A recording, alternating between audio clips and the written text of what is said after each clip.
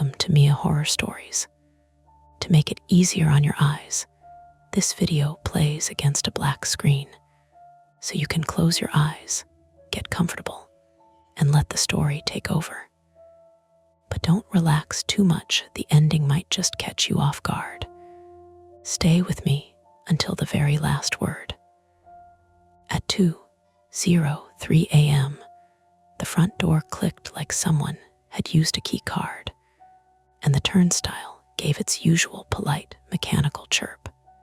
I looked up automatically, the way you do after enough night shifts when every sound has a place in your head. The hum from the vending machine against the back wall, the drier, thin rattle of the ceiling vent over the stretching area, the tiny skidding noise the turnstile made when somebody pushed through too fast. This was that sound exactly.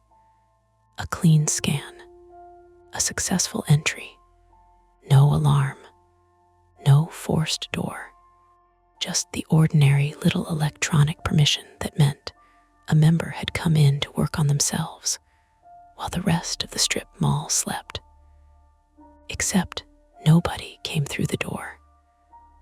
I was 26, and by that point, I had been working the front desk at Iron Harbor Fitness in Aurora, Colorado, for just under 8 months, long enough to know the building's moods, but not long enough to stop imagining things into them. My name is Mara Jensen, and on paper, I was a customer service associate, though at night, that really meant receptionist, janitor, towel folder, smoothie machine cleaner, key card resetter, and witness to people's loneliest habits. I took the overnight shifts because they paid $1.50 more an hour, because I was trying to keep up with rent on a 1-bedroom I probably shouldn't have signed for, and because the quiet suited me more than I liked admitting. Quiet is easier when you've trained yourself to expect less from people. I kept one hand on the mouse and stared at the door. The exterior glass reflected the lobby more than it showed the parking lot beyond it, so I mostly saw the TV over the ellipticals playing a muted sports recap and my own pale face floating over it. The monitor in front of me showed the access log on one side and 3 camera feeds on the other. Entrance, lobby, wait floor. The log refreshed. Access granted, member ID ending 4431. I leaned in, close enough that I could smell the stale vanilla from the protein bars in the display basket. Okay, I said to nobody. There were explanations. Somebody tailgated and the camera missed them. Somebody opened the door but backed out. Card reader glitch. A member account pinging late from a delayed sync. All boring, all fixable. Normal things breaking in normal ways. Still, I stood up. The lobby was lit too bright in that particular gym way, fluorescent and flat. Everything cleaner looking than it really was. The black rubber flooring gave off that warm tire smell it always carried after midnight, mixed tonight with lemon disinfectant, and a faint sourness from old sweat living permanently in the seams of the mats by the group fitness studio.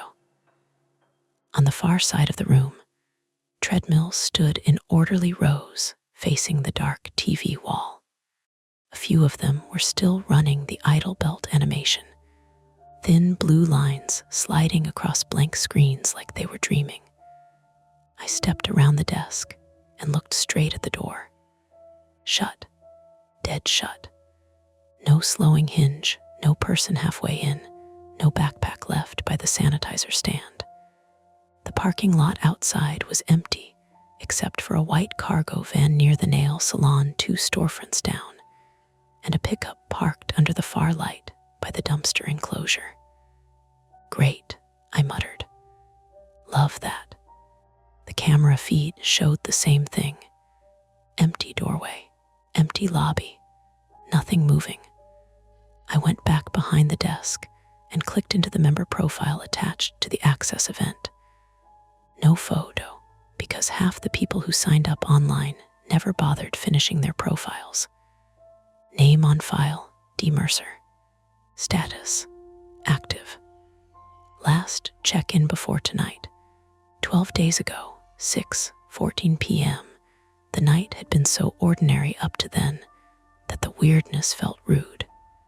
A man named Theo had come in around 11:30, done his usual 40 minutes on the stair climber while reading a paperback propped open on the console, then bought a chocolate milk from the fridge and left without speaking.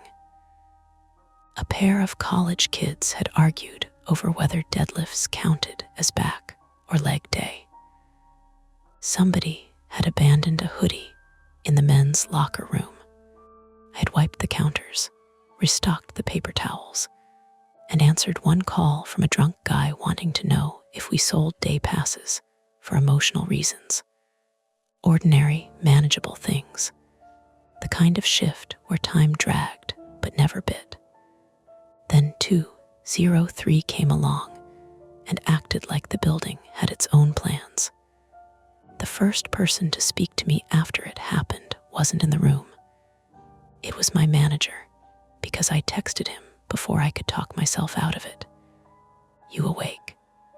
"Weird scanner thing just happened," he replied almost immediately, which told me he either had insomnia too, or a newborn, or a gambling problem.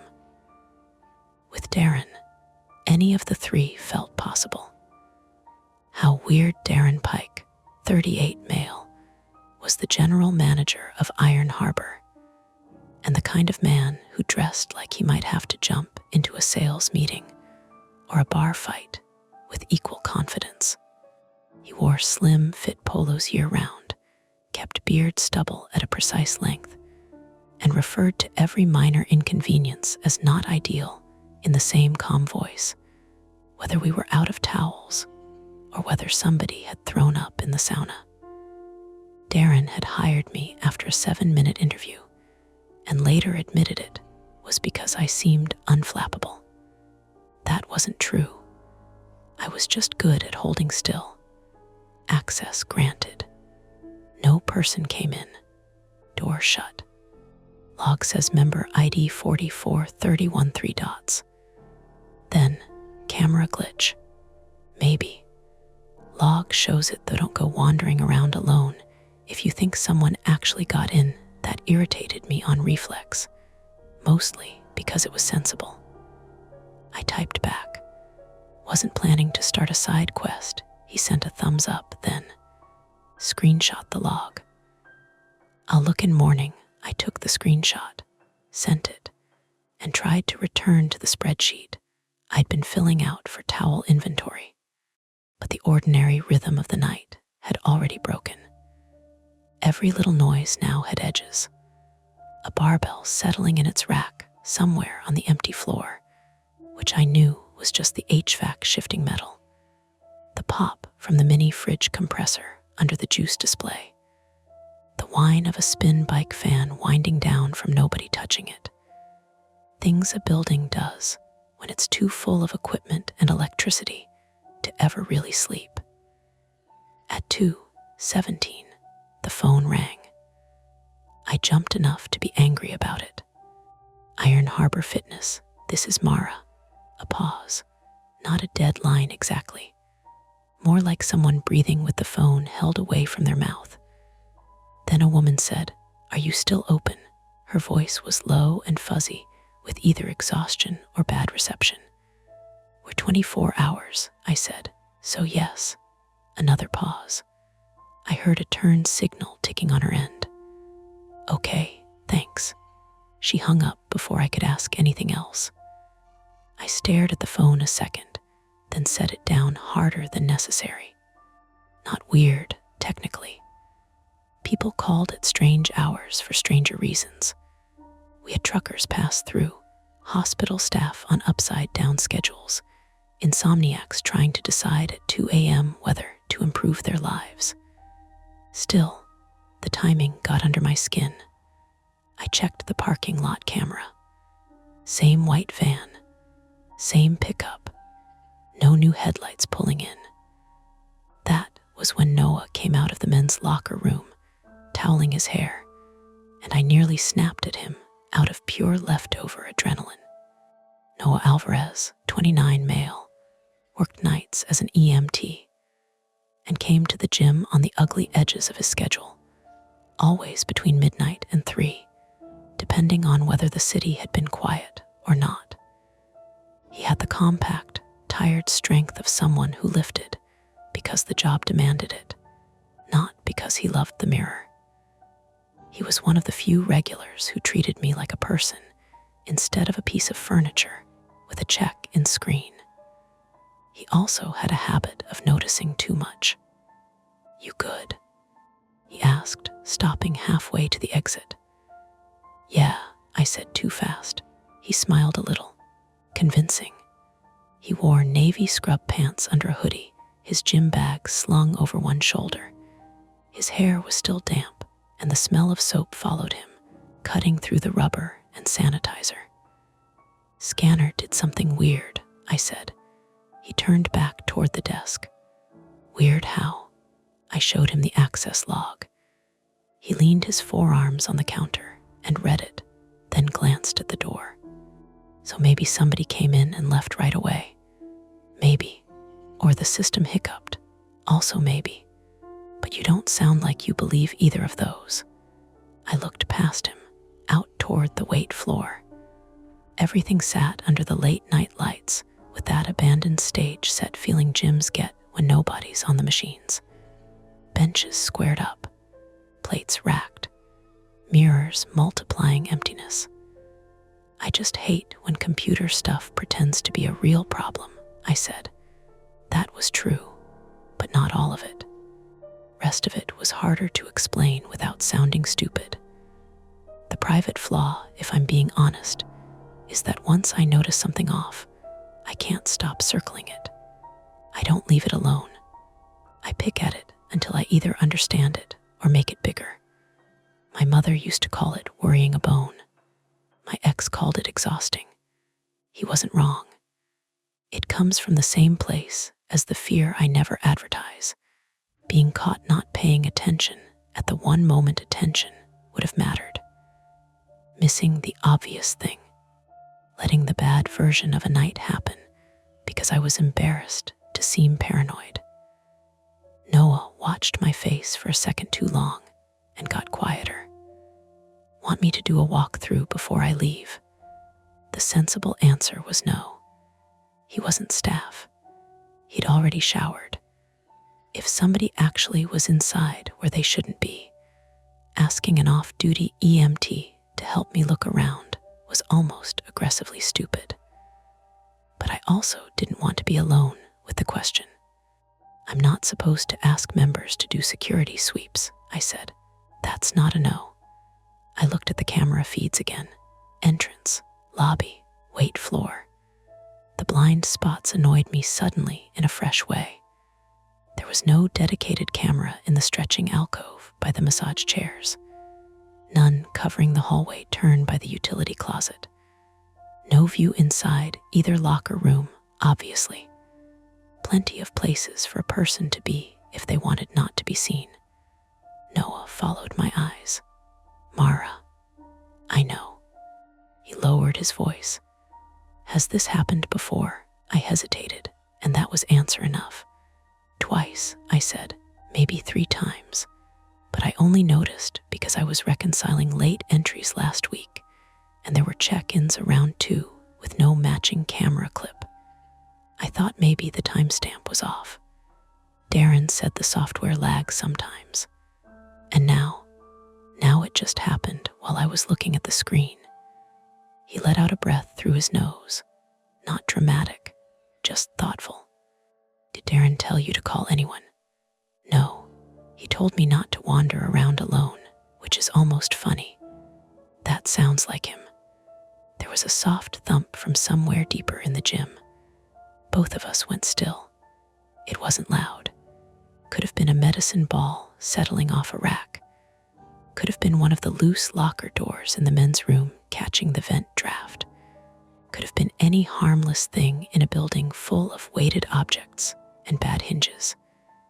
Then came a second sound, a metallic clink, small, distinct from the direction of the free weights. Noah straightened.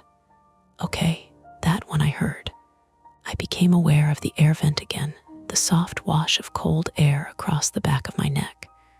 The overhead lights buzzed faintly. Somewhere on the cardio floor, a treadmill belt made one dry chirp as it adjusted itself. I said, there could be somebody back there. There could. He wasn't posturing.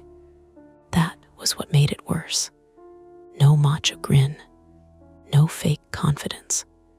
Just the flat, professional tone of someone naming a possibility. I checked the camera aimed at the main weight floor. Nothing obvious, but the angle cut off the dumbbell racks nearest the mirrored column and didn't show the hallway leading to the staff office or the studio doors. My hand was still resting on the mouse, and I noticed it had gone tight enough that my knuckles looked bleached. Call the police, Noah said quietly. I looked at the door, then back into the gym, at the gleam of chrome bars under sterile light.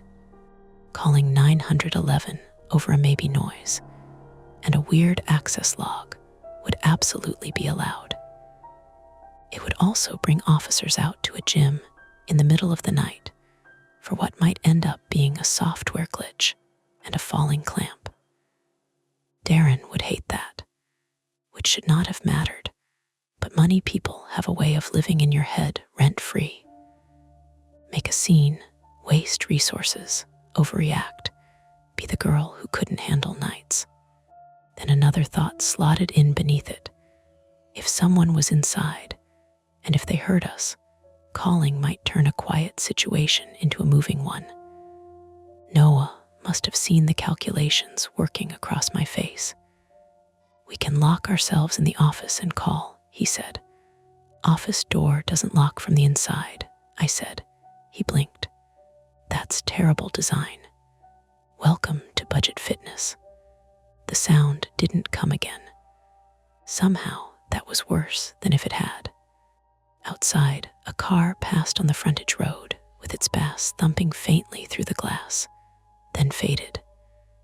In the sudden lull, the gym felt too large for the two of us, and too bright to offer any comfort.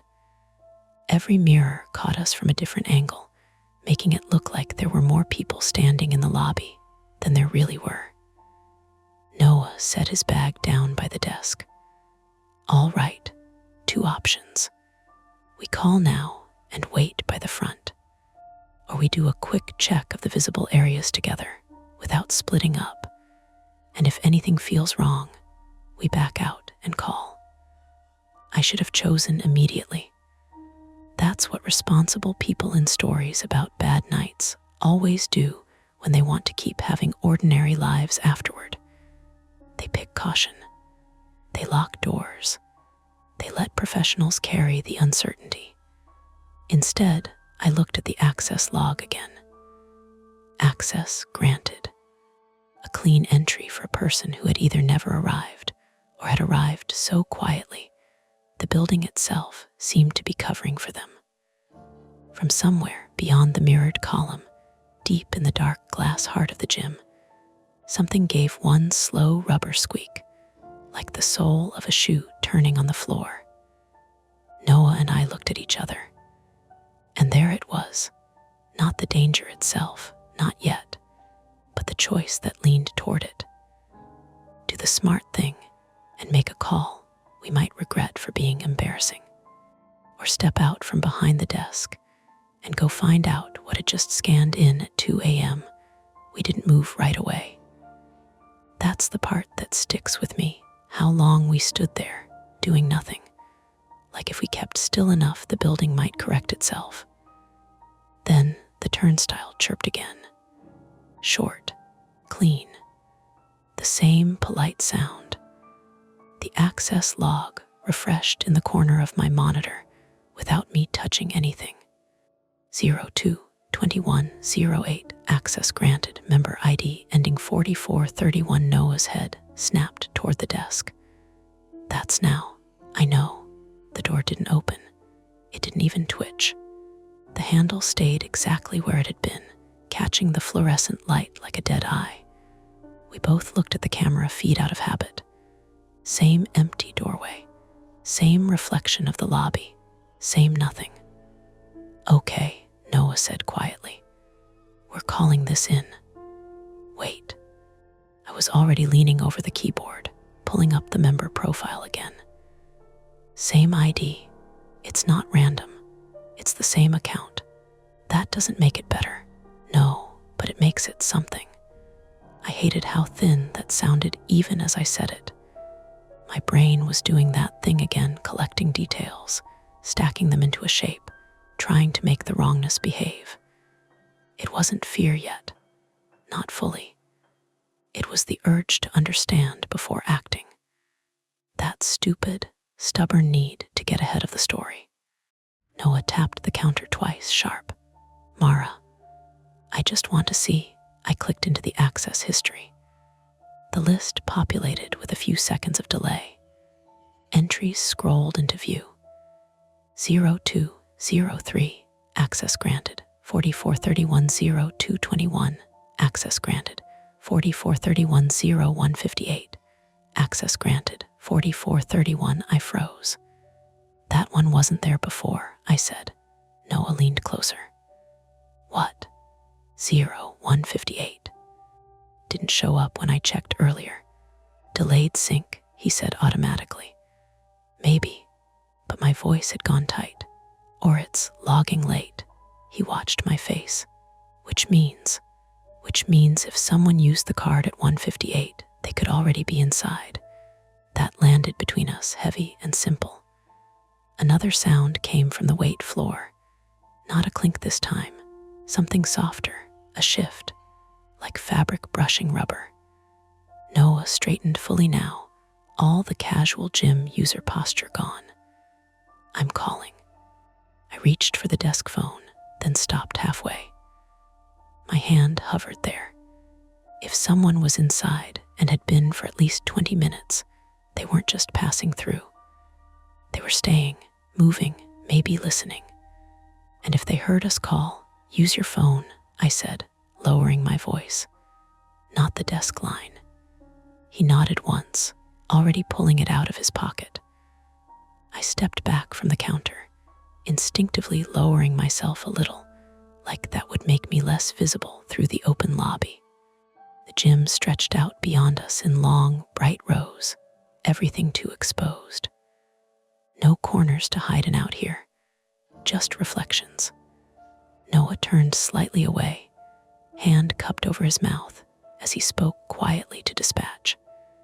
I couldn't hear the operator, but I heard him say, possible unauthorized person inside, no visual yet, yeah, we're at the front desk. I kept my eyes on the camera feeds. Nothing, which somehow made it worse than seeing someone move. The call lasted maybe 40 seconds. When Noah hung up, he didn't relax. They're sending a unit, he said, 5 to 7 minutes.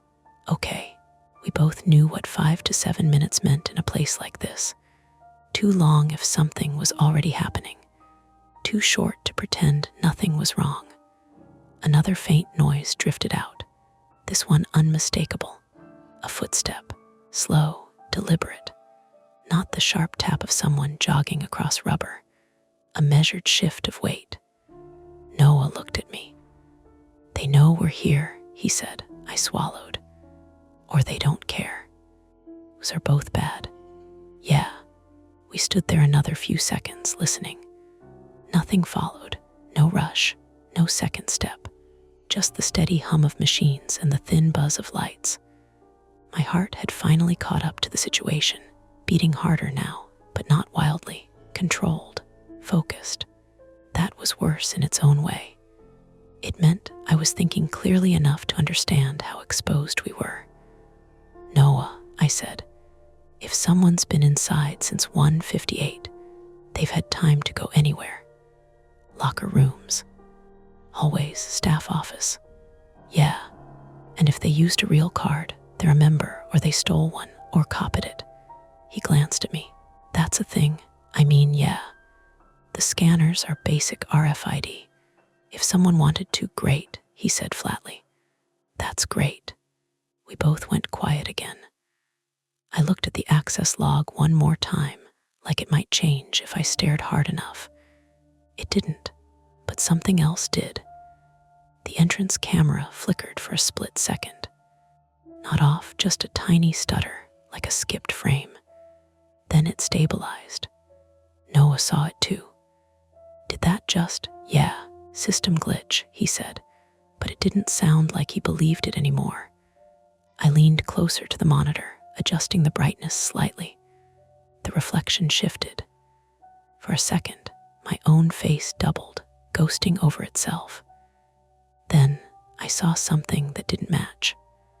A shadow, just inside the frame of the entrance camera, near the wall where the sanitizer stand was. It wasn't there a second ago. It didn't move like a person stepping in. It was just present, a darker patch against the already dim edge of the image. I squinted. Noah, he followed my gaze. What is that? I don't know. We both leaned in, close enough that our shoulders touched. The shadow didn't move, didn't resolve into a shape, just sat there, wrong in a way that made my eyes strain. Then, slowly, it shifted, not across the frame, toward it, like someone leaning forward from just outside the camera's field. The image broke again, another tiny flicker, and when it came back, the shadow was gone. The doorway was empty. I exhaled without realizing I'd been holding it. Okay, Noah said, voice tight. Okay, we're not staying out here. Agreed. We stepped back from the desk together, instinctively moving toward the side hallway that led to the staff office and utility closet. It wasn't safer, not really, but it felt less exposed than standing in the open lobby. The hallway light was dimmer, more yellow than the main floor. The air changed to less of the rubber and cleaner smell, more of damp drywall and old mop water. Halfway down, Noah stopped. What? I whispered. He pointed. The staff office door. It was ajar, just a few inches, enough to show darkness inside. I stared at it, trying to remember if I'd closed it earlier. I always closed it. It was habit, part of the end of shift routine, even if I wasn't ending my shift yet. Close the office, check the safe, log the towels. I didn't leave it like that, I said. Okay. We didn't move closer. The office didn't have a camera. None of the back areas did. Budget decisions again. The blind spots I'd been thinking about earlier suddenly felt less like an inconvenience and more like a design flaw you only noticed when you needed it not to exist. From somewhere deeper past the office, maybe near the studio rooms, came another sound. A dragging noise. Slow. Something heavy pulled a short distance, then stopped. Noah's jaw tightened. They're moving. I nodded, throat dry. Police are coming, he said. We don't need to engage. I know. But I didn't step back, the flaw again. The bone I couldn't stop worrying. If we just waited, if we stayed here, we'd be giving whoever it was more time, more space, more chance to do what? I didn't even know. But the idea of standing still while something moved around inside a place I was responsible for it scraped at me. What if they leave before the police get here? I said. Then they leave, and we have no idea who they are or how they got in. Mara, and this keeps happening, I pressed. 2 a.m. check-ins, same ID. If we don't see them now, that's not our job, he said, sharper now. I flinched a little at that. He softened immediately. I mean, our job is to stay safe. That's it. I nodded, but it didn't settle anything. Another small sound, closer this time. A faint scrape against the wall, like something brushing past it. The office door shifted a fraction wider. Not fast, not dramatic, just enough to notice. Noah took a step back. "Nope, wait," I whispered. "Why are we waiting? Because if they're in there, then we definitely shouldn't be here. I just want to see if that's exactly what you said about the log." He wasn't wrong. That stung more than I expected. I looked at the gap in the door, the darkness inside, my reflection faintly visible in the small window set into the top half of it. The fear wasn't just about whoever was inside anymore. It was about being wrong, about calling this in, making a scene, and having it turn out to be nothing. About Darren's not ideal tone, about the report, the follow-up, the quiet judgment that I'd escalated something that didn't deserve it. And under that, sharper, older, the fear of not acting and having that be the mistake that mattered. Noah saw it all play out on my face. He exhaled. "Okay, one look. From here, no closer," I nodded. We both leaned slightly forward, peering into the office through the gap. At first, it was just dark shapes, desk, filing cabinet, the glow of the small router light blinking green on the far wall. Then my eyes adjusted, and I saw the chair. It wasn't where it should be. The rolling chair behind the desk was pulled out, angled toward the door like someone had just stood up from it. "Noah," I breathed, "I see it." Another sound, right behind the office, not inside it, behind it. Something bumped softly against the wall, close enough that I felt the vibration through the floor. Noah grabbed my arm, pulling me back. "We're done," he said. "We're going back to the front now." I didn't argue this time. We moved quickly, but not running, back down the hallway, past the corner, into the open lobby again. The brightness hit my eyes hard after the dim corridor. The desk felt like a barrier now. Thin, plastic, meaningless, but still something. Noah grabbed his bag and slung it over his shoulder again, like he might need to move fast. "How long?" I asked. 3 minutes, maybe." We stood there, listening again. The sounds had stopped. That was the worst part. The building had gone back to its baseline hum, like nothing had happened at all. Then, softly, almost politely, the turnstile chirped. Both of us jerked our heads toward the door. It didn't open, but the log updated. 02-2742, access granted, member ID ending 4431, and this time, as we stared at the empty doorway, the handle moved. Just a fraction, like someone on the other side was testing it. The handle stopped moving. It didn't open. It didn't rattle again. Just stopped, like whoever was touching it had decided that was enough. Noah's hand tightened around the strap of his bag.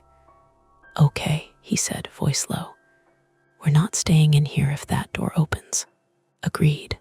My eyes flicked to the camera feed again. Entrance, empty. Lobby, just us. Wait floor. Still nothing obvious. Just rows of machines and mirrors doubling the emptiness back on itself.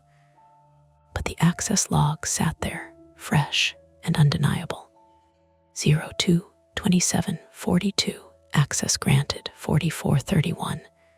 And then, as if on cue, the turnstile gave a faint mechanical reset click. No one came through. 3 minutes, Noah said. "Police should be," a sound cut him off. This time it wasn't from the back. It came from the locker rooms. A sharp, hollow bang, like a locker door slammed too hard. We both turned. N's locker room entrance was to the right of the front desk, a short corridor that angled out of sight after a few steps. The women's locker room was opposite it, on the left side, identical layout. Both were blind spots on the cameras, privacy rules, no lenses inside. "Was that?" I started. "Yeah," Noah said. Another bang, softer this time. Then the metallic rattle of something vibrating. I felt it in my teeth. They moved, I said. Or there's more than one, Noah replied. That landed worse. We stood there, staring at the locker room corridor like it might answer us. Then something slid across tile. Slow, deliberate. Noah exhaled sharply. We're not waiting anymore. For the police, I said, for that to come out here. I understood what he meant. The lobby was open, bright, nowhere to hide. If someone stepped out of that corridor, we'd be right in front of them with nothing between us but a waist-high desk. What's the plan? I asked. He scanned the room quickly. We get out. The front door is right there, yeah. But if someone's already at it, we both glanced at the glass entrance. Still closed, still reflecting us back at ourselves. And if they're not, I said, then we leave. We wait outside for the police. That was the clean option, the smart option. But my eyes drifted back to the access log again. Same ID, same pattern, repeating. If we walked out now, we'd be stepping away from the one moment where the thing finally wasn't just data on a screen. We'd leave it behind, unresolved, and it would happen again. The flaw in me latched onto that immediately. If we leave, I said slowly, we don't know what they're doing in there, Mara, and if they're using that card over and over, they'll just come back tomorrow or the next night. That's not our problem tonight. It is if they're already inside. He ran a hand over his face, frustration flashing. We called it in. That's the line. Another sound from the locker room. A wet thud. Then silence. We both froze. That didn't sound like a locker door or a dropped weight. It sounded heavier. Noah's voice dropped. That could be someone hurt. Or bait, I said. Or someone hurt, he repeated firmer. I swallowed. That was the shift. Up until then, it had been about an intruder, a threat, something we could avoid, wait out. Now there was a third option. Someone else in there, a member. Someone who'd come in earlier. Someone who'd slipped, hit their head, passed out. The kind of thing Noah saw every week on calls. And if we ignored it, he saw the thought land in me. We check, he said. You just said. I said we don't engage someone if they're moving around. But if someone's down, he didn't finish it. He didn't have to. I nodded once. Together, I said, together. We moved out from behind the desk, keeping low without really meaning to. The rubber floor muffled our steps, but every movement felt louder than it should have been. Locker room corridor narrowed quickly, the bright lobby light falling off behind us. The air changed to cooler damp, carrying that mix of soap and old moisture that never quite left the place. Halfway down, Noah paused and reached for the light switch. Wait, I whispered. Why? If someone's in there, the light. They already know we're here, he said. He flipped it. Fluorescent light snapped on overhead with a harsh buzz. The corridor beyond was empty. The men's locker room door stood slightly ajar. No movement. No sound. Noah glanced at me once, then pushed it open the rest of the way. The locker room was laid out in a simple grid, rows of metal lockers along the walls, 2 benches running down the center, showers at the far end behind a tiled partition. Everything painted in dull, easy to clean colors that never quite looked clean. It was empty. At first, then my eyes dropped to the floor. A gym bag lay near the benches, half unzipped. A towel spilled out, damp and twisted. Noah moved toward it cautiously. One was here. Yeah, the air felt thicker in here, warmer. The faint drip of water echoed from the shower area, a steady, irregular tap. Noah crouched, touching the bag lightly. Still warm, my stomach tightened. Meaning meaning whoever owns it didn't leave that long ago. A locker door creaked somewhere behind us. I spun. Row of lockers, all closed, except one. Third from the end, door hanging open a few inches. I hadn't noticed it before. Noah followed my gaze. You saw that move? No. We both stood still, listening. Nothing. He stepped toward the locker, slow, deliberate. Careful, I said. He nodded. The door opened with a soft metallic groan. Inside, clothes, folded, a pair of sneakers. A phone charger plugged into the outlet just beneath. Normal, too normal. Noah exhaled. Okay, that's just. A crash exploded from the shower area. Loud, sudden, something heavy hitting tile. We both jerked toward it. Someone's back there, Noah said. Or something fell, I said, but it sounded weak. He was already moving. I followed. The tiled floor grew slick underfoot as we approached the showers. Water pooled unevenly near the drains, reflecting the overhead lights in broken patches. The partition blocked our view of the stalls themselves. Noah slowed just before it, bracing himself. Then he stepped around.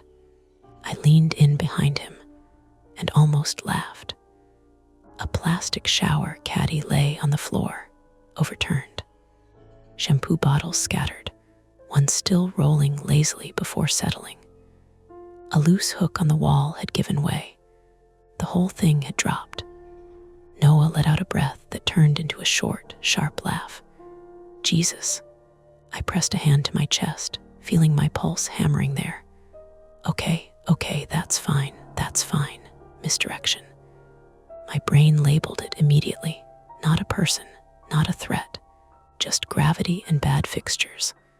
But it didn't feel like relief, because the bag was still there, warm, and whoever owned it was not. Noah straightened. We need to go. Yeah.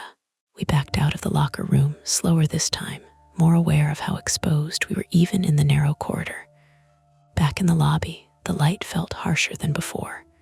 How long? I asked. Noah checked his phone. Should be any second. As if to underline that, the lights flickered. Once, twice, then went out. The gym dropped into darkness, so fast it felt like a physical blow. And later, the emergency lights kicked in, dim, red-tinted strips along the ceiling, barely enough to see by. What the hell? I whispered. Noah's voice was tight. Power issue. The machines powered down in a staggered cascade. Treadmills beeped in protest. The vending machines hum cut off. The silence that followed was deeper than anything before. My screen went black. The access log disappeared. The camera's gone. Backup generator, I asked. Does this place even have one? No, of course it didn't. Budget, always budget. We stood there in the dim red glow. The gym transformed into something smaller and stranger, shadows stretching in ways they hadn't before. Then the turnstile chirped, clear as ever in the dark. No power, no system, and still chirp. Noah swore under his breath. That's not possible, I said. Doesn't matter, he replied. We're leaving. We moved for the door together, fast now, no hesitation left. The glass reflected the emergency lights back at us, turning the outside into a black mirror. Noah reached for the handle. It didn't move. He tried again, harder, locked. What? He said. That's not right, I said. It doesn't lock from inside. He shoved it. The door rattled but didn't open. Mag lock, he said. If the power, it should fail open, I said. Not closed. Another pull, nothing. We were sealed in. A slow, deliberate footstep sounded behind us. Not from the locker rooms. From the weight floor. We turned. In the dim red light, the rows of machines had turned into dark shapes, the mirrors reflecting fragments of movement that didn't line up cleanly. Another step, closer. Noah moved in front of me without thinking, positioning himself between me and the sound. "We need another exit," he said. "There's a fire door," I said, breath coming faster now. "Back hallway, near the loading area." "Show me." We turned away from the front door, heading back into the gym, deeper this time, past the machines, into the blind spots we'd avoided before. The red lights barely lit the path. The air felt thicker, warmer. Another step behind us, then another, matching our pace, not rushing, following. We reached the hallway near the staff office again, the darkness deeper here without the lobby lights bleeding in. The fire door sat at the far end, a heavy metal slab with a push bar. Noah reached it first, slammed his hand against the bar, nothing. It didn't budge. "Are you kidding me?" he snapped. I grabbed it too, pushing hard. "Locked. Alarmed exit," I said, breath shaking. "Probably tied to the system that just lost power." "Yeah, that's insane." "I know." Another step behind us. Closer now. Close enough that I could hear the faint scrape of rubber on rubber. We turned slowly. At the far end of the hallway, where it opened back into the weight floor, a figure stood in the dim red light. Still, not moving, just there. Noah's voice dropped to a whisper. "Okay," I couldn't speak. The figure didn't rush us, didn't shout, didn't do anything except stand there, blocking the way back. Behind us, both exits were locked. In front of us, the only path out was cut off. The building had closed around us without warning. Noah shifted his stance slightly, calculating. I felt it then, finally, fully. The point where this stopped being a situation we could step away from. We weren't waiting for the police anymore. We weren't deciding what to do next. We were already inside it, and there was no easy way out. The figure at the end of the hallway didn't lunge. That would have been easier. He just stood there in the emergency light, shoulders slightly rounded, one hand hanging low by his side. The red strips along the ceiling flattened everything into silhouettes and shine. The glossy paint on the cinderblock wall, the damp patch by the utility closet, the reflective tape on the fire extinguisher cabinet. Noah shifted half a step in front of me, but there wasn't enough room in the hallway for heroics. Just him, then me, then the dead fire door at our backs. "Hey," Noah called, voice tight but steady. "Police are on the way." The man didn't answer. Up close, with my eyes adjusting, I could see more. Male, maybe 40s. Medium build, hoodie zipped halfway. A knit cap pulled low. Not huge, not monstrous, just a person. That made it worse too. People make choices. His head tilted slightly, like he was listening to something we couldn't hear. Then he took one step forward. Noah said, sharper, "Stop." The man stopped. For half a second I thought maybe that was it. Maybe he'd turn.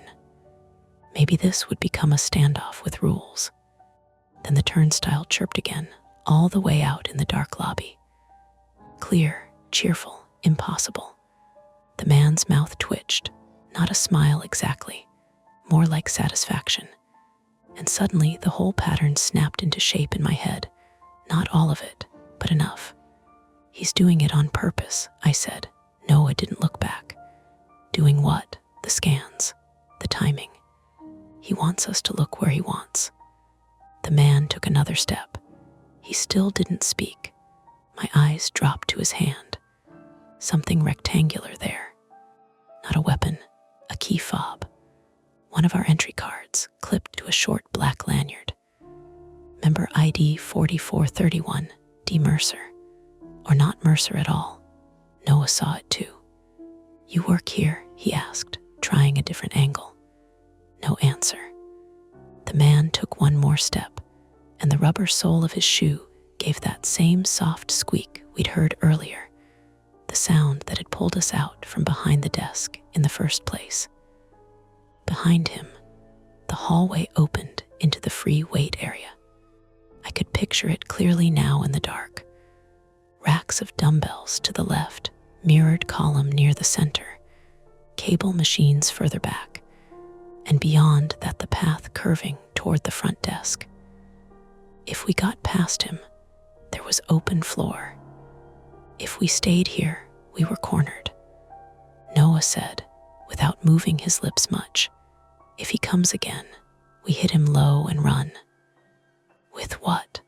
With whatever you can grab. There was nothing in the hallway but a plastic caution wet floor sign folded against the wall, and a metal trash can bolted to the floor near the utility closet. The man glanced past Noah and looked directly at me. That landed like a hand on the back of my neck. He knew I was the one from the desk, the one watching the logs, the one he'd been playing with. He spoke for the first time, voice rough and ordinary. "You should have just stayed up front." Noah answered before I could. "Back away." The man ignored him. Still looking at me, he lifted the fob slightly, almost casual, a little demonstration. "I scanned out there 3 times, he said. "You still stayed." There was something worse in that than a direct threat. The idea that we'd already been making choices inside his plan. Noah said, "Why?" The man shrugged one shoulder. "Needed time." "For what?" This time he looked at Noah. "Move."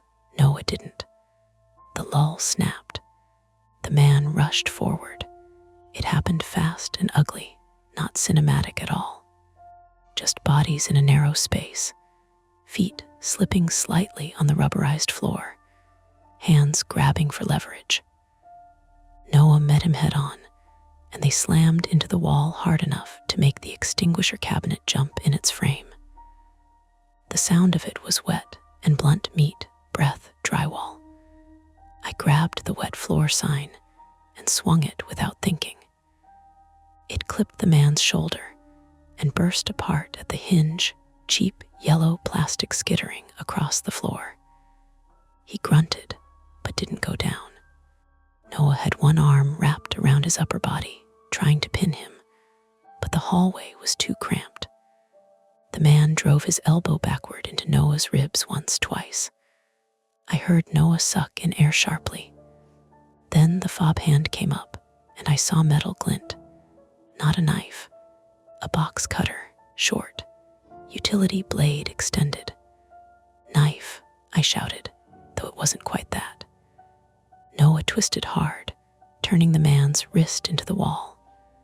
The blade scored a bright scratch across the paint inches from my face. I grabbed at his forearm and got mostly sleeve. He smelled like stale sweat and laundry detergent and something chemical, like copier toner. The blade snapped closed against the wall with a click, then opened again as he jerked free. Noah shoved him backward with everything he had. The man stumbled into the hallway opening, hit the edge of the mirrored column outside it, and for one strange second, all 3 of us appeared fractured in the glass, red-lit doubles and halves, movement going in 6 directions at once. "Run," Noah barked. We ran, out onto the weight floor, not toward the lobby. He cut right instinctively, deeper into the gym, because the man was between us and the straight path back. I followed, lungs burning already, my shoes slapping the rubber tiles, and then the smoother surface by the cable machines. Behind us, I heard the man recover and come after us, not sprinting all out, but fast enough. The geography of the place got brutally simple under stress. Free weights, mirrored column, bench press stations. Then, the functional training area with sled turf and medicine balls. To the far left, the group fitness studio with its glass wall and blackout shade pulled halfway down. To the far back, the hall toward the office, loading area, and the locked fire door we just failed to open. Noah veered toward the studio. "Why there?" I gasped. "Second exit," he said, "right." The studio had an exterior emergency push bar at the back, technically for class overflow and fire compliance. I'd forgotten because members never used it. We hit the studio doors. One slid, sticking in its track before yielding. Inside, the room was nearly black except for the faint red spill from the hallway and a wash of parking lot light sneaking under the shade. Yoga mats hung on wall pegs, steps stacked in one corner. A speaker tower stood by the mirrors. The air smelled like disinfectant and old foam. Noah went straight for the rear door and shoved the bar. Nothing. He shoved again, harder. Nothing. "Jesus Christ," he said. "Alarm system," I said, breathless. Or he chained it. I don't know. Studio door behind us banged open. The man entered slower this time, breathing hard but controlled. The box cutter was in his hand again, blade glinting silver red. Noah grabbed a weighted body bar from the rack, one of the padded class bars, maybe 15 pounds, and held it across his body like it was more useful than it really was. "Stay back," he said. The man laughed once under his breath. First real emotion from him. "You think I'm here for you?" That stopped me for a fraction of a second. And I understood what needed time meant. The office, the back hall, the abandoned bag in the locker room. There was somebody else in the building. Somebody he'd come for, or brought in, or been using the gym to get to. Noah must have followed the same thread because he said, "Who's in the bag room?" which made no sense, then corrected himself instantly. "Whose bag is in the locker room?" The man's eyes flicked, just for a beat. Enough. Not random then. Noah saw it too. "What did you do?" he said. The man rushed him. The fight in the studio was shorter and meaner. Noah swung the body bar two-handed. It connected with the man's forearm and shoulder with a dull, padded smack, not the satisfying crack you'd want. Still hurt, still slowed him. The box cutter slashed outward and caught Noah along the upper arm. Not deep, but enough to open fabric and skin. Noah cursed and backed into a stack of steps, knocking one loose.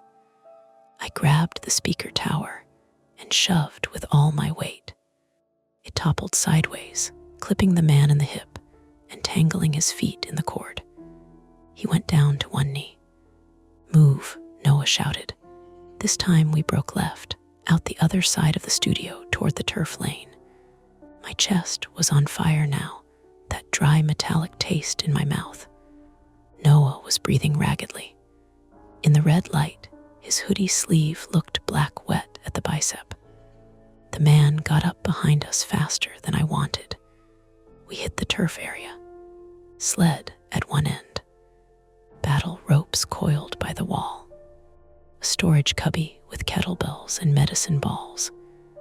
I knew exactly how the space was laid out because I'd vacuumed it 100 times. Straight ahead and right took us to the locker room corridor and front desk. Left cut behind the mirrored column back toward the hallway and office. There, for 1 second, I saw the opening. The access system. The chirps without power. The locked exits. The repeated scans. He'd had to set something up, somewhere not visible from the lobby, probably near the office, where the control panel and network box were mounted. If he'd tampered with the mag locks or the reader relay there, maybe he could trap doors, spoof scans, keep us moving in circles. Noah grabbed a kettlebell with his uninjured arm, grimacing. "Mara," I pointed left. "Office." "What?" "The panel." He changed something. The man came around the corner of the studio door then, slower now, favoring one leg from where the speaker had clipped him. He saw which way I pointed, and for the first time, real alarm crossed his face.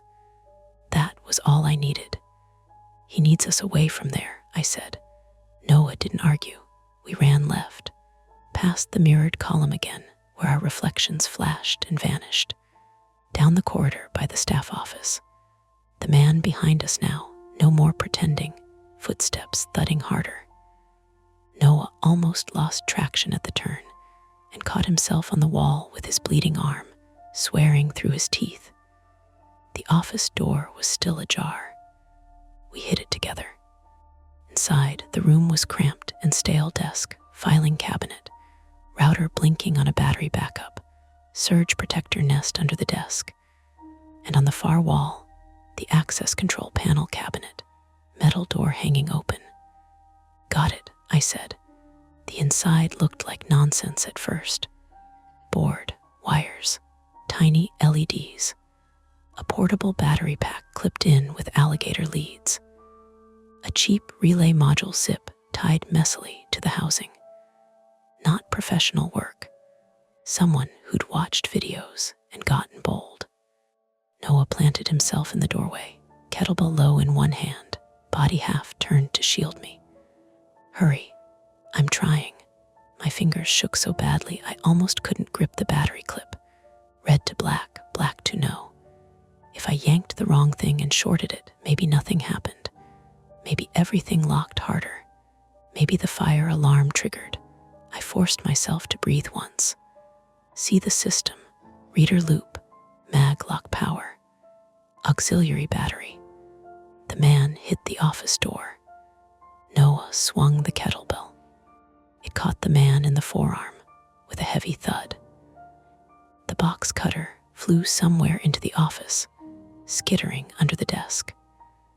The man crashed into Noah anyway, driving him sideways into the filing cabinet, so hard the drawers jumped open. Noah shouted, more pain than anger this time. I ripped the battery leads loose. Sparks popped. The office went momentarily darker. Then somewhere out in the gym, an alarm tone started a flat, repeating electronic wail. Not the full fire alarm, just the door system fault. The man heard it and made a sound I'll remember longer than any scream. An angry, frustrated breath through clenched teeth, because the setup he'd trusted had just died. "Did it work?" Noah shouted. "I don't know." The man slammed Noah into the doorframe and tried to force past him toward me. Noah hooked his good arm around the man's neck from behind, and they both went down in the doorway, half in the hall, half out. The kettlebell rolled under the desk and thumped my ankle. Pain shot up my leg. I looked past them toward the hall beyond and saw movement. A person, not the attacker. A woman staggered into view at the far end of the hallway near the locker room turn, one hand on the wall. Mid-30s maybe, hair loose, T-shirt dark with sweat. She moved like someone drugged or concussed, slow and uncoordinated. And in her other hand, swinging weakly, was a phone charger cord. From the locker, the warm bag. "Hey," I shouted. "Hey, come here." The attacker heard me look past him and thrashed harder, trying to break Noah's hold. So that was it. Not burglary, not random trespassing. He de-used the gym, the overnight access, the dead hours, to meet someone or lure someone or control someone. I didn't know the exact shape yet, only that the missing piece had a face now and was barely upright. The woman looked toward my voice, but seemed unable to focus. Noah yelled, strained and ragged, "Mara, get her out." I moved. As I stepped over them, the attacker bucked violently, and Noah lost his grip just enough for the man to twist. He drove an elbow backward into Noah's face. There was a crunch not huge, not movie loud, but sickeningly real. Noah folded sideways, one hand to his nose. Blood spilled through his fingers. The attacker lunged toward the hallway. I grabbed the first thing within reach, the rolling desk chair angled exactly as we'd seen it earlier. I shoved it hard with both hands. The chair shot out low and fast over the floor, clipped his knees, and took one leg out from under him. He went down hard on his hip and shoulder, slamming the back of his head against the cinder block wall. Not dramatic, just enough to stun. I ran to the woman. Up close, she smelled like sweat, vodka, and that flat chemical odor of sedatives or strong sleep medication coming back out through skin. Her pupils were huge in the red light. There was a bruise forming along her jaw. "What's your name?" I said, catching her under the arm. She blinked slowly. "Lee, can you walk, Lee?" A tiny nod. Noah, behind us, was hauling himself back up using the doorframe. Blood all down his chin now, arms still leaking through the sleeve. "Front door," he said thickly. "Go." The alarm tone kept pulsing. Somewhere out toward the lobby, I heard a heavier mechanical thunk. Mag locks releasing. It had worked.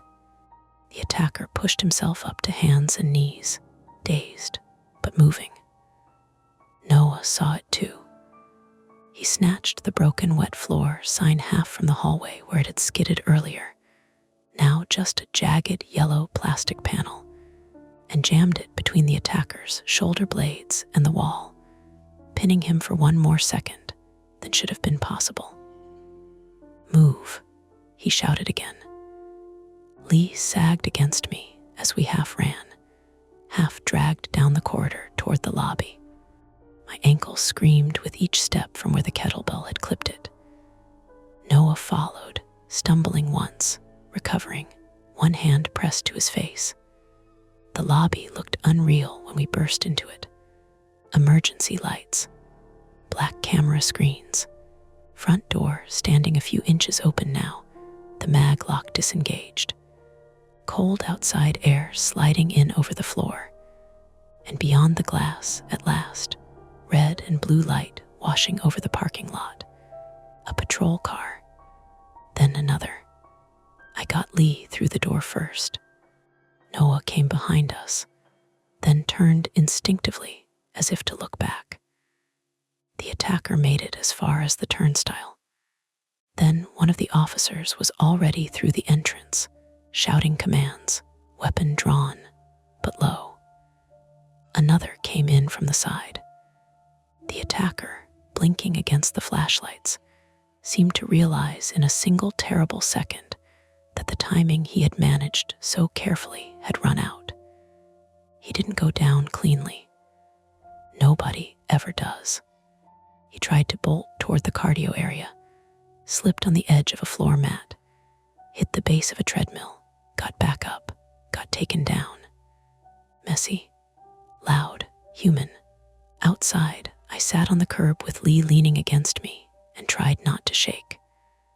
Noah stood for a minute because adrenaline does that, then sat down hard beside the planter by the entrance and pressed a wad of gauze, where had an officer gotten gauze so fast, to his nose and arm.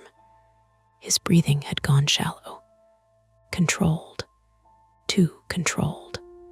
The white cargo van near the nail salon was still there. Its side door was open now. I stared at it until one of the officers noticed and shouted to the others. More movement, more lights. Someone went to clear it. Inside, later, they found restraints, cloned key fobs, a cheap signal tool, spare clothes, protein drink bottles, and a notebook with access times written down in neat columns. The 2 a.m. scans weren't random. He'd learned the rhythm of overnight staffing, learned how long it took for anyone to investigate, who worked alone, which cameras skipped frames when the network lagged. Dee Mercer was a real member whose fob had been copied weeks earlier in the parking lot after a busy evening rush. Lee had met the attacker before, not knowing the whole of him. And by the time she understood she was in trouble, she was already inside with her bag in a locker and her phone dying. He'd dosed her drink just enough to make her slow, just enough to buy time. I learned those details later. What stayed with me from that night was smaller. The bright scratch in the wall where the box cutter missed my face. The exact sound of the turnstile chirping in the dark after the power went out. The office chair rolling straight and true when I pushed it, paying off something my brain had noticed before my body knew why. And Noah, beside me on the curb, laughing once through a swollen, bloody nose because he was still conscious enough to realize how absurd it all was. "You were right," he said thickly. "About what?" He spat pink into the gutter and winced. "Side quest." I laughed too, and then I cried so hard it made my hurt ankle throb in pulses all the way up my leg. The conflict was over by then. The man was in cuffs. Lee was alive. We were outside. But when the gym doors slid shut again behind the officers, I flinched anyway, because some part of me had already learned what a normal sound can hide when it happens at 2 a.m. by 4:40 a.m. The gym smelled less like rubber and lemon cleaner, and more like wet wool, stale coffee, and the metallic edge of opened first aid packaging. That was the first thing that made it feel real. Not the police lights, not the handcuffs, not even the blood on Noah's hoodie sleeve drying into a brown-black patch. It was the ugly, practical mess afterward. Paper evidence bags laid out on the front desk, where I usually kept day pass forms. A half-drunk cup of gas station coffee, leaving a ring on the counter, because some detective had set it down without looking. The front doors propped open with a kettlebell, so the crime scene techs could move in and out without touching the handle. Normal life had stopped, but it hadn't made room for anything cinematic. It had just gotten crowded. My name got written down a lot that night. By officers, by a paramedic, by a woman from corporate risk who sounded offended to be awake, by a detective with a tired face and a wedding ring worn flat at the bottom who kept asking the same questions in slightly different ways, because that was his job, and because shock makes liars of even honest people. What time did you first notice the access event? Had you ever seen the suspect before? When did you decide to leave the desk? Did you touch the control panel before or after the physical altercation in the hallway?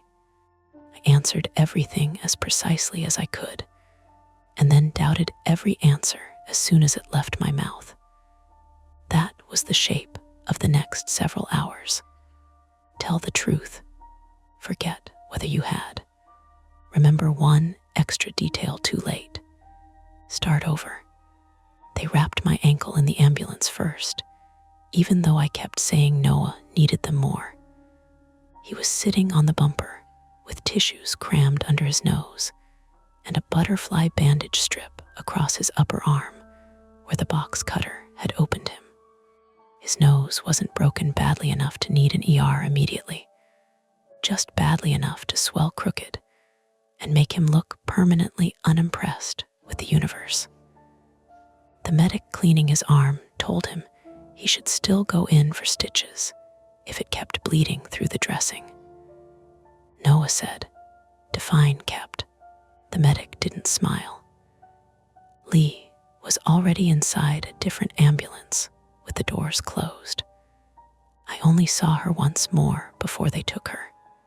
She was sitting upright by then, wrapped in one of those gray hospital blankets that look both comforting and municipal. Her hair had been pulled back off her face by someone kinder than the rest of us had time to be. There was a bruise darkening along her jaw and another shape forming near her temple, yellow-green at the center already. Her pupils looked more normal. Her mouth looked less. Trauma does that sometimes. It steals expression first. When she looked at me through the open ambulance door, I thought she might not know who I was. Then she said, soft and rough, "You were at the desk." Yeah, her fingers tightened on the blanket edge. I remember the music. It took me a second. The studio, the speaker tower, the class playlist that had started to auto-sync and then cut out with the power. "Okay," I said, because I didn't know what else was safe. She nodded once, as if we had confirmed something useful between us, then turned away when the paramedic asked her another question. I never asked exactly how she knew him before that night, and nobody volunteered details beyond what was necessary for statements. I learned enough from overheard pieces to understand the outline, not enough to own it. They had met before.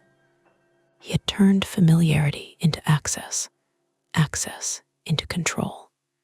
The cloned fobs, the repeated scans, the notebook in the van, those were systems. Lee was the reason for the systems. By dawn, the strip mall started waking up around the crime scene like nothing had happened. A bakery 2 units down turned its ovens on at 5. The smell of rising dough drifted weirdly sweet across the parking lot and mixed with the cold Colorado air. A woman in pink scrubs tried to get into the nail salon early, saw the police tape across our storefront, and stood there frowning with her keys in her hand like inconvenience was the biggest available category. A delivery truck backed toward the pet supply store with its reverse alarm beeping patiently over and over. The world came back in layers. That was almost worse than if it had stayed broken. Darren arrived at 5:26, wearing jeans and the same kind of fitted quarter zip he always wore when he wanted to look casual in a managerial way. He parked badly, left his driver's door open too long, crossed the lot fast, then slowed before he hit the tape, rearranging his face into concern. Darren Pike, 38 male, always did best when there was a role to occupy. Calm boss, firm boss, friendly boss. Tonight he had to try all 3, and none of them fit right. "Mara," he said first, like he hadn't been texting me practical half answers 3 hours earlier. Then, seeing the wrap on my ankle, Jesus. I was sitting on the curb beside a concrete planter, paper cup of water in one hand, blanket around my shoulders, even though the morning wasn't that cold anymore. Shock likes costumes. "You okay?" he asked. No, that made him pause. Maybe because it was honest. Maybe because it was not the kind of answer front desk staff are supposed to give. He nodded slowly. "Right, of course." He crouched in front of me, lowering his voice. "The police said some things about the entry system. Yeah, about blind spots too. Yeah." He looked toward the gym doors, where a tech in gloves was photographing the front desk from 3 different angles. "We're going to handle that."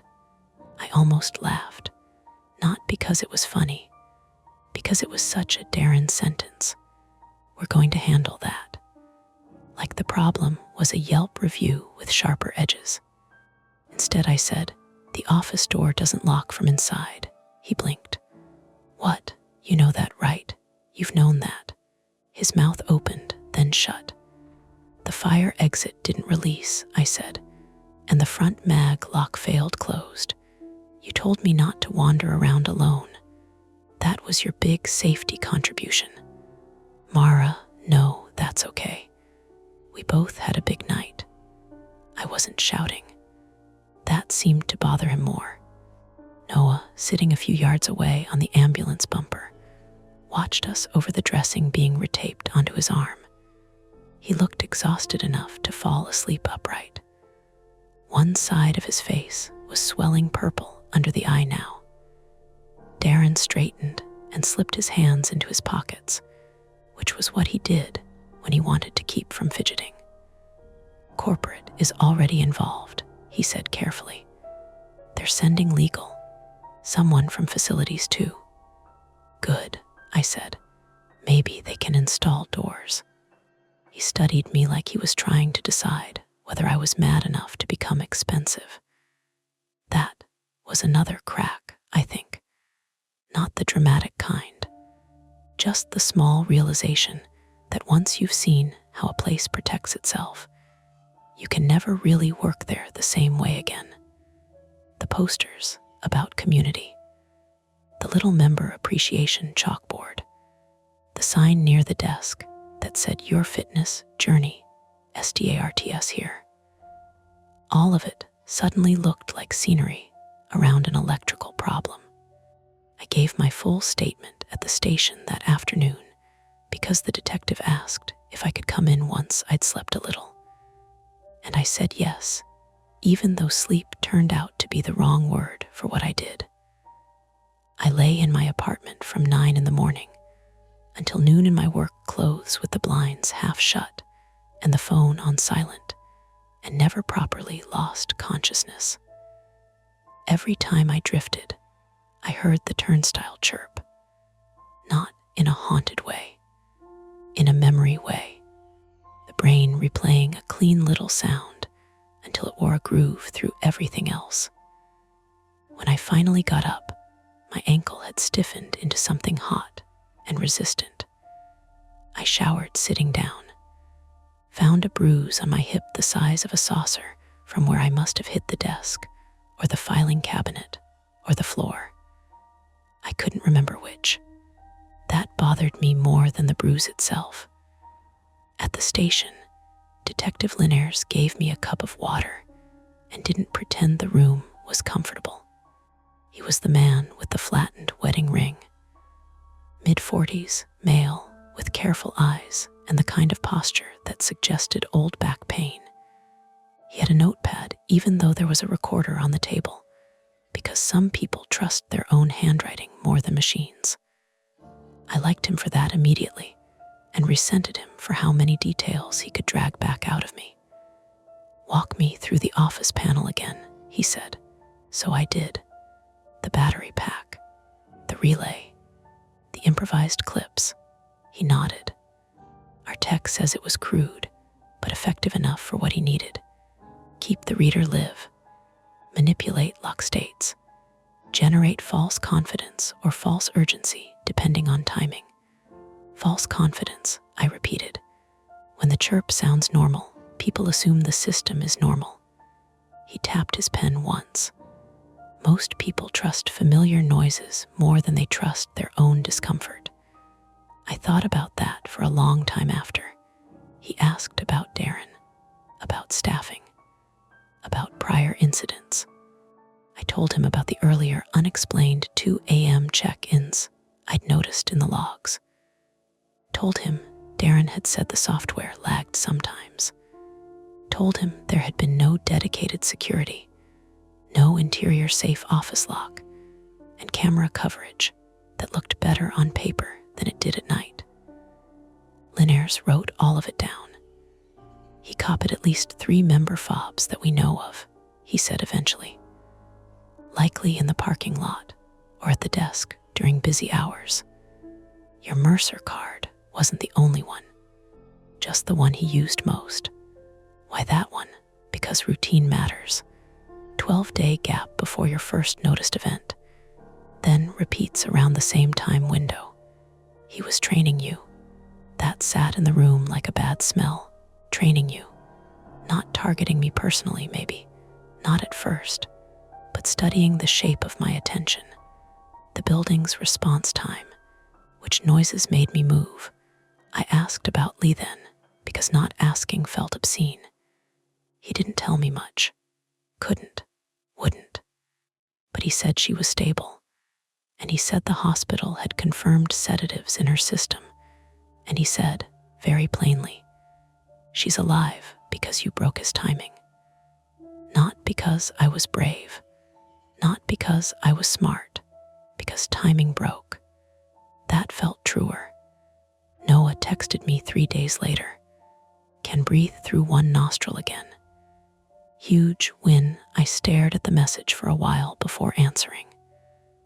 My ankle is the size of a grapefruit with opinions, he replied with a photo of his face. One eye yellowing, nose taped, expression smug in spite of himself.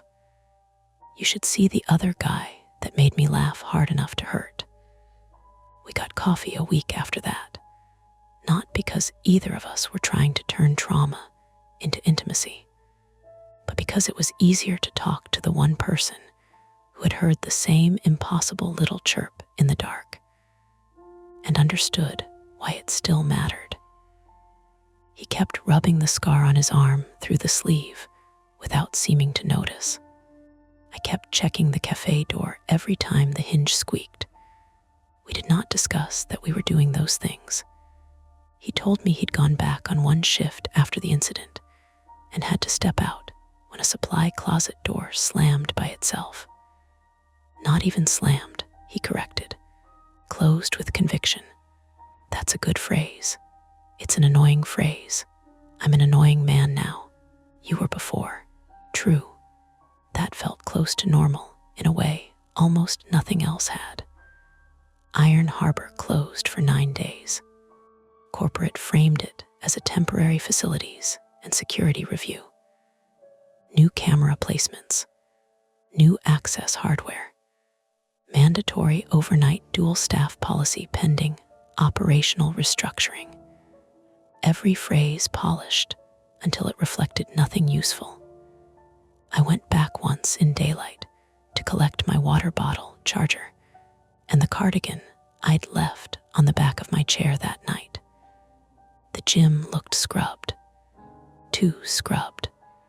The front desk had been replaced already because the old laminate got damaged during evidence collection and wasn't on brand. The office wall had been patched and repainted where the box cutter scored it. The mirrored column shone without fingerprints.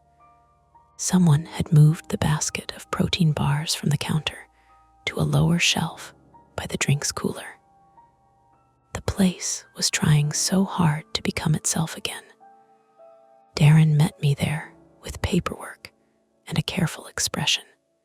We can move you to mornings when you're ready, he said, or another location. I looked at him. When I'm ready for what? He shifted his weight. To come back. It was not cruel, exactly, just unimaginative. The corporate assumption that every rupture has a re-entry plan if you distribute the forms in the right order. I signed nothing that day. At the front door, before I left, I looked down at the new reader installed beside the glass. Fresh plastic housing. Small green status light. Innocent. A member in a Broncos cap came in behind me and scanned his fob. The turnstile chirped. I flinched so hard he apologized, thinking he'd nearly bumped me. Sorry, he said. No, you're okay. He gave me the quick, polite look strangers use when they sense a problem but don't want to inherit it, then walked in toward the treadmills with a towel over his shoulder and headphones already on. Ordinary reality back in place. Mostly. The major things settled the way major things do. Charges filed. News story too short and too neat. Insurance calls. Follow-ups. A victim advocate reaching out. A letter from corporate legal that used the word incident 11 times and the word attack not once. Lee, through the detective, said she did not want contact but wanted me to know she remembered my voice. I respected that and kept the sentence anyway. I quit a month later, not dramatically, not by storming out.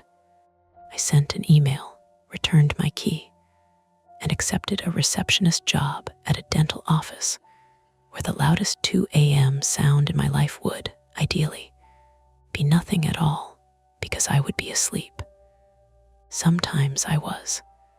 Sometimes I still woke up at 2:03 and listened to my apartment breathe. The refrigerator compressor kicking on, pipes settling in the wall, a car door outside. All the normal little permissions a building gives itself in the dark. A few months after the attack, Detective Linares called with a follow-up question about dates in the old access logs. He sounded tired, but not unhappy. He said they were building a timeline from cloned fob activity across 2 other locations and 1 storage facility, all of them places with weak overnight staffing and badly maintained access controls. You noticed before most people would have, he said. I didn't know what to do with that. After we hung up, I sat with my phone in my hand and thought about the difference between vigilance and damage. How one can wear the other's face for a very long time. There is one thing I never got a clean answer on. Not the big stuff. The big stuff was ugly but explainable. The cloned cards, the panel, the van, the sedation, the notebook columns full of times, human systems, human choices. It was the phone call at 2:17 a.m., before we found the office ajar, before the power cut, before the trap closed all the way. A woman had called the front desk and asked, "Are you still open?" The number was blocked. Police pulled the line records. Nothing useful. Lee was already inside by then and medicated enough that she almost certainly wasn't the caller. No second phone turned up in the van. No one ever tied that call to anyone with confidence. Maybe it was unrelated. A drunk insomniac with bad timing. A wrong number. Someone sitting in a parked car outside trying to decide whether to come work out and then thinking better of it. That is the explanation I use when I want the world to stay mostly intact. But sometimes, waking at 2:03, I hear the turnstile chirp in memory and think about a woman's tired voice asking if we were still open, as if she needed to know whether whatever was coming next would have a place to happen. And even now, in safer jobs and brighter offices, when a door makes a perfectly ordinary electronic sound behind me, I still look up before I mean to. That's it for this nightmare. If you enjoyed it, please like the video, subscribe to Mia Horror Stories, and turn on notifications. It really helps keep the stories alive. And don't stop here. Dive into another one of our videos and keep the fear going. Hey friends, it's your girl Mia. This is Mia Horror Stories. And tonight's story, I'm a train conductor, and the passengers in car 4 have no faces, is told in darkness. The screen will stay black, so you can simply listen, imagine, and feel every moment without distraction. Trust me, the build-up matters, and the ending is where the real chill hides. So don't look away, and don't leave early. The first time I looked up at the monitor and saw car 4, I thought the camera had frozen. Not the whole feed, just the people. The train kept moving under me with that low iron hum you feel more in your knees than your ears, and the timestamp in the corner ticked forward in clean blue digits, 0211, then 0212, while the passengers in car 4 sat in their seats with their heads turned in little angles of sleep or boredom, and every one of their faces looked blank. Pale, flat, featureless, like someone had taken a thumb and smeared away the eyes, the nose, the mouth. Then the image jumped as we took a curve outside Joliet, and one of them lifted an arm to scratch their neck. So the camera wasn't frozen. I told myself that first. Camera glitch, compression artifact, bad angle, too much reflection off the windows. There were plenty of ordinary explanations at 2 in the morning. I still stared at the screen longer than I should have. My name is Mara Donnelly. I'm 36, and I work as the lead conductor on the southbound Amtrak Lincoln service out of Chicago. At that hour, somewhere between the city and the long black run toward Bloomington Normal and St. Louis, my job usually shrank into routine. Scan the aisle lights, check the vestibules, make sure nobody's feet were blocking the walkway, nobody was smoking in the bathroom, nobody had gotten off at the wrong stop, and decided that was somehow my personal betrayal. I liked routine more than I admitted to people, probably because routine felt like control and control felt like safety. And if you work long enough around machines, schedules, and strangers, you get superstitious about anything that runs on time. I'm not supposed to be superstitious. Railroad people hate that word. We'll knock on a doorframe before departure, tap a ticket punch twice against our thigh, refuse to say quiet shift out loud, and still act insulted if anybody calls it superstition. That night had started clean. Union Station departure at 11:15 p.m., only 8 minutes behind because of congestion coming out of the yard, which for us practically counted as early.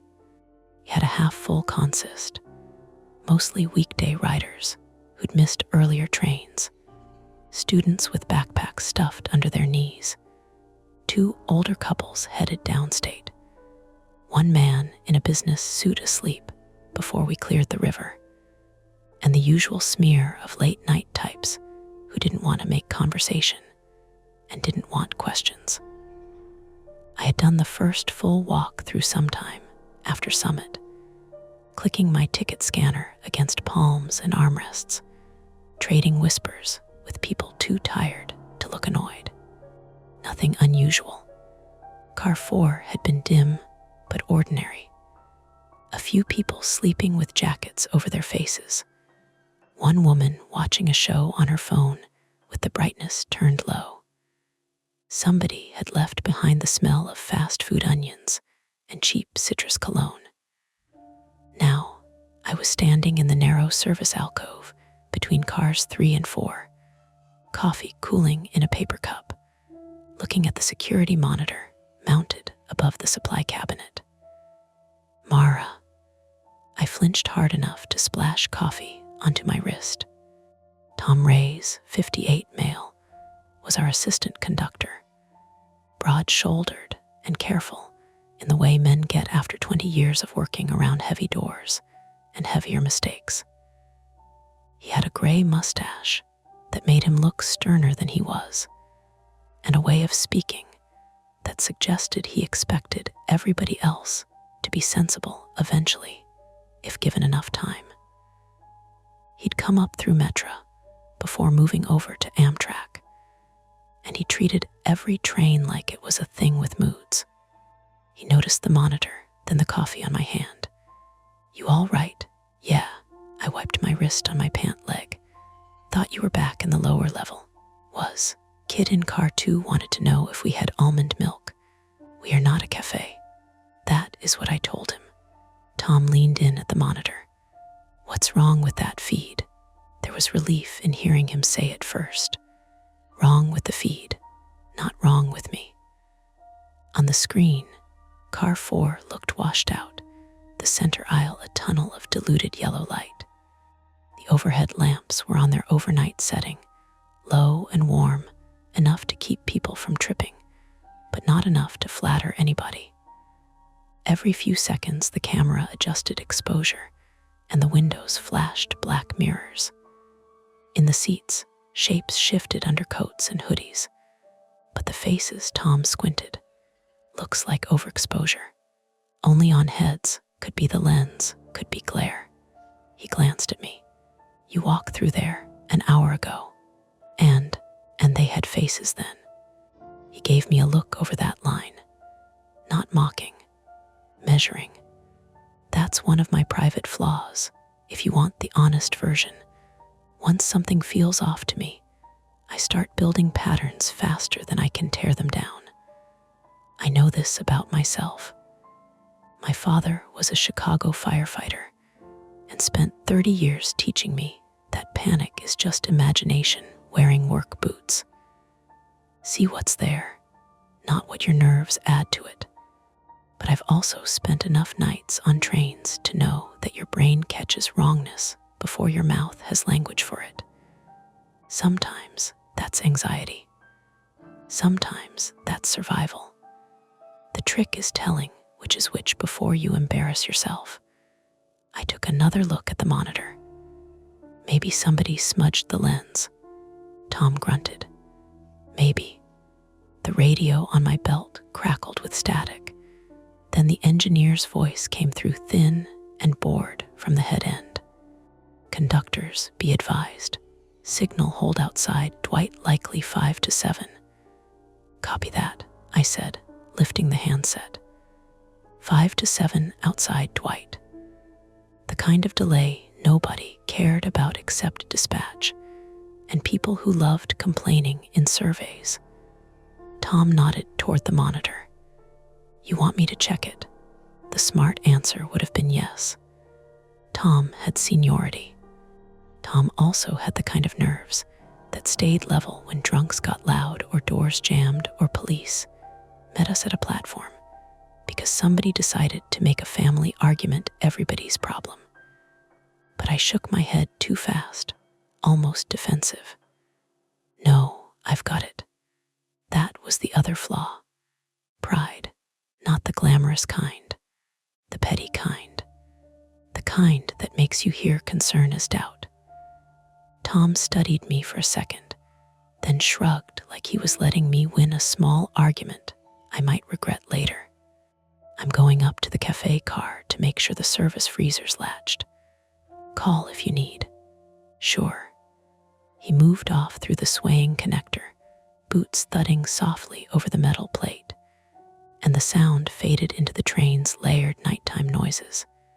HVAC breath, wheel song over rail joints, the occasional clink from something loose in the galley. Outside the windows, there was almost nothing, only scattered yard lights far back and the sudden white flare of a crossing signal that sliced through the glass and vanished. I looked up again. One of the featureless heads in car 4 was turned straight toward the camera now. A stupid, clean line of cold moved over my shoulders. I put the coffee down and keyed open the access panel beneath the monitor. If the issue was the video unit or a bad connector, I could tell myself I had done something practical. The panel stuck, then gave with a snap.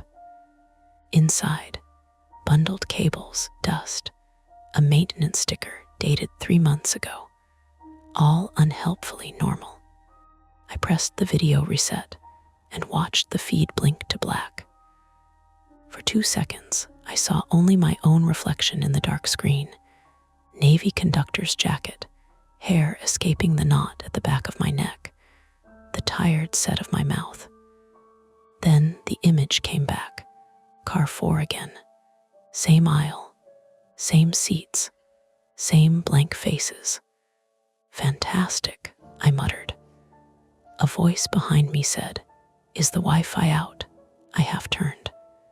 Eli Mercer, 19 male, stood in the doorway from car 3 with one backpack strap hanging off his shoulder and a paperback folded spine up in one hand. He had the exhausted red eyes of a college kid trying to make home and school both happen on not enough money.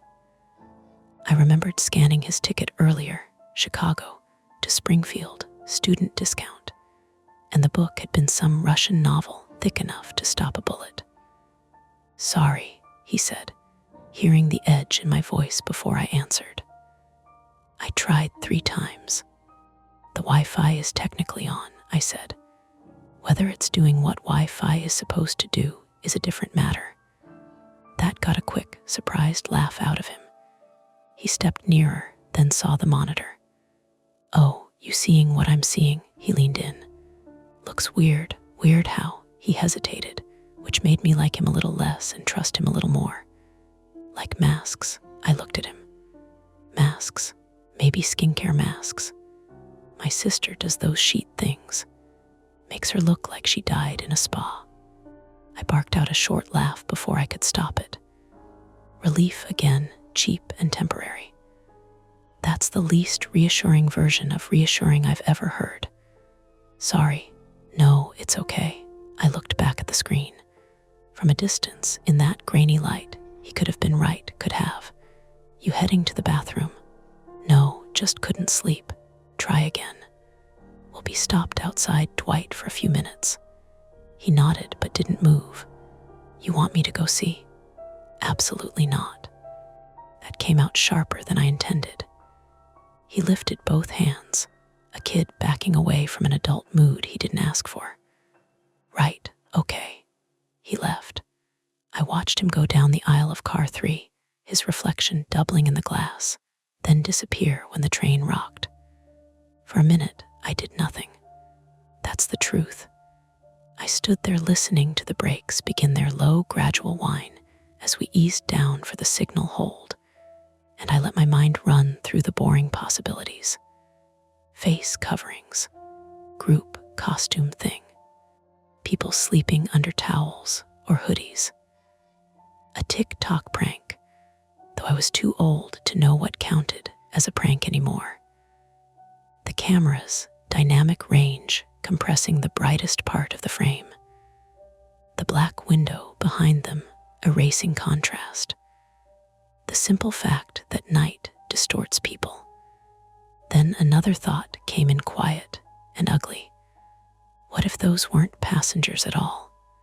Crew gets trained for trespassers, stowaways, people slipping on in yards. All the stories that sound dramatic, until you realize they usually end in paperwork, police, and 100 angry passengers delayed because somebody made one terrible decision.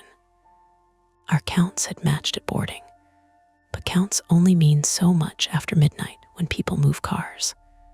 The brakes deepened. The motion underfoot shifted from glide to drag. I picked up my radio. "Tom, you up?" A wash of static, then. "Go ahead. Can you check manifest count against scans one more time?" A pause. "Why? Just humor me." Another pause. "That's a yes." "Yes, copy." I clipped the radio back and stared at the connector door to car 4. The window in it was narrow and reinforced, scratched by years of rings and baggage corners and bored fingertips. Through it I could see only a sliver of the next car, 2 seat backs, a strip of carpet, the pulsing reflection of overhead lights. Nothing alarming. Nothing at all, really.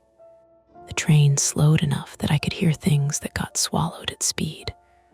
A faint rattle from the door seal, the creak of plastic trim, the soft tapping of something loose in the vestibule with each sway. Then, from the other side of the door, a sound I couldn't place at first. Not a voice, not exactly. Fabric moving together.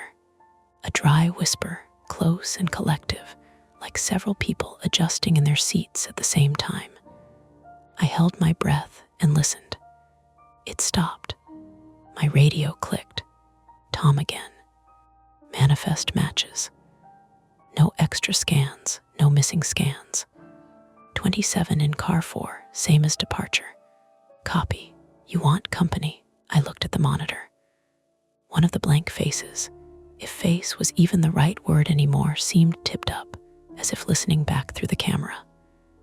Outside, we were nearly stopped.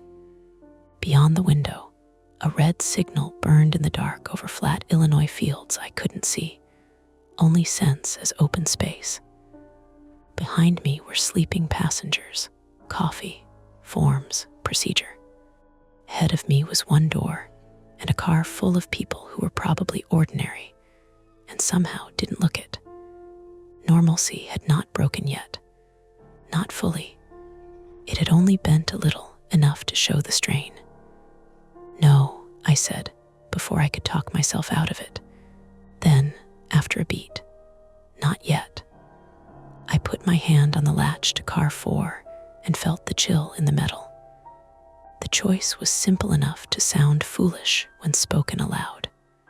Open the door now, while we were stopped outside Dwight, and everything still belonged to procedure. Or wait until the signal cleared, leave the weirdness alone, and hope it shrank back into an equipment issue by morning. My hand stayed on the latch. Behind the glass, in that thin slice of the next car, something moved into view and then out again too quickly for me to make sense of it. The radio hissed softly at my hip. The brakes finished taking hold. The whole train settled with a long, tired shudder. And I still hadn't decided which would be worse, opening the door or not opening it. I opened the door. It wasn't dramatic. No swell of anything. Just the latch giving with a dull click and the rubber seal peeling away from the frame with that sticky, reluctant sound you get when something has been closed too long. The vestibule air felt colder by a few degrees. Not freezing, just enough to notice the change on the skin between my collar and jaw. The smell shifted too. Car 3 had that stale, layered scent of people, laundry detergent, old coffee, the faint sweetness of snack wrappers. Car 4 smelled cleaner. Wrong kind of clean, like hospital wipes or the inside of a plastic package. I stepped through and let the door settle behind me. "Tickets, please," I said out of habit, keeping my voice low and even. It was the sort of thing you said when you entered a car at night, half announcement, half reassurance. I didn't move yet. I just stood at the threshold, letting my eyes adjust to the lower light. From here, without the camera flattening everything, the people looked normal. That was the first thing that irritated me. Not relieved, irritated, because normal meant the monitor had lied, or I had. And I don't like either option. There were 27, give or take a miscount, in the shadows. A man sprawled across 2 seats with his shoes off, socks gray at the toes. A woman with a scarf wrapped up to her nose, chin tucked down, phone dim in her hands. Someone in a hoodie pulled low enough that I couldn't see past the bridge of their nose. A pair of college-age girls leaning together, breathing in sync. The overhead lights hummed softly, casting everything in that yellow that hides more than it shows. "Evening," a voice said from 3 rows up. I focused on it. A man sat aisle side, maybe mid-40s, hair close cropped, the kind of face that would be forgettable in daylight, straight nose, light stubble, tired eyes. He wore a dark jacket zipped halfway, a backpack tucked between his feet. "Evening," I said. "We're stopped for a signal. Should be moving shortly." "Figures," he said. His voice had that low, controlled edge I've heard in people who travel a lot and trust very little of it. "You guys always say that." "Usually true." He watched me a beat longer than necessary, then gave a small nod like we'd come to an agreement. I started down the aisle. My boots made soft, hollow sounds on the carpet. The train shifted under us, not moving forward yet, just settling on its suspension like it was thinking about it. I checked tickets I had already checked earlier. People handed them over without opening their eyes, or blinked awake and fumbled with their phones. I made small talk where it was required. Everything about it felt like going through a script I knew by heart, while something behind the curtain moved furniture around. Up close, the faces were there. That should have been the end of it. It was. There was a woman on the window side in row 6 who kept her head angled away from me. When I said, "Ma'am," she didn't turn, just lifted her phone without looking and showed me the barcode. The light from the screen washed her cheek in blue, and for a second, just a second, it flattened her features into something smooth and pale, like the monitor had shown. Then the light shifted, and she was just a woman again, with a sharp nose and a small scar near her eyebrow. "Thank you," I said, handing the phone back. She didn't respond, didn't even nod.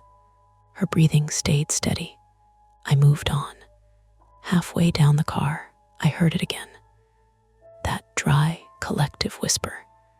Fabric moving against fabric.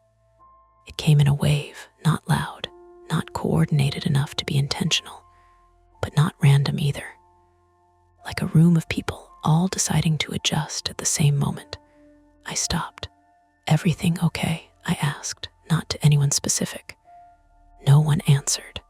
A man near the back snored softly. One of the girls shifted, pressing her cheek deeper into her friend's shoulder.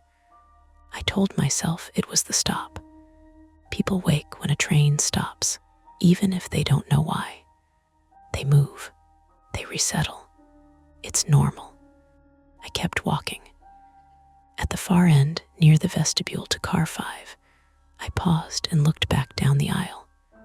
From this angle, with the low lights and the dark windows reflecting everything back at me, the car looked like a tunnel of doubled shapes. Faces overlapped with their reflections. Eyes and mouths blurred where glass met shadow.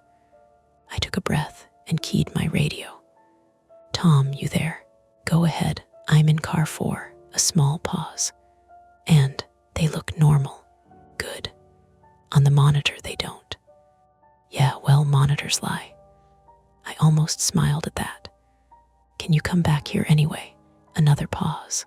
Longer this time. On my way. I clipped the radio back and leaned against the end panel, watching the car. One of the college girls stirred and sat up. She blinked, disoriented, then looked straight at me. Her face was fine. Freckles across the nose, chapped lips, hair stuck to her cheek. Then she lifted her phone, and the screen lit her from below. For a moment, her features vanished into the glow. It wasn't a trick of distance this time. I was 10 feet away. I could see the edge of her jaw, the outline of her eyes, and the center of her face was just blank. No detail, no texture, like a mask with nothing printed on it. My stomach tightened. She squinted at the screen, thumb moving. The glow shifted, and her face came back in pieces. Eyes first, then the line of her nose, then the shape of her mouth. "Sorry," she said, noticing me. "Didn't mean to blind you." "You're fine," I said. My voice sounded normal. I don't know how. Tom came through the door behind me a minute later, filling the narrow space with his presence. He took in the car in one sweep. "All right, what am I looking at? Tell me if I'm losing it," I said quietly. "That depends. Watch when they use their phones," he frowned. "What? Just watch." We stood there like two people waiting for a delayed train, except we were already on it. A man near the middle lifted his phone. The light came up.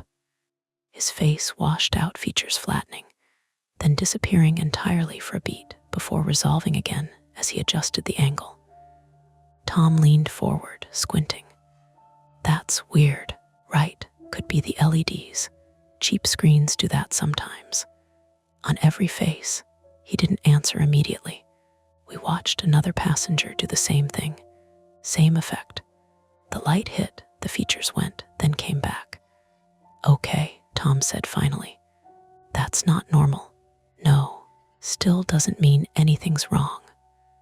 I looked at him.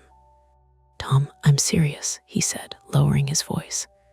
"We've got a signal stop. People are tired, lighting's bad, cameras are worse. You get a few variables lined up, your brain fills in the rest." My brain didn't fill in 27 blank faces.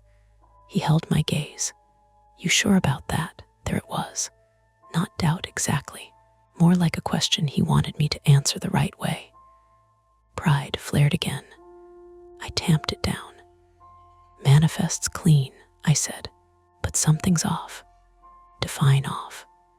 I gestured vaguely at the car. The timing, the way they move, it's like I stopped. Like they're what? Like they're waiting for something. Tom's mouth tightened. For what? I don't know. He blew out a breath through his nose. All right, we've got a delay. Dispatch will want to know why if we don't move when the signal clears. If there's a problem in this car, we either handle it or we call it in. Call it in, I said. The words came quicker than I expected. Tom raised an eyebrow. For what? Passengers look weird under bad lighting. For a possible safety issue. What safety issue? I hesitated. There it was again, no clean explanation. Just that pressure in the back of my head that said something was building. Unknown, I said finally. He shook his head. They'll laugh us off the radio, or they won't. Or we get written up for delaying a train because you don't like how a camera feed looks. I felt heat rise in my face. It's not just the feed. Then what is it? Before I could answer, the train jerked. Not forward, sideways. Hard enough that the overhead lights flickered and a few people startled awake. A suitcase shifted in the rack with a dull thud. The college girls both sat up, blinking. What was that? One of them said. Probably slack action, Tom called down the aisle. We're stopped, you're fine. But he looked at me as he said it, and his eyes said something else. I keyed the radio. Engineer, conductors, go ahead. We just felt a lateral jolt. You got anything up there? A pause. Negative, we're still at signal. No movement. Tom's jaw tightened. Another soft wave of that fabric sound moved through the car. More people shifting now, waking, murmuring to each other. Okay, Tom said under his breath. New problem. What? Count them. What? Count them, he repeated.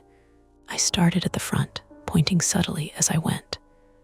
1, 2, 3, I got to 27. Tom did his own count from the back. He met me in the middle. 28. I blinked. No, I got 28. We had 27. I know what we had. We both turned slowly, scanning the rows. Which one's new? I said. Tom didn't answer. Because there wasn't an obvious answer. No one stood out. No one looked like they didn't belong.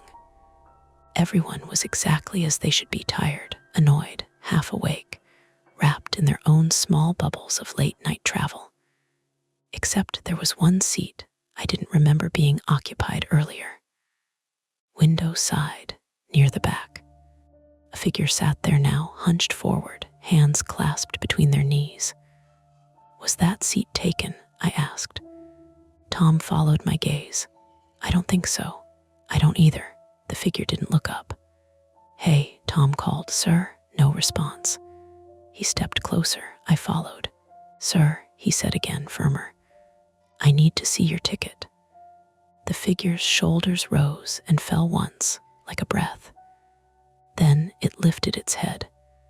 The overhead light caught the face. For a second, in that flat yellow glow, it looked perfectly normal. Then the train rocked again, and the light shifted, and the features slid out of alignment. Not disappearing this time, just wrong. Eyes a fraction too high, mouth a fraction too low, like a picture that had been stretched and snapped back. I felt my stomach drop. Tom took a half step back. Not much. Enough. Ticket, he said again, quieter now.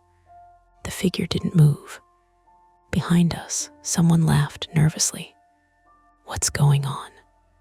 Nothing, I said quickly, turning my head just enough to project calm.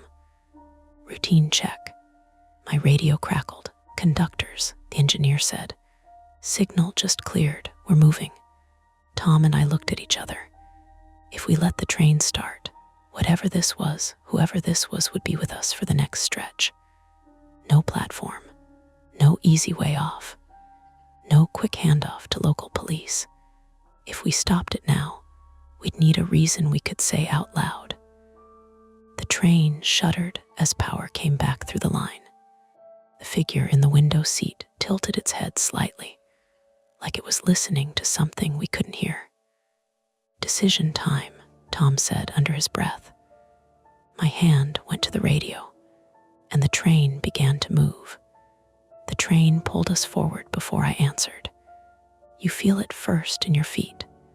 That slow, steady push as the slack tightens along the consist, coupler by coupler, until the whole line of cars agrees to move again. The overhead lights steadied. The hum deepened. Outside, the dark fields began sliding past, invisible, except for the occasional cut of a distant farmhouse light. I kept my hand on the radio.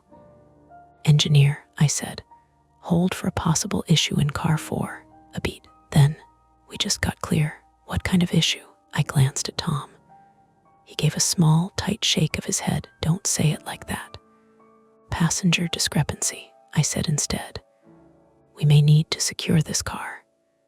Another pause, longer this time. "You want me to stop?" "Yes." The hesitation on the other end stretched just enough to feel it. "We'll have to request a hold," the engineer said. "We're past the signal now. Next controlled stop is standby." Tom exhaled slowly through his nose. "That's going to take time." "I know, and we're moving." "I know that too." Behind us, the figure in the window seat hadn't moved. Head slightly tilted, hands still clasped. The overhead light flickered once as we passed a stretch of rough rail. And for a second, the face did that slipping thing again, features drifting just enough to make my eyes try to correct them. "Sir," Tom said again, more controlled now, "I need to see your ticket." "Nothing." I took a step closer, angling so I could see the hands. They were bare. No gloves, fingers interlaced, knuckles pale from pressure. "Hey," I said, softer. "You with us?" The head lifted a fraction more. And then, very slowly, the hands came apart. The figure reached into the inside of the jacket and pulled something out. My muscles went tight before my brain could catch up.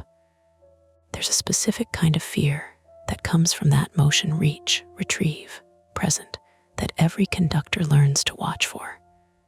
But it wasn't a weapon. It was a phone. Old model, thick, cracked at the corner. The screen lit up as it came into view, casting that same flat, bluish light upward. The face above it dissolved. Not in a dramatic way, just gone. Like the light erased the details, left a smooth oval where a person should be. Tom made a small sound in his throat. "Okay," he said. "Okay." The figure held the phone out. Tom took it. On the screen was a ticket barcode, no name visible, just the code. Tom scanned it with his handheld. The device beeped. "Valid," he said automatically. I felt something cold settle in my stomach. "For this train?" "Yeah." He turned the screen toward me. "Chicago to Lincoln." "Same route." "What car?" he tapped. "Assigned car 4. I looked back at the figure. "Seat number?" I asked. Tom scrolled. "Doesn't say." "Of course it doesn't." The figure lowered its head again as soon as the phone left its hand. The overhead light reclaimed the face in pieces, like a slow reassembly. "Okay," Tom said under his breath. "We've got a ticketed passenger, not a stowaway." "Then where were they before? Bathroom, cafe, car?" "They weren't," I said. "I walked this car." "You walked it an hour ago." "I would have noticed." Tom's jaw worked. "Maybe you didn't." There it was again. That quiet push against my certainty. Not dismissive, not unkind, just steady. I turned away before I snapped at him. "Fine," I said. "We verify everyone." "That's 28 people," he said. "Then we verify 28 people." He nodded once. "All right." We split the car. I took the front half, starting near the connector to car 3. Tom moved toward the back, where the new figure sat. "Tickets, please," I said again, louder this time. A few groans, a couple of eye rolls, the usual friction of being asked to do something simple at an inconvenient time. I went row by row. Phone screens lit up, one after another, and every time they did, I watched. Every time, the same thing. Faces washed out, features flattened. Not completely gone now that I was closer and expecting it, but enough to feel wrong. Enough to make it hard to read expressions, to judge intent. "Sorry," a man muttered as I scanned his code. "Did this already?" "I know," I said. "System check." "What system?" "The one that keeps us moving." He snorted but didn't argue. Halfway through my section, the train lurched again. This time it wasn't sideways. It was a hard, abrupt break. Not full emergency, but enough to throw people forward in their seats. Enough to send a suitcase tumbling from the rack with a heavy, blunt thud that made a woman near the window gasp. "Hey," someone snapped. "What the hell? Stay seated," I called. "We're stopping." My radio crackled alive before I could key it. "Conductors," the engineer said, voice tight now. "We've got a fault indication. Brake pipe pressure fluctuation. I'm bringing us to a stop." Tom's voice came in over mine. "Copy. We're in car 4. Any issues back there?" Tom looked at me across the rows of half-awake passengers. I hesitated. "Stand by," he said into the radio. The train slowed, the deceleration steady and controlled. Outside, the darkness pressed closer as our forward momentum died. We stopped. Silence for a moment. Then the layered noises came back, the HVAC, the creak of the car settling, the low murmur of passengers talking to each other now, more alert, more uneasy. "Okay," Tom said quietly. "That's new. Brake fault," I said. "Could be." "Or don't," he said. "Not yet," I nodded, even though part of me wanted to push it, to say it out loud, to connect the things that didn't fit. Instead, I finished my half of the car. 27, I said when I got back to the center. Tom shook his head. 28. We both knew what that meant. I stepped back, scanning the rows again. "Someone's doubling," I said. 2 tickets for 1 seat. Or 1 ticket scanned twice. "Or someone's moving," Tom said. "Then we catch them moving." We waited. The car was still now. No one shifting. No one getting up. Just people sitting, watching us in that half-lit, half-wary way that crowds get when they sense something is off but don't know what. Then, from the far end, a door hissed. The vestibule to car 5. Tom and I turned at the same time. The door was closed. "Did you hear that?" I said. "Yeah." Someone went through. "Or the seal shifted," he said. We both knew he didn't believe it. "Stay here," he said. "I'm not staying here. Mara, I'm not letting you go alone." He looked at me for a second, weighing it, then nodded once. "Fine," together. We moved down the aisle. Passengers tracked us with their eyes now. The tension had shifted from background to foreground. People knew something was happening. They just didn't know what. At the back, the figure in the window seat hadn't moved. We passed it without stopping. The vestibule door to car 5 stood closed, the narrow window dark. Tom reached for the handle. "Ready?" he said. "No," I said. "Go." He opened it. The door swung inward with a soft, controlled motion. Car 5 was darker, fewer lights on, mostly empty. For a split second, something moved low along the floor near the first row, a quick, dark shape. My heart jumped into my throat. Tom stepped forward, one hand braced on the seatback. "Hey," he called. "Who's there?" The shape darted again, faster this time, slipping between seats. "Jesus," I started. Then Then it stopped. A small, hunched figure froze in the aisle, eyes catching the light. A dog, medium-sized, brown and white, collar but no leash, ribs just visible under the fur. It stared at us, ears back, ready to bolt. Tom let out a breath that turned into a short, incredulous laugh. "Well, that explains something." "Where did it come from?" I said. "Someone's emotional support," he said. "Or not." The dog took another step back, then slipped under a seat. The tension in my chest loosened just enough to hurt. "Okay," I said. "Okay, that's fine." "Yeah," Tom said, "that's fine." We stood there for a second, letting the adrenaline bleed off. Then I remembered why we were here. "Count," I said. We counted. Car 5 had 6 passengers. All accounted for. No extra. "No one came through," I said. "Or they went back," Tom said. "Or they never left car 4. We looked at each other. Behind us in car 4, something shifted. Not the usual fabric whisper this time. Something heavier. A seat creaking under sudden weight. A muffled exhale, too loud, too close. Tom turned first. "Back," he said. We moved. Fast now, not running, but close enough that the floor thudded under our boots. We hit the connector, pushed through into car 4, and stopped. Because the aisle was full. Not crowded, not packed. Just full in a way it hadn't been before. Every seat occupied. Every head up. Every face turned toward us. The overhead lights flickered once, then steadied. And in that steady, flat yellow, with no phone screens to interfere, no shifting angles, no reflections, the faces were there. Perfectly normal, watching, waiting. "Tom," I said quietly. "Yeah, we can't leave this car." "No," he said, "we can't," my radio hissed. "Conductors," the engineer said, "we've got to hold here. Brake faults not clearing. Dispatch wants us to secure the train and stand by." I looked at Tom. He looked at me.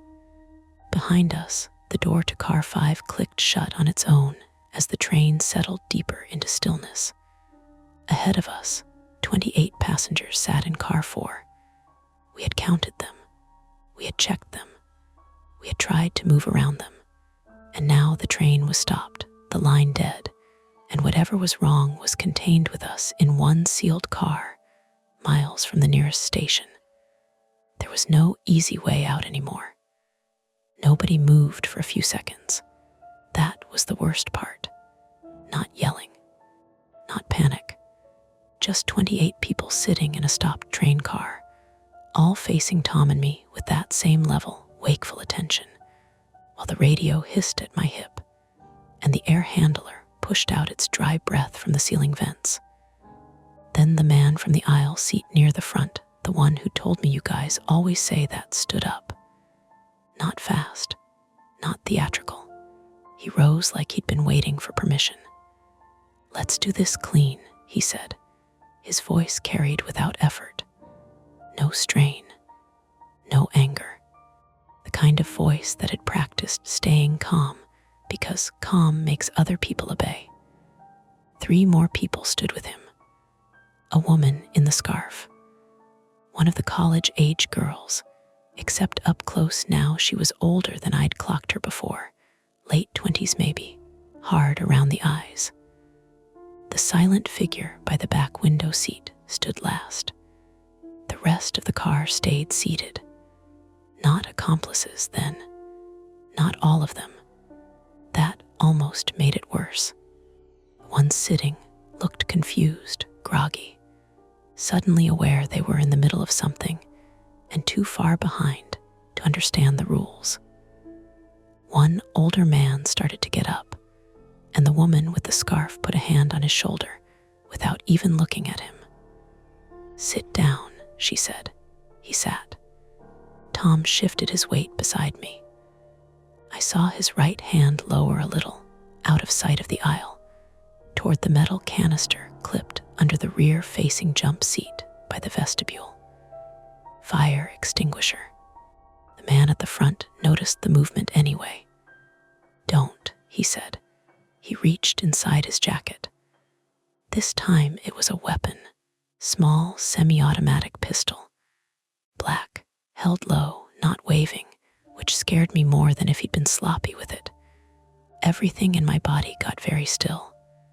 A woman 2 rows down made a sharp, breathless noise. Somebody near the middle whispered, "Oh my God." "Phones on the seats," the man said. "Now, everyone, crew 2. Tom said, "You pull a gun on an Amtrak train and you're burying your life. That concern would mean more if you put your radio down." His eyes slid to me. "Both of you." I unclipped mine slowly and placed it on the nearest armrest. Tom did the same. Around us, passengers began setting down phones with shaky hands. Blue-lit screens died one by one, and as they did, I saw the explanation more clearly than I had before. Not magic, not my brain breaking. Masks, not full-face Halloween things. Thin-fitted silicone sheets, adhered across the center planes of the face, nose bridge, cheeks, upper lip, blended out at the edges with makeup and shadow. Under warm overhead light they passed as odd skin texture, heavy cosmetics, bad sleep.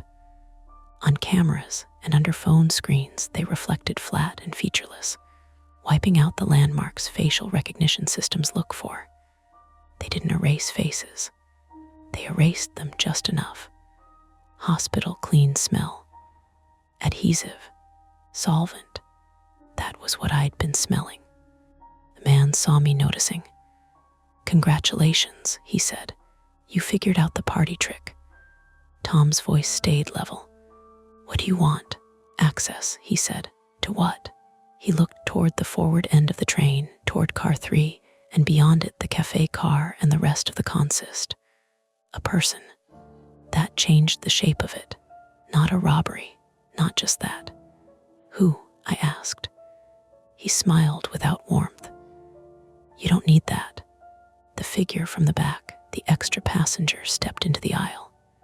Up close, with no screen light hitting it, the mask was more obvious now. The seams ran tight near the ears. Male, maybe 40s, average height, hands steady. He held a roll of white zip ties in one hand and a collapsible baton in the other. My mouth went dry. Tom said, "There are cameras in every car." The woman in the scarf gave a little laugh. "That's sort of the point." Of course it was. The masks, the washed-out faces, a whole car designed to be unreadable on footage later. From somewhere behind us in car 5, faint through the sealed door, the dog barked once. The sound made a few passengers flinch. It made me think of Eli in car 3. 19, underslept, harmless. And immediately after that came the thought I didn't want. Not Eli. Somebody else. Somebody we'd passed without noticing because we were busy staring at car 4 like it was the whole world. The armed man pointed with the gun. "You two are going to walk us forward. You're going to open the crew locks and the transition doors and keep everyone else calm while we find who we came for. If you do that, nobody has to get hurt. Nobody has to. People always say it like they aren't already choosing otherwise." Tom said, "And if we do," the extra passenger moved faster than I expected. He crossed the last few feet and drove the baton into Tom's ribs with a short, ugly thud. Tom folded sideways into me, air leaving him in a burst. I smelled coffee and old wool and something metallic all at once. I caught him under the shoulder before he hit the floor. That, the gunman said, would be the alternative. Everything broke then, not into chaos, into motion. A teenage boy near the middle bolted up from his seat, trying to run past the aisle-side woman. She hooked his sweatshirt, missed, and the gunman swung toward the movement with the pistol. I heard myself shout, "Down," before the shot went off. It was deafening in the closed car. The round took Safety glass starred white and held, but the crack burst across it like ice under a boot. Screams kicked up all at once. People dropped. Someone started sobbing. The dog in car 5 exploded into frantic barking. The gunman cursed. Tom, half doubled over, got one hand on the extinguisher bracket and ripped it free. "Move," he yelled. He hurled the extinguisher low and hard, not at the gunman's head like in movies, but at his knees. Hit with a meaty clang. The man stumbled, lost balance, pistol hand swinging wide. I lunged for the vestibule panel. Every Amtrak crew member knows the door controls mostly as routine open, close, trap, lock. In a panic, the buttons feel too small, too abstract, just little labeled squares in gray plastic. My fingers slipped once, found the right one, and I slammed the end door close control. The connector door to car 3 started to slide shut. "Stop her," the scarf woman yelled. The extra passenger came at me. I got the panel cover up just as he hit me shoulder first. Pain shot down my arm. We smashed into the sidewall. His baton clipped the side of my head, and bright white sparks went off behind my eyes. I tasted blood immediately, copper hot at the back of my teeth. I drove my knee up on instinct and caught his thigh, not where I wanted. He swore and grabbed my jacket. For one horrible second, all I could see were the edges of the mask on his face, lifting at the cheek with sweat beneath it. Then the door to car 3 met the frame with a heavy seal thump. Not locked, closed, enough. I hit the emergency crew lock and heard the bolt engage. The extra passenger realized it a half second too late. He slammed me into the panel again hard enough to numb my shoulder, then dragged me back by the jacket collar. Tom had the gunman now. Not cleanly, not heroically. Two older men in a narrow aisle, both off balance. One with a pistol, the other winded and limping, crashing into seat arms and knees, and people trying to curl away. Tom got both hands on the gun wrist and drove it down between two seats. The weapon fired again, muffled into upholstery. Foam and fabric spit into the air. The older man who'd been told to sit earlier surged up and rammed his shoulder into the scarf woman's back. She went down across an armrest, clawing for balance. One of the real college girls, not the fake one, snatched up a metal water bottle and hit the baton man in the ear with it hard enough to make a sound like knocking on a door. He let go of me. I dropped. My knees hit carpet. My head rang. I crawled the last foot to Tom and grabbed the gunman's wrist with both hands. He was stronger than me. That wasn't the problem. The problem was leverage. Seats on both sides, the aisle too tight, bodies everywhere. Good for him. Good for us. Bad for everybody. He twisted, and the slide cut the web of my thumb open. Heat, slickness. "Let it go," he hissed. Tom drove his forehead into the man's nose. A crunch, wetness. The gunman screamed, and the pistol came loose just enough for me to wrench it sideways. It went off again. My ears vanished into a high ringing note. Then the pistol was on the carpet under a seat, and somebody kicked it deeper without being told. The fake college girl came at us from the side with something silver in her fist. Not a knife. Compact stun device. She jammed it into Tom's neck. He jerked like a wire had snapped through him and collapsed onto one knee with a sound I never want to hear from another person again. I grabbed her wrist. She drove her head into my mouth, and I felt a tooth go loose. Then the dog from car 5, somehow through the not fully latched connector behind us, launched itself low at her calf. It wasn't brave. It was animal panic and opportunity. But it worked. She shrieked and kicked backward. The device flew from her hand and skidded under a seat. The dog took another bite and backed off, barking wildly, nails scrabbling for traction on the carpet. The lull that followed lasted maybe 3 seconds, long enough for all of us to realize where everyone was. Gunman on his back, bleeding from the nose, trying to push up. Tom on one knee, stunned, not getting up fast enough. Extra passenger near the locked door to car 3, one hand to his ear where the bottle had caught him, baton still in the other. Scarf woman rising from the seats, rage replacing composure. Passengers everywhere crouched, crying, frozen, or suddenly furious now that fear had somewhere to go. And me, kneeling in blood and extinguisher powder with my head splitting open, looking at the crew panel. Access. A person, forward cars. Whoever they wanted was not here. They were in car 3. That's when Eli's face came back to me, not because I thought he was the target, but because he'd been awake, moving, watching. A witness. Maybe he'd seen one of them board together. Maybe he had somebody's bag by mistake. Maybe none of that mattered. What mattered was the locked door between us and the rest of the train. The extra passenger understood the same thing at the same time. He lunged for the panel. I threw myself at him. We hit the door together. My injured shoulder nearly gave out. His baton hand came up and I caught his forearm with both hands, shoving it against the glass window. The pain boomed but held. He smelled like sweat and adhesive remover and stale mint gum.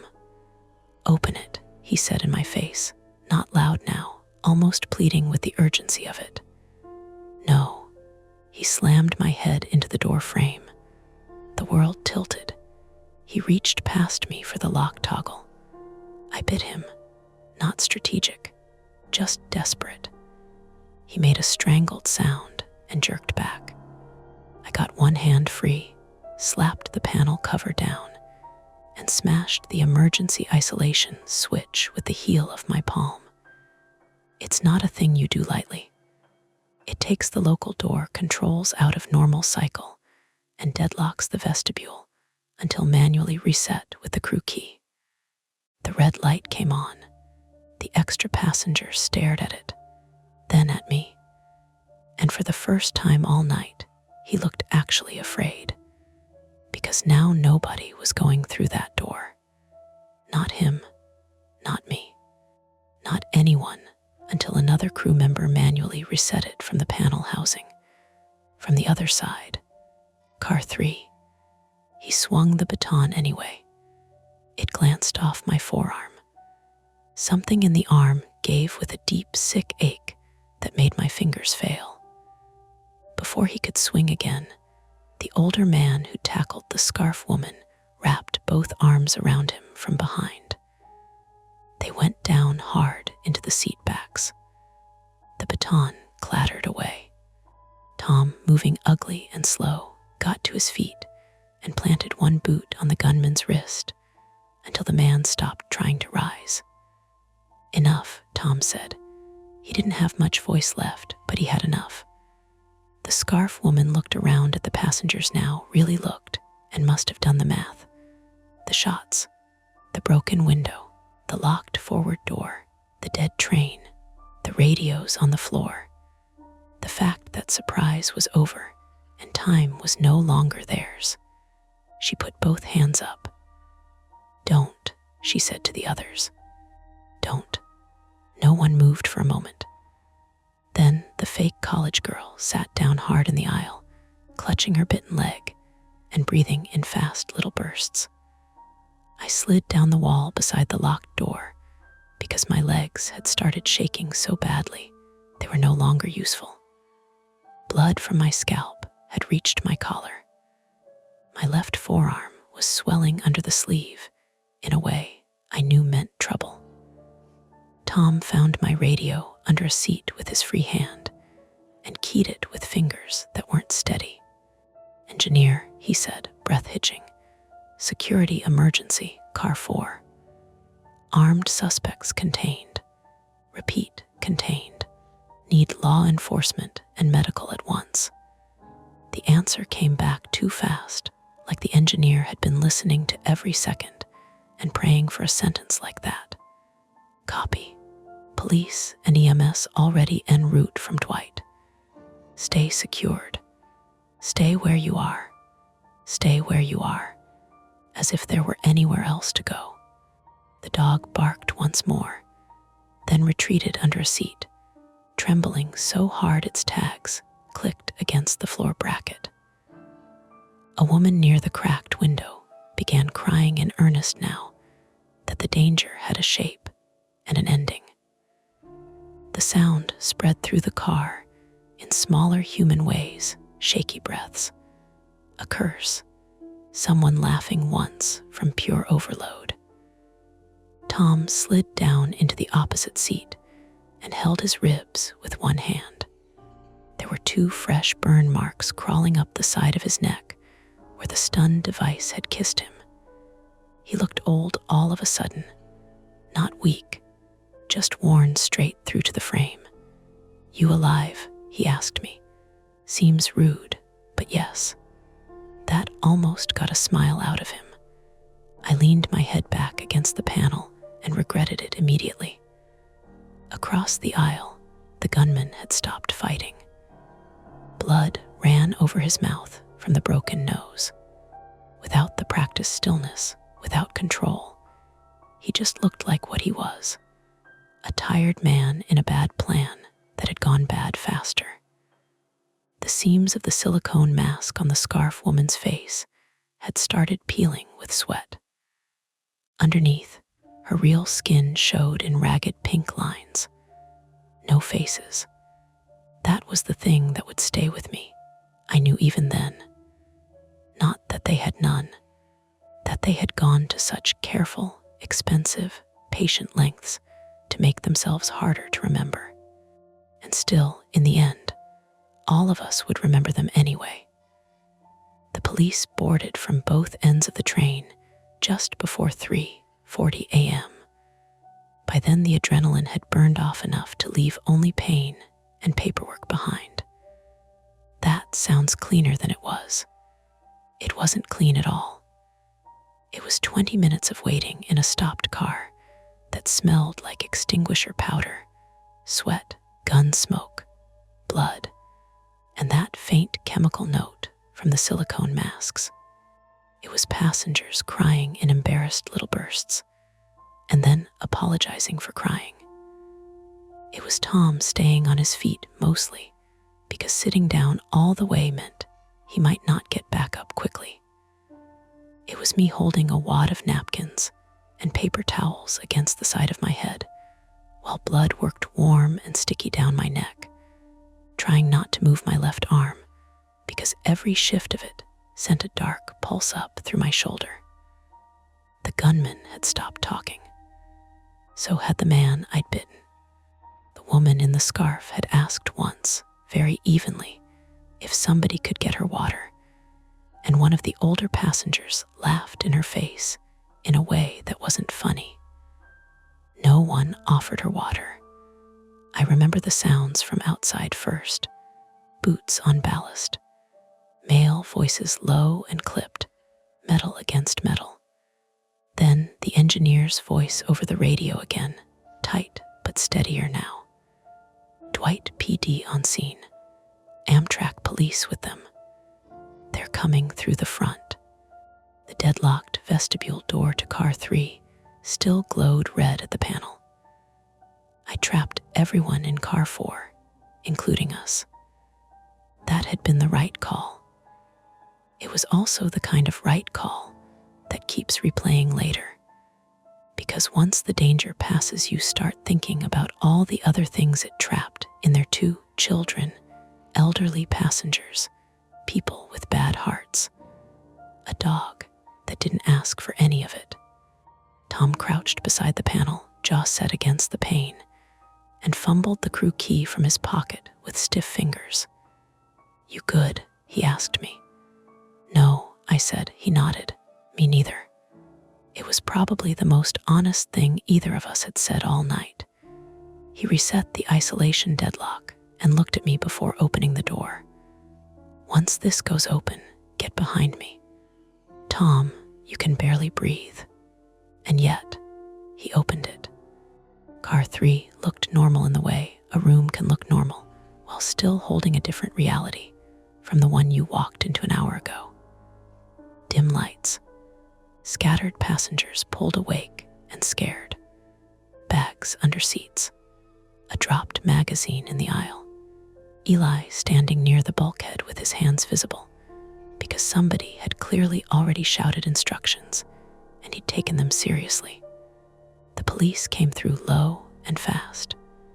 2 local officers first, then Amtrak police behind them in heavier vests. Guns out, eyes moving, voices hard and controlled. Show me your hands. Hands, hands, down. The suspects didn't resist much by then. That's another thing people get wrong in stories. They imagine the final fight decides everything. It doesn't always.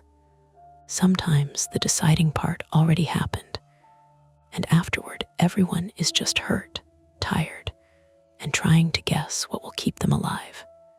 One of the Amtrak officers, a woman with a tight braid and a split lip someone else had probably given her earlier in life, took one look at my head and said, "Sit down before you fall down." "I'm fine," I said automatically. "You're bleeding into your collar." I noticed. She guided me by the uninjured shoulder into an aisle seat anyway. I sat because the second she touched me, my knees gave away the truth. Then the train filled with the sounds of aftermath. Plastic cuffs ratcheting shut. Names asked and not answered. One passenger insisting loudly he had chest pain, and another insisting, just as loudly, that she had seen the woman in the scarf touch the old man first. Somebody asking where the dog belonged. Somebody else saying it didn't belong to anybody. It just appeared, which wasn't true exactly. But by then, we had all lost our grip on sequence. EMS boarded a few minutes later with the smell of cold air and diesel on their jackets. One of them cut the sleeve off my uniform shirt without warning me first. "Hey," I said. "Possible fracture," he said. "You can argue with me later." There was already swelling halfway down the forearm and a rising bruise along the ulna where the baton had glanced and maybe cracked something deeper.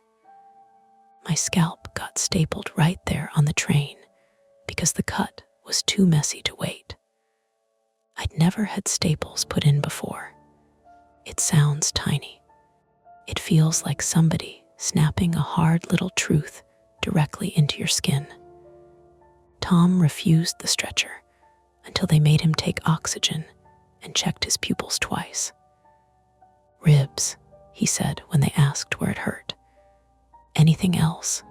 He glanced at the burn marks on his neck like he had forgotten those belonged to him too. Apparently, I got into a conversation with a battery.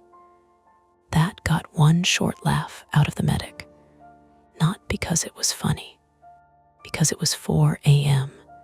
and everybody reaches for whatever still sounds human. By dawn, they had us off the train. The sky over Dwight was the color of dishwater, the kind of Midwest early morning that makes everything look temporary.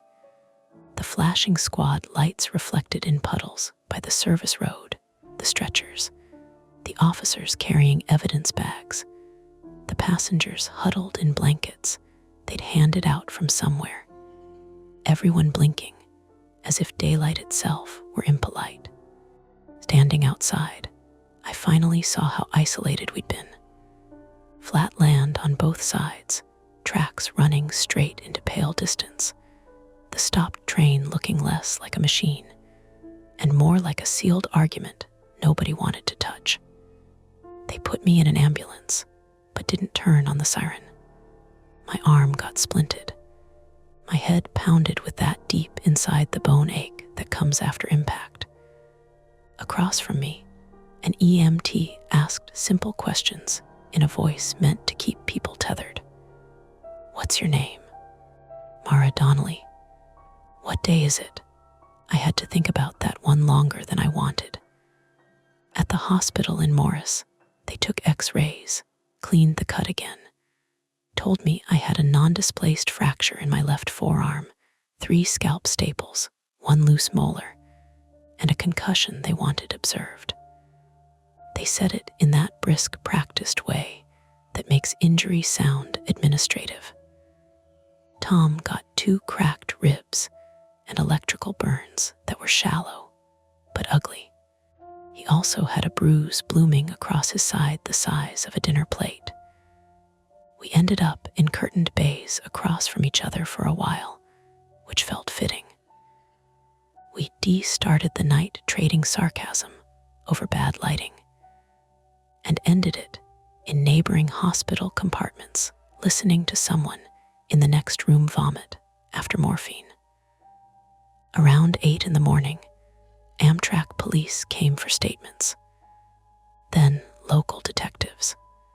Then a woman from the FBI task force, because once there's an interstate passenger rail line, a firearm, and a targeted attack, everybody gets interested.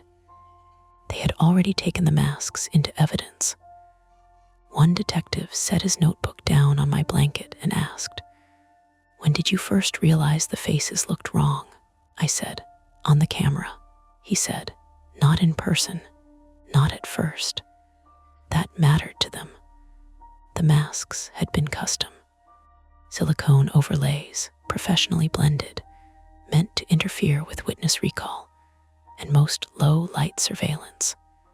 The camera issue hadn't been incidental. It had been the plan.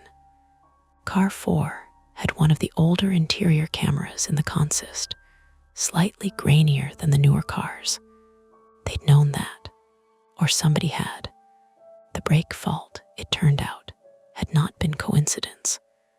Not exactly sabotage in the cinematic sense either. No cut lines, no explosive nonsense. One of the suspects had triggered an emergency brake condition from a vestibule end unit after the signal stop. Then let the mechanical fault reporting muddy the picture long enough to buy time. Simple, ugly, smart. The kind of trick that only works if you understand just enough about procedure to weaponize everybody else's caution. They were after a man in car 2. I found that out around noon, when the detective came back with the expression people wear when a story has gotten worse in a more ordinary direction. The target was a federal cooperator being moved quietly under civilian cover, not marshals in black windbreakers or anything obvious. Just one plainclothes escort riding 2 rows behind him, both of them trying to look forgettable on a half-full night train. The plan as reconstructed from phones and partial messages, and what the suspects finally admitted after they understood how much footage and witness testimony existed, had been to isolate one middle section of the train, control the conductors, move forward through the consist, and identify the man using a photo reference once they reached him. The masks weren't for the target. They were for everybody after. They never reached car 2 because I locked the door. That sentence should have felt clean too. It didn't, because they never reached car 2 also meant I spent the next few weeks asking myself what would have happened if I'd waited longer outside the door, if I'd let Tom go in alone, if I'd talked myself into being reasonable one more time. It also meant learning that the plainclothes escort had noticed suspicious movement before the stop and failed to notify crew because he didn't want to compromise his passenger. He'd made his own quiet judgment call. everybody had. That's the awful part of systems under pressure. They depend on human beings, and human beings are forever making the best bad choice they can with half the picture. I went home 3 days later. Chicago felt offensive in its normalcy. A woman on the bus argued into her phone about sourdough starter. 2 guys outside my apartment building were replacing a storefront window and complaining about the Cubs. My upstairs neighbor vacuumed at 6:30 p.m. with the persistence of a war crime. The city had not noticed my private apocalypse, which is one of the rudest things about surviving anything. The world keeps its appointments. My apartment smelled faintly like radiator heat and old books. I stood in the entryway with my discharge paperwork and pharmacy bag and didn't go farther for a minute because I could still feel the train moving when I closed my eyes. My sister Colleen came over that first evening with soup I didn't want and groceries I hadn't asked for. She's 42, female, a labor nurse in Oak Park, and one of those people whose kindness arrives wearing practical shoes. She saw the staples at my hairline and said, very softly, "Jesus, Mare." "Yeah," I said. She unpacked the groceries without asking where anything went. That was mercy. I tried to sleep. Didn't really. Every time the building pipes knocked or a car door slammed in the alley, my body came up ready. For a while, my brain kept replaying the false images from the monitor, blank faces, flat faces, faces washing out under phone light, until I no longer trusted my memory of what anybody looked like at all. Tom called on the second day. "Physical therapy," he said by way of greeting. "For ribs, for being old and dramatic. How bad? Hurts to laugh. That's survivable, debatable." There was a pause then. The kind built out of things neither person wants to say first. "You were right," he said finally. I looked out my kitchen window at the brick wall next door. About what? That something was wrong. I leaned against the counter carefully, keeping the splinted arm against my side. "You don't have to do that." "Yes, I do." Another pause. "I should have backed your call sooner," he said. "And I should have called it in clearer when I first saw the feed. Probably. That almost passed for peace between us. Amtrak put me on leave. Paid, official, full of forms and wellness check-ins, and a company therapist who kept asking me where in my body I felt fear. In my body? Fine, my jaw, my left shoulder, behind my eyes, everywhere from the throat down, depending on the hour. There were legal follow-ups, photo arrays, statement clarifications. A hearing later, though I didn't have to testify in open court because the plea deal came first. Conspiracy, firearm charges, attempted kidnapping. A stack of words that all meant the same thing. They had planned to do something terrible in a place built around routine and motion, and they had nearly done it. The dog ended up being nobody's. No chip. No tags registered. One of the passengers said he'd seen it slip aboard in Chicago near the platform gates, keeping close to a family with roller bags until the doors opened. It spent 2 nights at an animal control facility in Livingston County before a woman from Amtrak customer service in Bloomington adopted it and named it Dwight, which would have been too on the nose if it weren't true. I went back to riding trains before I went back to working them. That was the therapist's idea. Exposure, but controlled. Sit near the front. Daylight only. Tell the conductor up front if you need to get off early. I hated that advice because it was sensible. The first time I did it, the scanner beep from a ticket check made my whole spine lock. The second time, a man across the aisle lifted his phone in the dim of a tunnel, and the blue light flattened his features for half a second. My breath stopped completely. Then the train came back into daylight, and he was just a man with acne scarring and a wedding ring, scrolling sports scores. The third time was better. Not good. Better.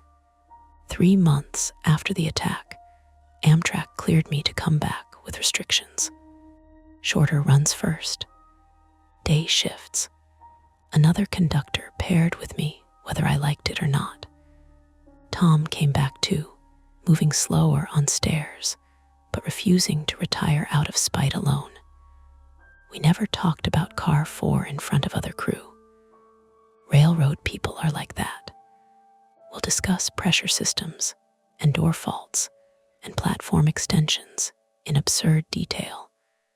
But the things that reached in and shook your internal wiring loose tend to get compressed into shorthand. You hear someone say, "That was a bad night outside, Dwight," and everybody knows to leave a little room around the sentence. The unresolved piece, the one that stayed under the skin, wasn't the target or the brake fault or even the masks. Those all had folders, explanations, evidence tags. It was this. A week before I returned to duty, Amtrak security emailed me still frames from the onboard cameras as part of some final administrative review. I almost deleted them without opening. Then I didn't. Most of the images were what I expected. Grainy, yellow lit, time stamps marching on. Passengers slumped in seats. The suspects looking more ordinary than I would have liked. In some frames, the masks did exactly what they were meant to do. Features washed thin and unreadable. But one frame from 2:17 a.m. before I entered car for the first time showed the back half of the car clearly. 27 passengers. And in the last row by the window, beyond where the extra man later sat, there was someone standing in the aisle with their back to the camera. No face visible, just the outline of a conductor's jacket. My jacket. Except I was still in the service alcove between cars 3 and 4 at 2:17. I know that because the time-stamped monitor reflection showed me there in another, still taken from the opposite angle. Security told me later it was probably a compression artifact. Frame overlap. Ghost imaging from the older system. 2 exposures braided together under low light. Entirely possible. Likely, even, I agreed with them. I still do. Mostly.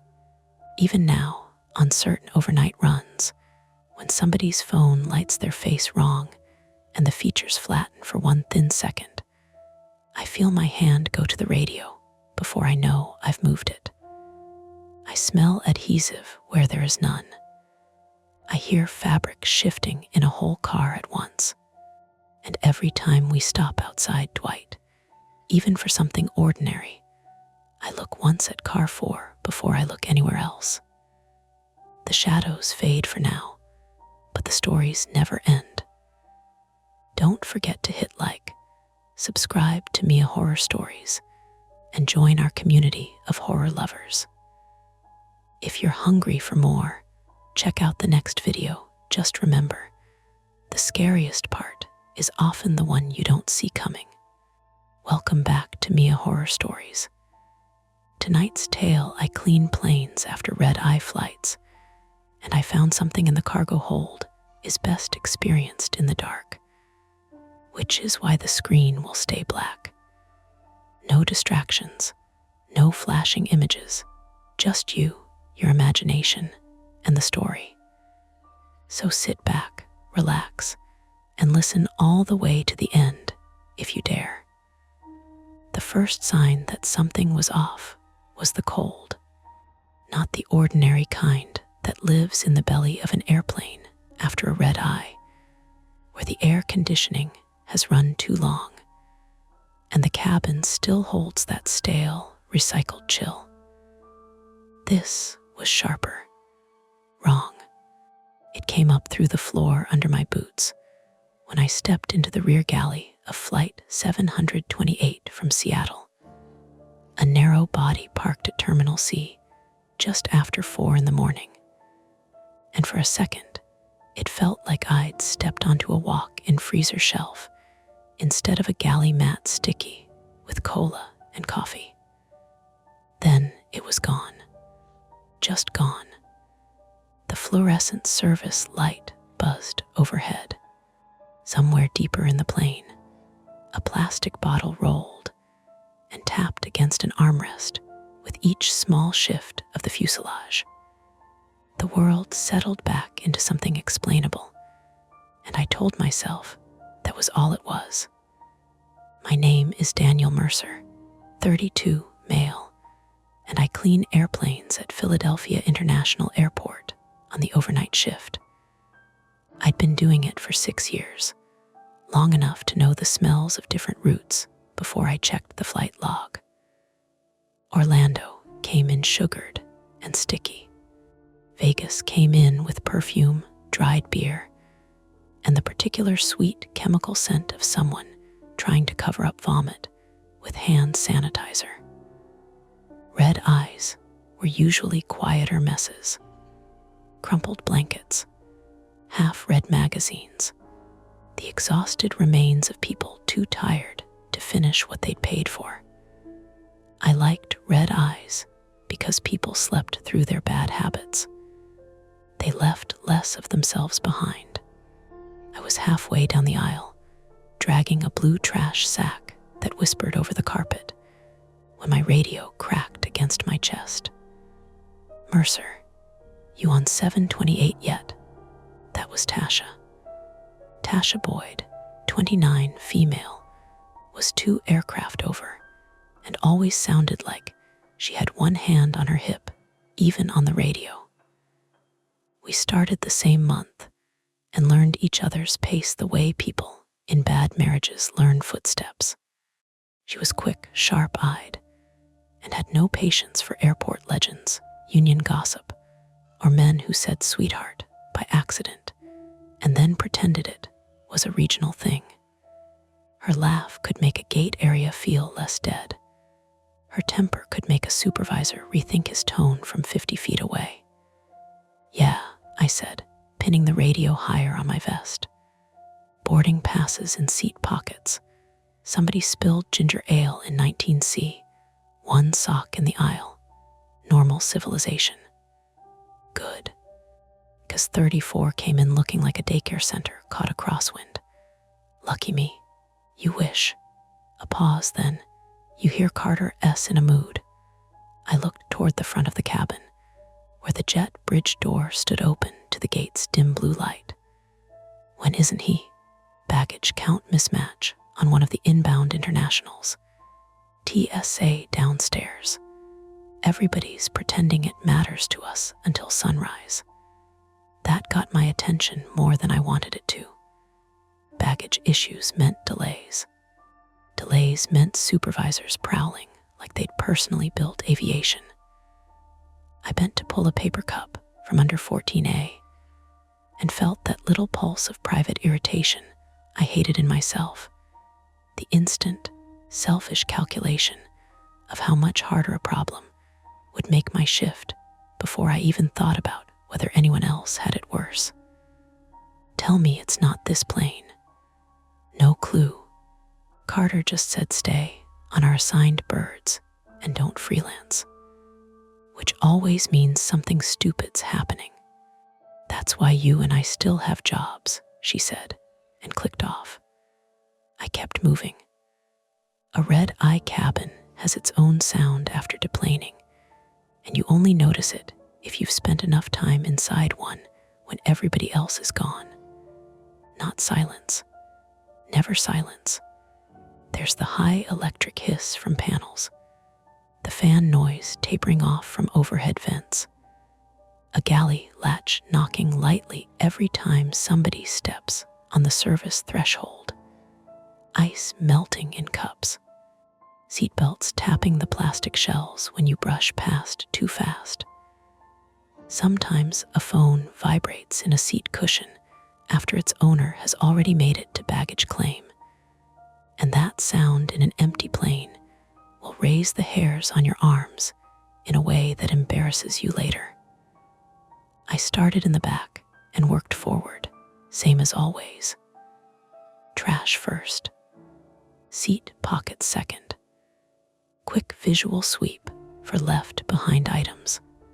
We weren't supposed to dig beyond what was necessary, and we definitely weren't supposed to pocket anything, though people tried. You'd be amazed how many airport workers convince themselves abandoned electronics are a kind of tip from God. I don't steal. I don't even really like taking found cash to lost and found, because there's a part of me that expects somebody to accuse me anyway.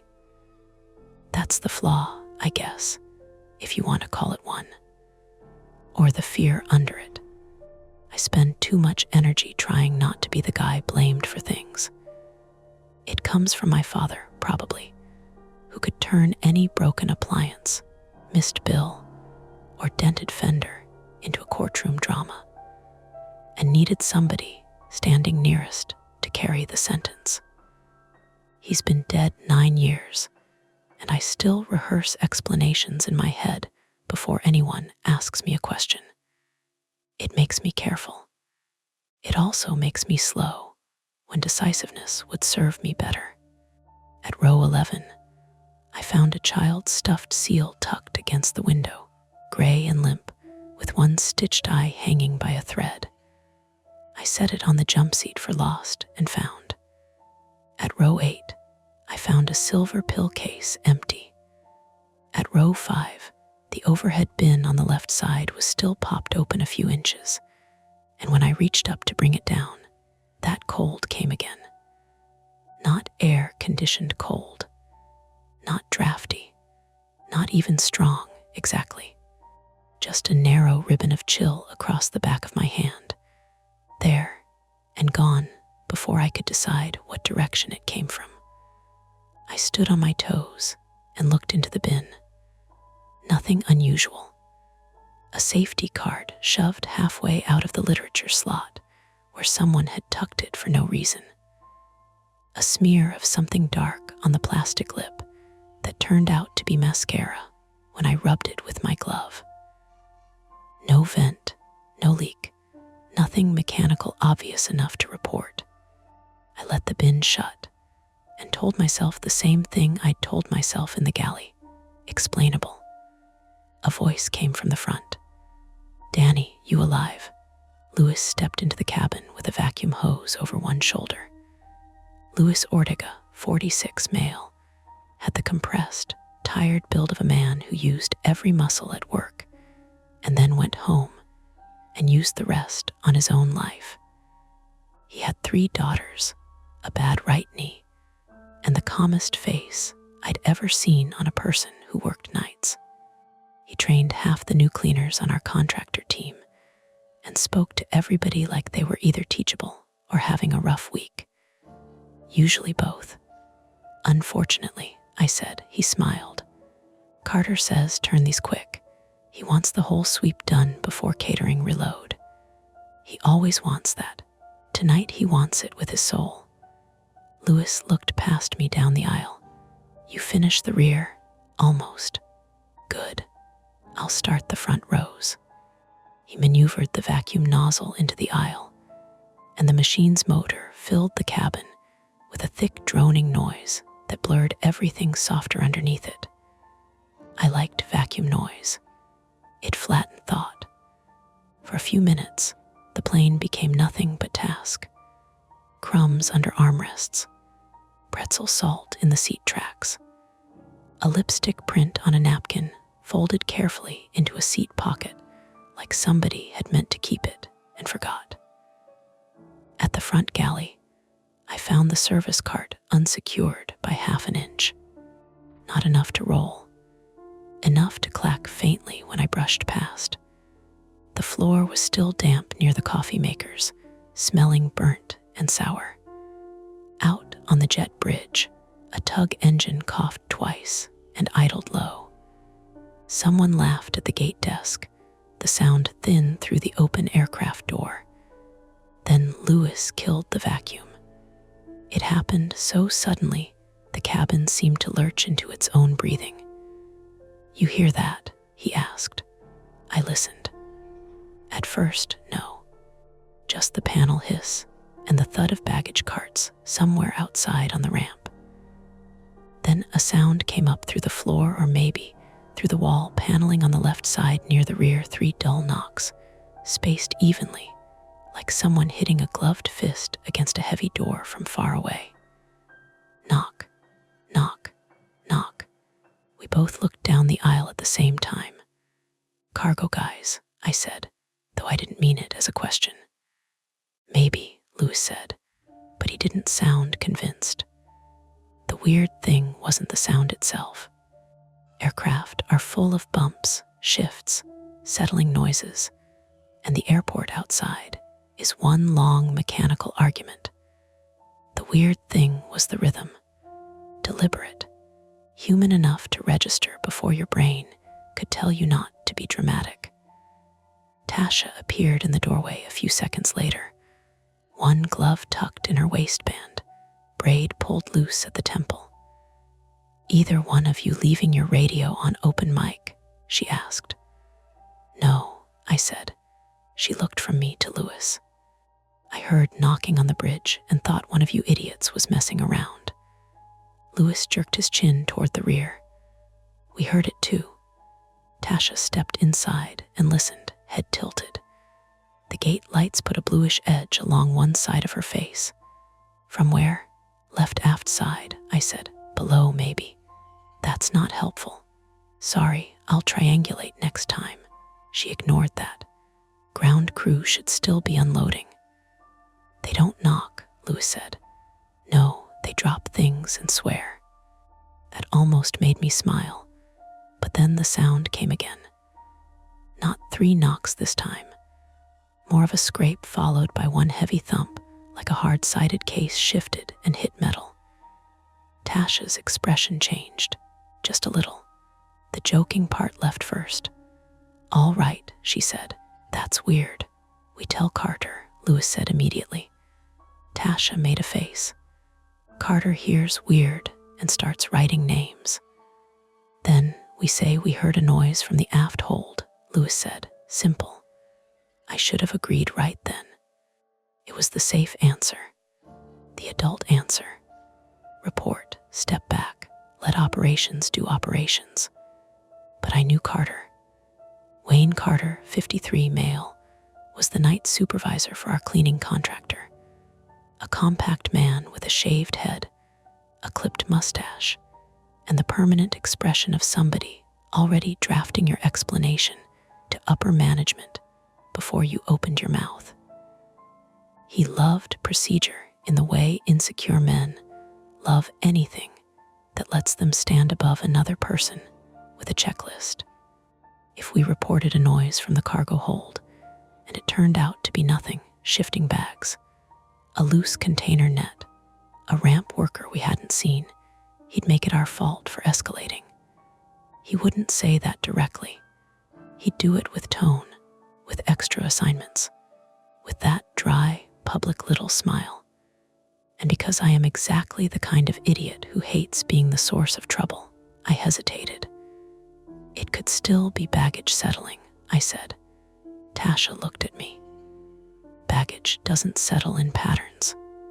Depends how it's loaded." "You don't believe that?" No, I didn't. Another scrape. Fainter now, but there. Somewhere outside, a belt loader reversed with a warning beep. Farther off, a jet started spooling up, low and steady, the vibration of it traveling through the gate windows and the floor, and maybe, if you let your imagination get stupid, through the plane under our feet. Tasha stepped closer to me and lowered her voice. "You remember last winter? That guy from catering found the dog crate that got routed wrong. Everybody ignored the paperwork because they thought someone else had handled it." Lewis nodded once. Dog lived. Barely, she said. I knew the story. Everybody did. Live animal transfer mistake. Overnight delay. Found dehydrated and shaking in a hold that nobody thought to recheck. Because every team assumed another team owned the problem. The airport ran on that kind of handoff blindness. Everyone had jurisdiction until responsibility showed up. The three of us stood there in the smell of stale coffee and disinfectant, listening to a plane that should have been empty. Could be an animal, I said. Lewis looked at me. Or a person. Nobody said anything after that, because airports are full of stories like that too. Stowaways, smugglers, ramp workers sleeping where they shouldn't. None of them common, all of them possible enough to make the air feel thinner when someone says the word out loud. Tasha folded her arms. So we either call Carter and let him turn it into theater, or we go down to the aft hold door, check for ourselves, and call him with something real. Lewis didn't answer right away. His eyes moved toward the open door, toward the gate, toward the place where doing the correct thing started to feel like making a scene before dawn in front of 3 different departments who'd all rather hate you than thank you. I could hear my own breathing. I could hear the wet tick of coffee dripping somewhere in the galley sink.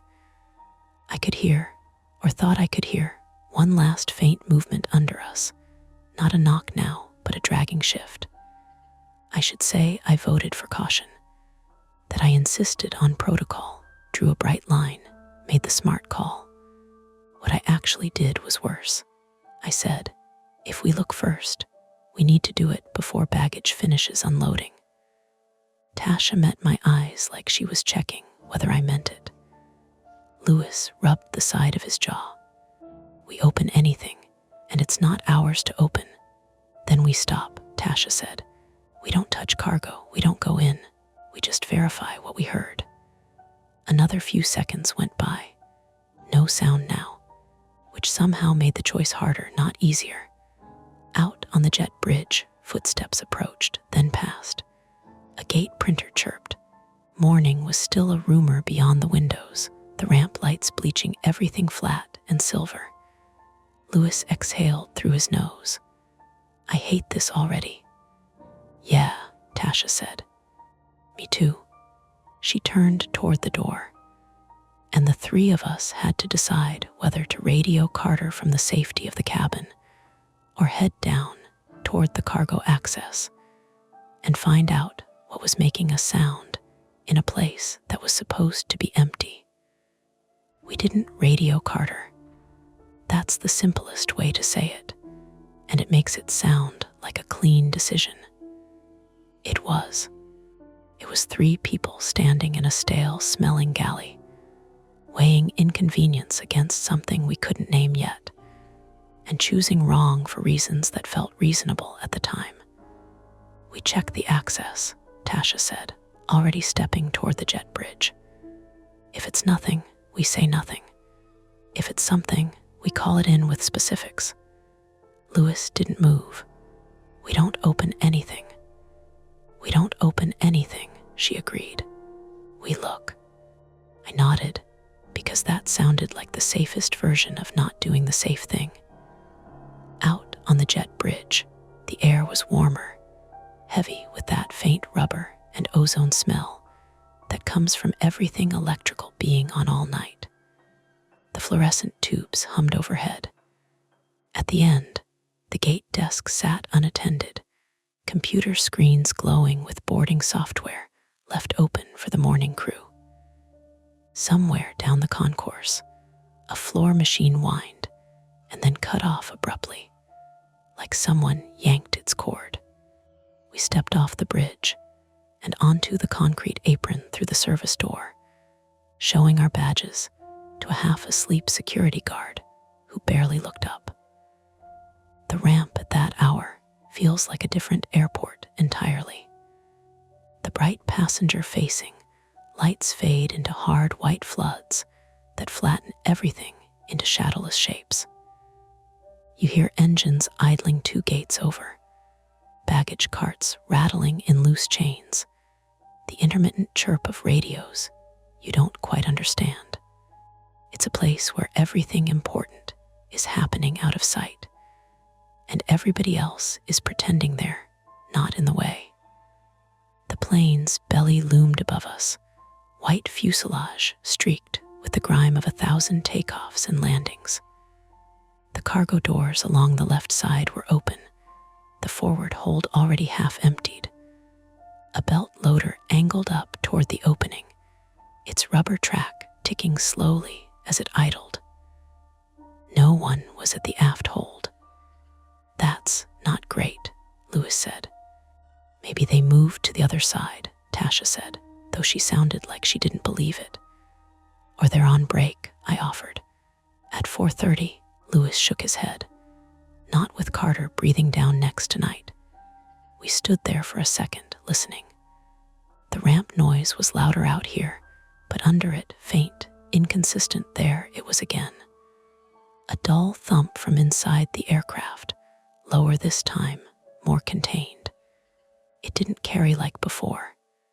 It felt muffled, contained behind something.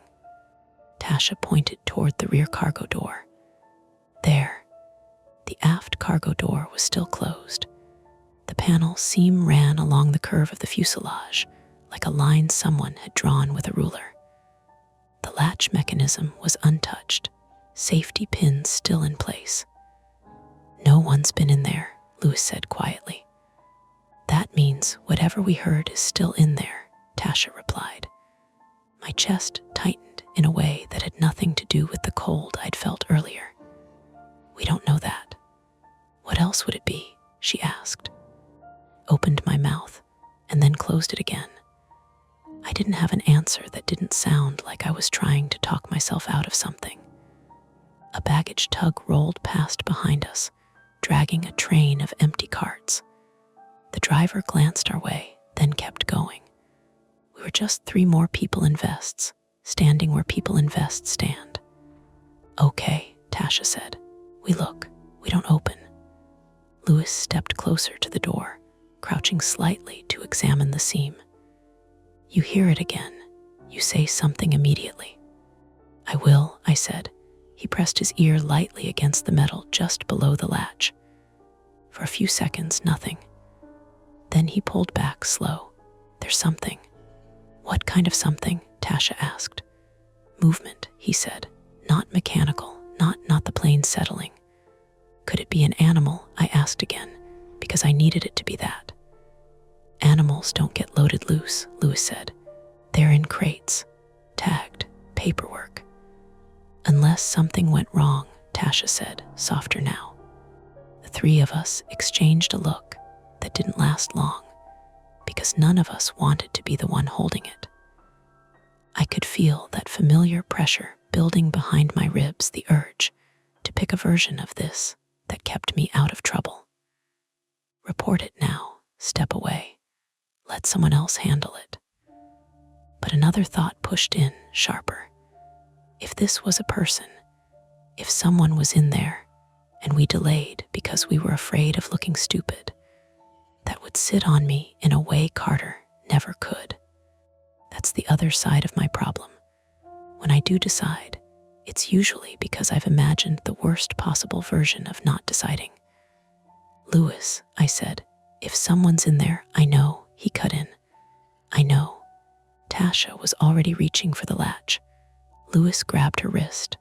"Not hard enough." "We said we don't open," he said. "We said we look," she shot back. "We looked, and now we call it in." "And wait how long?" she asked. 5 minutes, 10. While Carter decides whether we're overreacting. Lewis held her gaze. "That's not our call. It becomes our call if somebody dies in there, because we followed a chain of command that wasn't built for this," she said. And there was no humor in her voice now, no edge for show. Just anger, clean and direct. I stood between them, feeling like a hinge that could swing either way. Another Another sound came from inside the hold. Not a knock this time. A dragging scrape, followed by a short, sharp impact. Then something else, a faint, uneven rhythm that took me a second too long to recognize as breathing. Not mechanical, not patterned like the rest of the airport, breathing.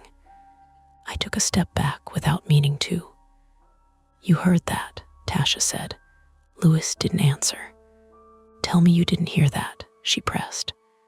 He closed his eyes for a second, then opened them again. "I heard something. That's a person," she said. "It could be air moving through a damaged duct," he said, and it sounded like he was arguing with himself more than with her. "Air doesn't stutter," she said. "Another breath, or something like it. Fainter now, but there." I felt my hands start to shake just slightly. I curled them into fists and pressed them against my thighs, hoping neither of them noticed. "Okay," I said, because somebody had to say something. "Okay, we open, we look, and we don't go in. We don't touch anything. We just confirm." Louis stared at me. "You understand, if this goes sideways, it's on us." "I know," I said. That wasn't entirely true. I understood it in theory. In practice, I was already imagining Carter's face, the report, the questions, the way my own words would sound when I tried to explain why I hadn't just used the radio clipped to my chest. Tasha pulled her wrist free gently. "Then we do it right," she said. "Quick, careful." Louis exhaled, long and slow, like he was letting something go he'd rather keep. "Fine," he said, "but we do not climb in. Not for any reason. We open, we look, we close, we call." "Agreed," I said. "Agreed," Tasha echoed. Louis reached for the latch. The mechanism was stiff, not from disuse, but from design. Cargo doors aren't meant to be opened casually. There's a sequence. Safety pin out. Handle rotate. Pressure equalization check. Even on the ground, you respect the system because it was built around the assumption that people who didn't know what they were doing might try anyway. Louis moved carefully, hands sure despite the tension in his shoulders. The safety pin came free with a small metallic click. He rotated the handle, slow, listening for anything that sounded wrong. Inside, something shifted again. Closer now. I held my breath without realizing it. The latch disengaged with a dull thunk. "Ready?" Louis asked. No one answered. He pulled. The door opened a few inches, then caught on its own weight before he adjusted and let it swing up, the hydraulic assist taking over with a low, controlled hiss. Cold air spilled out. Real cold this time. Not a trick. Not a passing ribbon across the skin. It hit my face and hands and stayed there, carrying with it a smell that didn't belong to the usual catalog of cargo. No fuel, no rubber, no plastic wrap. It smelled metallic, damp, like a basement that hadn't been opened in a long time, mixed with something sharper underneath that made the back of my throat tight. The interior of the hold was dim, lit by a single overhead strip that flickered once before settling. Cargo containers lined the space, secured in place, their metal sides dull and scuffed. Nets held loose baggage in tight bundles, straps cinched hard. And between two of those containers, near the center of the hold, something moved. Not a shape I could define immediately. A shift. A human kind of shift, controlled and then abruptly still, like someone trying to decide whether to be seen. "Hey," Tasha said, her voice steady in a way I envied. "Hello, can you hear me?" No answer. Louis leaned forward slightly, but didn't cross the threshold. "We're airport staff," he said. "If someone's in there, you need to respond." For a second, nothing. Then a voice, low and rough, from inside the hold. "Close it." The words came out like they'd been dragged over something sharp. Not loud, not pleading, just immediate. "Close it," the voice said again, sharper this time. Tasha frowned. "We're not closing it," she said. "We need to see you." "Are you injured?" A shape shifted again, resolving just enough to be a person male, I thought, though it was hard to tell in the dim light. He was crouched low between the containers, one arm braced against the floor. "Don't call anyone," he said. Lewis and I exchanged a look. That wasn't how this was supposed to go. "If you're hurt, we need to get you help," Lewis said carefully. "I said don't call anyone," the man snapped, louder now, and I heard something in his voice that had nothing to do with pain. Urgency, yes, but also something harder, controlled. My stomach dropped. Tasha took a half step back, just enough to change her angle. "How did you get in there?" she asked. Silence. "Are you a ramp worker?" she pressed. Another shift. I caught a glimpse of his hand in the flickering light. It was bare, knuckles scraped. Something dark along the side that might have been grease, or might have been something else. "Close the door," he said again, quieter now. "Please." Lewis's jaw tightened. "We're calling this in," he said. "No," the man said, and this time there was no mistaking it. Not a request, a warning. Behind us, an engine somewhere on the ramp spooled up the sound building, swallowing smaller noises. I felt that cold again, deeper this time, not just on my skin, but in my chest, settling in around the realization that whatever this was, it wasn't a simple mistake. It wasn't a dog in a crate or a piece of luggage shifting loose. It was a person who didn't want to be found. Tasha reached slowly for her radio. "Carter," she said under her breath, thumb hovering over the transmit button. The man moved, not toward us, way deeper into the hold, disappearing behind the containers with a speed that didn't match how unsteady he'd sounded seconds before. "Hey," Lewis called. No response. Just that uneven breathing again, now muffled by metal and cargo. Tasha pressed the button, and at that exact moment, a baggage cart slammed into the side of the belt loader behind us, with a crack that made all three of us flinch. Her thumb slipped. The radio squawked useless static. By the time she got it steady again and looked back up, the space between the containers was empty. Gone. Lewis swore under his breath. He moved. "Where?" I asked, already knowing there were too many answers. The hold stretched back farther than it looked from the door, shadows pooling between containers, straps, and nets, creating blind corners. "He can't just disappear," Tasha said. But he had. And now we had an open cargo hold, an unknown person hiding somewhere inside it, and a radio call that hadn't gone through. Lewis looked at the dark interior, then back at us. "We close it and call," he said, but there was hesitation there now, the first crack in his certainty. Tasha shook her head. "If we close it, we lose him. And if we don't," Lewis said, "we're standing here with a stowaway who just told us not to call anyone." I could feel my pulse in my throat. My radio crackled suddenly, loud enough to make me jump. "Mercer," Carter's voice came through, sharp and immediate. "Status on 728.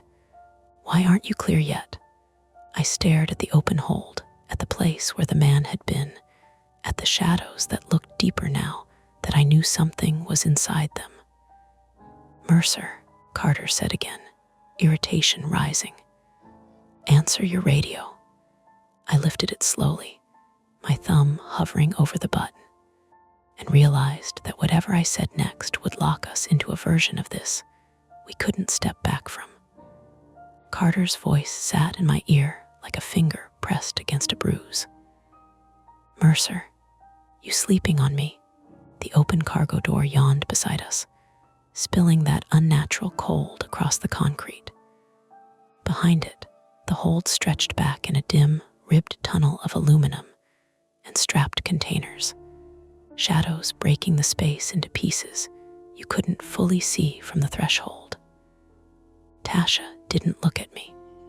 "Answer him," she said under her breath. I brought the radio up, thumb hovering for a fraction too long.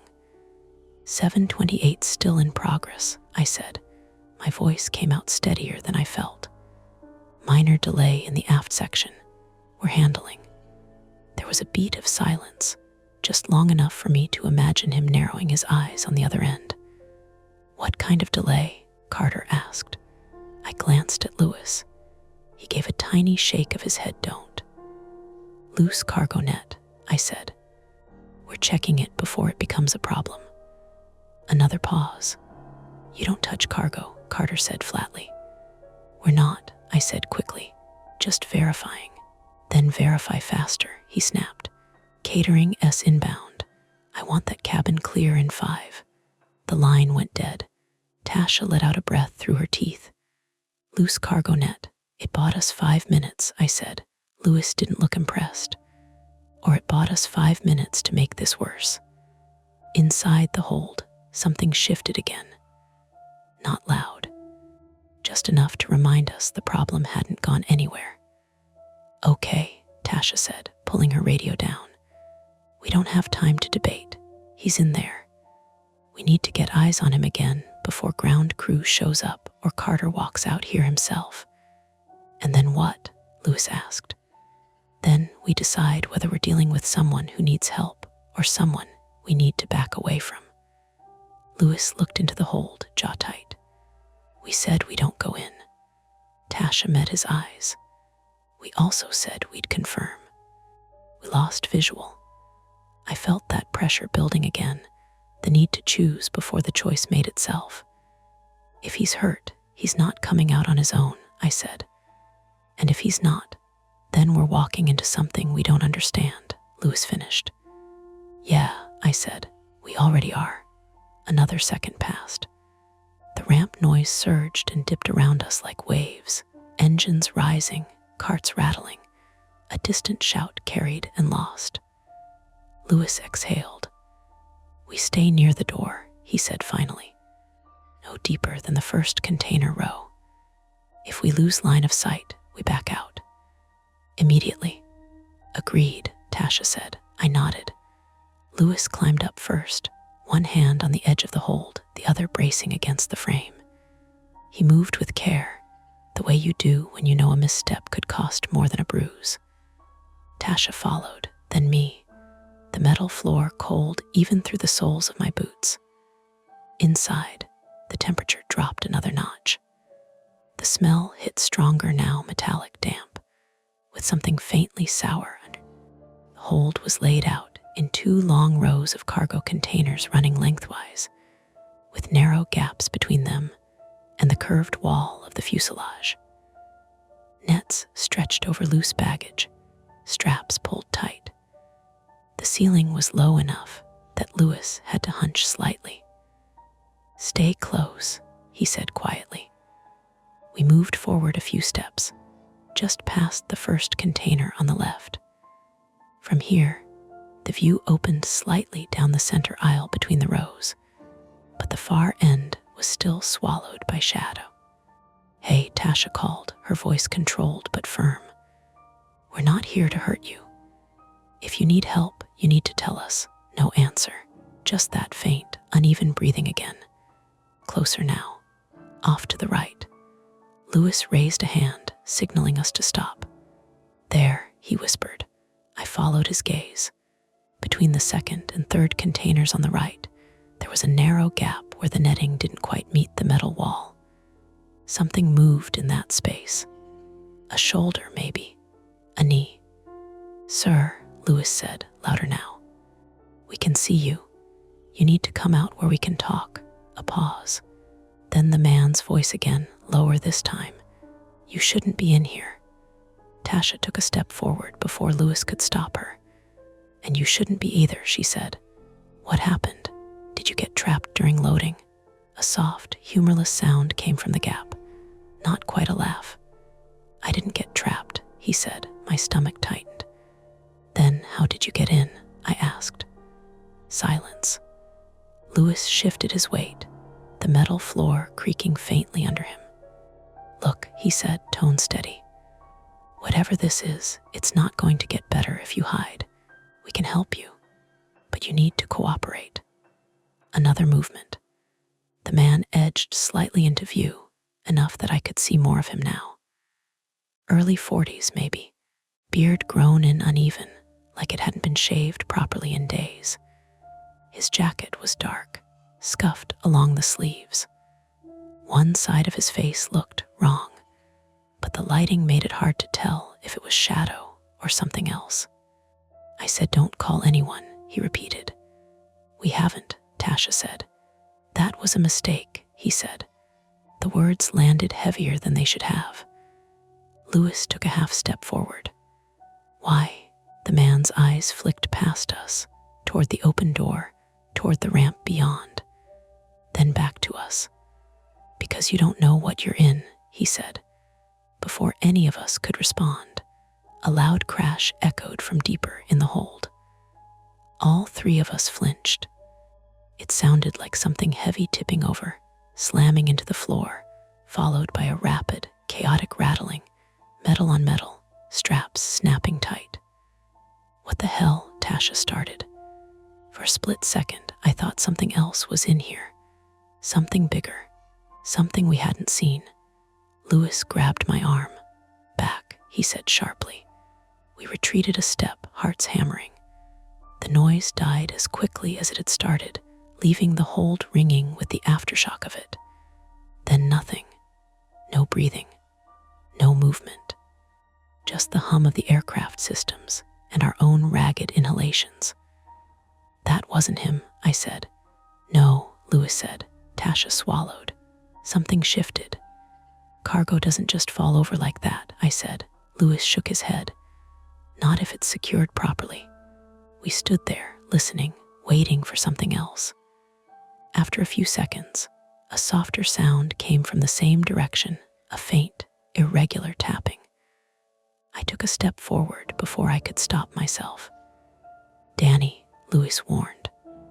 But I was already moving, drawn by the need to make sense of it. I rounded the edge of the container on the right, peering into the space where the noise had come from, and saw a hard shell suitcase wedged at an angle against the netting, one corner pressed into the metal floor. It rocked slightly, tapping against the surface with each tiny shift. Tap, tap. The net above it had loosened just enough that the bag had slipped, but not fallen completely free. It was still caught, suspended at an awkward angle. I let out a breath I hadn't realized I was holding. It's a bag, I said. It slipped. Louis came up behind me, eyes scanning the straps. Net's loose here, he said. That's on the loaders. Tasha stepped closer, peering at the setup. So the crash was this dropping and hitting the side before it caught, I said. For a moment, relief flooded through me, sharp and almost embarrassing. The kind that makes you laugh if you let it. Okay, Tasha said, rubbing her forehead. Okay, that's. A hand shot out from the gap between the containers and grabbed her wrist. She yelped, jerking back. Don't, the man started, his voice urgent now, but Louis was already moving. He lunged forward, shoving Tasha back behind him and driving his shoulder into the space between the containers. Let go, he barked. The man released her instantly, retreating deeper into the gap. Tasha stumbled, catching herself against the container wall. Jesus, you okay? I asked. She nodded, breathing fast.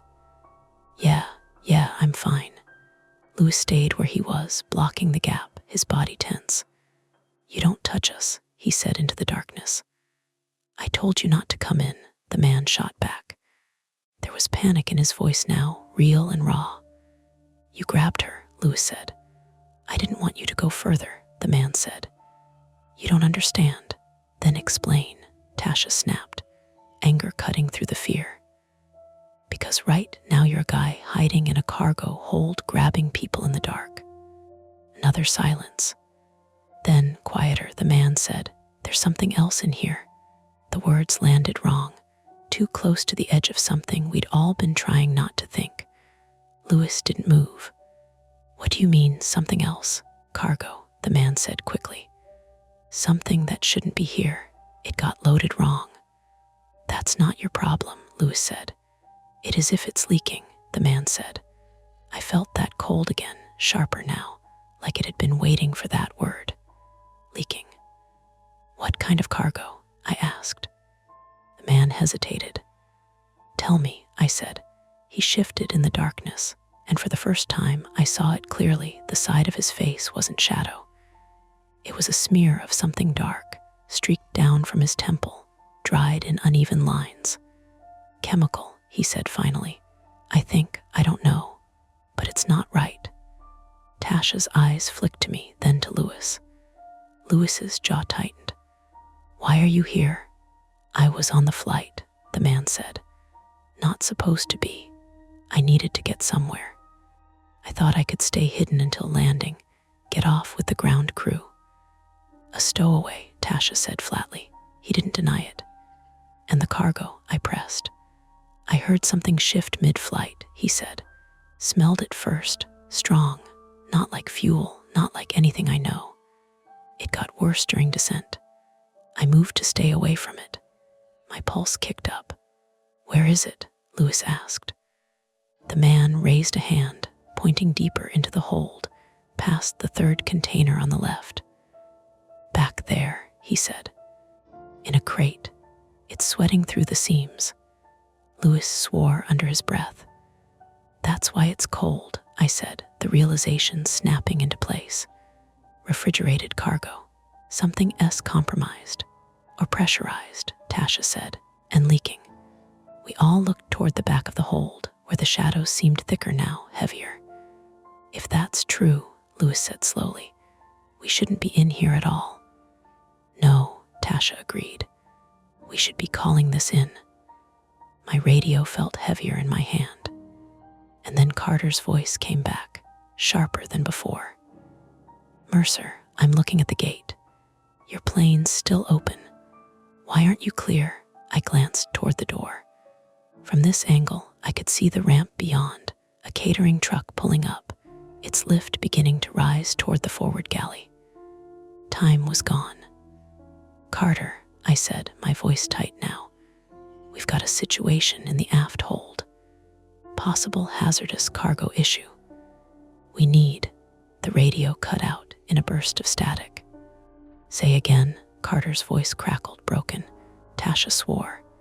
Signal's garbage in here. Lewis made a decision then. I saw it happen in his face. We're not waiting, he said. If that crate's leaking, we need to know what we're dealing with before someone opens the wrong thing. That's not our job, I said, even as I knew he was right. It becomes our job if we're already inside it, he shot back. The man in the shadows shook his head. Don't go back there, he said. I stayed away for a reason. Lewis looked at him. Then you stay here, he said, and don't touch anything. Tasha glanced at me. Danny, this was it, the line. If we backed out now, we might still contain this to a report and a reprimand. If we went deeper, we were crossing into something that could get us hurt, or worse. And I thought about the dog crate story, about the way people assumed someone else had handled it. I'm coming, I said. Lewis nodded once. We moved past the third container, deeper into the hold, the air growing colder with each step. Behind us, the open door framed a slice of bright ramp light that felt farther away than it should have. And as we rounded the next row, the smell intensified, sharp now, biting, making my eyes water. Lewis, Tasha started. He held up a hand. Too late, he said quietly. because ahead of us, wedged between two containers, was a metal crate with a dark seam running along one edge and something wet, slowly pooling beneath it. Behind us, the catering truck's lift thumped into place against the fuselage. Voices carried in from outside. People were about to come on board, and we were too deep inside the hold to get out without passing right by whatever was leaking. Lewis was right. Too late. The crate sat jammed against the left side curve of the fuselage, just beyond the fourth container. A dull silver box the size of a washing machine, strapped to the floor with webbing that looked newer than the rest of the hold. One corner of the lid sat crooked by less than an inch, but that was enough. A dark, glossy line had formed along the seam and run down the side, gathering underneath into a shallow pool that reflected the overhead strip light in a broken way. Not black, not oil. The liquid was clear, almost colorless, but thicker than water. It moved slowly. The smell was worse here. It came in hard through the nose and settled at the back of the throat with a bitter metallic sting that reminded me of batteries and burnt coins. My eyes started watering almost immediately. Tasha pulled the neck of her shirt up over her mouth. "Back out," she said, voice muffled. "Now." Lewis didn't argue. He was already turning, one arm out to keep balance against the container wall. Behind us, from the open cargo door, came voices. Normal voices. Ramp voices. A man calling for the catering truck to hold position. Another asking if the forward galley was clear. The sound of the belt loader track ticking louder as someone adjusted it. The door might as well have been a mile away. "Move," Lewis said. We started back the way we'd come, hunched under the low ceiling, boots slipping slightly on the ridged metal floor. The cold felt different now that we knew there was a reason for it. Not eerie, mechanical, dangerous. I got 3 steps before I heard the stowaway shout from behind us. "Wait," Lewis snapped around. "What?" The man had come out of the gap between the containers, more visible now in the wash of the overhead light. He was maybe early 40s after all, lean under the jacket, face gray with exhaustion. The smear on his temple was dried blood. His right hand pressed hard against his ribs, like he'd been doing it so long he didn't know he was doing it anymore. He pointed past us. "Your boot." I looked down. The toe of my right boot had clipped the edge of the pooling liquid when I pivoted. Not much. A smear no wider than 2 fingers. But it was there, glossy under the light. A weird, stupid thought flashed through me first. Carter's going to ask why I tracked something through the hold. Then the burn started. Not on my skin. Through the soul. A heat blooming upward, chemical and sharp. Jesus, I jerked my foot back and nearly lost balance. "Don't rub it around," the stowaway said. Tasha grabbed my arm to steady me. "Danny, it's eating through," I said. My voice sounded too high. Not fast, but Lewis crouched, then stopped himself before getting too close. "Keep weight off it," he said. "Can you step?" I tried. Pain shot up through the ball of my foot, not unbearable, but wrong enough that I hissed through my teeth. "Yeah," I said, "for now. Then move." We pushed toward the door again, slower this time, because now every step mattered, and the hold suddenly felt narrower, meaner. My breath had gone shallow. Each inhale carried more of that metallic sting. From the ramp, Carter's voice cut through everything. Mercer, he was outside, close. Of course he was. "Out here now," Tasha muttered, "perfect." Lewis ignored the shouting. "Radio him," he said. "Tell him nobody comes in." I fumbled my radio up, thumb slick in my glove. "Carter, don't let anyone board. We've got a leak in the aft hold." Possible hazmat. Keep people back. Static. Then, faintly, what leak? Keep them back, I shouted, louder than I meant to. My own voice bounced off the metal walls. And that did it. Somewhere behind us, deeper in the hold, a latch snapped.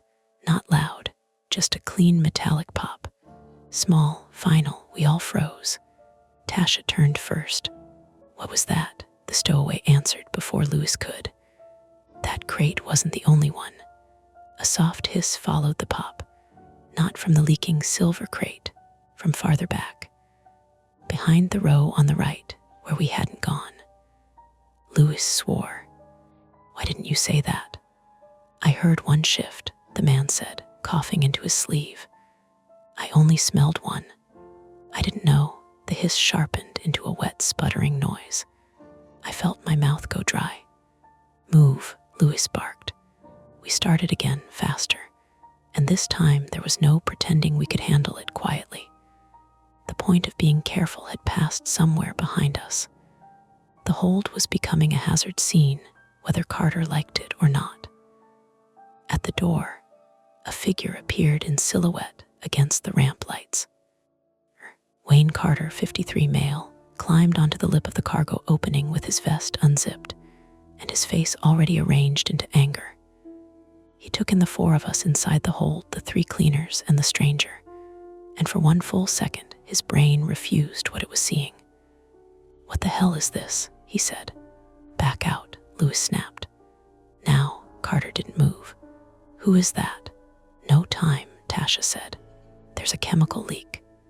Carter's expression changed, but not enough. Not fast enough. From what? Unknown cargo, I said. More than one container, maybe. We need airport fire operations, everybody. Nobody comes near this plane.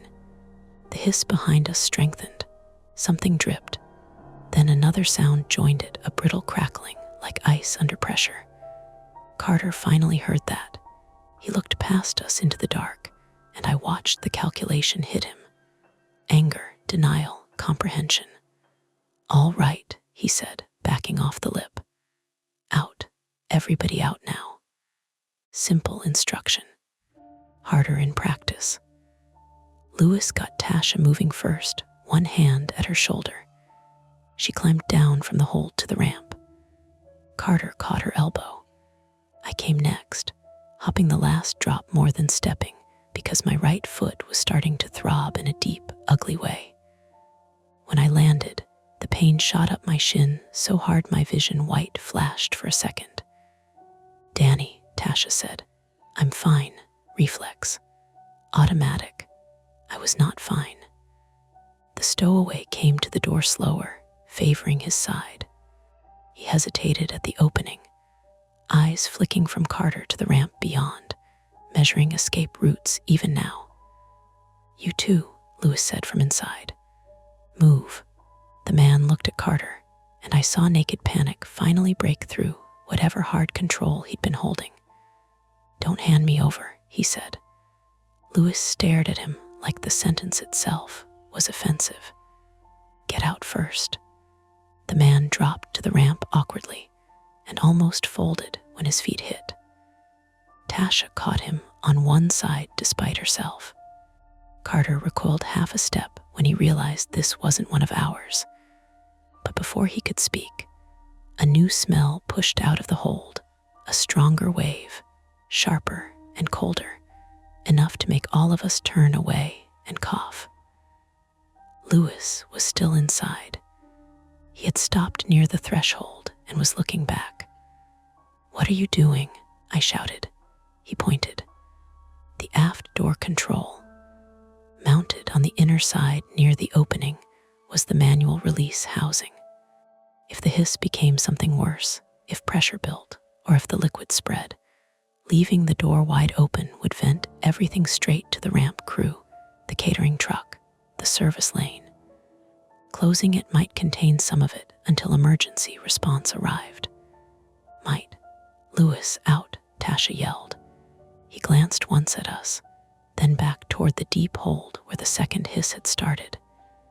If that sprays, everybody out here gets it. "I'll clear the area," Carter said. "Not fast enough." Then Lewis turned and grabbed the inner handle. It should have been a simple motion. Pull, guide, let the hydraulics take weight. But the moment he shifted his footing, he stepped into the thin trail that had snaked farther from the silver crate than we'd realized. His left boot slid. He went down hard on one knee and one hand. The scream he made was short and involuntary, like the sound had been punched out of him. "Lewis," Tasha tried to climb back up, but Carter caught her high on the arm. "No, let me go." Inside the hold, Lewis was already trying to rise, dragging his hand back from the floor. The glove on it looked wrong. The palm had gone glossy and was beginning to wrinkle. He stared at it once, just once, and then set his jaw so hard I could see it from the ramp. "Door," he said through his teeth. I don't remember deciding to move. 1 second, I was on the concrete, every sensible instinct screaming that the hold was no longer survivable. Next, I was hauling myself back up by the door frame on one good leg while Carter shouted my name. Daniel Mercer, 32, male, cowered in all the familiar ways, except sometimes, at the wrong moment, when I can't stand the thought of leaving something half done. I got inside, the smell slamming into me even harder. My eyes watered so badly the light fractured. Lewis shoved at the inner handle with his uninjured arm. "Take it," he grunted. Together we pulled. The door came down a foot, then jammed because the belt loader was still aligned badly beneath it.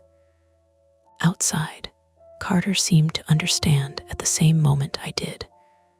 "Move the loader," he shouted to somebody on the ramp. A baggage handler I hadn't even registered before ran for the controls. The belt track jerked backward with a squeal of rubber. The door dropped another foot. Behind us, in the back of the hold, something let go with a violent metallic bang. Cold vapor rolled forward at floor level, white and low, not smoke exactly, but a dense fog that hugged the metal and poured around the bases of the containers. "Now," Lewis yelled. We hauled the door the rest of the way until the hydraulics caught and sealed it with a heavy, final clunk. For half a second, everything stopped. Then I was outside again, falling more than climbing, and Carter and Tasha were dragging us clear, while people on the ramp started shouting all at once. "Back. Back away from the aircraft. Kill the truck. Get ops." I hit the concrete on my side. Pain went through my foot like a live wire. Lewis landed harder, rolling onto his back with his left hand cradled against his chest. The glove had partly fused to his palm. Where the chemical had hit his knee, the fabric of his work pants was darkening and splitting. Tasha knelt beside him. "Lewis, look at me." "I'm looking," he said, but his face had gone a bad shade, sweat beading along his forehead despite the cold. Carter was on his radio now, no hesitation left in him. "Possible hazardous material release, Terminal C ramp, aircraft at Gate C14, aft cargo hold. Seal the area now. Medical response needed. Repeat, hazardous material release." The stowaway had staggered several yards away and bent double, coughing. Ramp workers started toward him, then stopped when Carter yelled for everyone to maintain distance. For a few moments, the whole ramp became pure motion. Vehicles cutting engines, workers backing off, someone from catering lowering the lift from the forward galley so fast it bounced at the bottom. A perimeter forming not from heroism, but from people finally understanding that the thing they'd been told was a delay, was something else. I lay there breathing through my sleeve, staring up at the belly of the plane. The The metal above us looked exactly as it had 20 minutes earlier. White, grimed, ordinary. That was the sick part. Disaster had been tucked inside the same skin we worked under every night. Tasha leaned over me. "Your boot." I lifted my foot enough to see. The sole near the toe had softened and peeled back in one section. My sock underneath was wet. She touched my shin lightly. "Can you feel your toes?" "Yeah." "Good. Don't move." Lewis made a rough sound that might have been a laugh. He hears "don't move" even less than I do. Tasha looked at him, and the fear she'd been holding down showed cleanly for the first time. "Save your energy." He nodded once, then shut his eyes for a second too long. "Hey," she said sharply. "I'm here," he muttered. Sirens started far off, then closer, not dramatic at first, because airports are big and sound gets lost in them. Then the first operations truck came fast around the service road, amber lights spinning. Behind it, airport fire. No sudden saviors. No miracle timing. Just the people who are supposed to come when systems finally admit they need them. The next 10 minutes blurred into instructions. Stay down. Don't remove contaminated clothing yet. Who entered the hold? What did you touch? Where exactly was the leaking cargo? Did anyone inhale vapor? Did anyone have skin exposure? They separated us enough to ask clear questions, but not so far I couldn't see Lewis. Medics cut away his glove. Even from where I was, I heard him suck in breath through his teeth when air hit the burn. They irrigated his hand and knee with what seemed like endless saline while he stared fixedly at nothing. They peeled my boot off after flushing it first. The sole of my right foot was red and blistering along the ball, not catastrophic, but ugly enough to make the medic tell me twice not to look if I was squeamish. I looked anyway. I wanted the reality of it. I'd earned that much.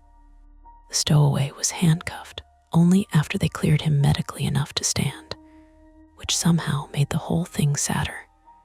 He didn't fight. He just kept asking one question in a cracked voice. Did it get out? Nobody answered him directly. Carter did, eventually, come over. By then, dawn had started smearing the sky behind the terminals with a gray that looked dirty rather than hopeful. He crouched beside me stiffly, as if kneeling in front of employees caused him physical discomfort. "You should have called it the second you knew," he said. There it was. Of course. I laughed once, a dry, stupid sound. "Yeah." He opened his mouth, then closed it again. Maybe he'd been ready to keep going. Maybe he saw Lewis on the stretcher getting his burned hand wrapped, or Tasha sitting on an equipment case, with both hands shaking now that no one needed her steady anymore. Or maybe he'd finally done the math on how close we'd all come to venting that holds straight into an active service lane. "You still should have called," he said, but there was less iron in it. I know. And I did know. That was the worst part. We had solved it, if that was the word. The hold was sealed. The area was isolated. No one outside our little circle had gotten hurt. But the path there had been built out of hesitation, ego, fear of blame, and luck that ran thinner each minute. The conflict was over by sunrise in the technical sense. Cargo was identified later as improperly declared laboratory transport material, packed with a failing refrigeration unit and compromised inner vessel. Dangerous, but not cinematic. No bomb, no monster, no mystery that made the news in dramatic language. Just a chain of human failures stacked neatly inside a metal box until somebody at the bottom of the chain stepped too close. When they loaded Lewis into the ambulance, he caught my eye. "You better not tell people I screamed," he said. You absolutely screamed, I told him. He managed half a smile, then lost it when the medic adjusted his arm. Tasha came to stand near my gurney after they'd finished wrapping my foot. There was a red mark around her wrist where the stowaway had grabbed her. It looked small. It would not stay small in her head. You lied to Carter, she said. Yeah, you were terrible at it. I know. A pause. Ramp traffic was still rerouted around our gate. The plane sat alone now, ringed by cones and flashing lights, ugly in the growing morning. Then she said, quieter, if we'd backed out when we first opened the door. I looked at her. She didn't finish. She didn't need to. If we'd backed out, maybe Lewis wouldn't have burns up his hand and knee. Maybe my foot would be intact. Maybe operations would have contained it cleanly. Or maybe catering would have rolled right up while some supervisor argued about paperwork. And the vapor would have spread farther before anyone used the word hazmat out loud. You can go insane living in those maybes. We didn't, I said. She nodded once. And that was all there was to say, while the sky lightened, and the plane that had been an ordinary job at 4 a.m. turned into a shape I knew I would never be able to walk past again without smelling burnt coins in the back of my throat. By the time the sun cleared the low terminal roofs, the plane looked like it belonged to someone else. They'd ringed it with cones and temporary barriers, the kind you can step over if you're careless, the kind people respect anyway because of the uniforms standing behind them. Airport fire had a truck angled just off the left wing, hoses coiled but ready. A white operations van idled with its rear doors open, plastic bins and sealed bags laid out in a neat, clinical line. The aft cargo door was still shut, a clean seam again, like nothing inside it had ever tried to get out.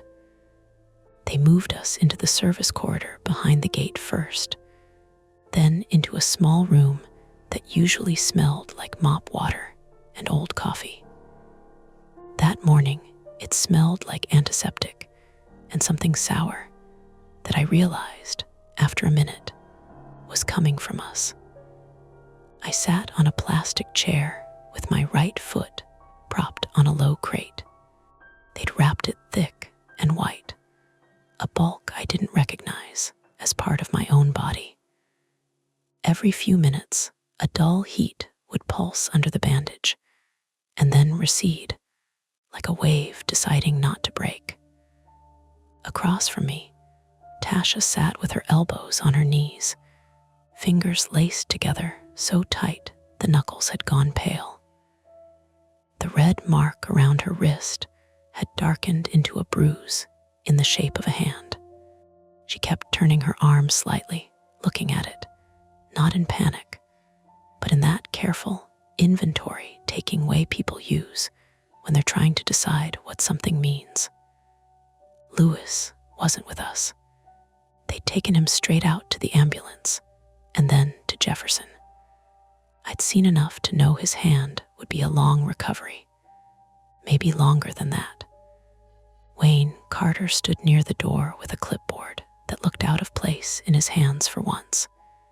He kept flipping it open and closed without writing anything.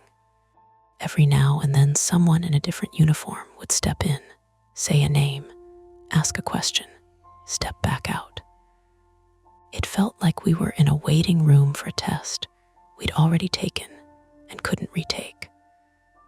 A woman from airport operations came in after a while and introduced herself like we were meeting at a conference. Emily Grant, 38, female, she said, tapping her badge lightly as if to confirm it. Operations safety. She spoke calmly, eyes moving from one of us to the next, taking in the bandage on my foot, the bruise on Tasha's wrist, the empty space where Lewis should have been. I'm going to ask you to walk me through what happened. she said. In order, take your time. We did, or tried to.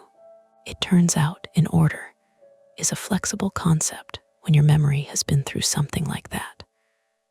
I started with the cold in the galley and felt stupid as soon as I said it out loud. Tasha picked up with the knocking.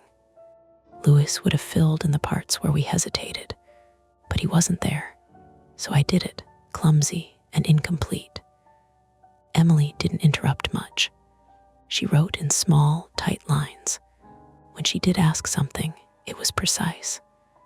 Why did you decide not to notify your supervisor immediately when you first heard the noise? There it was. I felt Carter shift beside the door. Because we weren't sure what it was, I said. That's not what I asked, she said, still calm. I swallowed.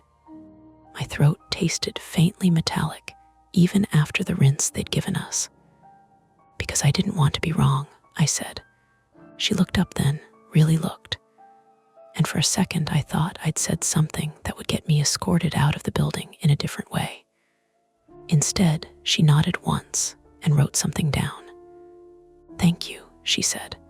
We told her about opening the hold, about the man, about the smell, about the second hiss and the crate we hadn't seen, about Louis closing the door. When we got to that part, Tasha's voice went thin, not shaky, just narrow, like she was speaking through a gap she'd forced open. He shouldn't have gone back in, she said. He made a decision, Emily replied, not correcting, not agreeing, just placing the fact on the table. Tasha nodded once. Carter cleared his throat. They should have called it sooner. Emily glanced at him, then back to us. We'll address procedural adherence separately, she said. Right now, I need the sequence. Carter's mouth tightened, but he didn't push it. We finished the story in pieces. The belt loader, the door, the vapor, the burns. When there was nothing left to say, the room felt smaller. Okay, Emily said, capping her pen. Here S, what happens next? She explained it like a checklist. Medical follow-ups, statements for TSA and airport police, a formal incident report, possible interviews with the airline's cargo division. Didn't say investigation in a way that sounded like an accusation, but the word hung there anyway, unspoken and understood. What about him? Tasha asked. The individual found in the cargo hold, Emily said. Tasha nodded. He's in custody, Emily said. He's been medically evaluated. He'll be interviewed once cleared. At this point, we're treating him as a stowaway. Whether additional charges apply will depend on what else we learn. What about what he said? I asked. About the cargo. She said, yeah. Emily held my gaze for a moment. The material has been identified as improperly declared laboratory transport. The refrigeration unit appears to have failed. The inner containment vessel was compromised. We're still determining the exact cause. Was he telling the truth? Tasha asked. Emily's expression didn't change. He was partially accurate. That was as far as she went. After she left, the room settled into that strange quiet again. The kind that comes after someone with authority has explained what your life looks like for the next few weeks. Carter finally moved away from the door. You're both off the schedule until further notice, he said. Workers, comp will handle the medical. HR will reach out. He looked at me, then at Tasha. You should have called it in, he said again, softer this time. I know, I said. He nodded, as if that closed something for him, then left. Tasha leaned back in her chair and stared at the ceiling. The fluorescent light above her flickered once, then steadied. You ever think about how much of this place runs on people pretending things are normal until they absolutely can't, she said. Every night, I said. She let out a breath that might have been a laugh if it had any humor in it. "They're going to ask me why I went in," she said. "They're going to ask all of us," I said. "You going to say?" I thought about it. About the cold in the galley, the knocking, the way I'd felt Carter's voice in my ear before I felt the danger under my feet. "The truth," I said finally, "or something close enough that I can live with it." She turned her head to look at me. "That's a very you answer." "Yeah," I said, "I know." They kept us there another hour, then moved us out through a side corridor so we didn't have to walk past the gate. Even so, I caught a glimpse of the plane through a glass panel. It didn't look different. That's the thing. It never does. The machines don't carry the memory the way people do. They get cleaned, cleared, returned to service. Someone else boards. Someone else complains about the seat pitch. Someone else falls asleep with their mouth open over the Atlantic or the Midwest or wherever they're going.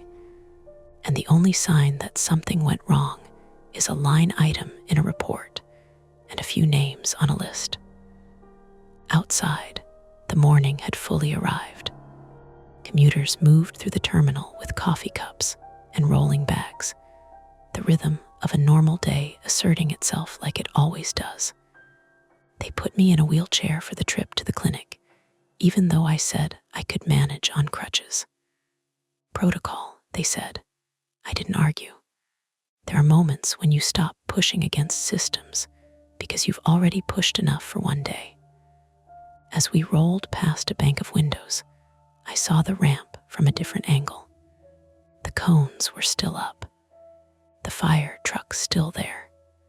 A small group of people in protective gear moved around the aft of the plane, methodical, contained.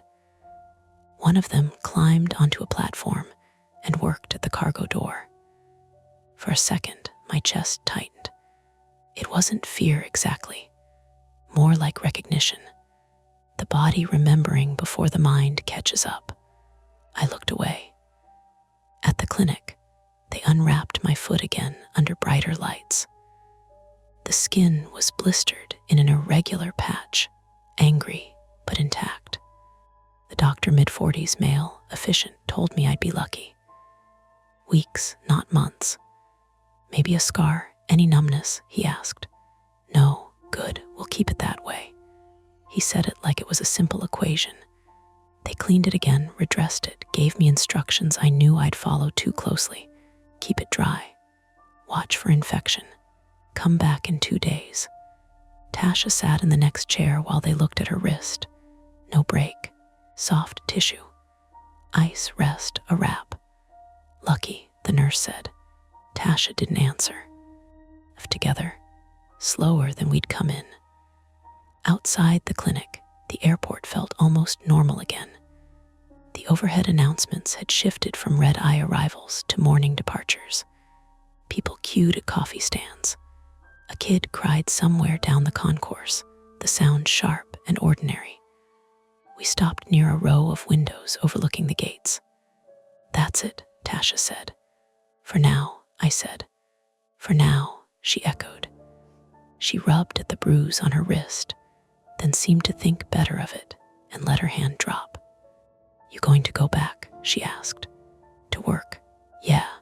I watched a plane taxi past, its nose turning slowly as it lined up with the runway. I don't know, I said. That wasn't entirely true. I knew I would, not right away, not next week, but eventually. Jobs like ours don't come with clean exits. You step away, you heal. You tell yourself you've learned something, and then you step back because rent doesn't care about your personal growth. She nodded like she understood that without me saying it. My mom's going to tell me to quit, she said.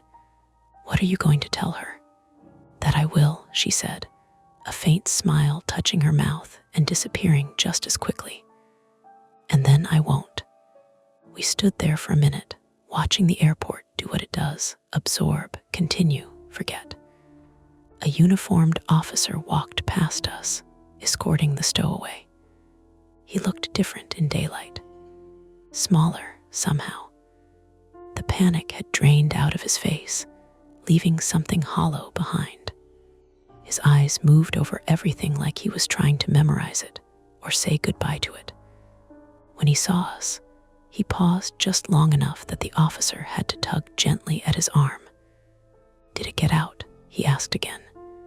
The same question. Tasha looked at me. I shook my head, not because I knew the answer, but because I understood the need for one.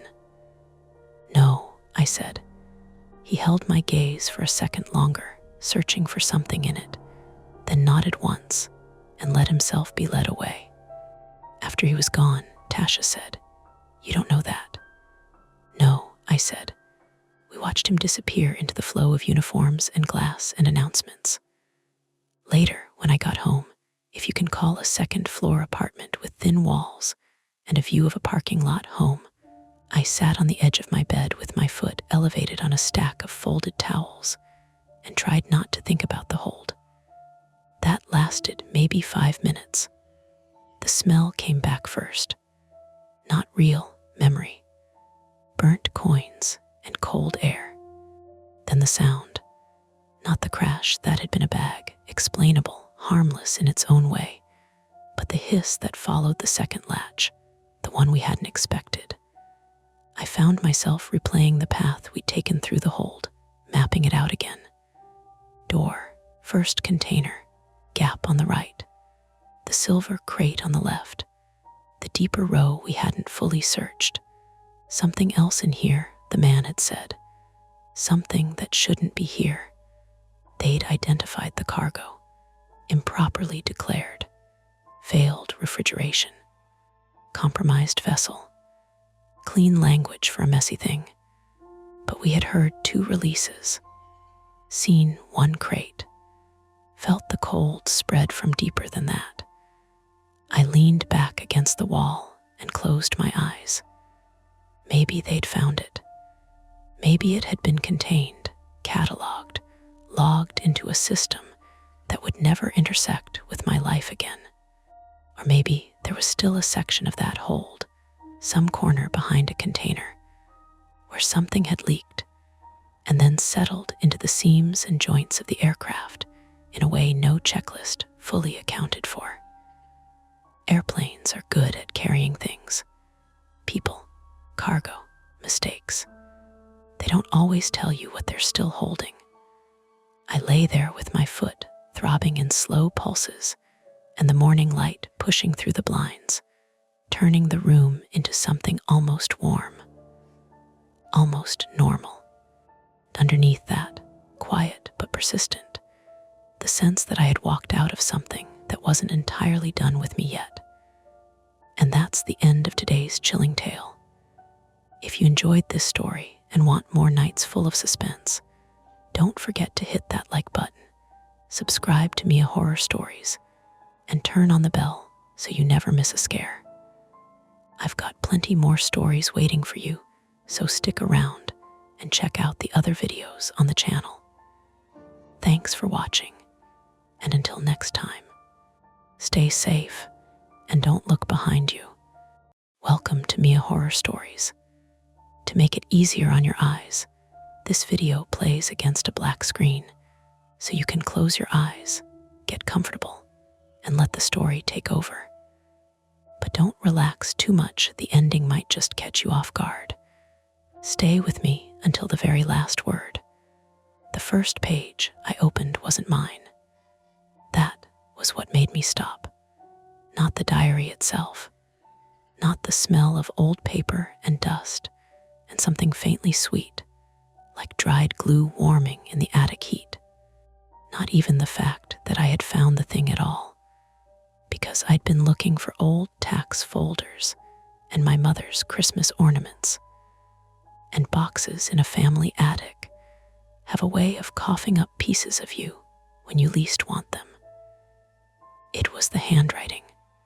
I was sitting cross-legged on the plywood floor under the sloped roof of my mother's house in Weymouth, Massachusetts, sweat damp under my t-shirt, with a flashlight wedged between a stack of National Geographics and a carton labeled Kitchen Fragile in my mother's neat block capitals. Rain tapped softly across the roof shingles. Somewhere below me, the dishwasher hummed and clicked through a cycle. The whole house had that end of summer feeling of closed windows and trapped heat and old fabric. I wiped my thumb over the cover, a cheap little book with blue cardboard boards and a tiny brass lock broken long ago, and opened to the middle. The sentence at the top of the page read, "Mara keeps pretending she doesn't hear him at night." I stared at it for a little too long before I even understood why it felt wrong. Then I turned back a few pages, then forward again. The loops were sharper than mine, narrower, more disciplined. My childhood handwriting had been big and sloppy and leaning hard to the right, like even then I was in a hurry to get out of myself.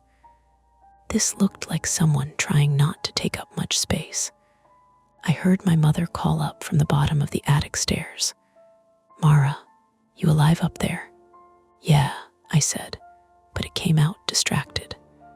A soft laugh floated up. "You sound thrilled." I kept looking at the page. I was 32 years old enough to know that memory is a bad witness, and old paper makes everything feel more dramatic than it is. I told myself the obvious things first. Maybe I had gone through a phase. Maybe I had copied something from a book. Maybe a friend had written in it at a sleepover, and I was having one of those stupid, full-body moments where the past appears in front of you and you resent it for being unfamiliar. Still, I turned another page carefully, as if the paper might answer me if I was polite. There was my handwriting for 3 entries. A lot of complaints about my brother taking my CDs. A long paragraph about a girl in 8th grade named Tessa who had told everyone I stuffed my bra, which I absolutely had not. Then, without warning, the script changed again. He stands outside her room when the pipes start knocking. I closed the diary and sat very still. The rain thickened, moving from a tap to a steadier hiss. In the dim triangle of attic space, every box and dropped lampshade suddenly seemed to be listening with me. Not in some ridiculous haunted house way, just that ordinary, stale house way where your own breathing starts to sound intrusive. My name is Mara Donnelly. I grew up in this house with my mother and younger brother, and I had not been back in the attic since I was probably 17. I live in Providence now, in a second-floor apartment over a bakery that starts making sourdough at 4 in the morning. And I had only driven down because my mother was finally selling the place and had decided, with the abrupt practical cruelty of recently widowed women, that everything needed to be sorted immediately. "Take what's yours," she had said over the phone 3 days earlier. "I'm not dying under a mountain of your middle school ceramics." My father had been gone 8 months. Stroke. Sudden, ugly, administrative. Hospitals, forms, casseroles, silence. He had not been a cruel man. He had also not been an easy one. Both things can be true at the same time, and usually are. Since the funeral, my mother had gone brisk in a way that made me nervous, as if momentum was the only thing keeping her upright. I got to my feet and ducked under a beam, diary in hand, then walked to the attic stair opening. "Mom, did you ever read my journals when I was a kid?"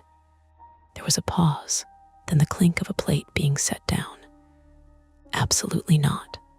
You didn't, write in them or anything." This time she laughed harder. "Why on earth would I do that?" I leaned one shoulder against the frame. "I don't know, to mess with me, please. I had a job and 2 children. I barely had time to think private thoughts, never mind forge yours." That sounded like her. Dry, a little offended, fundamentally sane. I looked down the stairs at her. Lane Donnelly, 62, standing in the hall below in paint-spattered capris, and an old Red Sox t-shirt, gray blonde hair caught back with a pencil. She had one hand on the banister and one hip angled toward the kitchen like she was only half willing to stop what she was doing. She peered up at me. "What did you find?" "My old diary." "Oh God," she winced. "Burn it. It has weird writing in it." "Your writing was weird." "No, I mean not mine." She squinted, then shrugged. "Maybe your cousin Liam got into it. He used to steal your markers and write on the dog. That was one time. Twice." She disappeared back toward the kitchen before I could say anything else. The dishwasher thudded. A cabinet door shut. Life, ordinary and loud and badly timed, kept moving. I went back to the floor and sat down again. For a minute, I just listened. Rain on the roof. The faint vibration of traffic from the main road half a mile away. The attic fan in the far vent no longer worked, but when the wind shifted, it made a loose plastic flap tick against metal. Tick, tick, tick. I opened the diary to the first page. The early entries were mine.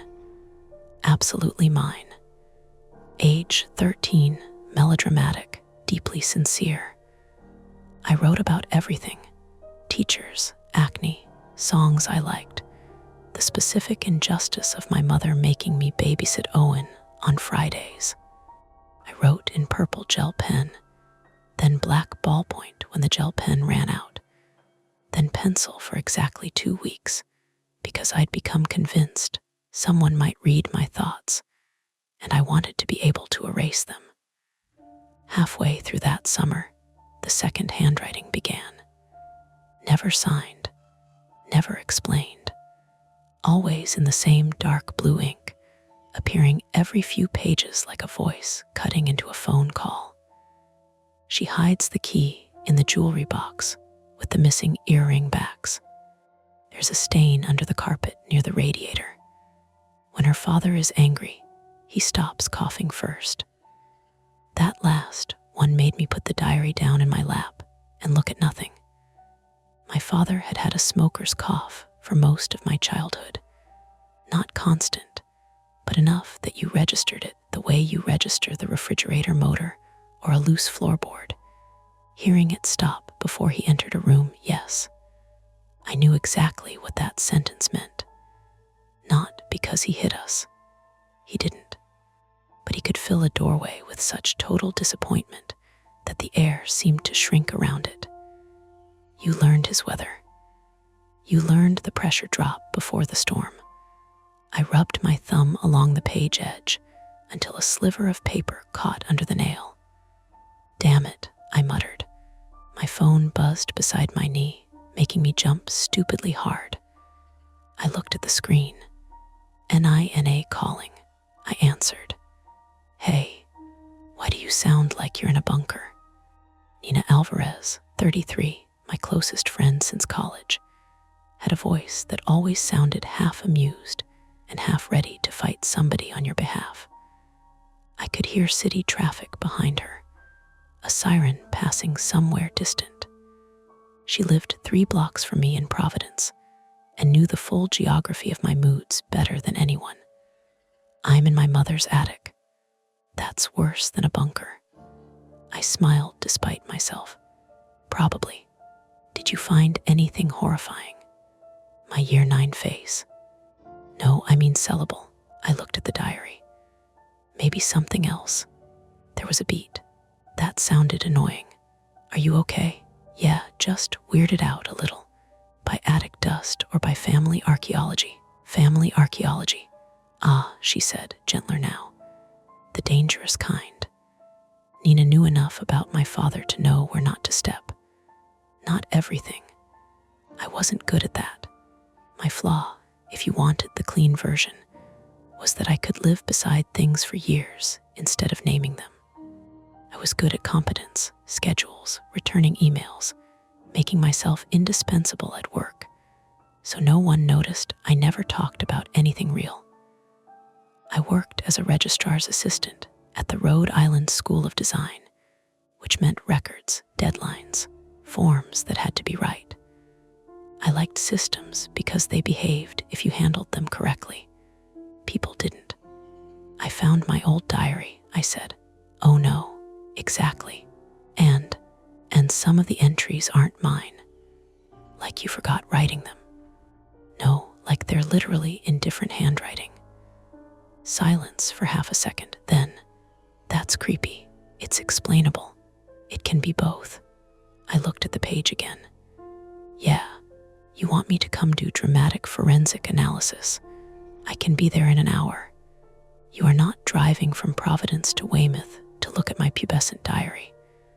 I would absolutely do that. I know. That got a laugh out of both of us, and the sound eased something in my chest. Below me, I heard the back door slam, then a man's voice call into the kitchen. Owen. He came up the attic stairs 10 minutes later, holding an iced coffee and smelling like rain and wet pavement. My brother was 29, taller than me, broader in the shoulders, with the same dark hair our father had, and a face that could look unserious, even when he was furious. He worked HVAC on the South Shore, which meant he was perpetually tired, perpetually sunburnt in summer, and somehow always carrying zip ties. He stopped 2 steps below the attic floor and looked at the mess around me. Jesus, you went full raccoon. I'm sorting. You're sitting in a heat box reading a diary. That is a form of sorting. He climbed up, handed me the coffee, and sat on an overturned storage bin. Mom said you found evidence she ruined your childhood. Mom says a lot of things. I took a drink. The coffee was watery and too sweet. Perfect. Did you ever write in my diary? He made a face. Why would I do that? Because you were a little menace. Yeah, but not a literary one. I held it out. He flipped through a few pages, grin fading. Huh, he said. See, that's definitely not your handwriting. Thank you. He looked again. Could be Dad's. I laughed once, too fast. Dad did not secretly write in his teenage daughter's diary. No, I know. He kept scanning. I just mean the way the letters tilt, kind of. I took the diary back from him more sharply than I intended. It's not Dad's. Owen watched me for a moment, then leaned his forearms on his knees. Okay, I hated that look. Not pity, exactly. Careful attention. The kind that makes you feel 12. I'm fine, I said. I didn't say anything. You did with your face. That seems like a you problem. I almost smiled. He was the only person who could get away with that. He reached for a box cutter on the floor and started absent-mindedly slicing old packing tape off a carton. Rain ticked at the roof. The attic smelled like damp wood now, a little mold waking up in the humidity. For a while, we worked in silence. I stacked books. He made crude decisions about what counted as trash. Downstairs, my mother moved through the house in clipped, purposeful bursts, and I could picture the set of her mouth as she wrapped dishes for donation. Then Owen said, without looking up, "You remember when Dad changed the lock on the basement door?" The box in my hands seemed to gain weight. "No, you do," I set it down. "Why are we talking about that?" He shrugged. "Because this thing has you in a weird mood." The attic fan flap clicked in the vent. Tick, tick. "I'm not in a weird mood," I said. He looked up finally. "Mara." There was no accusation in it, just that plain brother voice, older now than it used to be. I looked away first. The basement. I remembered the smell before I remembered the door. Concrete dust, detergent, the metallic odor of the oil tank. I remembered pipes knocking in winter when the heat came on. I remembered sitting on the stairs, once with my diary on my knees, because it was the only place in the house that felt far enough away from everyone else. Then nothing clean after that, just pieces. My mother called from downstairs that dinner was ready. Neither of us moved. Owen tapped the diary with 2 fingers. "You gonna show Mom?" I looked down at the blue cover, the broken clasp, the pages gone soft at the corners from my hands, and apparently someone else's. "I don't know," I said. He nodded like that was honest, at least. Later, after we ate chicken cutlets in the bright overlit kitchen, and my mother talked about realtor staging, and whether the old treadmill could be hauled away for scrap, I took the diary to the upstairs bedroom where I used to sleep. The room was mostly empty now. Mattress bare, posters gone, leaving pale rectangles on the wall. One lamp on the floor because the side table had already been moved. Outside the window, rainwater slid down the glass in wavering threads, distorting the street lamp into a yellow smear. I sat with the diary open and read every altered entry in a row. There weren't that many, maybe 16 in total, enough to ruin coincidence. Some were only observations. She moved the chair in front of the door again. He checked the answering machine before she got home from school. The dog scratches at the basement side, not the kitchen side. Some felt like instructions. Don't leave it under the mattress. He looks there first. If she tells her mother will ask the wrong question. And one near the end, written across 2 pages in that tight, controlled hand. She thinks writing it down will make it stay true. It won't.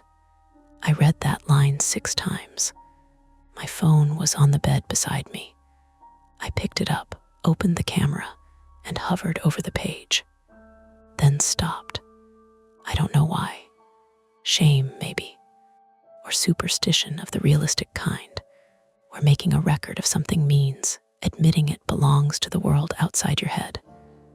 A floorboard creaked in the hall.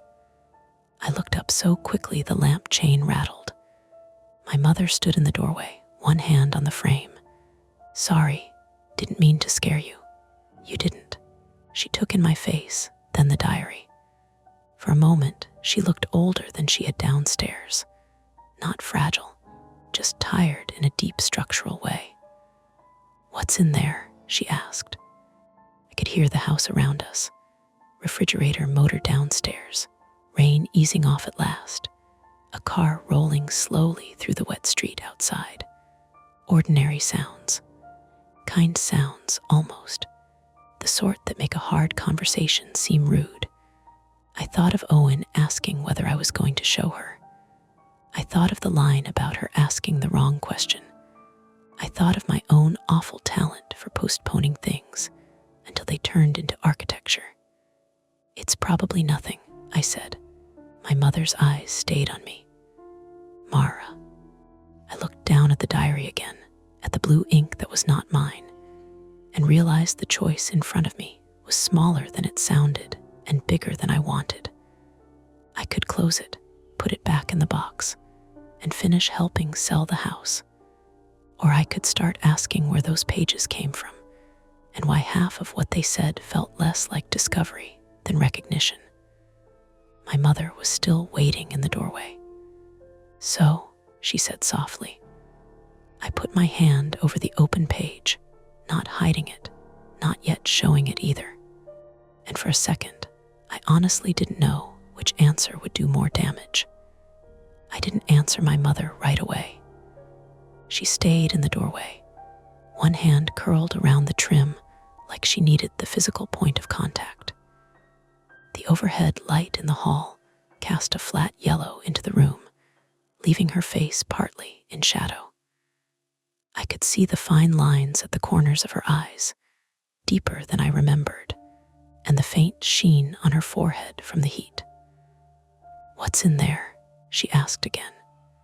I lifted the diary, turned it so she could see the page without stepping closer. Just some entries I don't remember writing. That's normal. She gave a small, dismissive wave. You were a dramatic child. You probably reinvented yourself every 3 days. Not like this. She didn't move. Like what? I hesitated. The sentence about her asking the wrong question sat in my head like a warning label. But I was already halfway into this. Different handwriting. Consistently different. She frowned, finally pushing off the doorway and stepping inside. The floor creaked under her weight. She didn't reach for the diary. Instead, she leaned down slightly, squinting at the page from a distance, as if not touching it gave her some control over what it meant. Huh, she said. Right, maybe a friend. It's in the middle of entries. It keeps happening. She straightened. Okay. That was all she said. Not what does it say, or who would do that, or anything useful. Just okay, like we'd discovered a mildly interesting stain.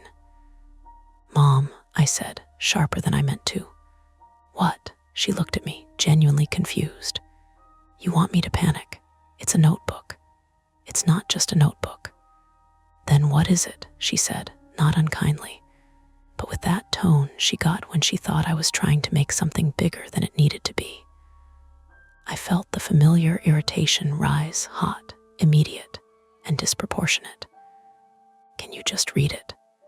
She hesitated, then reached out and took the diary.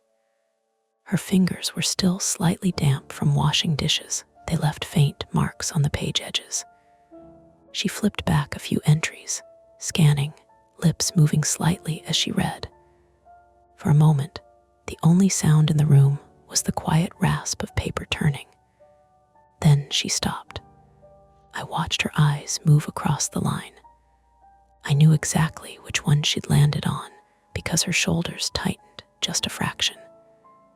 When her father is angry, he stops coughing first. Read it again, slower this time.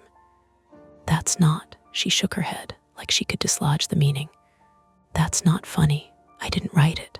She looked up at me, something sharper in her expression now. Why would you even keep something like this? I didn't know it was in there. You must have read it before. I didn't, I said. Or if I did, I don't remember. She closed the diary too quickly, like snapping a lid over something. It's just a coincidence. That's not a coincidence. Mara. Her voice hardened. You're looking for patterns because you're already upset being back here. I'm not. You are, she cut in. This house, your father, all of it. Of course it feels loaded. I opened my mouth to argue, then stopped, because she wasn't entirely wrong. That was the problem. She just wasn't entirely right either. There was a knock on the doorframe behind her. Owen leaned in, arms crossed. Everything okay? Or are we starting a family argument without me? Stay out of it, my mother said automatically. Owen stepped in anyway. What's going on? I gestured at the diary.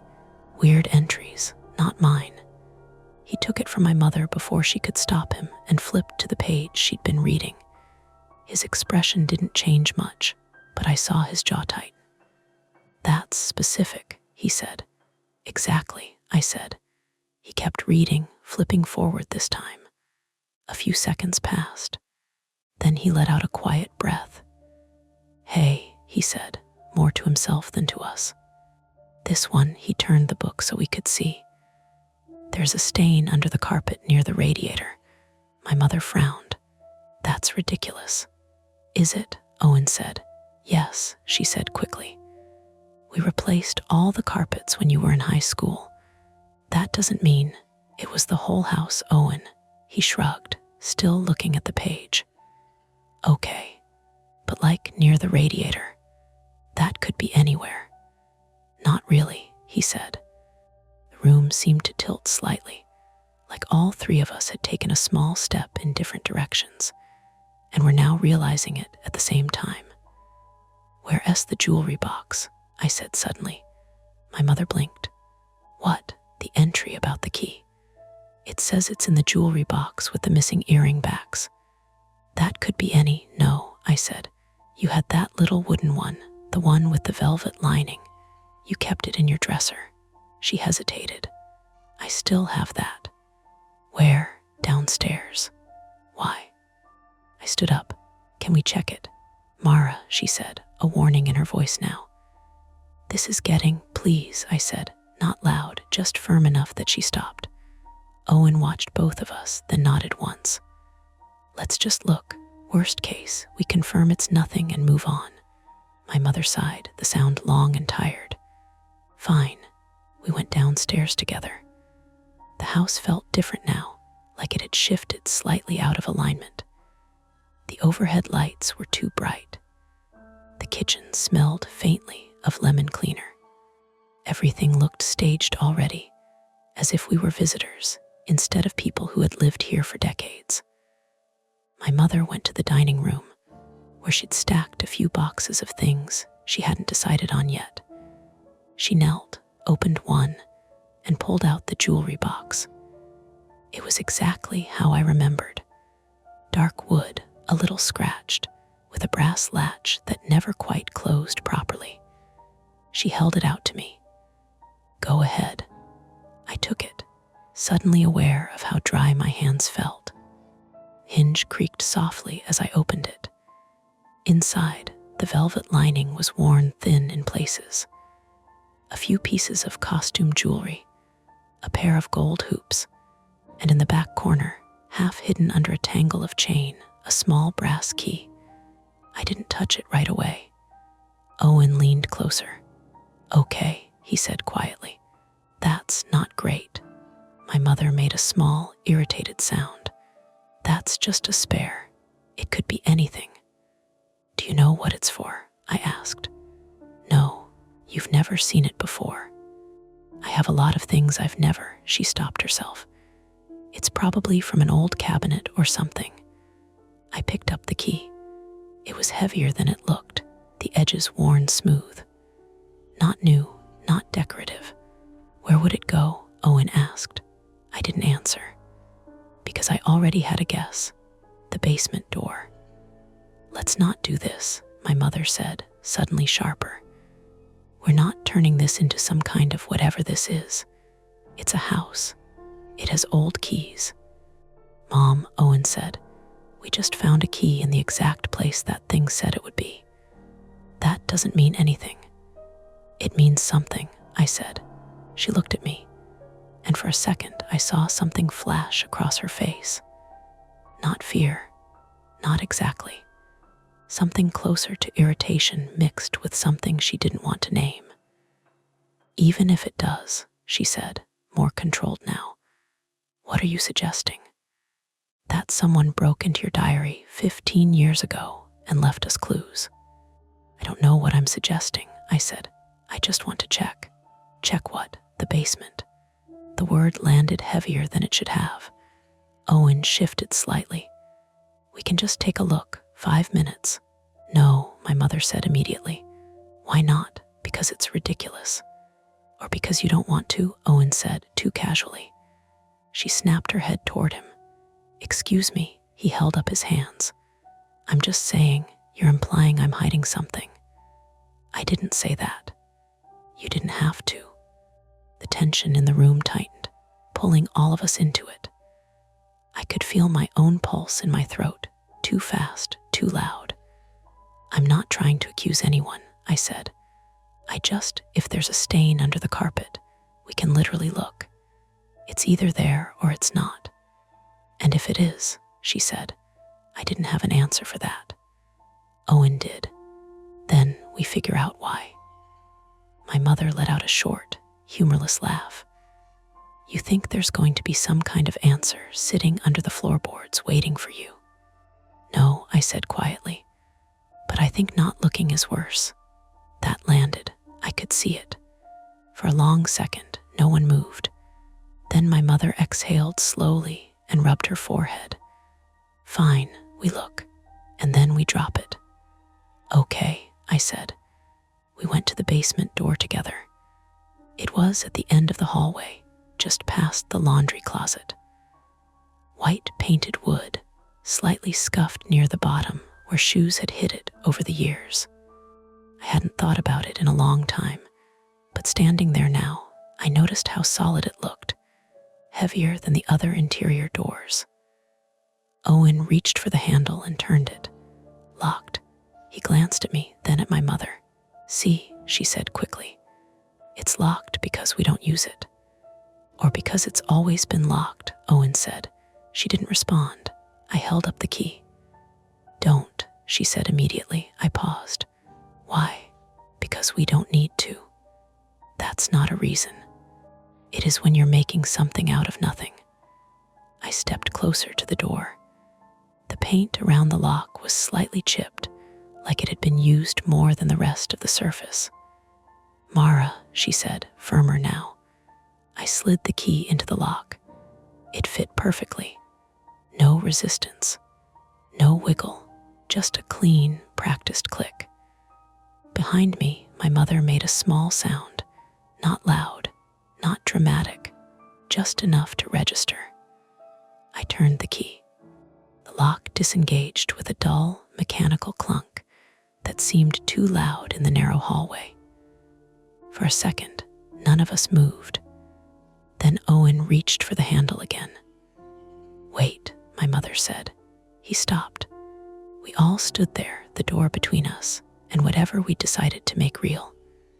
"Just be careful," she said, and it sounded less like a warning and more like a request she wasn't sure how to phrase.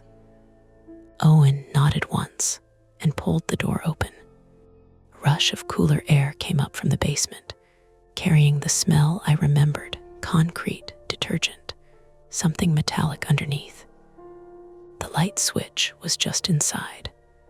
Owen flicked it on. Fluorescent bulbs buzzed to life, flickering once before settling into a steady, harsh glow.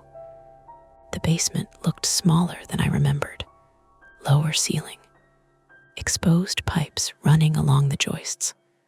The old oil tank in the corner, dented and gray. The washing machine and dryer along one wall. And the carpet. I hadn't remembered that. A rectangular section of thin, industrial carpet had been laid over part of the floor near the radiator, as if someone had tried to make the space more usable at some point. It was beige, worn darker in the center, edges curling slightly. Owen stepped down first, then me. My mother stayed at the top of the stairs. "I don't like this," she said. "Then don't come down," Owen replied, not looking back. I walked toward the carpet slowly, the diary's words repeating in my head with each step. "There's a stain under the carpet near the radiator." The radiator was along the far wall, old and rusted at the edges. The carpet sat right in front of it. I crouched and reached for the corner. My hand hovered there for a second. Then I lifted it. The underside smelled faintly of dust and something older trapped. The concrete beneath was darker in a rough, uneven shape, like something had soaked in and never quite left. Not fresh, not obvious, but not nothing. Owen leaned over my shoulder. Yeah, I didn't say anything. Up on the stairs, my mother made that small sound again. "Put it back," she said. I looked at the stain, then at the edges of the carpet, where it had been cut to fit around the radiator pipes. Something else caught my eye. A seam, not in the carpet, in the concrete. A faint line running just under where the stain spread widest. Too straight to be random. "Owen," I said quietly. "Yeah, do you see that?" He crouched beside me, squinting. "Yeah, that looks like," he didn't finish. Because above us, my mother said, louder this time, "Put it back, Mara." There was something different in her voice now. Not irritation, not dismissal, fear. I looked up at her. "Mom," I said, "what is this?" She didn't answer. And in that silence, With the basement light buzzing overhead and the rain finally stopping outside, the situation shifted from strange to urgent. Because if she knew something and wasn't saying it, then this wasn't just about a diary anymore.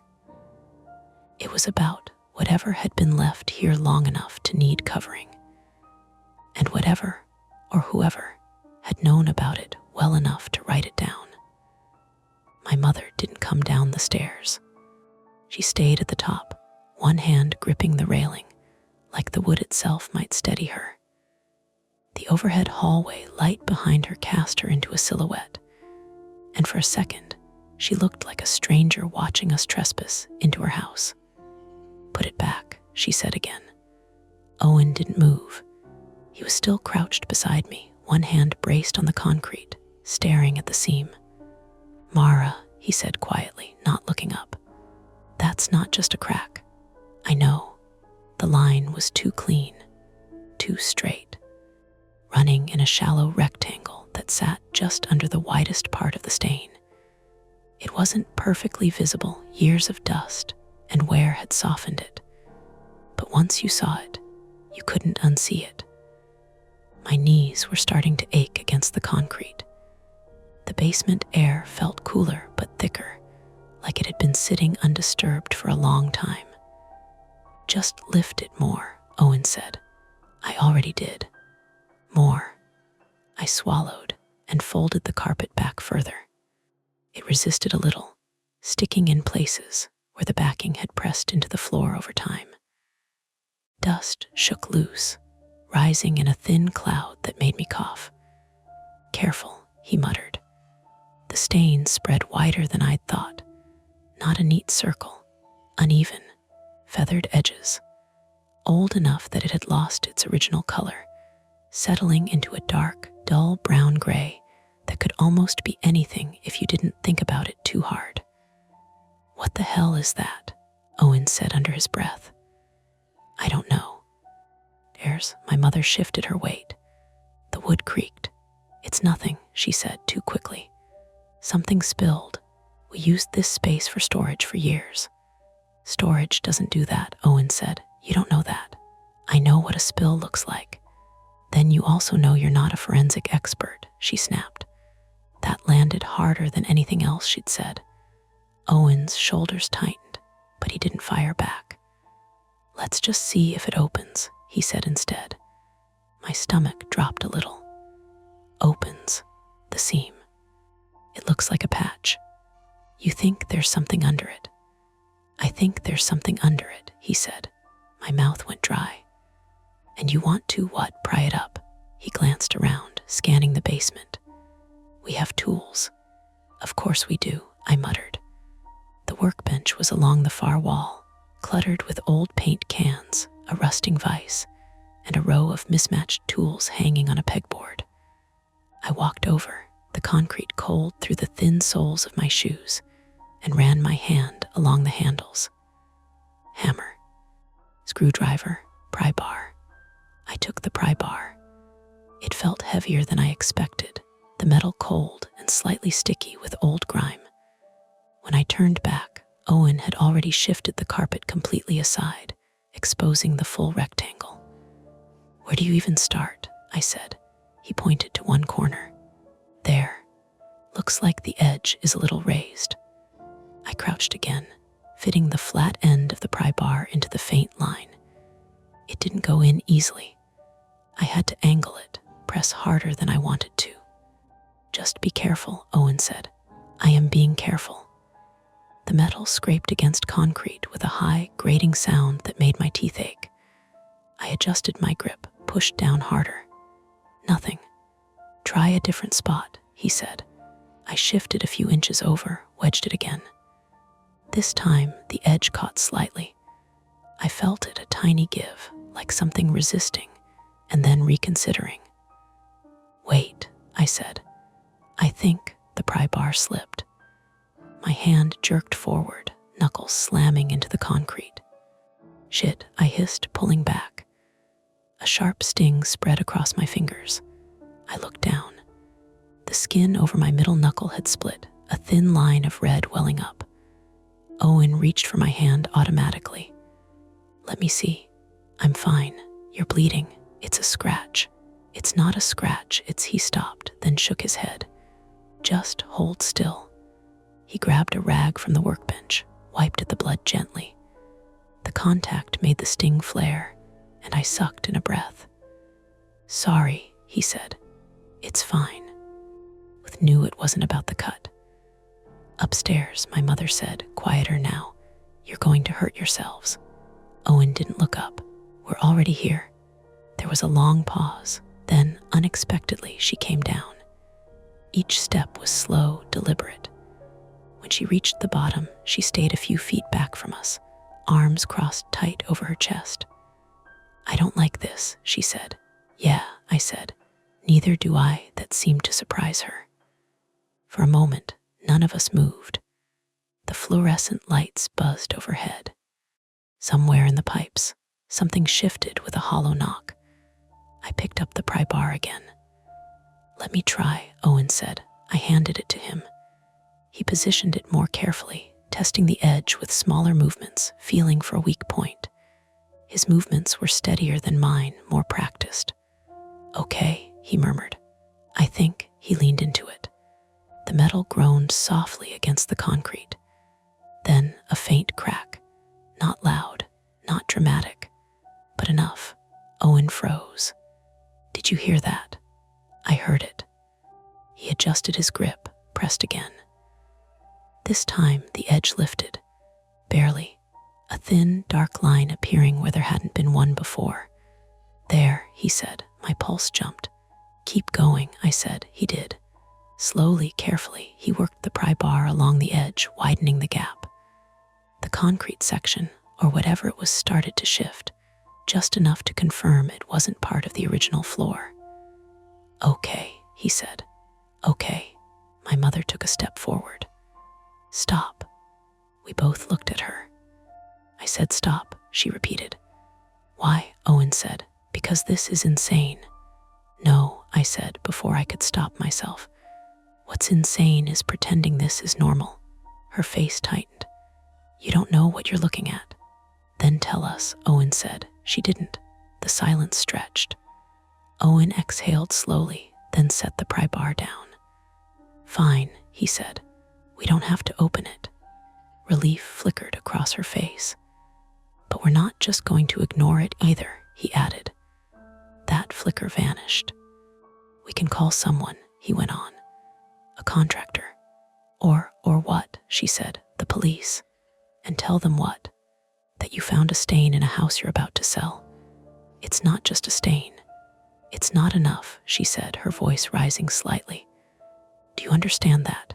It's not enough to make an accusation like that." The word hung there, accusation. I felt something tighten in my chest. "We're not accusing anyone," I said. "Then what are you doing?" she demanded. I didn't have a clean answer. That was the problem. Everything about this was half-formed, incomplete, like trying to assemble a picture with pieces from different puzzles. Owen rubbed his face. "Let's just think for a second." He stood up, pacing a few steps across the basement. From there, you could see the whole layout clearly. The stairs at the back, the washer and dryer along the right wall, the oil tank in the far corner, the workbench opposite it, and this rectangle in the center. Suddenly, the most important thing in the room. "Okay," he said finally. "We have a few options." "Go on," I said. "We leave it alone. We finish cleaning out the house, sell it, done." "That's not an option," I said immediately. "Okay," he said. "Then we call someone, a contractor, like I said, have them take a look." "And what do we tell them?" my mother said. "Hi, we think there might be something buried under our basement floor." "Or," Owen said, ignoring her, "we open it ourselves." The words settled heavily. I looked at the partially lifted edge, the dark gap beneath it. "That's a terrible idea," I said. "Yeah," he said. "It is." "So why does it feel like the only one?" He didn't answer. Because we both knew the diary. The key, the fact that someone had known about this years ago, enough to write it down in a way that felt less like a guess and more like a record. "We should read the rest," I said suddenly. "What?" Owen said. "The diary. There might be more." My mother made a small, frustrated sound. "You're letting that thing dictate what you do." "I'm using it as information," I said, "which is more than we have otherwise." Owen nodded slowly. "She's right. Of course you think that," my mother said. He ignored her. "Let's go back upstairs. Read everything. See if there's anything else we missed." I hesitated, then nodded. "Okay." We left the basement. As I stepped onto the hallway floor, I felt a strange reluctance, like I was leaving something unfinished. Or stayed open behind us, the light still on, casting a harsh rectangle onto the linoleum. Upstairs, the house felt warmer, closer. We went back to my old room. I sat on the floor again, diary in my lap, while Owen leaned against the wall and my mother hovered near the doorway, arms still crossed. I flipped through the pages faster this time, scanning for anything we'd missed. Most of the alternate entries we'd already read. But near the back, there was one I hadn't paid enough attention to before. It was written smaller than the others, almost cramped, like whoever wrote it had been trying to fit it in without being noticed. "He doesn't always lock it after." I stared at it. "What?" Owen said. I turned the diary so he could see. He read it, then looked up at me. "The basement. Has to be." My mother stepped closer despite herself. "That doesn't mean." "When would that have been?" Owen said. I didn't answer right away, because something was shifting in my memory. Not a full picture, just a feeling, standing on the basement stairs, listening, the sound of the pipes knocking, the sense of waiting for something to happen or stop happening. "I don't know," I said finally. Owen pushed off the wall. "We should check something." "What?" "The lock." We went back down the hall. The basement door was still open, the light still on. Owen stepped inside, then reached for the door and pulled it closed behind him. A second later, I heard the lock click. Then the handle rattled. "Yeah," he called. "It locks from the outside too." "Okay," I said. So if someone was down there," he trailed off. I felt the air shift again. My mother was very still beside me. Owen opened the door and stepped back into the hall. We stood there, the three of us, looking at each other. And then, from somewhere deeper in the house, a loud, sudden bang. All three of us jumped. "What was that?" I said. Owen moved first, heading toward the kitchen. I followed, my heart hammering. My mother came last, slower. The kitchen window was open now, the screen rattling slightly in the wind. One of the cabinet doors hung ajar, a plate inside tilted precariously. Owen walked over, pushed the cabinet closed. "Probably just the wind," he said. I nodded, but my pulse didn't slow right away. For a second, it had felt like something else, like the house reacting. But that was stupid. Just the wind, just pressure, just an old house shifting. I exhaled, trying to shake it off. Owen leaned against the counter, rubbing the back of his neck. "Okay," he said. "We're not getting anywhere like this." "No," I said. "So we either open that thing tonight," he said, "or we call someone first thing in the morning." My mother shook her head. "No one is opening anything tonight. Then tomorrow," he said. She hesitated, and in that hesitation, I realized something that made my stomach drop. Time. The house was being listed in 2 days. There were already showings scheduled. Once that started, once other people were walking through, this wouldn't just be ours anymore. "We don't have time to wait," I said. My mother looked at me sharply. "We have time." "No, we don't," I said. "If there's something under that floor and we don't deal with it before the sale what?" she snapped.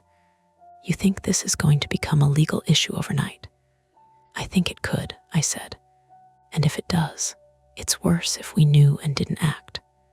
Owen nodded. She's right. My mother closed her eyes for a second. When she opened them, something in her expression had shifted. Not fear, exactly. Something closer to resignation. Fine, she said. Fine what? Owen asked. We open it, she said. Tonight. The words hung in the air. There it was. The point where this stopped being curiosity and became a decision. A bad one. A necessary one. Either way, there was no backing out now. We didn't talk much after that. There's a point where conversation just becomes a way to delay, and all three of us felt it. The house had gone quiet in that late evening way, no traffic outside, no rain, just the refrigerator humming, and the occasional tick of cooling pipes. Ordinary sounds, the kind that usually make a place feel safe. Not tonight. Owen brought down a heavier pry bar from the garage, along with a hammer and a flashlight that threw a harsher, more focused beam than the overhead fluorescence. I rinsed my knuckle in the kitchen sink and wrapped it with a paper towel and tape that didn't quite stick right. My mother stood at the counter, staring at nothing for a long minute before finally following us back down the hall. No one said we can still stop. The basement door was still open, the light still on, like it had been waiting. Owen went first again. I followed, slower this time. My mother came last, and when she reached the bottom, she didn't move any closer to the center of the room. Just do it, she said, not looking at us. The carpet was already folded back. The seam weighted underneath, faint but undeniable. Owen set the flashlight on the floor so the beam cut across the concrete at an angle, highlighting every imperfection. The line showed clearer that way, a shallow rectangle, maybe 3 feet by 2, edges worn smooth but still there. Okay, he said, we'll start here. He wedged the pry bar into the gap he'd opened earlier. This time he didn't rush. Slow pressure. Testing. The metal creaked. Nothing. He adjusted, shifted a few inches, tried again. A soft crack. Got it, he said under his breath. I crouched beside him, ignoring the pull in my knees. Careful. Yeah, he leaned in, using his weight instead of force. The edge lifted a fraction of an inch, then settled back. Damn it. Wait, I said. What if it's sealed from underneath? With what? I don't know. Adhesive? Mortar? He shook his head. No, it moved earlier. It's just stuck. He repositioned the bar, this time closer to the corner. I held the edge of the carpet out of the way, my fingers brushing the rough concrete. Ready, he said. Go, he pushed. This time the corner lifted higher. Not much, but enough to see a thin, dark gap beneath. A smell came with it, not strong, not immediate, just something different. Stale, trapped, I froze. Do you smell that? I asked. Owen paused, leaning closer. Yeah. My mother made a small, sharp sound behind us. Stop. Neither of us moved. It's just old air, Owen said, but his voice had changed slightly. Put it back, she said. We're not putting it back now, I said. That's not, she stopped, then tried again. You don't know what you're opening. No, I said, but you might. Silence. Owen pressed again. The concrete section shifted more this time. A dull, grinding sound as whatever sealed it finally gave way. The corner lifted. Okay, he said. Okay. Don't drop it, I said. I'm not. He slid his fingers under the edge, testing the weight. It didn't budge easily. Help me, he said. I moved to the opposite side, finding a grip along the seam. The concrete was rough, biting into my fingertips. On 3, he said. I nodded. 1, 2, 3, we lifted. It came up slower than I expected, heavier too. not a thin panel thicker, solid. The strain hit my arms immediately, muscles tightening, my injured hand slipping slightly. "Careful," he said. "I've got it."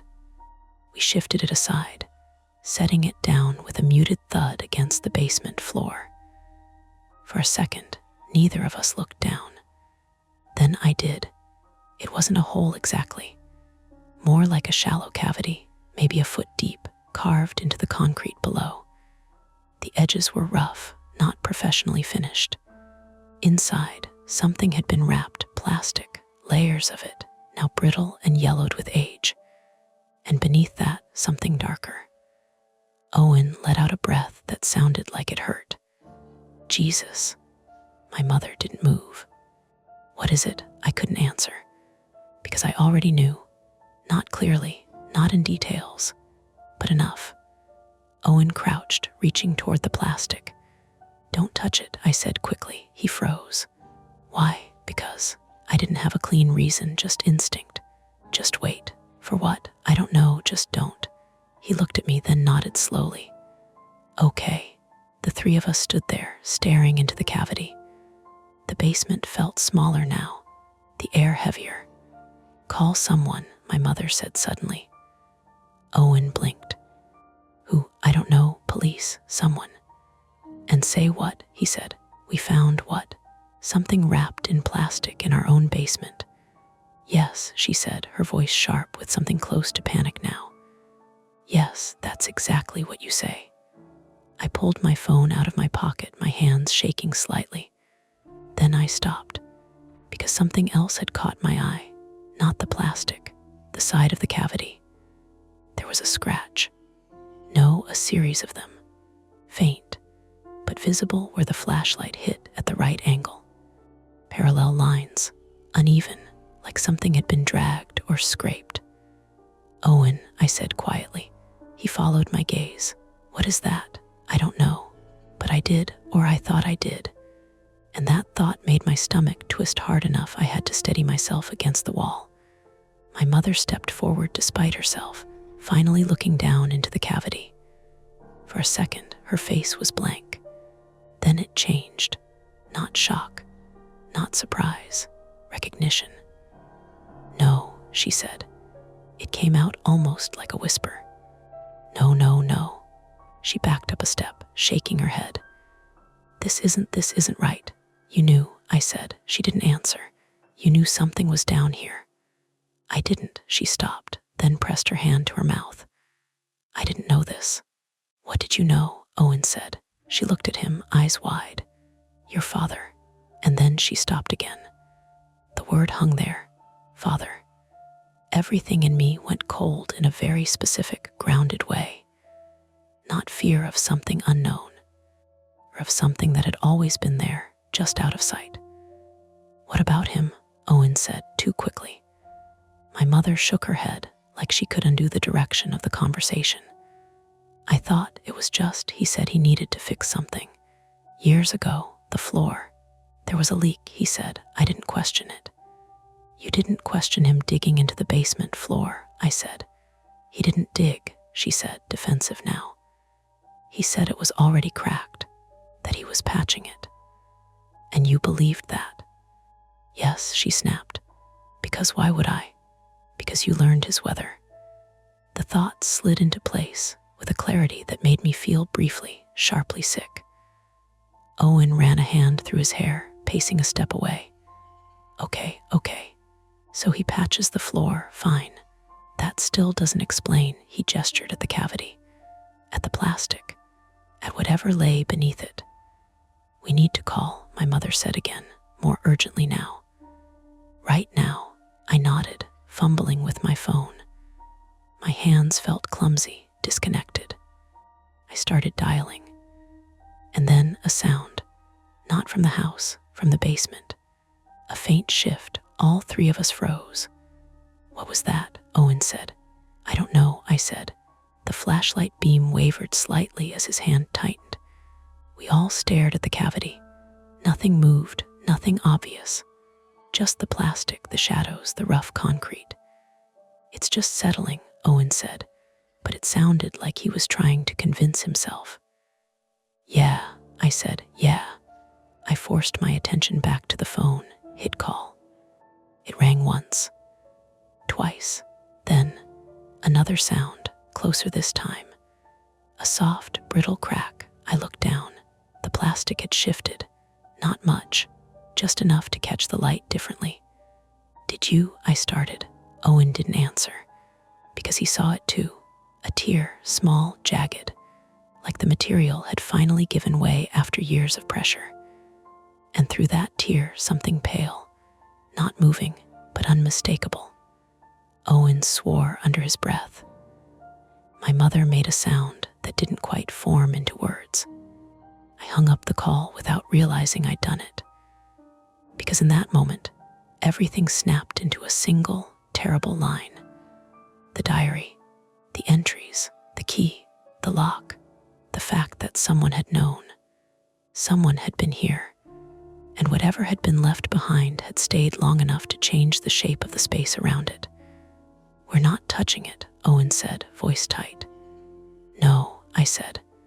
"No," my mother echoed. We backed away from the cavity, slowly, like distance might make it less real. It didn't. The basement felt smaller with every step. The stairs felt steeper on the way up. When we reached the hallway, I finally remembered the phone still in my hand. "Call again," Owen said. "I will." This time, I didn't hesitate. I dialed. It rang. And as I waited for someone to answer, I looked back at the basement door, still open, light spilling out across the floor. And I knew, with a clarity that didn't leave room for doubt, that whatever happened next, police, questions, everything that would follow, we were already past the point where any of this could be contained.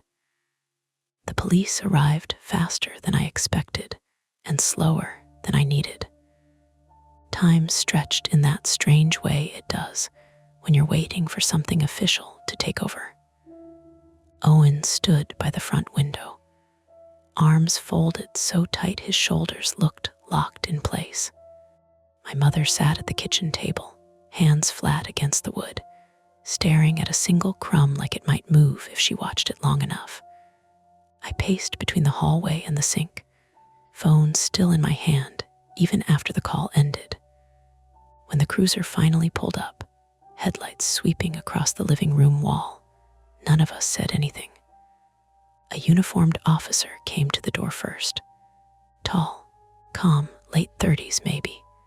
He knocked once, firm but not aggressive. Owen opened it. "Evening," the officer said. "We got a call about something in the basement." "Yeah," Owen said. His voice was steady in a way that didn't match the rest of him. "You should come in." They didn't rush. That surprised me. There was no burst of urgency, no immediate escalation, just procedure.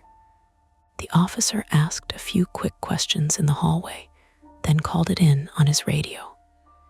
Another cruiser arrived, then a third. And in plain clothes, older, with a lined face and a careful way of looking at everything, stepped inside and introduced himself as Detective Harlan. "Show me," he said. Owen did. I followed partway down the stairs, then stopped.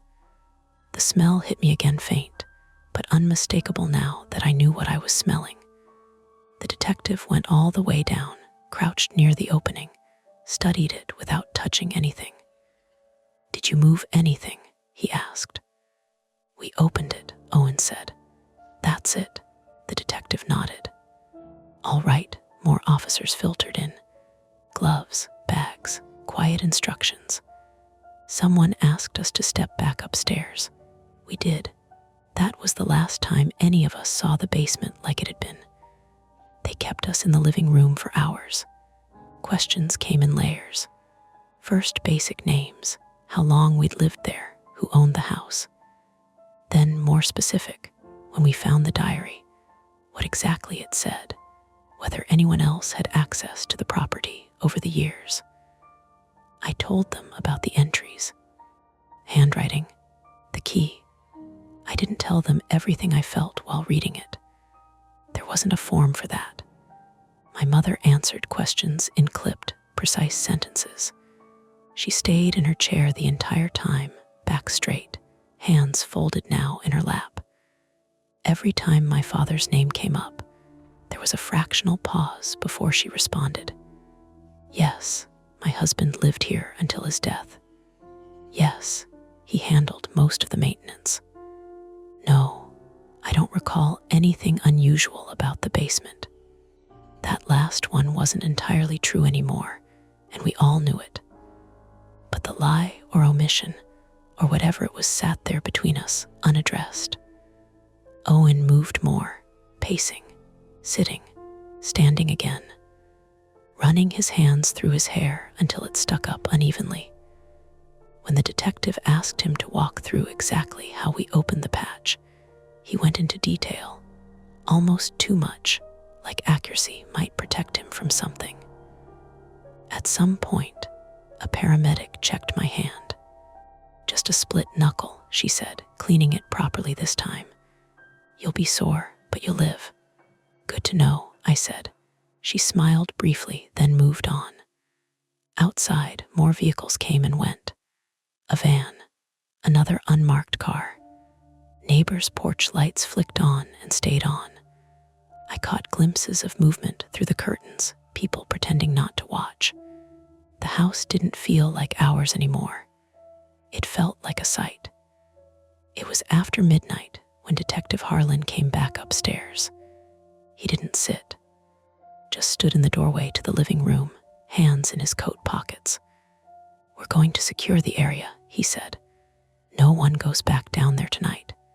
That's fine, Owen said. The detective nodded once. We'll need to bring in additional personnel in the morning, forensics, possibly a medical examiner. My mother's fingers tightened slightly in her lap. Do you know what it is? I asked. He looked at me for a moment, not avoiding the question, just measuring it. We have an idea, he said. That's not an answer. It's the one I can give you right now. Fair. He shifted his attention to my mother. Ma'am, you said your husband handled repairs in the basement. Yes. Do you recall when that work was done? She hesitated, just long enough to notice. Years ago, she said. I don't remember exactly. Before or after your daughter was in high school, her eyes flicked to me, then back to him. Before, she said. That wasn't how I remembered it. Memory had already proven unreliable tonight. The detective nodded. We'll need a more precise timeline. We'll follow up. He turned back to all of us. For now, I'd recommend you make arrangements to stay somewhere else. Owen frowned. Why? Because this is now an active investigation, he said. And because, frankly, you don't want to be here while we process everything. That was probably true. Okay, Owen said. My mother didn't respond. The detective gave a final nod and stepped back. An officer will remain outside. If you think of anything at all, call the number we gave you. Then he left. The front door closed, and for the first time since the call, the house went quiet again. We didn't pack much, a few clothes, toiletries. My mother moved through her bedroom in slow, deliberate motions, like each object required a decision she didn't have the energy for. I stood in the doorway for a while, watching her. You okay? I asked. It was a stupid question. Didn't look at me. No, I nodded. Yeah. She picked up a framed photo from the dresser. My father younger, standing on the beach with a hand on Owen's shoulder. The kind of picture that looks harmless until it doesn't. She set it face down in the box. I should have asked more questions, she said. It came out flat. Not dramatic, just a statement. I didn't answer right away, because I didn't know if that was true, or if it mattered now. Maybe, I said finally. She let out a small breath. He always had an explanation. I thought about that. The way my father could fill a space with certainty. The way way you learned not to push too hard because the answers would come anyway, and they would sound reasonable enough to accept. That doesn't make it your fault, I said. She didn't respond. We ended up at a motel off Route 3. Nothing fancy. 2 rooms, side by side. The kind of place with thin walls and a humming ice machine down the hall. Owen took one. My mother and I shared the other without discussing it. I didn't sleep. I lay on top of the covers, staring at the ceiling, replaying everything in fragments. The diary, the key, the sound of the concrete shifting, the tear in the plastic, and the entries, over and over. Some of them made more sense now, in a horrible, practical way. There's a stain under the carpet near the radiator. Yes, don't leave it under the mattress. He looks there first. That one still didn't fit cleanly. Who was he? Father, obviously. But who was hiding something from him? And then the one that wouldn't settle. If she tells her mother will ask the wrong question. I turned onto my side, staring at the dark outline of my mother in the other bed. What's the wrong question? I said quietly. She didn't answer. I wasn't sure if she was asleep, or if she just didn't want to. Morning came gray and early. The motel coffee tasted like burnt water. Owen looked worse than I felt, eyes bloodshot, jaw tight. My mother had pulled herself back together in a way that was almost unsettling. Hair brushed, clothes neat, movements precise. We should go back, she said. Owen shook his head. They told us to stay away. They didn't say we couldn't come by. They said it's an active investigation. She met his gaze. It's still my house. That ended the argument. We drove back together. The street was quieter than I expected. A couple of police vehicles still parked out front. Yellow tape across the walkway. The front door closed. An officer stepped forward when we approached. Morning, he said. I'm going to need you to stay behind the tape. This is our house, my mother said. I understand, he said, but we're still processing the scene. She exhaled slowly, then nodded. We stood there instead, watching. People moved inside, figures passing through windows, carrying equipment. The basement light was still on. I could see the faint glow through the small window near the foundation. Time passed. At some point, Detective Harlan came out. He walked over, expression the same as the night before. Measured, controlled. We're making progress, he said. That's not an answer, Owen said. The detective almost smiled. You're right. He looked at my mother. We've confirmed that what was found is human remains. There it was. Spoken plainly. My mother closed her eyes. How long? I asked. Preliminary estimate, he said. At least 15 years. That tracked. High school. Basement stairs. The edges of memory shifting into place whether I wanted them to or not. Do you know who? Owen said. Not yet, the detective said. We'll need dental records, DNA. It'll take time. And my father, I said. He held my gaze. We're looking into all possibilities, which meant yes, or at least likely. We'll need to go through the rest of the house, he added. Documents, personal items, anything that might help establish context. My mother nodded slowly. Of course. He studied her for a moment, then nodded back. We'll be in touch. We didn't go back inside that day, or the next. The house stayed behind the tape, slowly being taken apart in ways we couldn't see. Life didn't stop, though.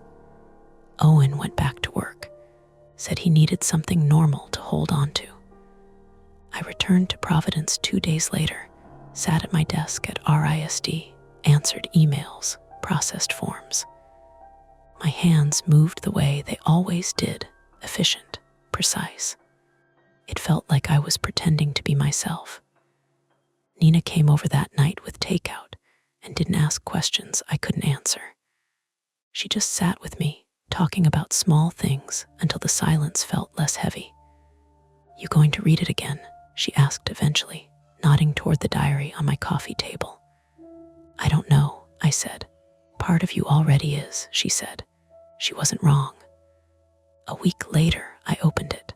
Not all of it, just the last few entries, looking for something I'd missed, something that would make the edges cleaner. I didn't find that. What I found instead was a line I'd skimmed past before. Small, almost an afterthought. She won't remember writing this. That's the point. I sat there for a long time, the apartment quiet around me, the early morning bakery noise just starting up downstairs, flour bins rolling, metal trays clattering, ordinary sounds. I looked at the handwriting again. Sharp, controlled, familiar. Too familiar. I turned to an earlier page. My handwriting. Bigger, looser, then back again. Compared the way certain letters curved, the pressure of the pen, the spacing, not identical, but not entirely different either. A thought formed, unwelcome, unfinished.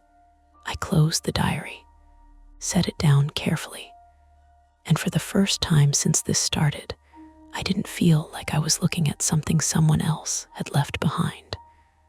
I felt like I was looking at something I had once known, and then decided not to. That's it for this nightmare. If you enjoyed it, please like the video, subscribe to Mia Horror Stories, and turn on notifications. It really helps keep the stories alive. And don't stop here. Dive into another one of our videos and keep the fear going. Hey everyone, this is Mia Horror Stories, and the title of today's horror story is "The Rest Stop on Interstate 80 is Empty, but the bathroom stalls are locked." For your comfort, the screen will stay black throughout the video, so you can relax without strain and just focus on the story. Make sure you stick around until the end. Sometimes the last few moments are the ones that stay with you the longest. The first thing that felt wrong was the hand dryer. It came on by itself in the women's restroom. A harsh electric roar muffled behind the row of closed stall doors, then cut off so abruptly it was like someone had clapped a hand over a mouth. The building was otherwise empty. Fluorescent lights hummed overhead. A vending machine near the entrance clicked and whirred to itself. Outside, the wind pushed dust over the concrete and rattled a loose metal sign by the truck parking area. Then came 3 slow knocks from inside the last stall. Not pounding, not frantic, just 3 measured taps against the metal partition, like someone asking a question in a place where no one should have been. I stopped with my hand still on the women's room door and looked over my shoulder toward the lobby, half expecting to see another traveler, a janitor, anyone. But the rest stop was as blank and still as it had been when we pulled off Interstate 80 10 minutes earlier. Brochure racks leaning against the wall, a coffee station closed for the night, a security camera dome in the corner with 1 dead moth trapped inside it, wings powdering the plastic. "Liv," my sister's voice came from outside. Close, tired. I eased the door shut without answering right away. Not because I thought something impossible was happening. I didn't. It was Iowa in late October, nearly 11:30 at night, and we had been on the road too long. Rest stops do weird things to your nerves when you're tired enough. Strange acoustics, pipes, air dryers on bad timers, somebody in a stall not wanting to talk. Easy. Still, the hair on my arms had lifted. I opened the door and stepped back into the hallway. Olivia Mercer was 31, which in my family still counted as the older sister, even when the difference was only 14 months. I'm lived to almost everyone but our mother, who only uses my full name when she's worried or angry. At that moment, I could tell from Grace's face that she was both.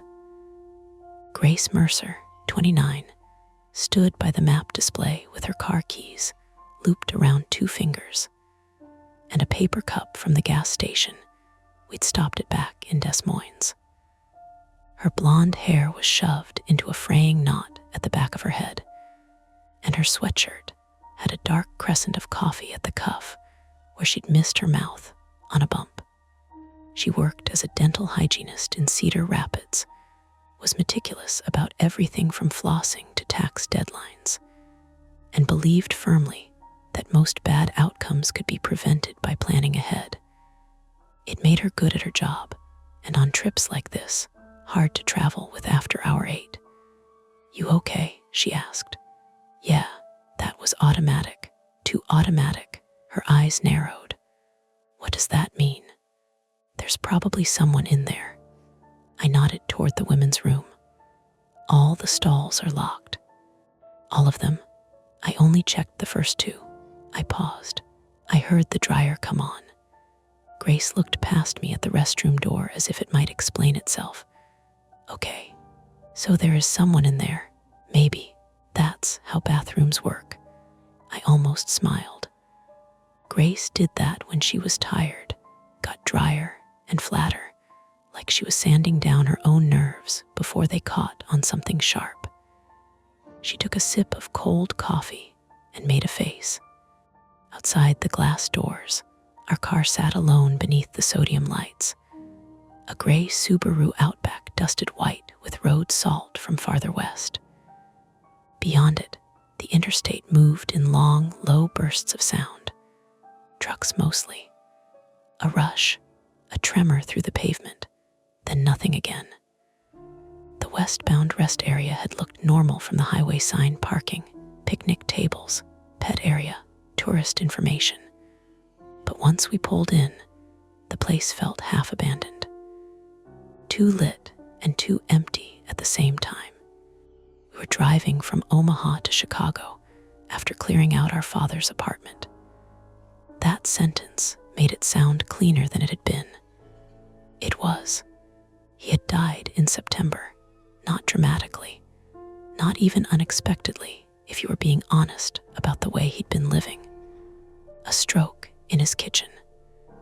Neighbor heard the smoke alarm and called 911. By the time Grace and I got there the next morning, strangers had already been through the apartment in shoe covers, making notes. For 6 weeks, we'd been managing him in pieces from a distance. Paperwork, landlord calls, boxes, donation piles, a dented filing cabinet full of receipts from businesses that no longer existed.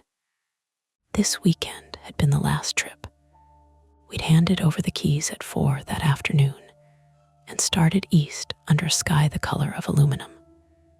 By 10, both of us had passed the point where grief felt sharp. It had become a heaviness behind the eyes. Administrative mourning. Toll booths, gas receipts, fast food wrappers, conversations about who got the cast iron skillet, and whether Dad had meant to leave anything to anyone or whether leaving things in grocery bags under the sink counted as intention. Grace said, "Did you go?" "What? To the bathroom?" "No, I heard the dryer and came back out." "So you're making me go check." "I am not making you do anything." "That is absolutely what you're doing."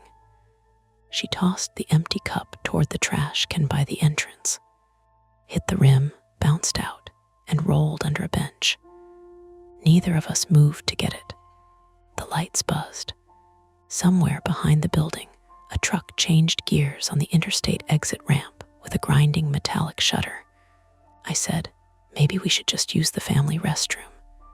Grace glanced toward the far hall. "Locked. I tried it." "Of course it is. Men's. I'm not using the men's room." "You are such a hypocrite. You made me pee behind a soybean processing plant in Nebraska. That was an emergency. I had a UTI. Exactly. For a second, the trip came back into focus as something ordinary. Two sisters bickering under fluorescent lights, choosing between bad options because the road had reduced life to its most basic inconveniences. Grace rubbed one eye with the heel of her hand and sighed. "Okay," she said. "Come with me." We went in together. The women's restroom was larger than I expected, with a baby changing station on one wall and 6 stalls in a row under a strip of buzzing lights that made everything look greenish and thin. It smelled of industrial cleaner, damp paper towels, and underneath that the mineral tang of old plumbing. The sinks were dry, no purse on the counter, no feet visible under the stall doors. But the stall doors were all shut, not just shut, latched.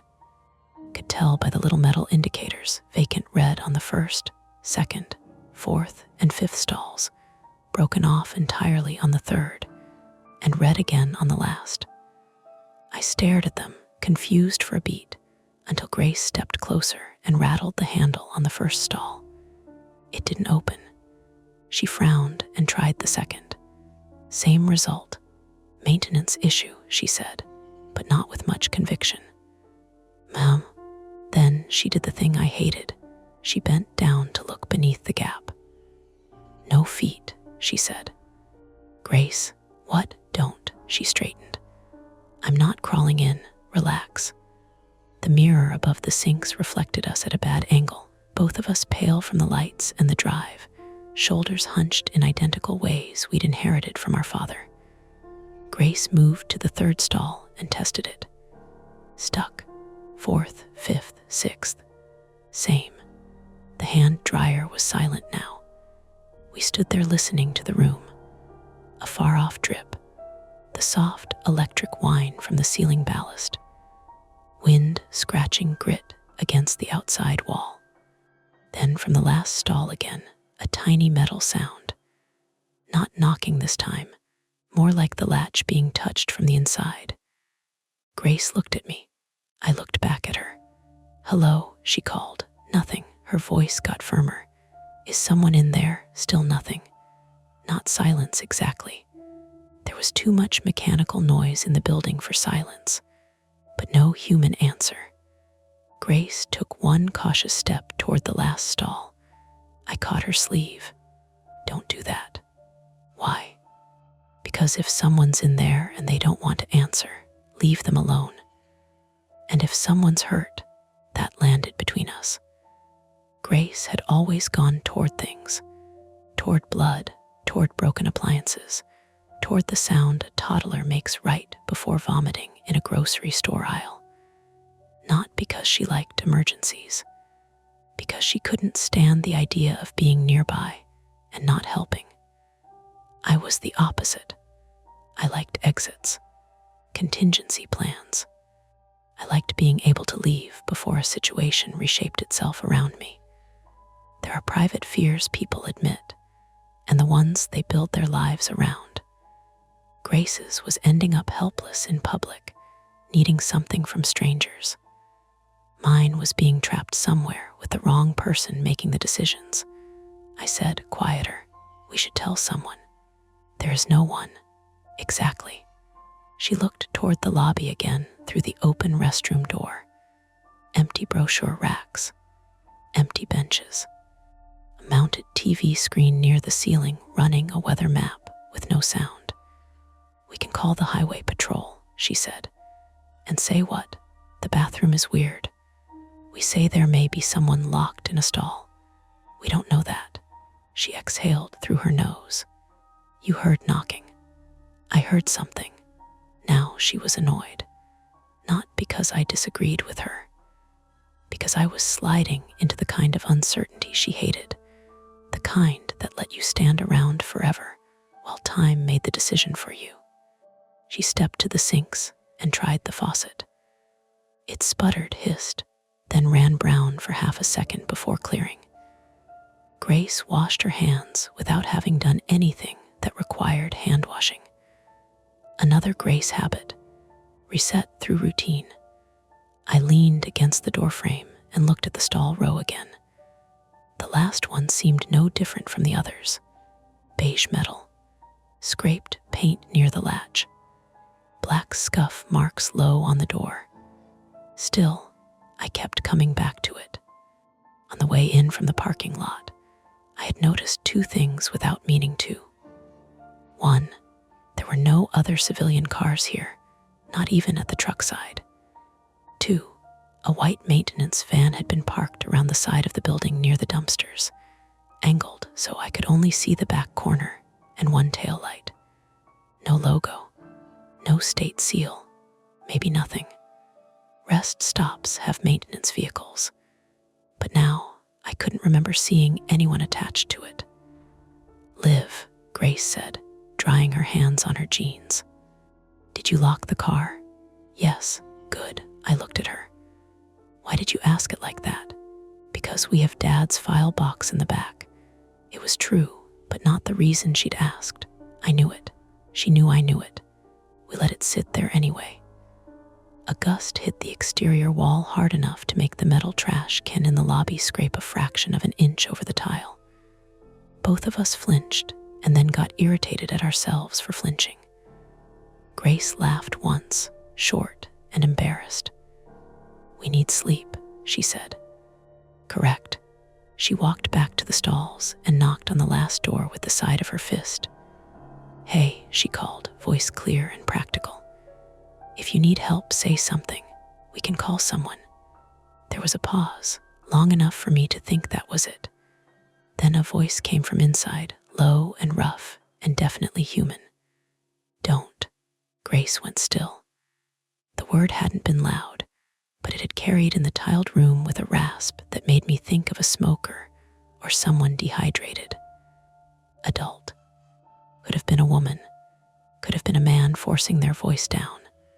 Hard to tell through the door. Grace said, "Are you okay?" No answer. I said, "We're leaving." That got me a look from Grace. The voice came again, closer to the stall door this time. "Just leave it." Not angry, not panicked. But there was strain in it, a pinched effort, like speaking hurt. Grace took another step forward. "Do you need an ambulance?" The bottom edge of the stall door showed only darkness. No shoes visible. Whoever was inside was standing back from it or sitting with their feet tucked in.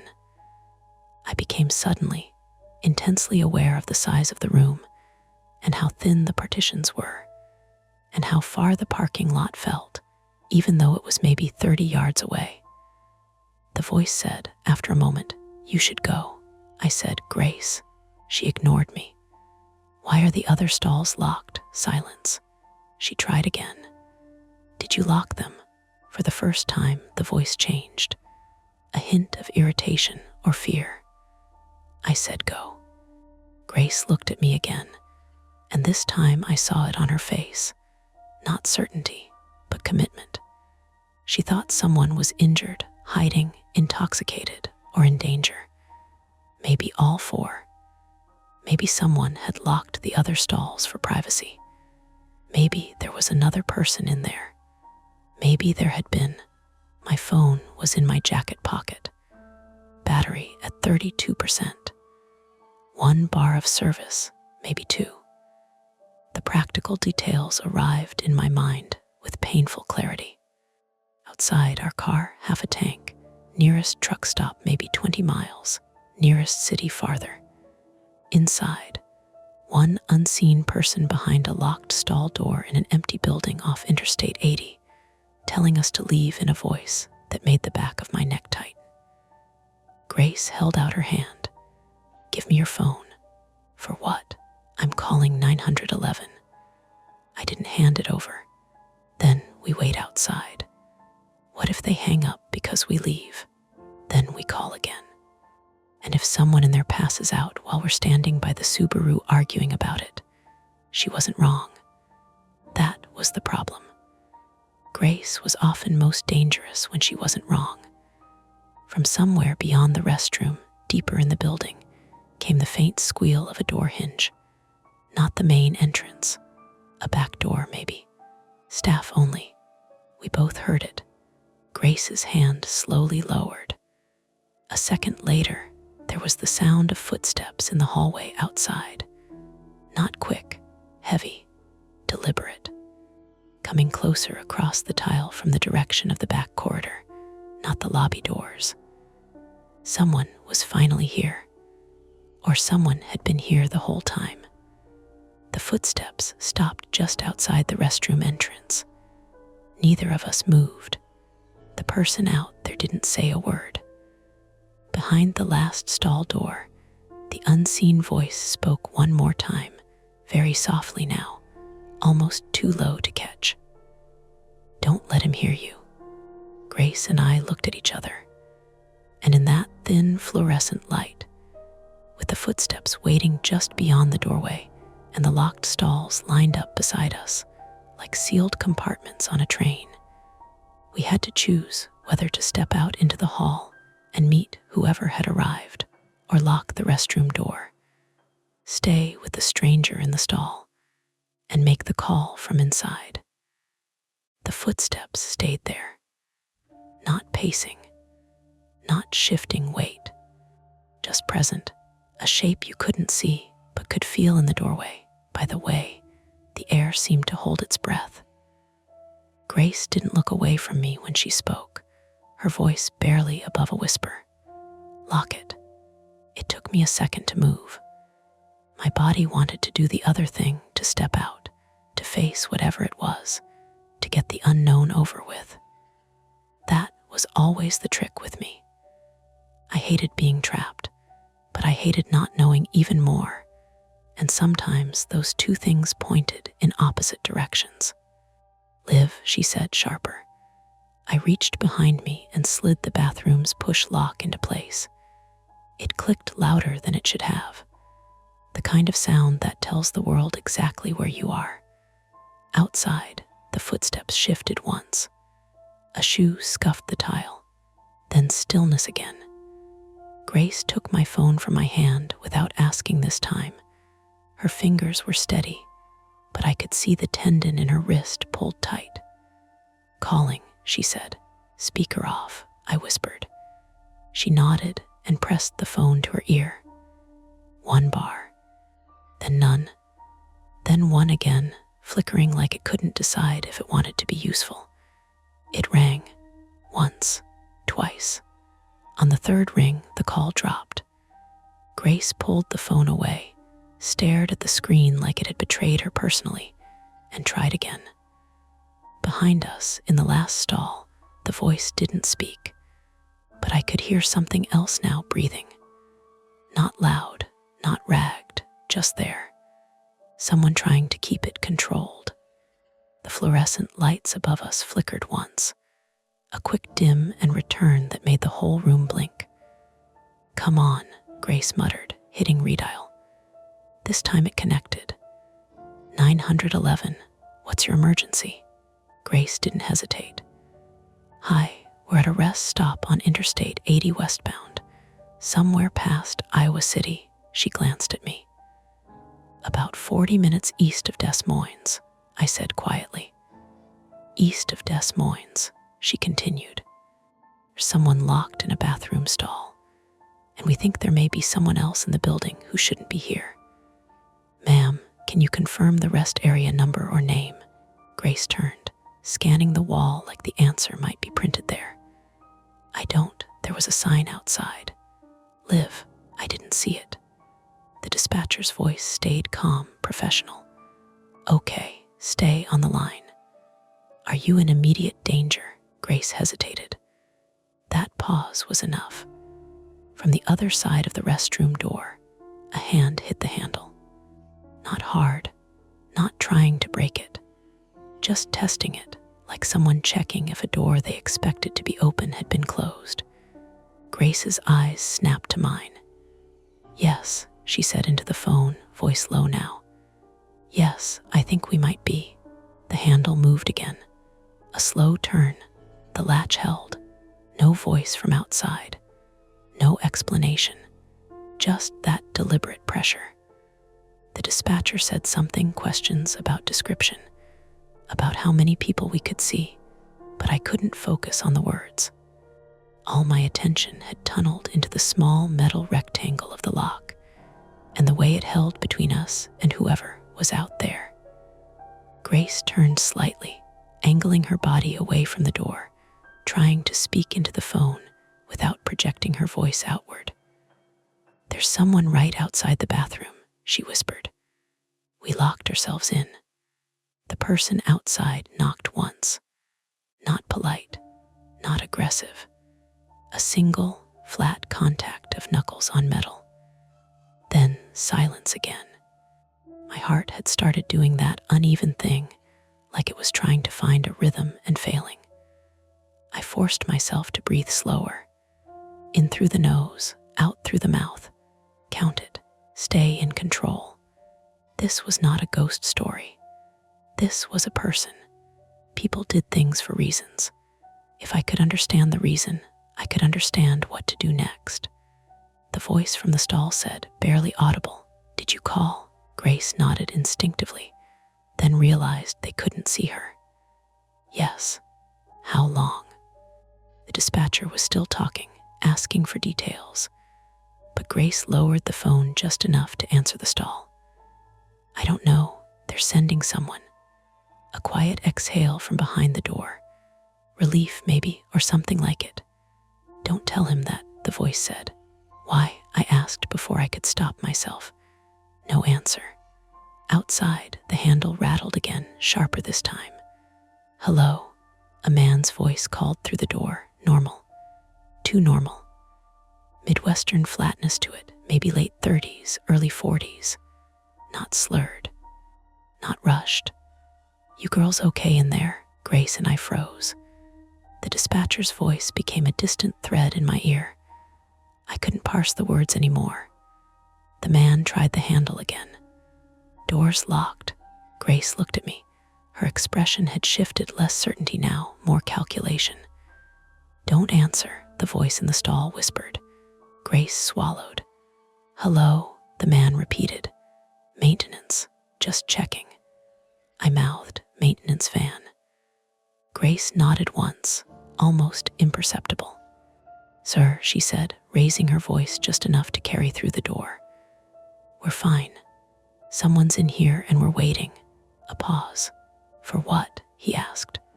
For Grace glanced at me. "For her ride," I said, stepping closer to the door, pitching my voice casual. She said someone is coming. Another pause. Longer this time, then, "Okay." The footsteps shifted. One step back. Two. For a second, I thought he might leave. Then he added, almost as an afterthought, "You shouldn't lock public restrooms." And the footsteps didn't retreat. They moved to the side instead. I could hear it in the way the sound changed, no longer directly in front of the door, but off to the right, near the wall. Waiting.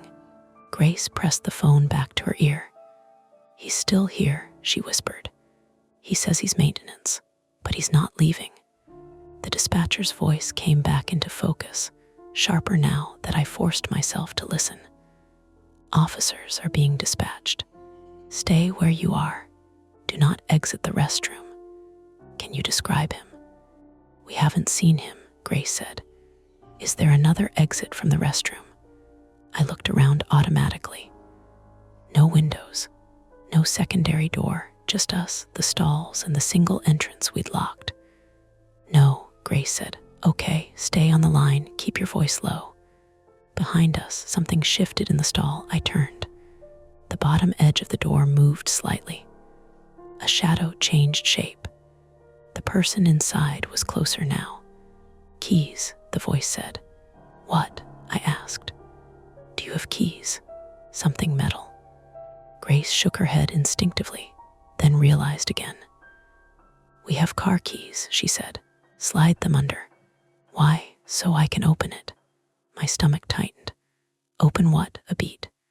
"The stall," the voice said. "It's jammed." I stared at the door, the latch, the indicator that showed red, locked. You locked all of them, I said, not accusing, just stating. Silence. Then I had to. Grace looked at me, then at the stall. Her instinct was already moving ahead of her doubt. Why? She asked. Because he checks, the voice said. A chill ran through me that had nothing to do with temperature. Outside, the man shifted again. A soft scrape, like the sole of his shoe against the tile. Still there, still listening. Grace crouched slightly, holding her keys. Grace, I said quietly, if she's stuck, you don't know that. If she's telling the truth, if she's not, that was the fault line between us. Always had been. Grace leaned toward action. I leaned toward caution. Tonight, the line felt thinner than usual, like it could snap if we both pulled at it. The dispatcher said something again, asking for updates. But Grace wasn't listening anymore. She crouched fully and slid her keys toward the gap under the stall. They stopped halfway. Something inside blocked them. Not a foot, not a bag. Something solid right against the door. Grace frowned. I can't. A hand shot out from under the stall. Fast. Pale. Fingers splayed, nails short and dirty. Grace jerked back, keys clattering against the tile. I grabbed her arm and pulled her up. The hand withdrew just as quickly. Sorry, the voice said, breathless now. I didn't mean just push them harder. Grace hesitated. Outside, the man knocked again. Louder this time. You still in there, he called. I gotta clean. Grace looked at me. This was it, the choice.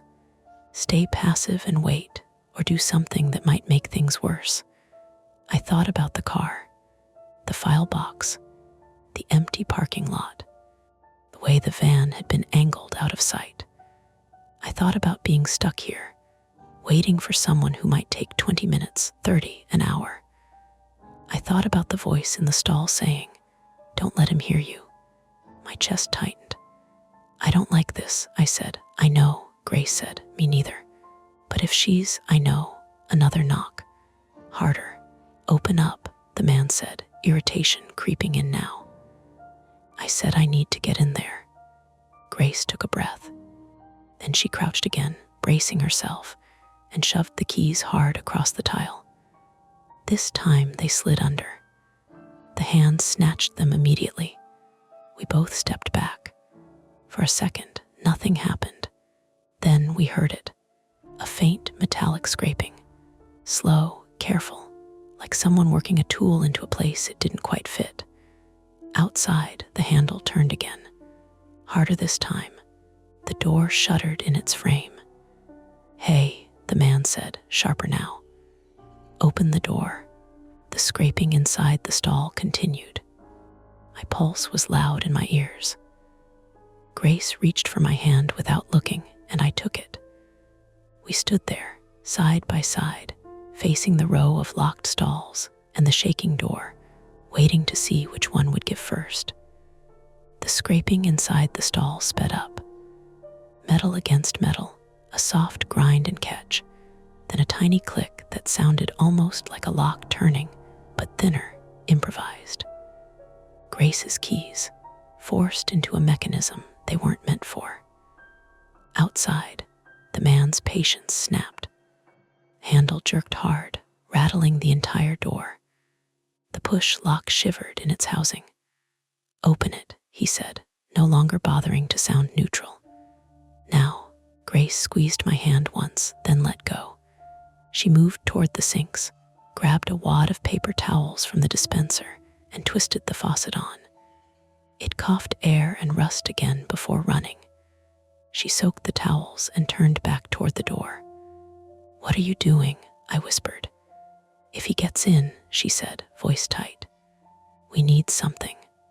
Water. Slip hazard, she said. Floor, slow him down. It was desperate and small, but it was something. She tossed the soaked paper towels onto the tile just inside the entrance and let the water run, spreading across the floor in a thin sheet. Behind us, the stall gave another click. Almost, the voice said, breath coming quicker now. Not panicked, but working hard. Hey, the man called through the door. You don't open it, I'm unlocking it from my side. My chest tightened. He has a key. Of course he does, Grace muttered. The water from the sink crept across the tile, pooling slightly in the low spots. My shoes squeaked when I shifted my weight. Every sound felt too loud. Can you open it? Grace asked the stall. Give me, the voice cut off, followed by a sharp metallic pop. The last stall door swung inward an inch, then two. The person inside shoved it wider with their shoulder. For a split second, the image didn't make sense. She was smaller than I expected. Mid-20s, maybe. Dark hair pulled back tight like she'd done it in a hurry, strands already coming loose around her face. Her hoodie was gray, the kind you get at a campus bookstore, and it was damp across the front like she'd splashed water on herself or leaned against something wet. There was a smear of something darker on her sleeve, grease maybe. Not blood. It didn't look like blood. She stood up too fast and had to steady herself on the partition. Okay, she said, like she was convincing herself. Okay.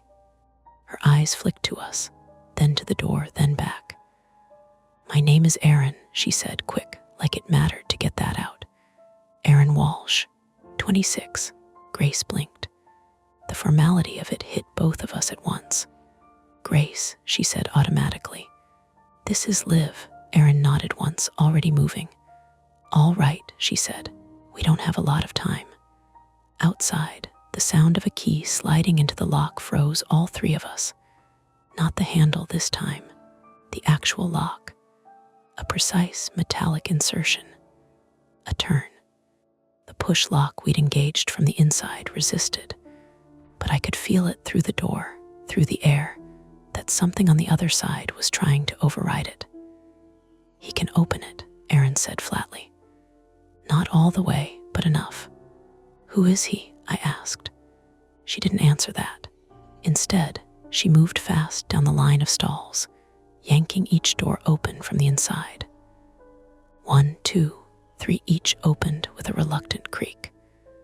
The locks hadn't been broken. They'd been engaged from the inside and then jammed. How did you? Grace started. Later, Aaron said. The fourth stall stuck.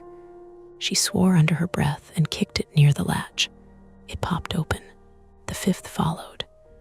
Now all 6 stalls were open, a clear line from one end of the room to the other.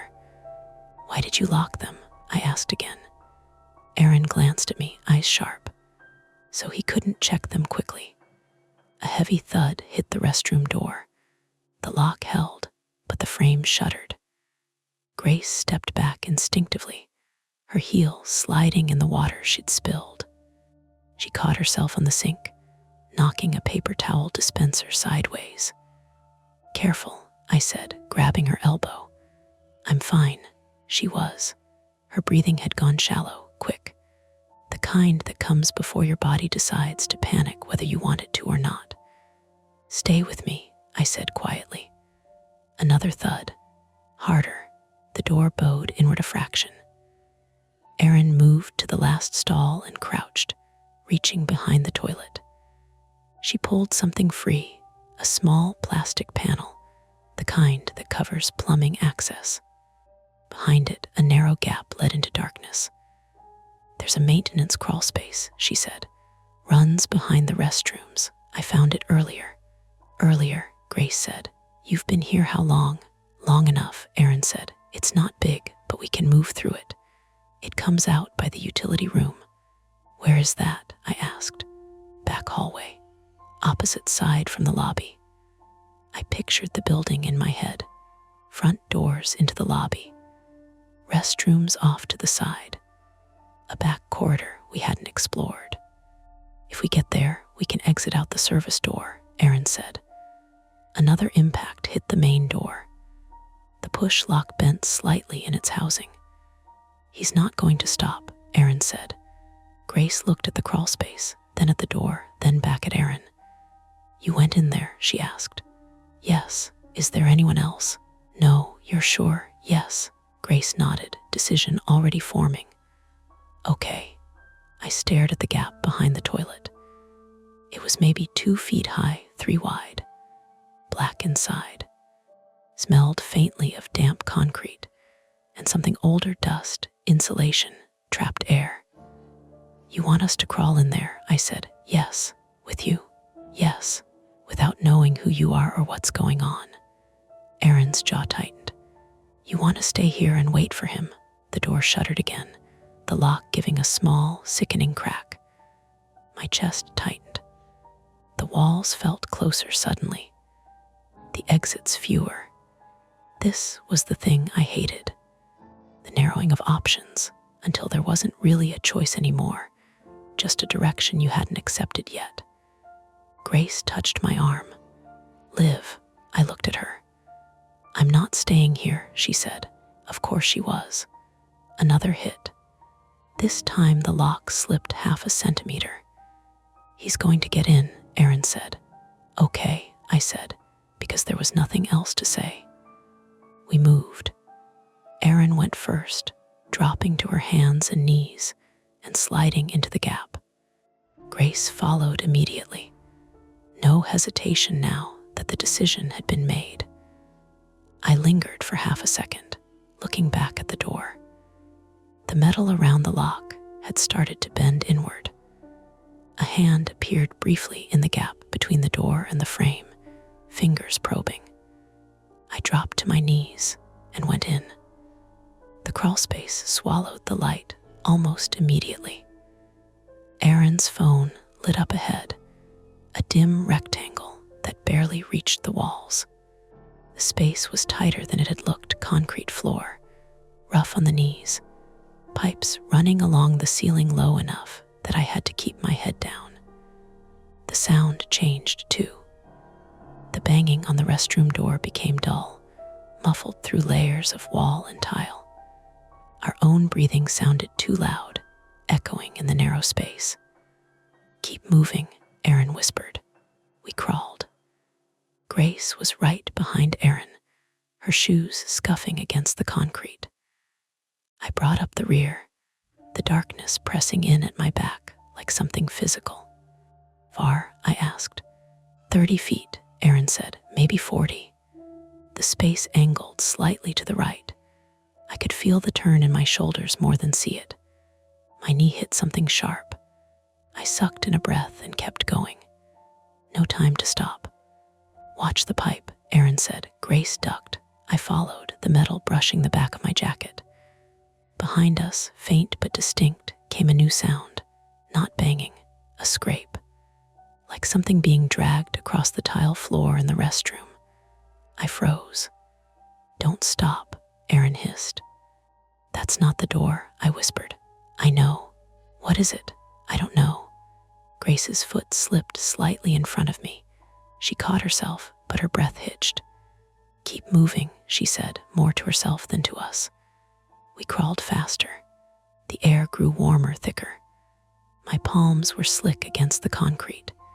My shoulders ached from being hunched. Ahead, Erin's light shifted upward. There, she said. A square of dim light appeared, another opening, larger than the one we'd come through. A door beyond it, metal with a push bar. Utility room, Erin said. Grace pushed through first, scrambling up to her feet. Erin followed.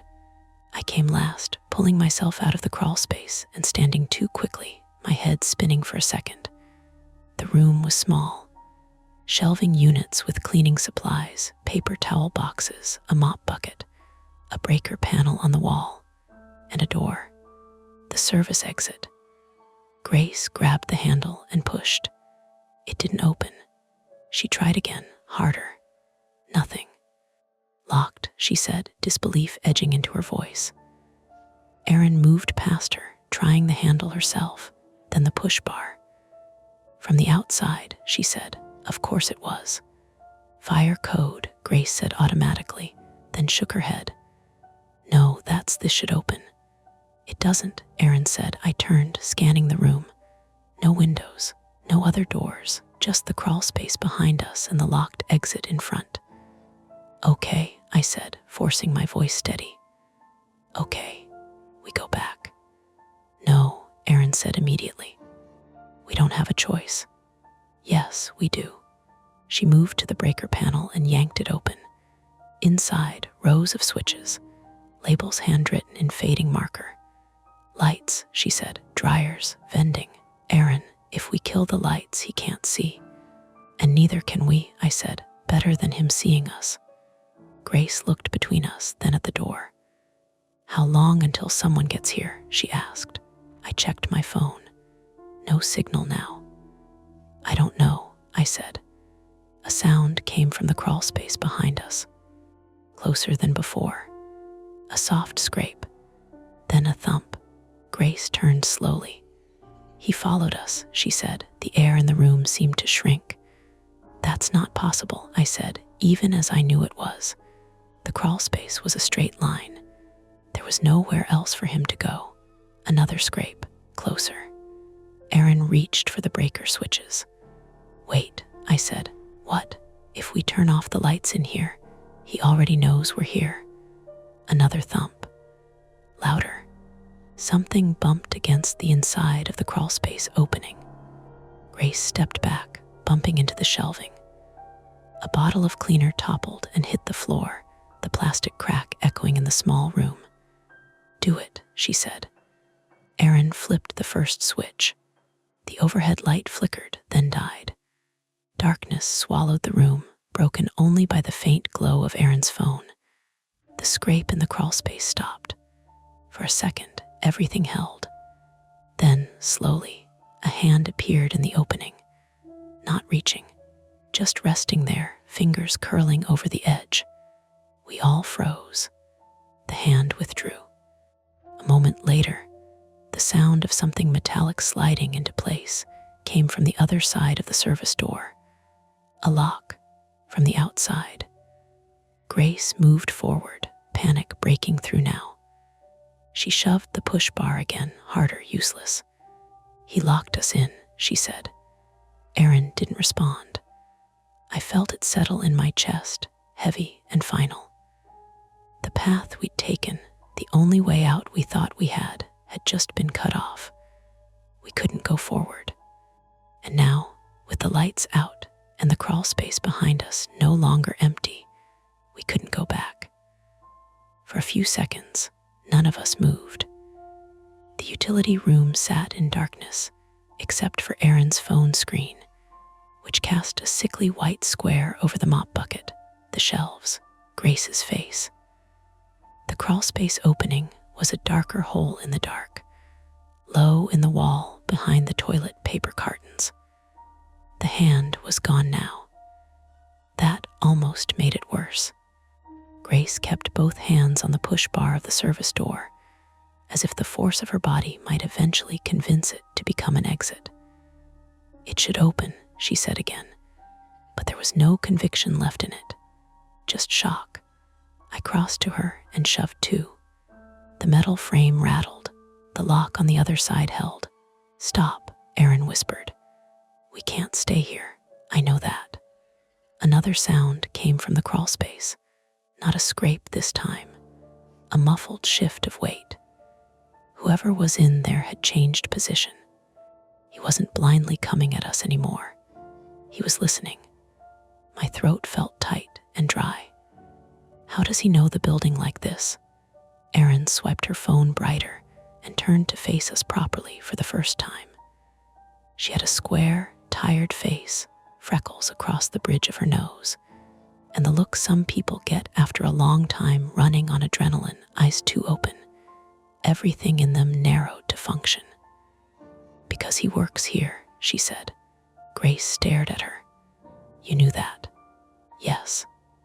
You waited until now to say it. I waited until now to be sure you weren't going to open the restroom door and hand me over. The words landed hard. Hand you over, I said. What does that mean? Erin blew out a breath through her nose, and glanced once at the crawlspace opening before speaking, measuring time against risk. "I stopped here around 9:30, she said. "I'm driving to Indiana. Graduate program interview at Notre Dame tomorrow morning." She gave a quick, humorless smile. "Assuming I still have a car and a face by then." "Aaron," Grace said sharply. "Right, I came in. There was one employee at the desk in the lobby. Older guy, beige state polo, name tag turned around. Said the vending machine was down, coffee station closed. Normal enough. But the women's restroom was empty, and one stall had a phone on the floor. Burned phone, cheap cracked thing. I picked it up to take it out front and ask if someone had left it. Then he came in behind me." "Why?" "He said he was checking the plumbing." Grace's mouth tightened. Aaron continued. "He saw the phone in my hand and his whole face changed. Not dramatic, just blank. Like he'd forgotten to act human for a second. He asked me where I found it. I said in the stall. Then he said that stall was out of order and asked me to give it to him." "You didn't," I said. "No," Aaron met my eyes. "Because there was a woman outside by the picnic tables when I came in. Red jacket, smoking. I remember her because she looked cold and pissed off.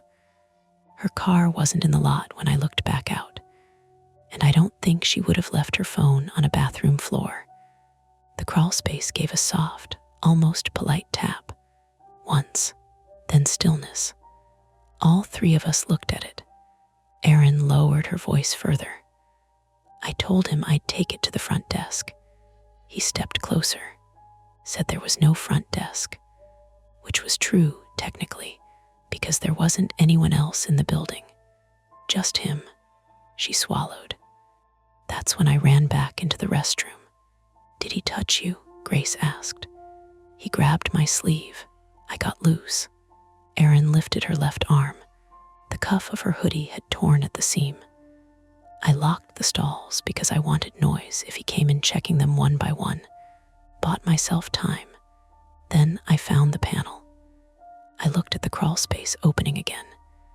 It had become a shape my eyes couldn't stop returning to, as if looking away might let something advance. "The phone," I said. "Where is it?" Erin patted the front pocket of her hoodie. "Here, can you turn it on?" I tried earlier. Dead, seated object. A phone from the stall. A missing woman in a red jacket. The empty lot. The turned around name tag. The unmarked van. All the details that had felt loosely wrong now cinched together. Grace rubbed a hand over her face hard enough to redden the skin. "Okay, so what is this? Robbery? Kidnapping? What?" "I don't know," Erin said. "I know he didn't want me leaving with that phone, and I know he kept telling me to come out so he could explain. That's what I know." The service door at Grace's back gave a sudden metallic slam from the outside. All three of us jumped. Then his voice, muffled through the metal, close. "You girls making this a lot worse than it needs to be." Grace's breathing quickened again. "Shut up," she whispered, not loud enough for him to hear. He knocked twice with something hard, metal on metal, maybe a flashlight. "You got nowhere to go in there," he said. "Open the crawl space and come back out. We'll talk." I mouthed at Erin, "Can he hear us?" She nodded once, so we shut up. The dark breathed around us. A bottle somewhere on the shelf ticked softly as it settled. Water dripped in a pipe overhead. In the quiet, I could hear Grace fighting to keep her breathing under control. This was the lull before whatever came next. The ugly little pocket where you had to think. I crouched near the breaker panel and forced myself to picture the building. Front lobby. Public restrooms off the main hall. Back corridor behind them. Utility room where we were now. Service door to the outside, apparently opening toward the dumpster side. crawl space connecting restroom wall to this room. One man who knew the layout and had keys. What happens if we turn the lights back on? I whispered. Aaron frowned. Why would we? Because right now he knows where we are, and we can't see what he's doing. Grace looked at me. You want him to see us? No, I pointed up. I want to see him. That got both of them thinking. There's no camera feed in here, Aaron said. Not cameras. I looked toward the shelves, the mop bucket, the floor. Reflection. They followed my eyes. The janitor's closet held the kind of mess every service room holds. Half-empty cleaner bottles, shrink-wrapped paper products, a dustpan, a long-handled mop, a coil of yellow caution tape, and mounted on the back wall, above a utility sink, a square of polished steel serving as a cheap splash guard. Not a mirror, but reflective enough. If the door opened, anyone entering from the crawlspace side or forcing the service door would cross the line of that metal. Grace saw it too. If the lights are on, we could stand behind the shelves. And if he comes through the crawlspace, Aaron asked. I looked at the opening. Then he has to come through low. The hand under the stall, the slip water on tile, the boxed in geography. Things didn't have to be dramatic to matter. They just had to be real. We can slow him, I said. With what? Grace asked. I grabbed the mop handle, yanked the wet head free, and held up the wooden pole. Aaron reached for the broken plastic plumbing panel she'd pulled from behind the toilet in the restroom and used as a shield to crawl. She still had it tucked near the wall. Hard, rectangular, sharp-edged at one corner. Grace looked around, found the bottle of industrial glass cleaner that had fallen earlier, tested its weight, then shook her head and traded it for the metal trash can beside the sink. Heavier, she whispered. There was no triumph in any of it. No sudden competence. Just 3 tired women in bad light arming themselves with whatever a rest stop forgot to secure. I rose slowly and flipped 2 breakers back on. The overhead light in the utility room stuttered, buzzed, then returned in a pale wash. Farther away, through the walls, other parts of the building answered, the lobby fluorescence, maybe the restroom strip, maybe the vending machine. Silence from outside. Then, after 3 long seconds, a different sound. Not from the service door, from the crawl space. A rustle. Fabric against concrete. He's coming there, Aaron said. We moved fast. The shelving unit nearest the opening was bolted to the wall, but had enough clearance underneath to crouch behind. Aaron and I took the left side, where we could see the steel splash guard over the sink. Grace moved right, behind stacked paper towel boxes, the metal can gripped in both hands. The crawlspace opening stayed empty. I could hear him breathing now. Or maybe that was one of us. Hard to tell. A shadow crossed the edge of the hole. Then something burst through low and fast, and for one insane half-second, I thought it was a person diving headfirst at us. Grace made a strangled noise. The thing hit the floor, slid, and banged into the mop bucket. A rat. Big, gray, furious, tail whipping. Probably flushed from the walls by all the noise and the lights coming back on. Grace almost screamed. The sound made my heart slam into my ribs, so hard I felt sick. The rat darted under the shelving, ricocheted off a cleaner bottle, then found a gap by the utility sink and vanished into another cavity in the wall. For one breathless moment, nobody moved. Then Aaron let out a thin, shaky exhale that could have been a laugh if there had been anything funny in the room. Jesus, Grace whispered, hand over her mouth. A terrifying moment. Explainable. human nerves making monsters out of motion. And then the real thing came. A face appeared at the crawlspace opening, low to the floor, sideways, one eye first, then cheek, then the rest of him as he wormed a shoulder through. He was older than I'd imagined, maybe late 50s, with a soft neck, thinning hair matted with sweat, and the state-issued polo Aaron had described. His name tag really was flipped backward. He looked less like a movie villain than a tired maintenance supervisor with acid reflux and a temper, which made him worse. His gaze swept the room once, quick and practiced. He saw the lights, the open space. Not us yet. He started to pull himself out. Now, I whispered. Grace stepped first. She swung the metal trash can down with both hands and caught his reaching arm just above the wrist. He shouted more surprise than pain and jerked sideways, wedging himself halfway out of the crawlspace. I lunged with the mop handle and drove it at his shoulder and throat, not like I knew how to fight, just like I needed distance. The pole hit hard, slipped, then jammed against the crawlspace frame. Aaron came in from the other side with the plastic panel and slammed it into his face. He roared then, fully human, one hand flying up. The other caught the mop handle and yanked. I held on too long. Stupid. The pole ripped out of my grip, and the sudden loss pitched me forward. My knee smacked the concrete. Pain shot up my leg. He kicked out from the hole, heel catching Grace in the shin. She folded with a gasp and dropped the trash can.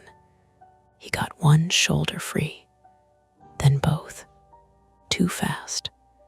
He surged up onto one knee, bigger outside the wall than he'd seemed in pieces. He had a ring of keys clipped at his belt and a folding knife in his right hand, not open yet, just there, maybe pulled for leverage in the crawlspace, maybe for us. His face was bleeding from one eyebrow where Aaron had cut him. Thin blood, blinding one eye. "Stop," Grace shouted, voice cracking. He looked at her. That was enough for Aaron. She grabbed the yellow caution tape reel from the shelf and hurled it at his face.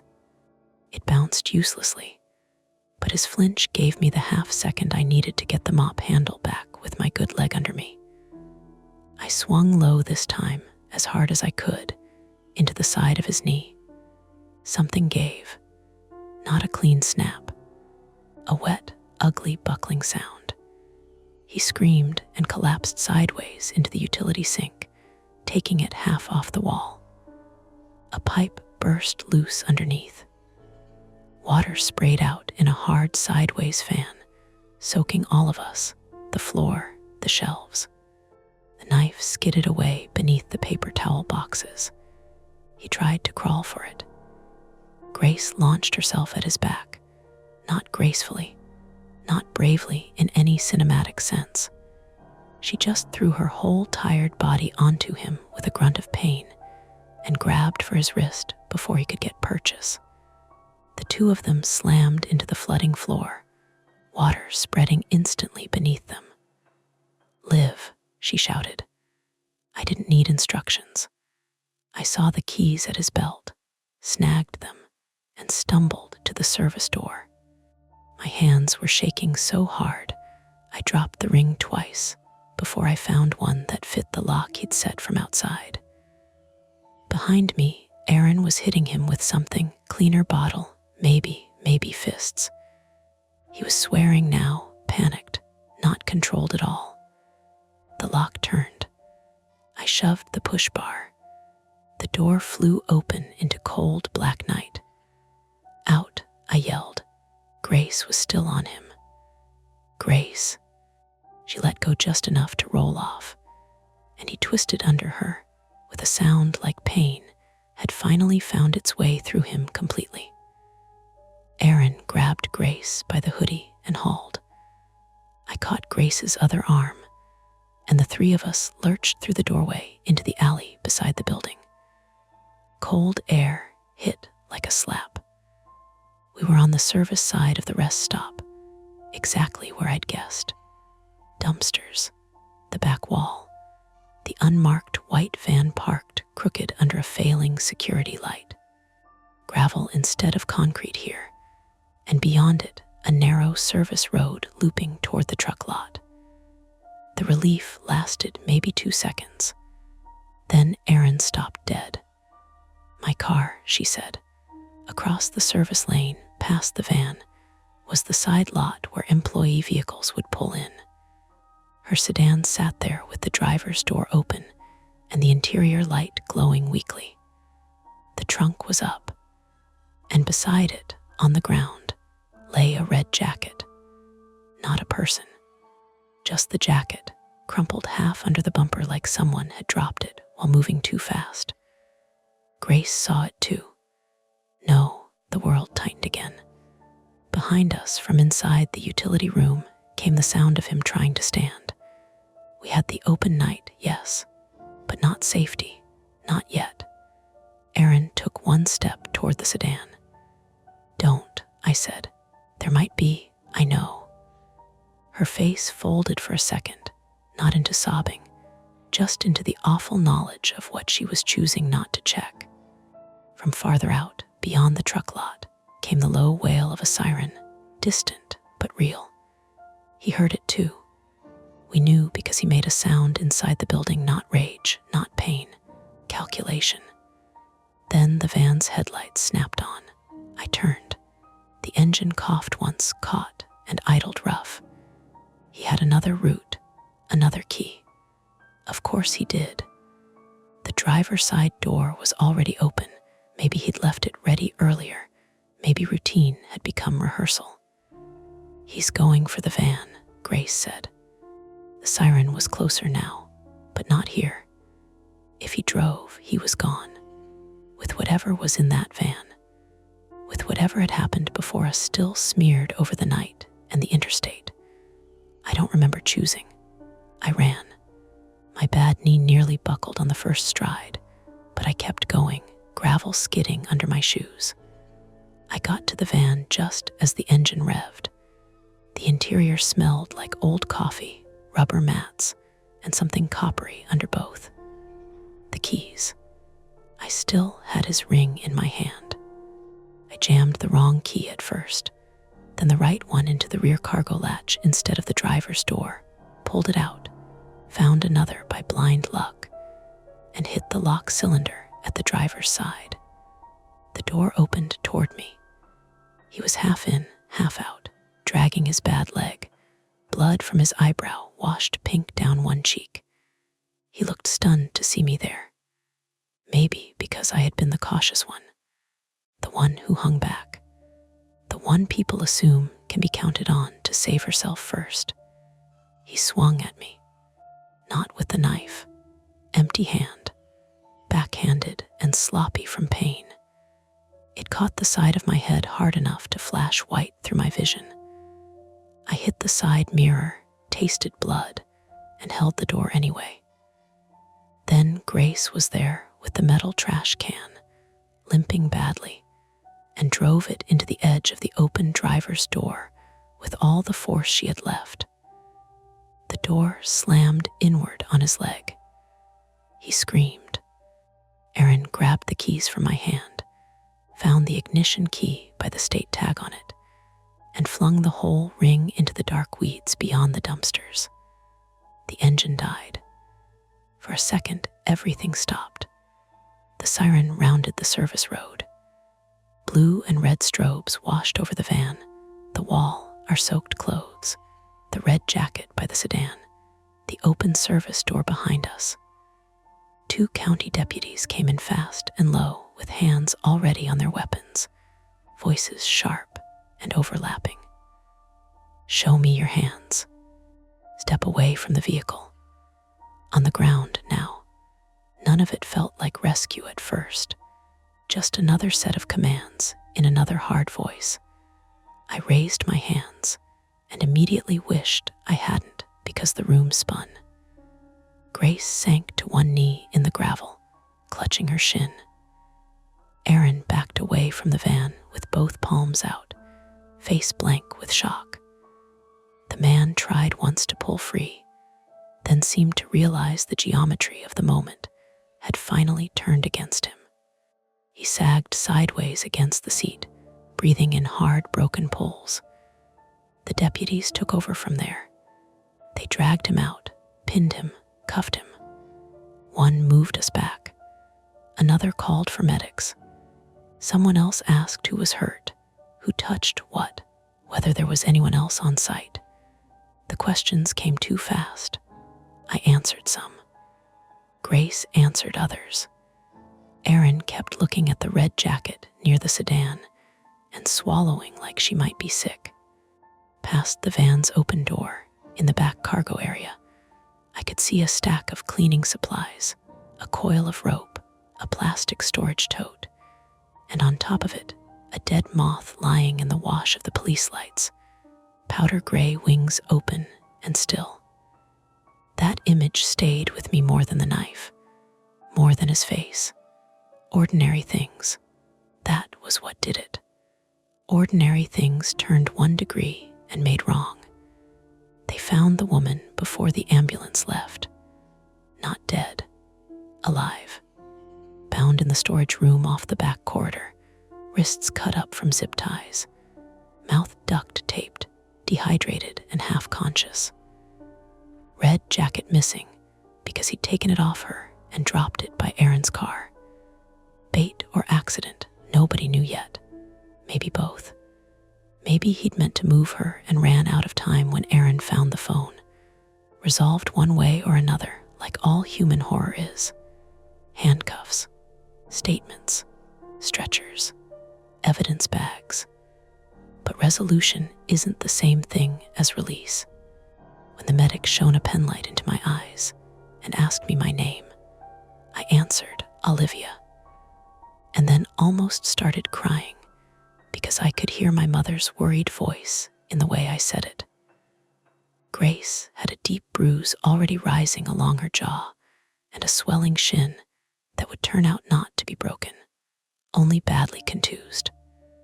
My knee wasn't broken either, but I'd need crutches for a week. Erin had rope burns on one wrist where he'd grabbed her earlier, and a cut on her palm from the broken plumbing panel. No one got to walk away untouched. As they loaded the man into the second cruiser, he looked once across the lot at us. Not dramatic, not snarling, just a flat, exhausted look, like we had complicated his evening. That was the part that lodged deepest. Not monster, not mystery. A man in a state polo at a rest stop on Interstate 80 who had keys, routine, and enough privacy to think he could get away with it. The sirens kept strobing over the building. The highway kept moving beyond the trees, truck after truck after truck. People headed somewhere ordinary, while the night behind the rest stop split open and showed its wiring. And when they finally put us in the ambulance to get checked out, I caught myself glancing at the restroom side of the building, toward those stalls, half expecting to see one of the doors shut on its own. Nothing moved, just fluorescent light in a public building, steady and indifferent. That somehow felt worse. They kept us at the county hospital until almost 4 a.m. Not because any of us were dying, because none of us were allowed to leave yet. That was the first ordinary thing that felt wrong after the rest stop. Paperwork, wristbands, a nurse clipping a plastic pulse oximeter onto my finger while asking whether I'd lost consciousness and whether I knew what day it was. A deputy standing just outside the curtain with a legal pad, waiting for the doctor to clear me for questioning. Grace in the next bay over, separated only by a thin divider, answering someone in a clipped, exhausted voice that rose every time they asked her to repeat the same detail. No, she said for the 3rd time. No, I did not see the knife open. I saw the knife folded, Then I saw the knife on the floor. Then I saw him reach toward it. I don't know what part of that is unclear. Her shin wasn't broken, but it looked ugly already. Purple spreading under the skin, swelling high over the bone. They wrapped it, gave her crutches she refused to use, and told her that refusal in the tone medical staff reserve for adults they've already decided are going to be difficult. Her jaw was bruising too, a dull shadow along the left side of her face. She kept touching it absent-mindedly, then wincing. My knee was worse than I wanted it to be, and not as bad as I feared. Sprained, deeply bruised, maybe a minor ligament strain. The doctor rotated it, pressed in 3 places, and I saw white around the edges of my vision, but managed not to swear until he was almost done. He seemed pleased by that in a detached way, like I'd performed endurance correctly. "You'll feel worse tomorrow," he said. He was right. The blow to my head had left a cut inside my cheek where my teeth had caught it. Nothing dramatic, just enough blood to make me taste metal every time I swallowed. They checked for concussion twice. Pupil response, memory questions, finger tracking. I passed. That didn't stop the room from feeling slightly delayed, as if the world had decided to move a fraction of a second after I did. Erin had the least visible damage and looked the worst. That was true from the moment the deputies sat her down in the rest stop office and kept asking about the phone. And it was still true in the hospital waiting area hours later when the adrenaline had burned off and left her with the kind of shaking that starts in your hands and spreads inward. Rope burn marks ringed one wrist. There was a cut on her palm from the plumbing panel and a scrape along one shoulder where she'd hit the crawlspace wall. But mostly it was her face, flat with exhaustion, the skin around her eyes pulled thin, like she had been holding herself upright on pure sequence, and now the sequence was done. They gave her a blanket she didn't use and a styrofoam cup of water she held without drinking. The woman in the red jacket was alive. That fact moved through the building in fragments. A deputy said it first. Then a nurse repeated it to someone else near the desk. Later, I heard an EMT mention she'd been transferred to another hospital. 43 years old, from Nebraska. Name not released to us, and I was weirdly grateful for that. I didn't want to know more yet. I didn't want her to become specific in my head. It felt selfish, but true. We gave statements separately. That was deliberate, they said. Standard procedure. Detective from the county sheriff's office sat across from me in a small consultation room that smelled faintly of bleach and old coffee, and asked me to start at the beginning. Not the beginning of the trip, the beginning of tonight. I understood the difference, but only barely. Trauma makes time stupid. Everything that matters either telescopes close or drops away entirely. So I started with the hand dryer. He wrote that down without looking up, which somehow made it easier. I told him about the knocks, the locked stalls, the empty lobby, the maintenance van, the voice in the last stall. I told him about Grace calling 911 and the man outside the restroom door saying he needed to clean. I told him about the crawlspace, the utility room, the rat, and immediately felt embarrassed saying rat out loud, as if that detail made the rest of it sound less credible. The detective didn't blink. Rest stops probably had rats. Reality usually does. When I got to the part where I ran for the van, he stopped me. "Why'd you do that?" I thought about lying, saying something noble, saying I was trying to preserve evidence or prevent escape. But he was looking at me with the kind of patience that waits out falsehood without announcing itself. Because I thought if he left, I said, then whatever he'd done would keep moving somewhere else. The detective nodded once and wrote that down too. Later, I heard Grace through the wall giving the same answer in different language. Less reflective, more annoyed. Because the alternative was letting him drive away. That was Grace. Direct even when shaken, especially when shaken. We were released just after dawn.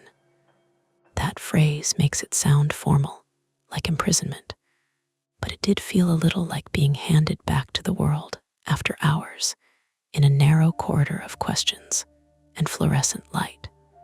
The sheriff's office told us they impounded the Subaru as a temporary evidence hold because it had been parked on site, and because they needed photographs of everything in and around the rest stop lot. They were apologetic.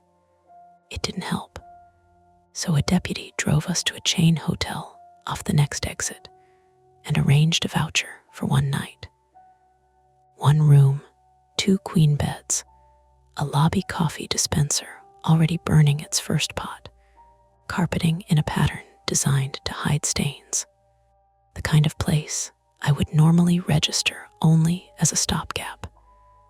That morning, it felt impossibly tender. Automatic doors that opened when they should.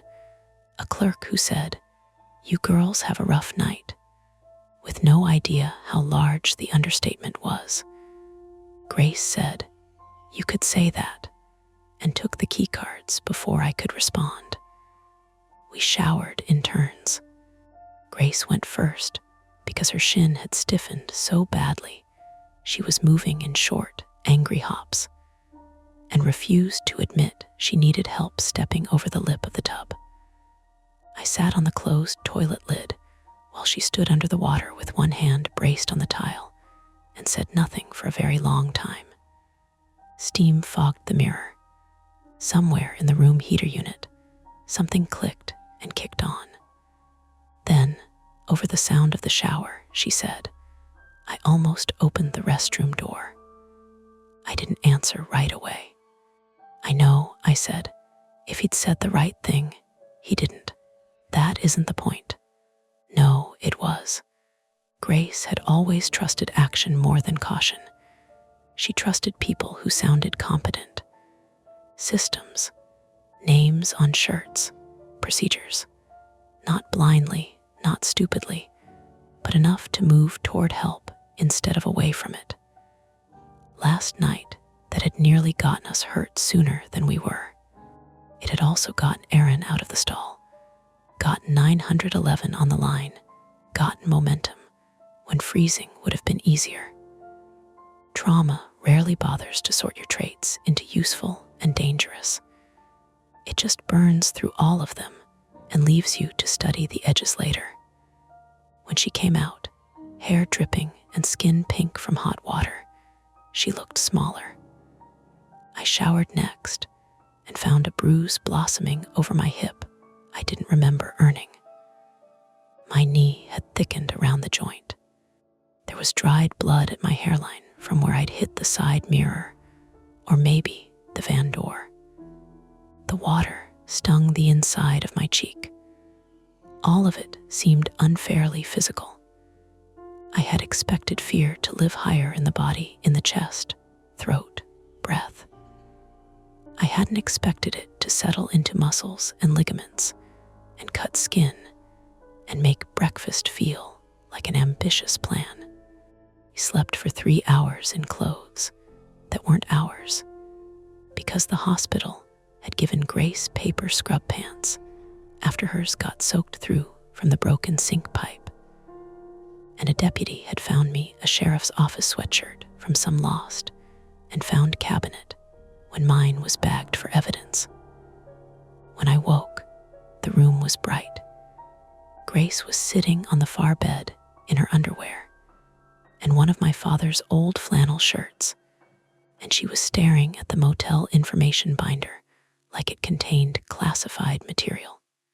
"Erin texted," she said. I blinked. "How?" "She borrowed a charger from the front desk. She's in the lobby." A pause. "She didn't want to come up." "Of course she didn't." "We found her at a corner table near the continental breakfast, picking apart a blueberry muffin with the concentration of someone dismantling a machine. She had changed into clothes from a gas station display rack. Black leggings, an oversized Iowa Hawkeyes t-shirt, cheap socks. Her own hoodie and jeans were in evidence bags somewhere. Without them, she looked younger. "Hey," Grace said. Erin looked up and gave a small nod. "Hey, there are moments after something bad where people either become intimate too quickly or strangers again. We landed awkwardly in between. Bound, not close." Grace poured coffee she didn't need. I took orange juice because the thought of coffee made my stomach turn. Erin had one of those little sealed yogurts in front of her, but hadn't opened it. "They found my laptop in the car," she said, "and my suitcase." "That's good," I said, and heard how stupid it sounded. She let it pass. "The detective says they found 3 phones in the van." That quieted all of us. 3, not 1, not just the dead phone from the stall. Grace stared into her coffee. "Did they say if he—" Erin shook her head. "No, they just said there's evidence from more than one incident, and they're coordinating with state police." State police. Evidence. More than one incident. All terms that widen the night backward and forward in ways I didn't want to picture. Grace asked, "Are you still going to Indiana?" Erin actually smiled then, brief and crooked. "No." "Good." I called the program. Told them there was an emergency. "What did they say?" I asked. "That they were very sorry and could reschedule." She looked down at the muffin in pieces.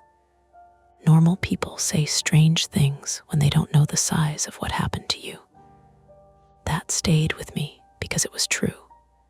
Our mother called at 9:13. Grace answered because I couldn't yet bear the intake of breath she would make if she heard my voice first. We had told her only that we'd had an incident and were delayed. A deputy had suggested not going into detail over the phone until we were somewhere secure. That advice had sounded dramatic at the time. In daylight, in a hotel breakfast nook with powdered eggs under heat lamps, it sounded sensible. Grace stepped out to the lobby to take the call. I watched her through the glass partition. She stood straight for the first 30 seconds, then bent at the waist and put a hand over her eyes. Not crying exactly, just caving inward in a controlled, private way. When she came back, she said, "Mom wants to drive out." "No," I said immediately. "Agreed. She'll come anyway if we let the silence go too long." "I know." We sat there together in the hum of refrigerators and soft morning news from a mounted television. And for the first time since the rest stop, I thought of our father without paperwork attached to him. Just him. The way he used to over-prepare for road trips when we were kids. Blankets in the trunk, flashlights, a printed Rand McNally map, even after smartphones made that unnecessary. Because batteries died and signals dropped, and he trusted paper. We had spent the previous day dividing his life into boxes and labels and legal tasks. And then, that night, had been handed an uglier lesson in what preparedness can and can't protect you from. It made me furious in a direction I couldn't use. By early afternoon, the sheriff's office released the Subaru. A deputy drove us back to the impound lot, where the car looked completely ordinary except for police chalk marking one tire, and our father's gray file box still visible in the cargo area through the rear window. That almost undid me. All that effort, all that grief, and there it was waiting politely through all of it like a task we had merely paused. Grace took the driver's seat. "You sure?" I asked. "No," she said, "but I'm doing it." Also Grace. We didn't argue. I folded myself into the passenger seat with my knee braced awkwardly. Erin had arranged a rideshare to the rental car place in Iowa City and stood by the curb with her borrowed duffel from the hotel gift shelf, looking like someone who had misplaced not her belongings, but the version of the day she was supposed to be living. Grace rolled down the window. Erin leaned in. "They'll probably call you both again." "I know," Grace said. "They said maybe court eventually." "I know." Erin looked at me then. "You were right to lock the door." I almost said Grace told me to. Almost redirected the credit away from myself, the way I usually do when action embarrasses me. But there are moments when refusing ownership is just another way of hiding. "So were you," I said. She nodded once. Then she stepped back. We drove east. For a while, we didn't talk. Iowa in late morning looked offensively normal. Flat fields, low farm buildings, gas stations with bright signs promising clean restrooms and hot breakfast sandwiches. Trucks passing in steady sheets of sound. The interstate had resumed being the interstate, indifferent and enormous. At the next service plaza, Grace asked, "Do you need to stop?" The question landed hard enough that we both laughed once, without humor. "No," I said. Neither of us wanted to get out. We made it to Illinois on energy drinks, ibuprofen, and stubbornness. Round Joliet, Grace finally pulled into a grocery store parking lot because her leg was starting to tremble on the brake pedal. We switched seats. I drove the last stretch into Chicago with my bad knee propped as straight as I could manage and both hands welded to the wheel. Grace stared out the window and narrated traffic in a flat voice whenever she thought I might miss something. That night, in my apartment, ordinary objects had edges. The bathroom lock mattered too much. The hum of the building's hallway lights sounded too much like the fluorescent ballast at the rest stop. When the upstairs neighbor dropped something heavy after midnight, my body flooded so fast I was halfway out of bed before my mind caught up. Grace slept on my couch because neither of us wanted to be alone, and neither of us could quite admit that directly. In the days that followed, the story hardened around facts. Local news, a name released, charges filed. Employee of a state-contracted maintenance company, not state staff directly. Prior complaints under review. A woman recovered alive. 3 witnesses. Ongoing investigation. That is how the world prefers horror once it has been domesticated, as case status. The softer damage was less easy to list. Grace stopped trusting uniforms for a while. Not forever. Just enough that when a building super in her apartment complex knocked 2 weeks later to check a leak, she made him hold his ID up to the peephole for a full 10 seconds before unlatching the chain. She laughed about it afterward, but she still did it. I started checking bathroom stalls in pairs. First under the door, then the lock indicator, then the hinges, then the floor around them. Every time. Airports, offices, restaurants, everywhere. Not because I thought I would find something, because not checking had become impossible. We went back to Iowa once, 3 months later, for a preliminary hearing. Snow along the shoulder. Pale sky. The rest stop exit appeared and disappeared in the right lane before either of us said a word. We did not stop. We did not need to discuss not stopping. Grace just tightened both hands on the wheel until her knuckles blanched and kept driving. The building was closed by then pending investigation and renovation, according to the temporary sign the state had posted. I only know that because I turned in my seat and looked back through the rear window as long as I could. From the interstate, it looked exactly like every other rest stop box set back from the road. Concrete, glass, flagpole. Nothing in its shape admitted what had happened inside. That should have comforted me. It didn't. A year later, when I'm telling this, most of the major pieces have somewhere official to live. Court transcripts, medical records, insurance claims, news archives. Grace's shin healed. My knee mostly did. Aaron got into Notre Dame on the rescheduled interview and sent us one email in August from South Bend with a picture of the campus in rain and the subject line, "Made it after all." We wrote back, "We have not become close, exactly, but we exist in each other's lives, now like survivors of the same storm sometimes do, recognizable forever, not necessarily frequent." The red jacket woman testified by video. We never met her. And still, one detail sits wrong. When the detectives returned our belongings, they gave Aaron the dead phone from the stall after processing it.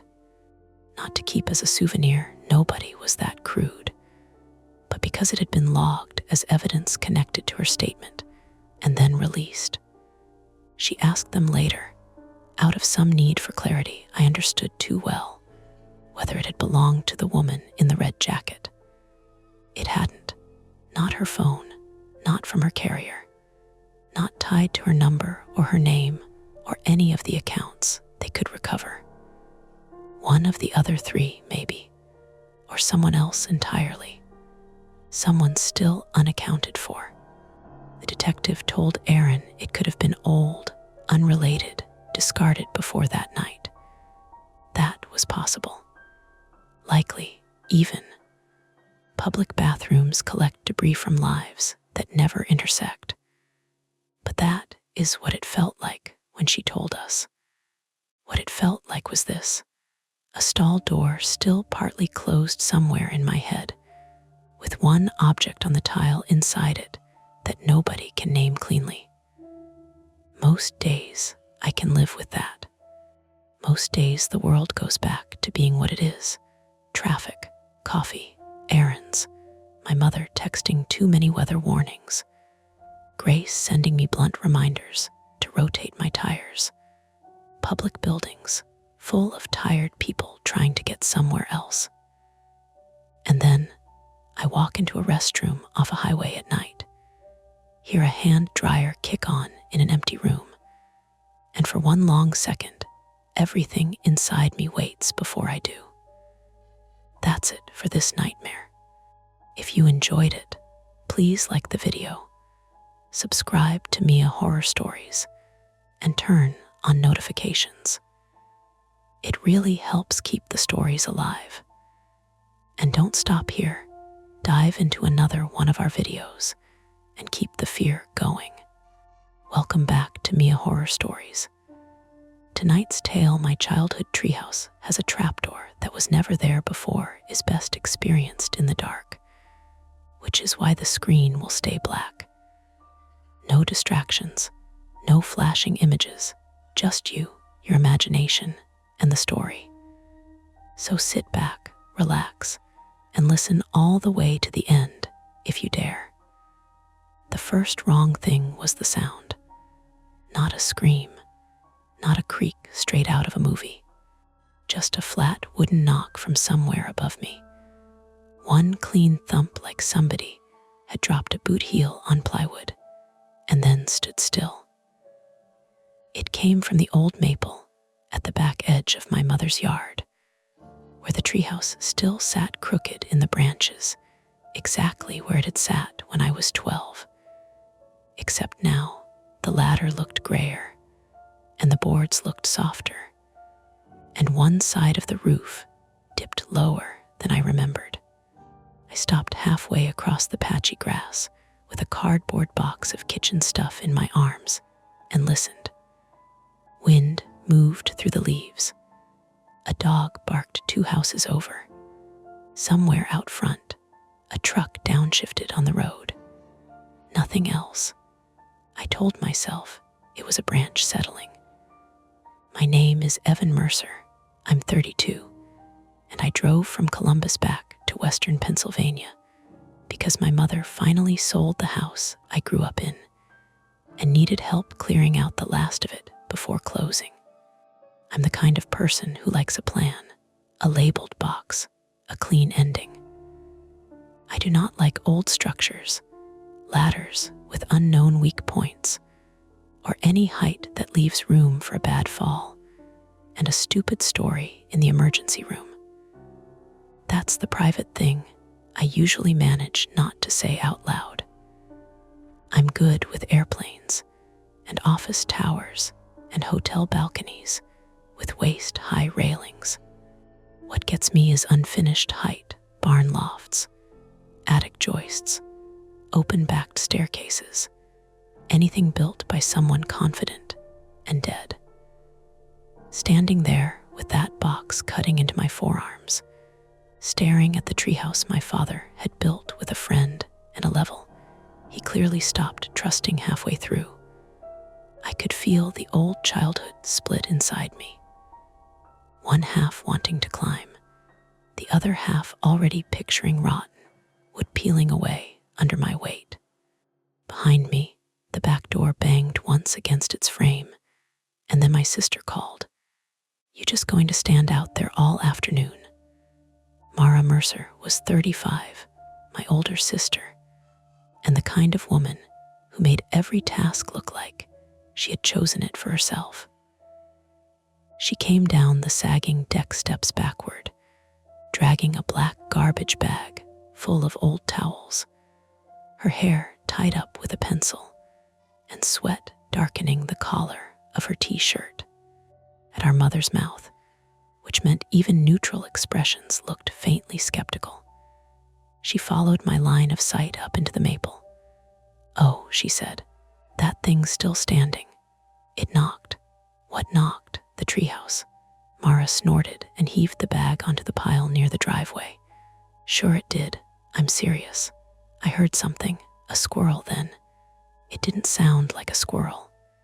She squinted at the treehouse roof through the branches. "Maybe a raccoon. We used to get them in the trash all the time." And she looked at me a little closer and grinned. "You look pale. I'm carrying dishes. You're looking at that ladder." That annoyed me because it was true. "I'm not climbing it. Nobody asked you to." She said it casually. But now the possibility existed, alive between us. The backyard felt smaller than it had when we were kids. The fence line on the left had been replaced with vinyl panels by the neighbors, white and too clean for the rest of the block. Beyond the back lot, the ground sloped toward a thin stand of woods, and then a creek that ran fat in spring and mostly exposed stones by late August. The air smelled like cut weeds and damp mulch, and the faint metallic tang of rain coming later, though the sky was still pale and hot above us. Near the base of the maple, the old tire swing lay on its side, half sunk into dirt, the rope long gone. "We should probably take it down," Mara said. "Today. Not us. Somebody. Before Mom signs everything." The house had been ours for 26 years.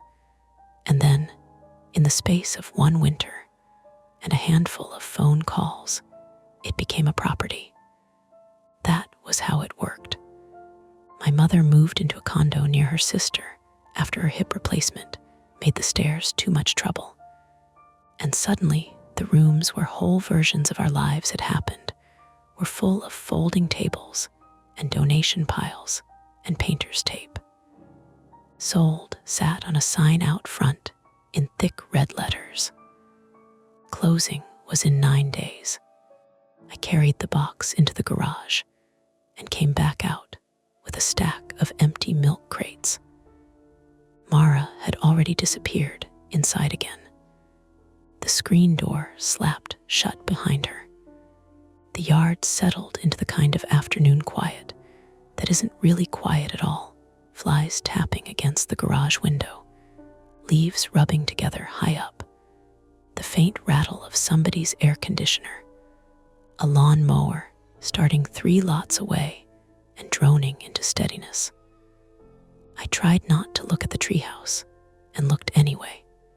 It was smaller than memory, but not by much. My father had built it over 2 weekends when I was 11 and Mara was 14, using salvaged boards from a neighbor's deck replacement and a pile of hardware he kept in labeled coffee cans in the basement workshop. It had a pitched roof, 2 square windows cut without glass, and a door so narrow that once I hit puberty, I had to turn sideways to get through it. Inside, there had been a crate for comic books, a battery lantern, a deck of cards swollen from humidity, and one summer of fierce sibling treaties about who got to use it and when. After Dad died, nobody went up there much. Then not at all. I say died because that is the plain word for it. He had a heart attack in the Home Depot parking lot when I was 17. No mystery, no long goodbye. Just a call, fluorescent lights, paperwork, and the rest of your life dividing itself into before and after. Since then, unfinished things have bothered me more than they should. Projects left midstream, doors unpainted, questions that sit where a person used to be. I walked toward the maple before I had fully decided to. The grass gave way to packed dirt under the canopy. The ladder was bolted to the trunk in the way people did things in the 90s without worrying much about the tree. 3 of the rungs had cracked and been replaced at different times, each a slightly different wood, and the bottom one was newer than the others.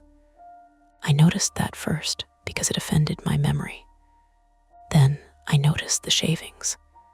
There were fresh curls of pale wood on the ground beneath the treehouse. Not many, a handful, enough to snag the eye. I crouched and pinched one between my fingers. It bent without breaking. Recent. Evan. I straightened too quickly, smacked the back of my head on a low branch, and swore. Mara stood on the deck with 2 flattened boxes tucked under one arm.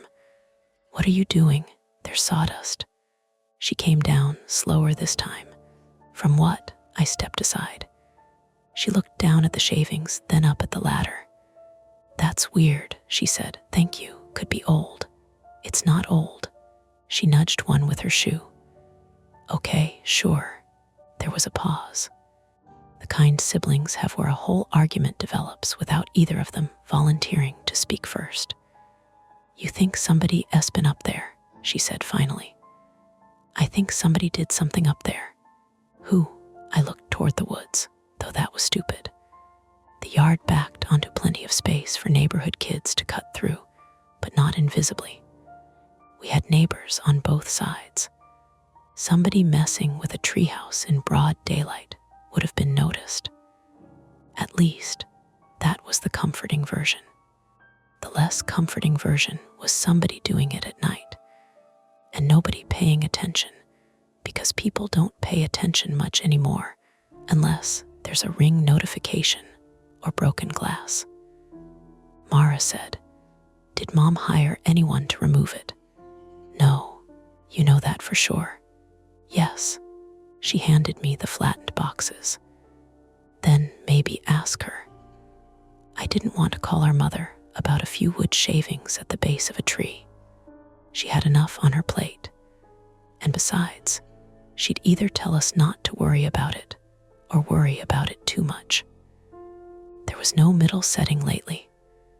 From the side gate came the metallic scrape of latch on latch, then a voice saying, "Hello." We both turned.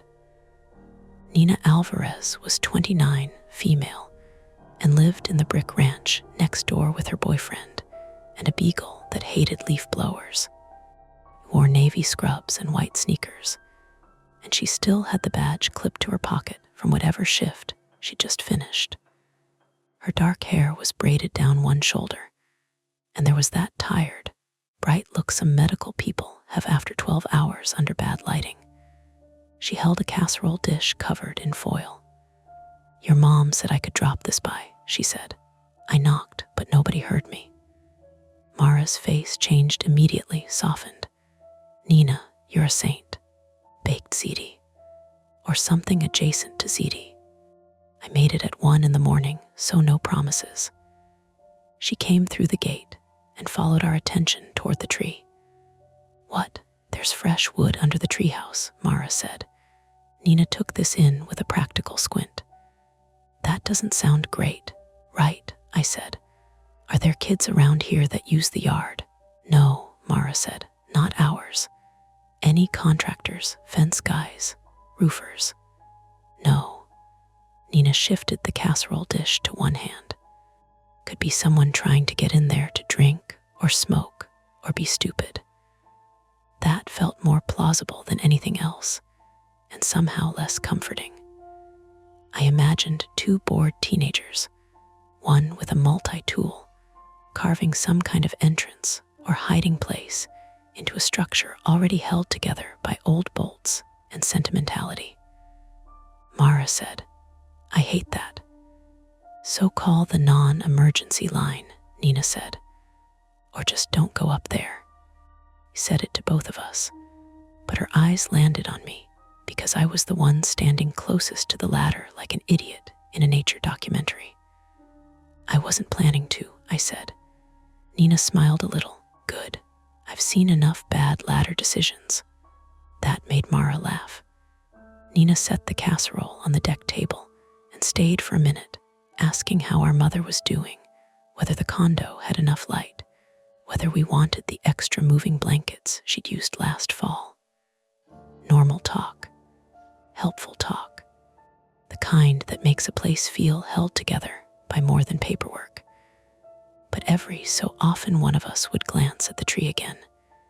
It kept tugging the eye. When Nina left, promising to text later, Mara picked up the casserole and said, "I'm going to put this inside before the raccoons smell it." There are no raccoons out right now. There are always raccoons in spirit. She went in. I stayed. I told myself I was just getting a better look from the ground. The ladder rose maybe 14 feet to the platform. From below, I could see the underside of the floorboards and the darker square of the doorway above.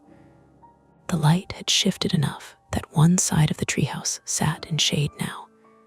And in that shade, I noticed something else that didn't fit. Not just the fresh lower rung.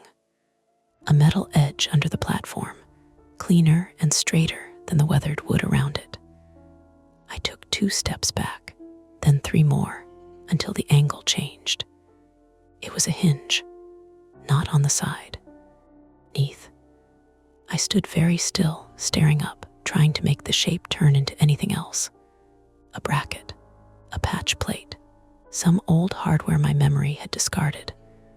But once seen, it stayed what it was. A long steel hinge fixed to a rectangular section of the floor. A door in the floor. A trapdoor. I was so focused on it that I didn't hear Mara come back until she said, "Why are you making that face?" I pointed. She came to stand beside me, shoulder warm against mine, and followed my finger. For a second, she said nothing. Then, "That was not there." "No, you're sure?" "Yes." "Could your father have?" "No." She let out a breath through her nose. "Okay." We stood there listening to leaves move overhead. From inside the house, my phone buzzed on the kitchen counter where I'd left it charging. A muffled insect hum. Then again. Probably our mother. probably asking whether we found the photo albums from the hall closet. Mara said, quieter now. We can leave it. I looked at her. I mean today, she said. We can just lock up, go back to the hotel, come by tomorrow with somebody. Or call someone now. Handyman, maybe. Or the police if you think it's a break-in thing. I kept looking at the hinge. The explainable version was still possible. Some neighborhood kid. Some previous repair. Something half remembered. The world is full of stupid, ordinary answers. But there was fresh wood on the ground. A new rung. And a section of floor under our childhood treehouse that had been cut open and hinged sometime recently by someone with tools and enough confidence to work up there without falling. My phone buzzed again inside. Mara said, Evan, yeah, we need to decide. The wind shifted. Somewhere beyond the yard, down by the creek, something knocked once against metal. A pipe, maybe, a loose sign. It carried badly and then was gone. I looked at the ladder, then at the back door, then at the dark square opening of the treehouse above us, where nothing moved. We either call somebody, Mara said, or we go up and see. And that was where the afternoon stopped feeling like cleanup. We didn't decide right away. That's the truth I keep circling back to. There was a window where we could have done the safe thing and stepped away. Called someone. Locked the gate. Pretended the hinge wasn't there and let the next owner deal with it. Instead, we hovered in that thin space between curiosity and responsibility, the kind that feels like thinking, but is really just stalling. Mara broke it first. I'm not calling the police over treehouse, she said, crossing her arms like she was bracing against a cold that wasn't there. I didn't say police. You said somebody has been up there. That's trespassing. Then non-emergency, I said, or a handyman. And what do we tell them? Hi, we think there's a mysterious door in a tree. I didn't answer. Because yeah, that sounded stupid when she said it like that. She tilted her head, studying the underside again. It's just a hinge. It's not just a hinge. It could be some patch job. Maybe the floor rotted and someone cut a section out to replace it. From underneath, she hesitated. Okay, that part's weird. Inside, my phone buzzed again, then stopped. The house had that hollow, echoing feel now. Even with furniture still in it, sound traveled differently when a place was halfway emptied. I pictured my mother pacing her condo kitchen, wondering if we'd found the shoebox with the old report cards, or whether the charity truck was still scheduled for Friday. We have 9 days, Mara said, quieter now. If something's wrong with the structure, we need to know before closing. If somebody's been using it, we need to know that too. I know. And if we call someone, they're not coming today. It'll be tomorrow, maybe the day after. That's still before closing. Barely. There it was. The time pressure, not loud, not dramatic, but real enough to push at the edges of the decision. She looked at me again, and this time her expression shifted, not teasing, not dismissive, assessing. You don't want to go up there, she said. I almost said no out of reflex, but it would have been obvious. I don't want to fall through rotten wood. Fair. And I don't want to get stuck in something somebody built without telling us. Also fair. But I stopped. But you also don't want to leave it, she finished for me. I nodded, because that was the other part of it, the unfinished part. The idea of walking away from something that had changed without explanation in a place that used to be ours. It scratched at the same place as half-done projects and unanswered questions. It made my chest feel tight in a way that wasn't entirely about the latter. Mara exhaled slowly. Okay, what? Okay, we take a look. I stared at her. She rolled her eyes. Yes, I'm not letting you climb that thing alone. If it collapses, at least I'll be there to call 911 and describe the stupid way you broke your leg. Comforting, she nudged my shoulder. You can go first, you're taller.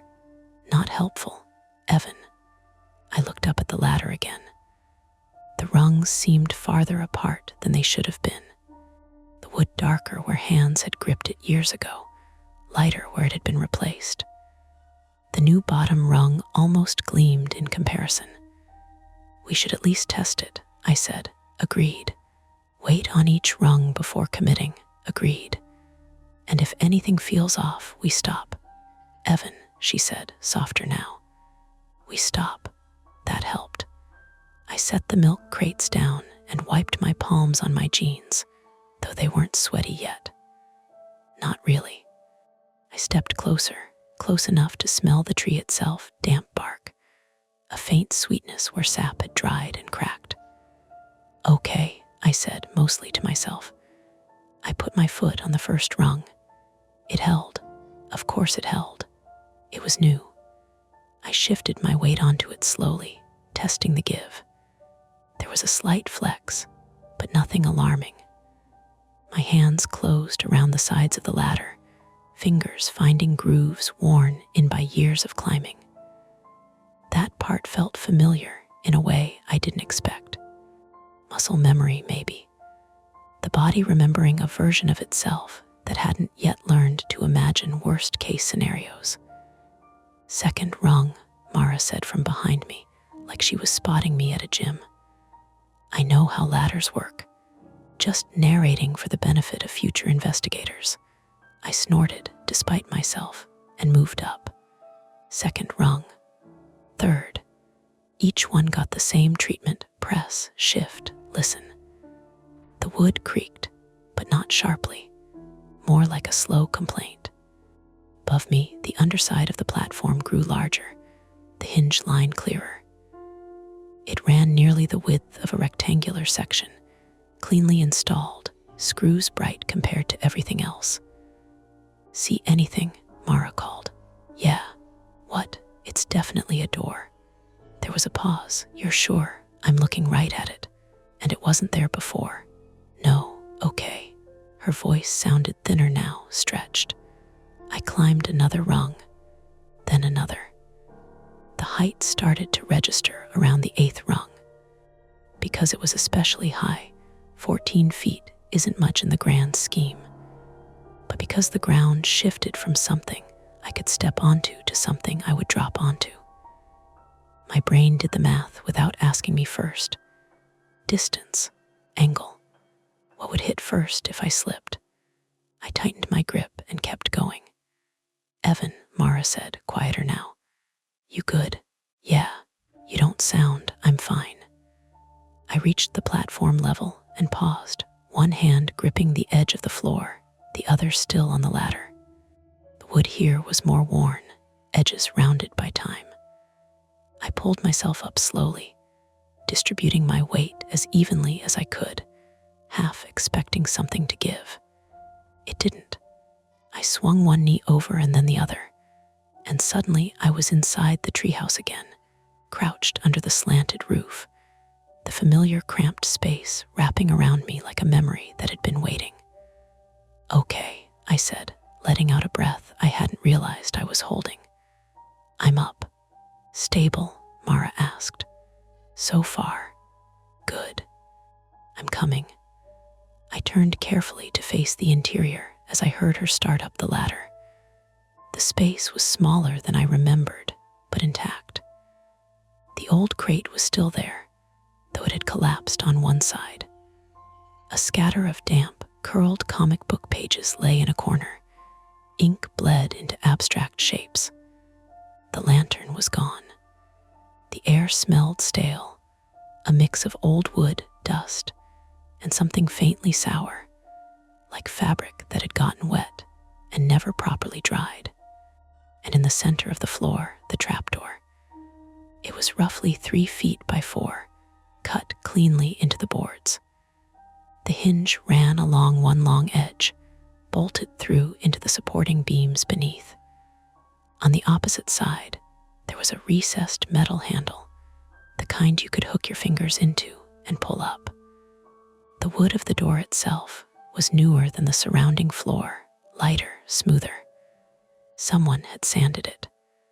There were scuff marks around the edges, recent ones. "Evan," Mara said, her head appearing at the level of the platform. "Move." "Sorry." I shifted back to give her space. She climbed in, breathing a little harder than she let on, then straightened as much as the low roof allowed. For a moment, neither of us spoke. Then she said, "Okay, yeah, that's definitely not original." "No." She crouched slowly, reaching out but not quite touching the door. "Who would do this?" "I don't know." "And why here?" I didn't answer. Because the answer that wanted to form wasn't a good one. It wasn't practical or neat. It was the kind of answer that starts with someone being here when we weren't and doing something deliberate in a place that should have been left alone. Mara tapped the edge of the trapdoor lightly with her knuckles. It made a solid, hollow sound. "Something underneath," she said. "Yeah." She glanced up at me. "We should not open that." "I know." "We should absolutely not open that." "I know." We both looked at it. From outside, a car drove past, tires humming on asphalt. Somewhere in the distance, a siren wailed briefly, then cut off. The world went on, indifferent. Mara stood and brushed her hands on her jeans. "We go down, we call someone." There was a sound, not from outside, from beneath us. A faint scrape, then a soft, irregular tapping, like something shifting against wood. We froze. It happened again. Closer this time, directly under the trapdoor. Mara's eyes snapped to mine. "Did you?" I heard it. We both stared at the door. The tapping stopped. Silence stretched, thick, heavy. "Okay," Mara whispered. "Okay, no, we're done. We're going down, right now." I nodded, my throat dry. We moved at the same time, both angling toward the ladder. Mara got there first, one foot already searching for the top rung. Then my phone rang. Loud, sudden, jarring in the small space. I flinched so hard my shoulder hit the wall. "Jesus," Mara hissed. "It's inside," I said stupidly. "I know it's inside." It kept ringing, insistent.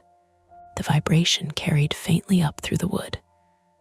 Mara climbed down quickly, faster than she had come up, not even pretending to test each rung now. I followed more carefully, my focus split between not missing a step and the image of that trapdoor sitting closed above me with something on the other side of it. When my feet hit the ground, I exhaled hard. "Phone," Mara said, already moving toward the house. I followed. Inside, the kitchen felt too bright, too normal. The phone sat on the counter, screen lit up with our mother's name. Mara grabbed it and answered. "Hey, Mom." I watched her face as she listened. "Yeah, we're here," she said. "We're making progress." "Why?" Pause. Her expression shifted. "What?" she said. "No, we haven't." Another pause. Longer this time. "Who?" she asked. I stepped closer. "What?" She held up a hand. "Okay," she said into the phone. "Slow down. Say that again." I could hear our mother's voice, faint and tinny, but not the words. Mara's eyes flicked to me, then back to nothing. "No, nobody told us that," she said. "When was this?" Silence on our end. "Are you sure?" she said. I felt my stomach drop a little, the way it does when an elevator starts moving before you're ready. "Okay," Mara said finally. "Okay, yeah, we'll take care of it." She hung up slowly. "What?" I said. She didn't answer right away. "Mara." She set the phone down on the counter, too carefully. "Mom says," she began, then stopped, like she needed to rearrange the sentence into something that made sense. "Mom says someone called her this morning," she said. Said they were working on the property. What? Said they needed access to the backyard for repairs. We didn't hire anyone. I know. Did she let them in? She said no. She told them the house was under contract and that we were handling everything. She said they sounded annoyed. And that's it, Mara shook her head slowly. They asked about the treehouse. I stared at her. They specifically asked if the treehouse was still there, she said, and if anyone had used it recently. A tight, quiet space opened up in my chest. And she told them, I asked. She said it was still there, Mara said, and that no one had used it in years. We stood in the kitchen, the hum of the refrigerator loud in the silence. Outside, the maple tree shifted in the wind. The trapdoor sat above us, closed. Mara looked toward the back door, then back at me. We need to call someone, she said. I nodded. Right now. Yeah, she reached for the phone again. From outside, faint but unmistakable, came another knock. Not from the tree this time, from the side gate. The knock at the side gate came again. Not loud. Not polite either. 3 quick hits, metal on metal, like someone testing whether it would give if they leaned on it. Mara and I both froze in the kitchen, halfway between calling someone and pretending we hadn't heard it. Don't answer, she said under her breath. I wasn't going to. The gate sat on the right side of the house, between our place and Nina's, a narrow strip of gravel that led straight into the backyard. From the kitchen window, you couldn't see it, only the corner of the fence and the stretch of grass beyond. Whoever was there couldn't see us either unless they stepped further in. The knock came a third time, slower now. Then a voice, male, muffled by the fence. Hello, anyone here? Mara grabbed my wrist without looking at me. We call, I nodded. My phone was still on the counter where she'd set it down. I picked it up, thumb hovering over the keypad, but I didn't dial yet. I wanted to hear more. Hello, the voice said again. I was told to check something in the yard. Mara leaned closer to the window, careful to stay out of direct view. That's him, she whispered. Or one of them. You don't know that. Who else would it be? She wasn't wrong. Another pause. Then the faint scrape of the gate latch being tested. Not opened, just pressure. My chest tightened. Okay, I said quietly. We call now, she nodded. I started dialing non-emergency, hands steady enough to punch the numbers, but the voice outside spoke again before the call connected. Look, I know someone S in there, he said, a little louder now. I can hear you moving. That wasn't true. We hadn't made a sound. But it worked anyway, a thin thread of panic pulling tighter. Mara shook her head hard. Nope, the call clicked through. A dispatcher answered, calm, practiced. I stepped away from the window, lowering my voice as I explained. Unauthorized person at the property. Someone had already tried to access earlier, possible trespassing, maybe more. How many individuals? The dispatcher asked. Just one voice so far. Is he inside the property? Not yet. He's at the side gate. Stay inside. Keep all doors locked. Officers are being dispatched. How long? A unit is in the area. Stay on the line. I nodded even though she couldn't see me. Outside, the voice went quiet. For a second, I thought he'd left. Then the latch clicked. Mara inhaled sharply. The gate opened with a slow, dragging sound, metal hinge protesting. Footsteps on gravel. Not hurried, not cautious either, just deliberate. Hey, the voice called, closer now. I'm coming in. Mara mouthed, what the hell? I shook my head, gripping the phone tighter. Sir, I said loudly, projecting toward the back door, you need to leave. Police are on the way. Silence. Then a soft exhale, like a laugh without humor. Yeah, the voice said, I figured. Footsteps again. Closer to the yard now. I moved to the back door, keeping it closed, and angled myself to look through the narrow gap in the curtain. A man stepped into view near the base of the maple. Mid-40s, maybe, male. Average height, lean build. Wearing a gray work shirt with the sleeves rolled up, dark jeans, boots. No visible company logo. No clipboard. Just a small tool bag slung over one shoulder. He looked up at the treehouse immediately, like he knew exactly where to focus. My stomach dropped. "That's him," Mara whispered behind me.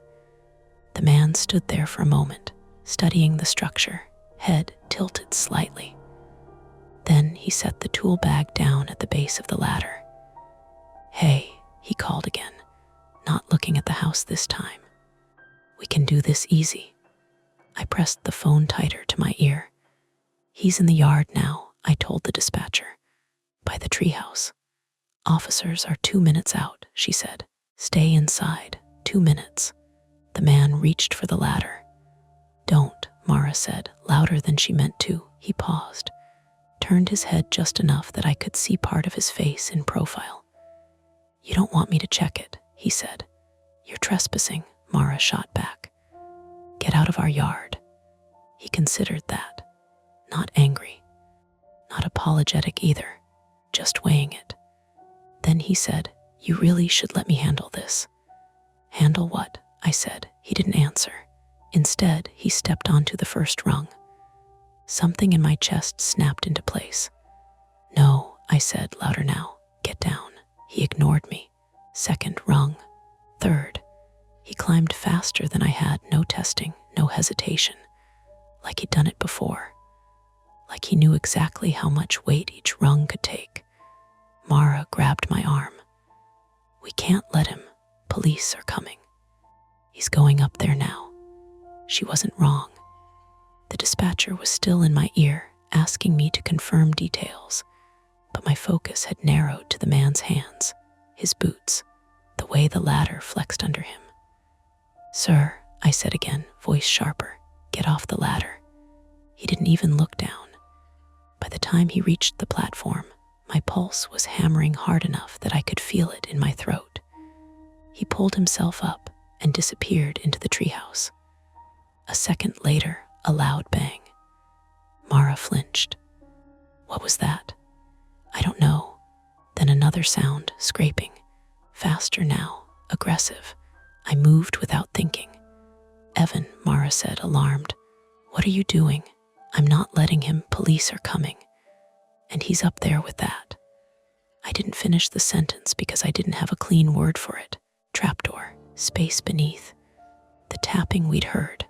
The unknown. I pushed the back door open and stepped out. "Evan, stay inside," I said, already moving across the yard. The air felt heavier now, thicker, like the storm we'd smelled earlier was finally pushing in. The leaves overhead shifted more sharply, shadows breaking and reforming across the ground. The ladder loomed in front of me. My hands went to the sides automatically, fingers finding the grooves again. "Evan, don't." Mara's voice came from behind me, but it sounded farther away than it should have. I climbed. Faster this time. Not reckless, but not cautious either. The fear was still there, a tight coil in my chest, but it had been shoved aside by something hotter. Urgency, anger, a need to see what was happening up there before it got worse. The ladder creaked under my weight. One rung flexed more than the others, and my foot slipped half an inch before catching. My heart slammed into my ribs. Focus. Up. When I pulled myself onto the platform, the space felt smaller than before. Tighter. The air thicker. The man was crouched over the trapdoor, one hand gripping the recessed handle, the other braced against the floor. "Hey," I snapped. He looked up at me. Close up, his face was lined in a way that suggested more fatigue than age. There was dirt under his fingernails, a small cut along his jaw, fresh enough to still be red. "You shouldn't be up here," he said. You shouldn't be in our yard. We don't have time for this. Then get down. He shook his head once, impatient. Listen to me. Whatever you think this is, the trapdoor shifted under his hand. We both froze. A dull thud from below, then a scrape. The man's grip tightened. You heard that, he said, eyes locking onto mine. I heard it before you got here. Then you know why I'm here? No, I said, I don't. He pulled the handle an inch upward. The wood resisted, then gave slightly, like something on the other side was pushing back. My pulse spiked. Stop, I said. Too late. Stop, he yanked harder. The door lifted a few inches, enough for a narrow gap to open along the edge. Dark inside. No light reaching down. Something moved in that darkness. Fast, a shape, a shift. The man jerked his hand back instinctively, the door slamming shut with a sharp crack. We both stared at it. What the hell was that? I breathed. He wiped his palm on his jeans, leaving a smear of dust. That's what I've been trying to tell you. Tell me now. He hesitated. And in that hesitation, a new sound cut through the air. A high, panicked barking. We both turned toward the edge of the treehouse. Nina's beagle was in the yard, just beyond the fence line, straining against its leash, barking furiously at the base of the maple. For a split second, the sound hit wrong. Too sharp, too sudden. My brain, already wound tight, tried to turn it into something else, something coming from below, something trapped, something. Then Nina's voice followed, breathless. Sorry. He slipped out, the dog lunged again, paws scrabbling at the fence, nose pressed toward the tree. Misdirection. My brain corrected itself, a fraction of a second too late. But the dog's focus stayed on the same spot, the base of the tree, right where the man's tool bag sat, right where the fresh wood shavings had been. Why is your dog doing that? I asked, my voice tighter now. Nina appeared at the gate, pulling the leash back. I don't know. She saw the man up in the treehouse and stopped cold. Who is that? Good question, Mara called from the yard. The man ignored all of us. He was looking at the trapdoor again. Whatever's down there, he said quietly. It's not supposed to be. That's not an answer, I snapped. It's the only one you're getting right now. Another thud from below, louder this time. The wood under my knees vibrated faintly. I swallowed. We need to leave, I said. He shook his head. We can't. Police are coming. Then we have even less time. For what? He met my eyes again, something harder there now. Urgent, to fix it. Before I could ask what he meant, a sharp crack echoed beneath us. Not from the trapdoor, from somewhere deeper. The floor shifted, just a fraction, but enough. The man's expression changed instantly. Move, he said. What? Get off the platform. Now. Why? Because whatever's under here just gave way. Another crack. Louder. The boards beneath the trapdoor sagged visibly this time, the edges dipping inward. Mara shouted from below. Evan. The man grabbed my arm, harder than necessary. Down, now. The third crack sounded like something breaking completely. And suddenly, the trapdoor wasn't just a door anymore. It was the only thing between us and whatever hollow space had just opened beneath the treehouse. The floor dipped under us with a soft, ugly sound, like wet cardboard being bent. I dropped flat on instinct, palms slamming into the boards. The unknown man let go of my arm and shifted his weight backward toward the wall. The trapdoor sagged in the middle. One corner sank lower than the rest. Evan, Mara shouted from below. Move, I'm trying. The man pointed at the ladder opening. You first. I almost laughed at that. Not because it was funny, because the treehouse was barely large enough for two adults to kneel in side by side, and now we were pretending there was an orderly way out. He was between me and the trapdoor. I was closer to the ladder, but only if I crab walked around the sagging center without putting weight where the support beam had cracked. Another thud came from below, not random, directed. The trapdoor bounced once under it. Mara's voice went thin with panic.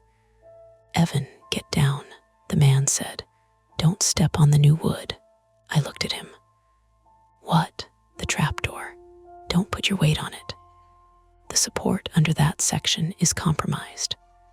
That word compromised was so calmly chosen that it cut through the panic for half a second. Whoever he was, he knew enough to say it that way. I planted my left hand against the outer wall, found a narrow strip of older flooring along the edge, and shifted one knee onto it. The board held. My breathing was too fast. I could hear myself doing it. "Keep to the perimeter," he said. "You could have started with that. I'm starting with it now." I moved another 6 inches. The roof slanted low over us, close enough that I had to tuck my neck. My shoulder brushed the wall. Dust fell in my hair. Beneath me, the structure groaned again, deeper this time, the sound running through the trunk and down into the ladder. The man stayed still, distributing his weight. Smart, annoying, useful. I reached the ladder opening and hooked one hand around the side rail. Relief hit too early. I started to swing my right foot toward the top rung, and the trapdoor burst upward. Not all the way.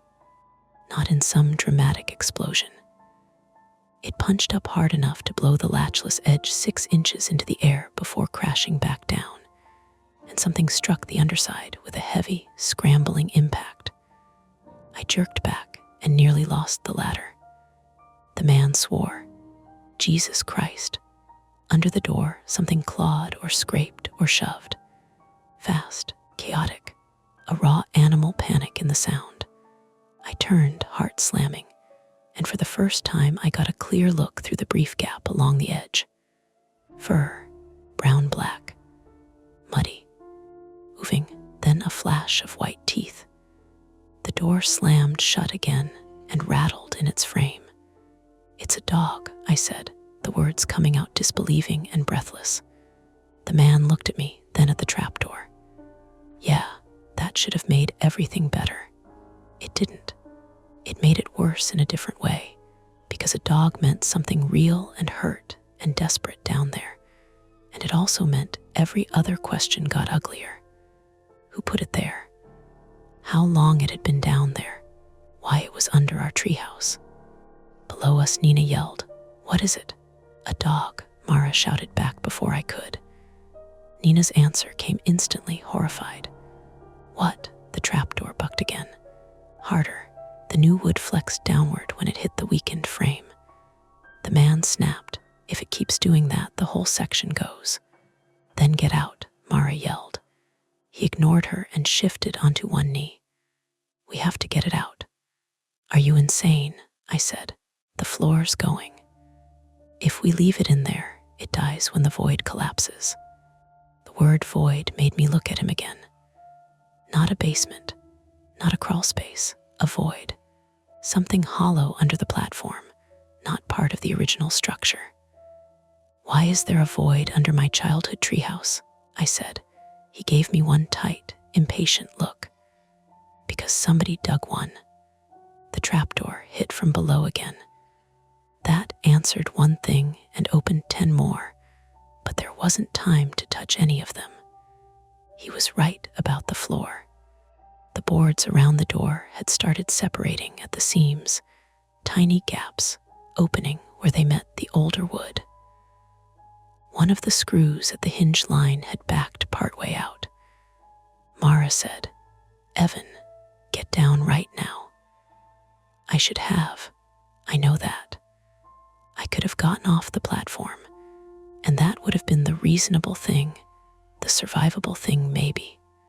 but I was looking at the trapdoor, jumping under the weight of a trapped dog, and at the older boards under my palms, and at the man who had apparently come here because he knew this existed, and all the threads snapped together in a single ugly shape. If we climbed down now, the floor would probably go before anyone with equipment got here.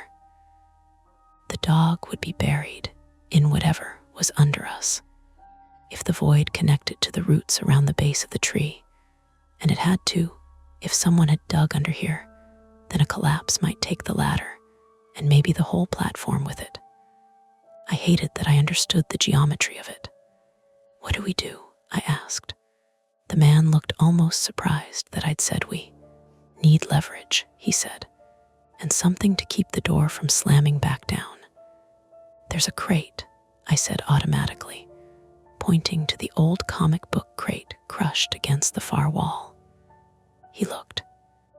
The distance. Too rotten. The trapdoor jumped again. Mara yelled. The police just pulled up. For a second, relief flashed through me, hot and stupid. Then I heard car doors slam out front and realized there was still a backyard, still a fence, still the time it would take for anyone to reach us and figure out what they were looking at. Not sudden saviors, just more people arriving at a bad scene. The man said, "Tool bag." "At the base of the tree," I said. "Can you reach it from the ladder?" "No." "Can you drop down and bring it up?" I looked at the trapdoor. "At the ladder." At the narrow strip of stable boards I'd crossed to get here. Going down and back up would cost time we didn't have. "Nina," I shouted. Her face appeared near the base of the ladder, pale and tight. "What?" "His tool bag. By the tree. Get it and hand it up to Mara." The man didn't object to my giving orders with his equipment. Good. Nina ran for it. The beagle was somewhere behind her now, barking in sharp, frantic bursts. Mara moved closer, hands half raised as if she could steady the whole treehouse by wanting to. "Evan," she said, "talk to me. It's a dog." She stared at me, under the trapdoor. "Yes." She looked sick for a second, then angry. "Who the hell? I don't know." The man cut in. "We can't just rip it open. If it bolts while the floor's failing, it could bring the platform down." "You seem very familiar with this situation," Mara said. He didn't answer that. Nina came back fast, breathing hard, carrying the tool bag by its strap. Mara took it and slung it upward. I caught it one-handed and nearly lost my balance doing it. Pain shot through my wrist. "Careful," the man snapped. "Yeah, thanks." I dragged the bag toward us and unzipped it. Inside were things that immediately made this more real. Pry bar, thick work gloves, flashlight, short coil of rope, folding utility knife, a pack of zip ties, a hammer, a small cordless drill. Not random homeowner junk, deliberate tools. The man pointed. "Gloves, you first." He ignored the jab, pulled on one glove, then another. "You have any old blankets down there?" Mara blinked. "What?" "For the dog, to throw over its head if it comes up wild." "No," I said. "We are not doing that with a panicked dog in a collapsing treehouse." He looked at me sharply. "Then what's your plan?" I hated that he had a point. Below us, one of the officers shouted from the deck. "Everybody stay where you are," Mara barked back. "That's not helpful." A brief, breathless silence followed. Then the trapdoor shuddered again, weaker now. Not because the dog had calmed down, because it was tiring out. That did it. "Open it," I said. Mara looked up at me like I'd lost my mind. "Evan, if it's exhausted and injured and this floor goes, it dies. You could die." "Yeah," I said, "I know." That shut her up because we both knew I wasn't being dramatic. I was saying the actual thing. The man took the pry bar from the bag and slid it into the narrow seam at the edge of the trapdoor. You hold position by the ladder, he said. If it comes up, don't crowd it. Let it move to open space. There is no open space. Then make some. The officer below had reached the yard now. Could see the top of his head beyond Mara, hear the radio crackling at his shoulder. Sir, he shouted to the man, step away from the structure. The man didn't even look down. A dog's trapped under here. That platform is unstable. No kidding. The pry bar bit into the seam. He levered upward carefully. The trapdoor lifted an inch. 2. A rank smell pushed out from below, earth, wet fur, old rot, something metallic beneath it. Not blood exactly. Rust, damp hardware, buried things.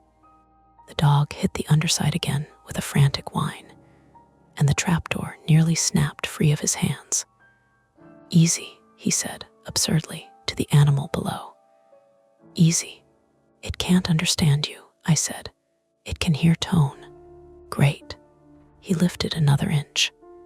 I leaned from my position and got the flashlight on the gap. The beam caught a cramped dirt cavity directly beneath the platform, maybe 4 feet deep at the center, shored badly with scrap lumber and cinder blocks. Someone had dug under the roots and made a chamber. On one side sat a blue plastic storage tote streaked with mud. On the other, an old pet carrier lay broken on its side. The dog was wedged between a root and a split beam, ribs heaving, one front leg twisted awkwardly under it. Medium-sized mutt, brown-black coat, white chest, mud caked over one eye. Not feral, not wild, terrified. And behind it, farther back in the cavity, something else. A line of metal shelving brackets sunk into dirt, and what looked like the edge of a small battery lantern. Storage, hidden storage. My stomach turned. What do you see? Mara shouted. Dog, I said, and stuff. The man heard the same emphasis I did. Later, he said, door first. He raised the trapdoor higher. I shoved the flashlight handle into the gap to help brace it, stupidly, desperately. The dog lunged upward at the light and let out a cracked bark that sounded half-strangled. Jesus, Nina whispered from below. The man grabbed the rope. Need a loop, you're kidding.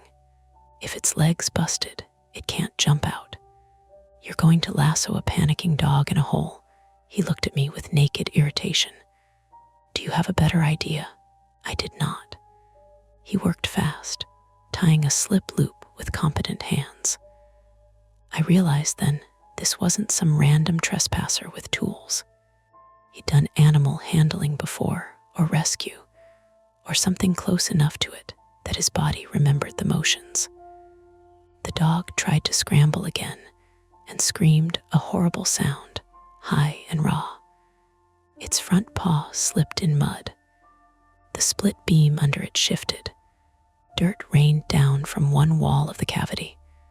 The entire platform lurched. Not much. Enough.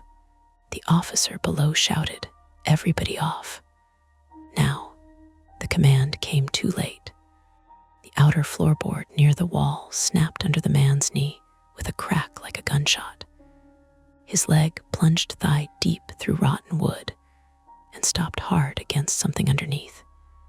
He shouted and caught himself on one hand, the pry bar skidding away.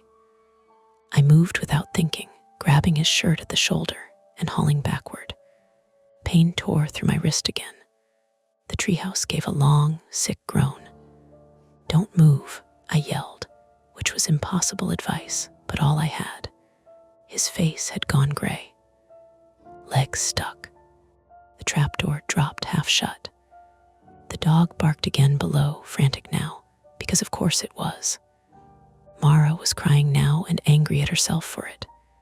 "Evan, come down. Please come down." I looked at the ladder, looked at the man with his leg through the floor, looked at the half-closed trapdoor and the trembling flashlight beam still shining into that dirt cavity with the tote and broken carrier and hidden shelves. This was the cost, right there. Not abstract, not later. A leg through rotten flooring. A platform on the edge of collapse. Every second spent trying to help one thing threatening all the others. The man clenched his jaw. Pull me up. I can't if I don't know what you're caught on. Then break the board. With what? He jerked his chin toward the hammer in the bag. Below us, the officer was already moving, coming for the ladder despite the risk. Another voice from the yard, second officer now. Radio chatter. Nina pulling her dog back. Mara saying my name over and over like repetition could make me choose sense. I grabbed the hammer. The platform shivered again. I swung once at the cracked board around his trapped leg. The blow jarred all the way up my arm. Old wood splintered but held. Again. On the fourth hit, the board gave enough that he yanked upward with a strangled grunt. His boot came free suddenly, smeared in dirt. He rolled hard toward the wall and sucked air through his teeth, clutching his shin. Relief barely had time to register before the support under the trapdoor finally failed. The center of the floor dropped. Not the whole platform. The door and the newer boards around it tore downward in a violent collapse, hinging open into the cavity with a blast of dirt and splinters. The flashlight vanished from my hand. The dog screamed. The man threw an arm across his face. I flattened myself against the older perimeter boards and felt the whole treehouse slam and sway around the trunk. When the dust cleared enough to see, the hole gaped open in the center of the floor, jagged and wide. The cavity below was exposed to daylight now. The dog, half buried in dirt, was thrashing at the edge of the opening. And because the opening was wider, because the broken beam no longer pinned it the same way, it found purchase. It jumped, straight at me. I flinched sideways on instinct. The dog hit my chest like a thrown cinder block, claws scrabbling, mud and stink, and panic all at once. One paw raked across my neck. Another caught my shoulder. For a second, I thought we were both going through the hole together. Then I wrapped my arms around it. Not well, not heroically. I just locked down because if I let go, it would launch again and take us somewhere worse. It twisted and snapped blindly, teeth clipping the side of my hand through skin. White pain flashed. I shouted. The dog bucked, then sagged, trembling so violently I could feel each spasm. Got it, I gasped, though I barely did. Officer had reached the top of the ladder by then, one hand on the rail, judging the floor with quick trained eyes. Can you move? Yes, slowly to me. I crawled, hugging the dog against my chest while it panted hot and rank against my shirt. Blood ran down between my fingers where it had bitten me. My neck stung. My wrist felt unstable in a way I didn't want to examine.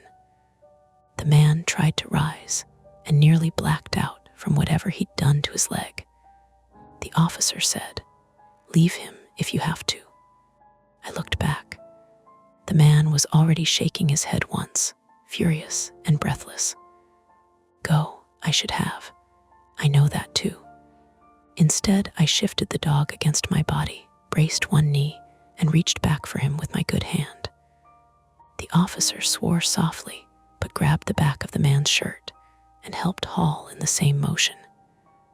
Between the three of us, one limping, one bleeding, one overloaded with a terrified dog, we got to the ladder opening, and then down, ugly and slow and real. At the bottom, my legs nearly folded. Mara took one look at me, mud, blood, dog, wild-eyed, and made a sound I never want to hear from her again. Half sob, half anger. She tried to take the dog, and I said no too sharply, then yes, when I realized my arms were giving out. Nina wrapped the casserole foil around her hand to protect herself and helped us get the dog onto the grass. Smart, quick. The dog tried once to crawl and then screamed again when its bad leg hit wrong. Fracture, Nina said instantly, voice going into that hospital mode. Maybe more than one. Don't let it stand. The man made it down last with the officer's help and collapsed onto the dirt at the base of the tree, gripping his shin. His jeans were torn open. The front of his lower leg was already swelling. Not bone through skin bad, but not minor either. The short lull that followed was the strangest part. After so much noise, the yard seemed suddenly enormous and ordinary.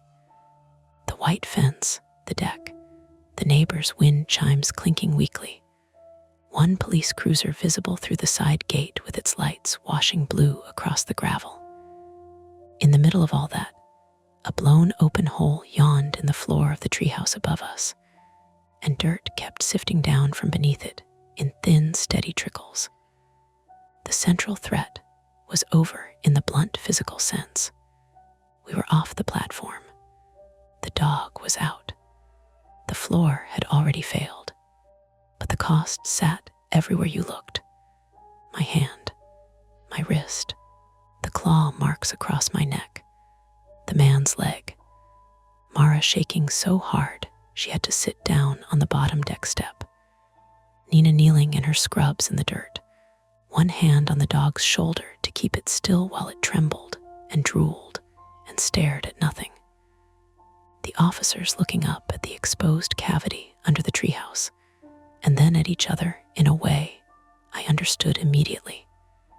This wasn't just an animal rescue anymore, because now everyone could see the hidden space. One of the officers shined his light up into the broken opening. The beam found the blue tote, the busted carrier, the lantern, the crude shelves. He said very quietly, "Nobody touch anything." The man on the ground laughed once through his teeth. Not amusement, defeat. Mara heard it. "You knew," she said. He closed his eyes. "You knew," she said again, louder now. He looked at her then. Really looked. Whatever he saw in her face seemed to make lying pointless. "I knew somebody made a stash under there," he said. "I didn't know about the dog." My sister stood up. She was still shaking, but now anger held her together. "Who are you?" he swallowed. "Name's Cal Werner. I do odd jobs. Animal recovery sometimes.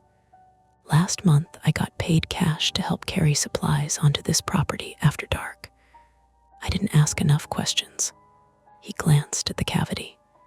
Then I realized what it probably was. "For what?" I said. His answer took a second.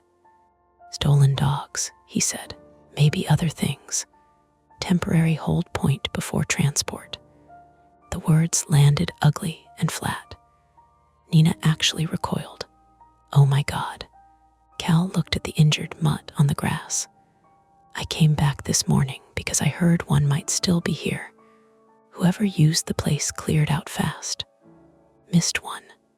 Above us, the treehouse creaked in the wind, broken center open to the air now. My father's old structure.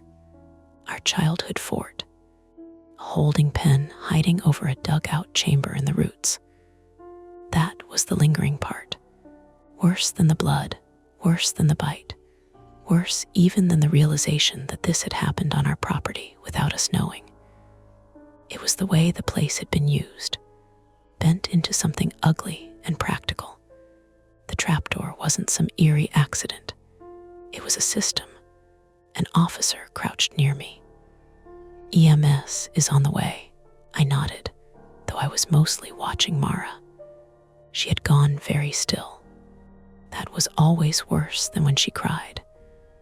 Her face had that scraped, clean look people get after the adrenaline drains, and what's left is simple damage. "Mom loved that treehouse," she said, not really to anyone. Nobody answered, because Because what do you say to that? By the time the ambulance left, the backyard looked like 3 different days laid over each other. There was the old day, the one I recognized, the maple tree, the deck with its peeling rail paint, the tires swing half buried at the edge of the yard, the sloping patch of grass down toward the creek. Then there was the official day. Police tape, boot prints in soft dirt, an evidence marker near the tool bag.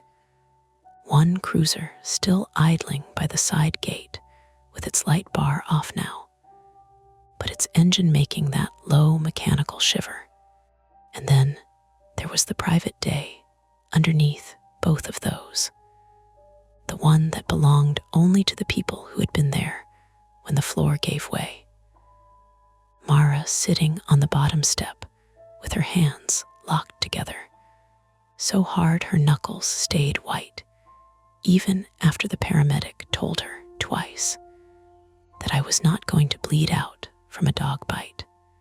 I got 6 stitches across the side of my hand, starry strips over the claw marks on my neck, and a brace on my right wrist, because the urgent care doctor thought it was a bad sprain and wanted repeat imaging in a week if I still couldn't rotate it without pain. Cal left in the same ambulance for x-rays on his leg. Nina rode in the front of the police SUV for 10 minutes with the injured dog cradled in a blanket in her lap until animal control arrived, because she refused to let it sit alone in a crate after what it had already been through. That was exactly the kind of thing Nina would do. She looked pale and furious the entire time. The dog had a fractured front leg, dehydration, a torn ear, and a microchip. That piece came later, just after dark, while Mara and I were still at the house, because neither of us could stand the idea of leaving before we understood at least the outline of what had happened.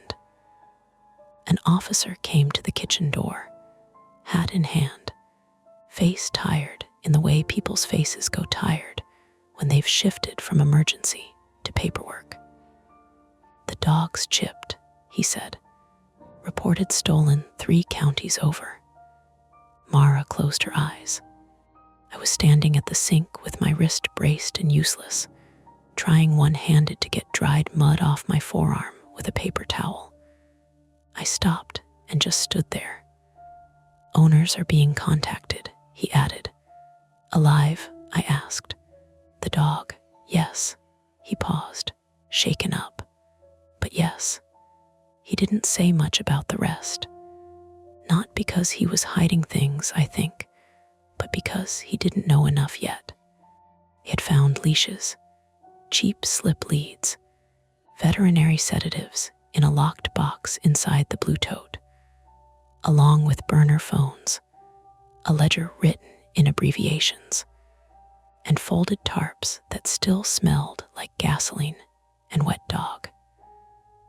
There were tire impressions behind the back lot near the service path by the creek, which none of us had even known counted as a service path until that night. It was really just a rough access lane used by the township when the drainage ditch backed up. But it was wide enough for a pickup if you knew the turnoff and didn't mind scraping branches. That explained more than I wanted explained.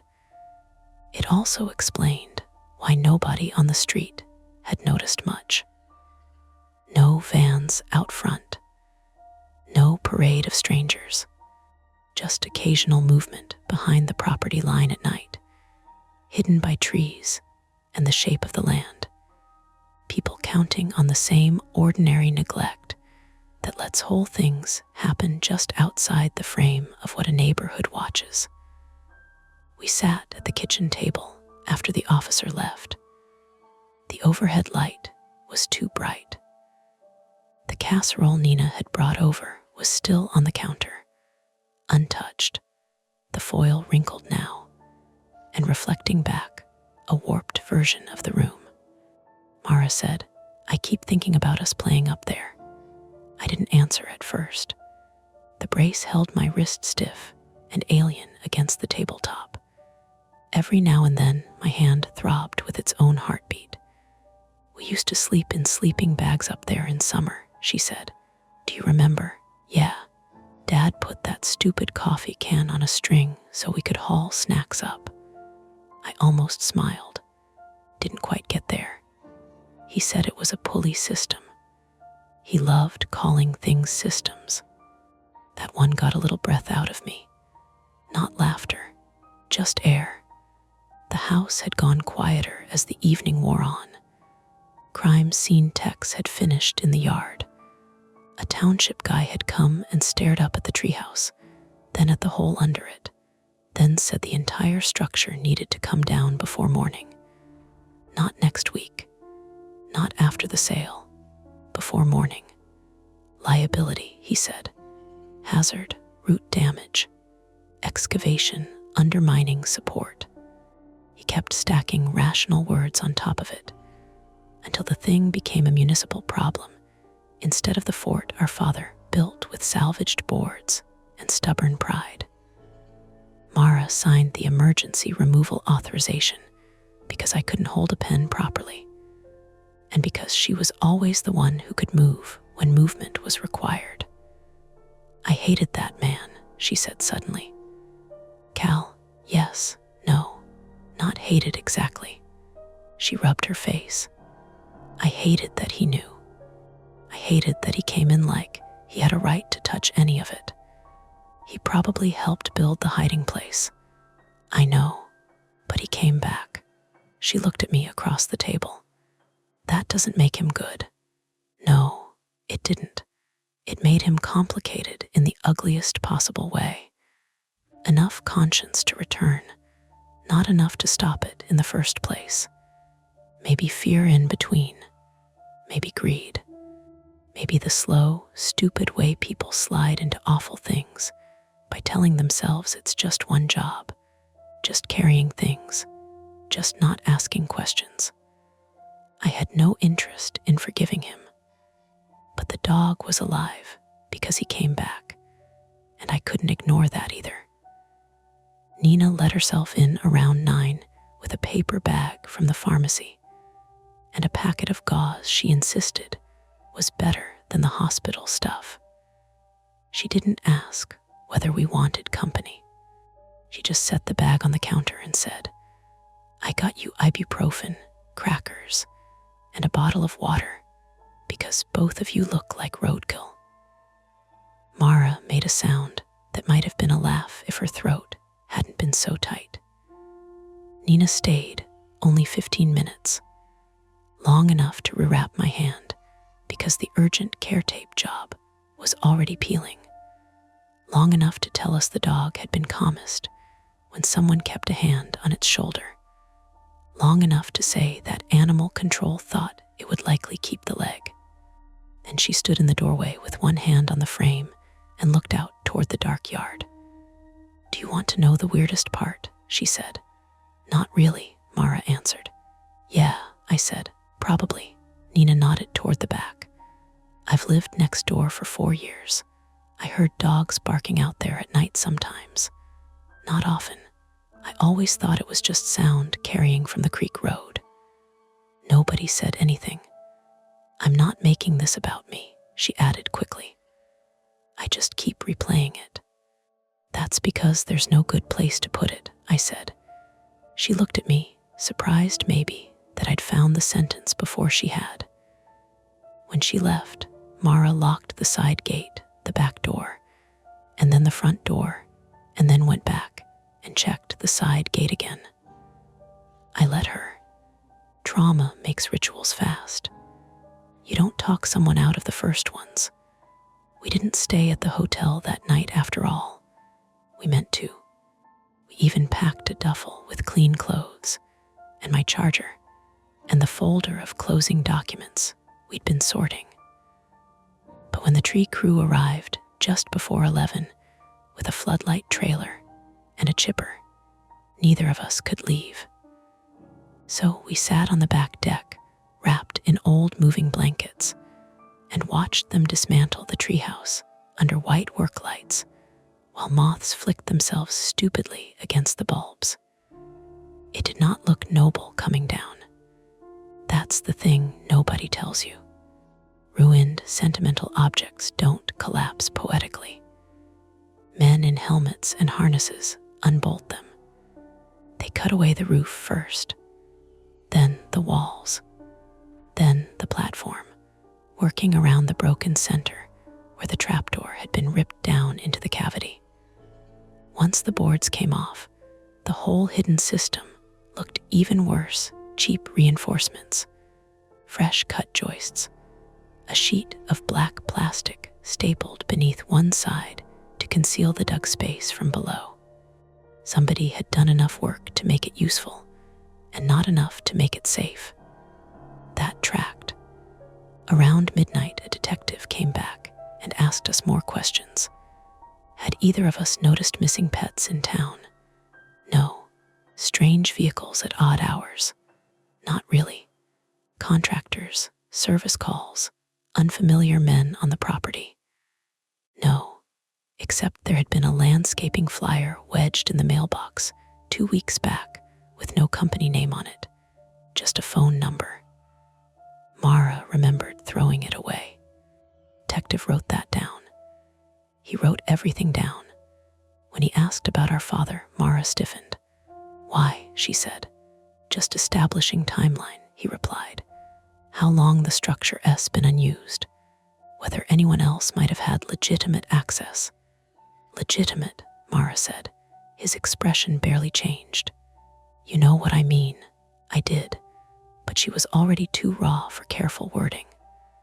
I reached under the blanket and squeezed her wrist with my good hand. Not enough to stop her from being angry. Just enough to remind her she wasn't alone in it. After the detective left, she said, I hate procedural language. Yeah, it makes everything sound like a form. It kind of is a form.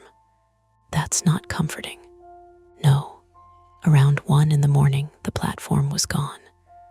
By 2, only the trunk bolts and a scarred rectangle in the bark showed where the treehouse had attached. The dugout chamber had been photographed, emptied, and taped off for daylight excavation. Without the structure above it, it looked smaller than it had from inside. Petty. Mean.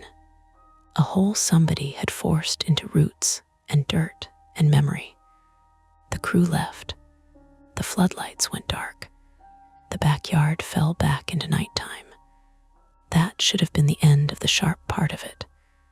But ordinary reality doesn't come back all at once. It comes back in pieces, and each piece feels wrong before it feels normal.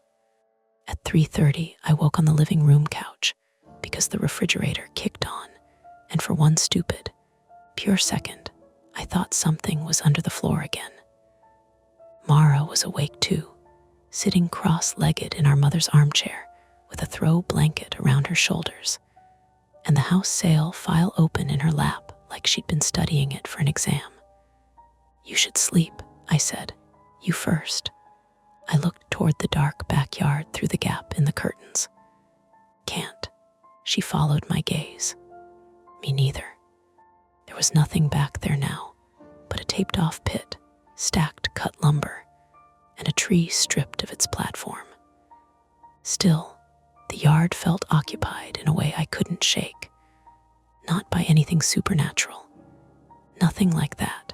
Just by knowledge. By the fact that a place can contain a use you never imagined for it, and then go on containing the outline of that use, even after the objects are removed. In the morning, our mother came. We had tried to talk her out of it. Mara especially. But Mom was not frail in the way people sometimes assume after a surgery. She was slower, yes, more careful on stairs. But once she decided to be somewhere, she arrived with the stubbornness that had once gotten 3 children through flu season and a mortgage and our father's death without letting the roof cave in over any of us. Her name is Linda Mercer. She is 68, and she walked through the side gate leaning on a cane with her jaw set so firmly I knew before she spoke that nobody was going to manage her emotions for her. "Well," she said, looking at the remains of the yard, "that was all at first. Just well." Mara started crying then, finally and fully, the way she hadn't while the police were there, or while I was getting stitched, or while the treehouse came down. Mom took one look at her and opened her arm, and Mara folded into her like she was 12 again. I stood there with my brace and my bandaged hand, feeling both too old and too young. Mom looked over Mara's head at me. "You all right? Mostly. Mostly is enough for today." That was how she did things, not minimizing, just portioning. We walked her through what we knew. The dog, the hole, Cal, the police, the likely use of the space. We did not use dramatic language because none was needed. The facts were ugly enough on their own. Mom listened without interrupting, except once to ask, "Stolen dogs?" in a flat voice I had heard only a few times in my life. When we finished, she looked at the tree. "I keep thinking about your father dragging those boards home in the rain," she said. "He thought he was building a kingdom." Nobody answered. She nodded once, as if confirming something private. Then she said, "Take it out of the sale." Mara blinked. "What? The tree?" "The buyers haven't asked." "I don't care. Take it out or pay to remove it. I'm not handing that tree to somebody else with a hole under it and a police file attached." It was irrational in the practical sense. The tree itself had done nothing. The cavity was being excavated. The structure was already gone. But grief and revulsion choose their own targets. And because it was her house and her tree and her memory, we didn't argue. By noon, the arborist had been scheduled. Legal parts sprawled from there in dull, exhausting lines. Statements, follow-up calls, an email from the realtor written in careful language about disclosures and material events. The closing got pushed by 2 weeks. The buyers were spooked, understandably. Then, unexpectedly, they stayed. Maybe because the police documentation made the problem concrete and solvable instead of mysterious. Maybe because the market was tight and the house was still the house they wanted. People will live beside almost anything once it's turned into paperwork. 3 days later, the detective called to say the ledger in the tote matched reports from several stolen pet cases across 2 counties. They were working backward from burner numbers and partial plates. Cal had given a formal statement. He was being charged too, though not with the full set. Cooperation mattered. He asked once, through the detective, whether the dog had made it. Mara said not to pass anything back. I agreed. A week after that, Nina texted a photo of the dog at the rescue coordinator's office. Cleaned up. Leg splinted. 1 ear stitched. Eyes still wary but open. In the caption she wrote, "His name is Arlo. His family got him back." I looked at that photo for a long time. Then I stepped outside the condo where I was staying with Mom for a couple nights before driving back to Columbus. It was one of those ordinary suburban evenings with sprinkler hiss, kids on scooters, somebody grilling too early for dinner. All of it normal enough to be almost insulting. My wrist still hurt when I turned it. The scar on my hand tugged when I made a fist. There was a thin raised line on my neck that caught when I shaved. Those were the visible parts. The less visible part was this. I no longer trusted the innocence of unused spaces.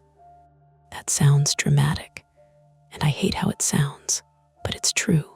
An old shed, a crawlspace hatch, a tarp pulled over something in a yard, even a tree platform glimpsed behind a fence.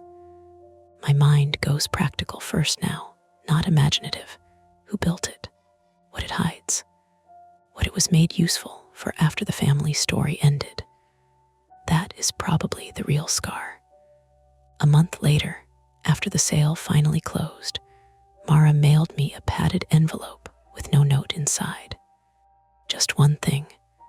The little brass pulley wheel from Dad's old snack can rig, cleaned up and wrapped in newspaper. She must have fished it out of the debris pile before the crew hauled everything away. I keep it in my desk drawer now.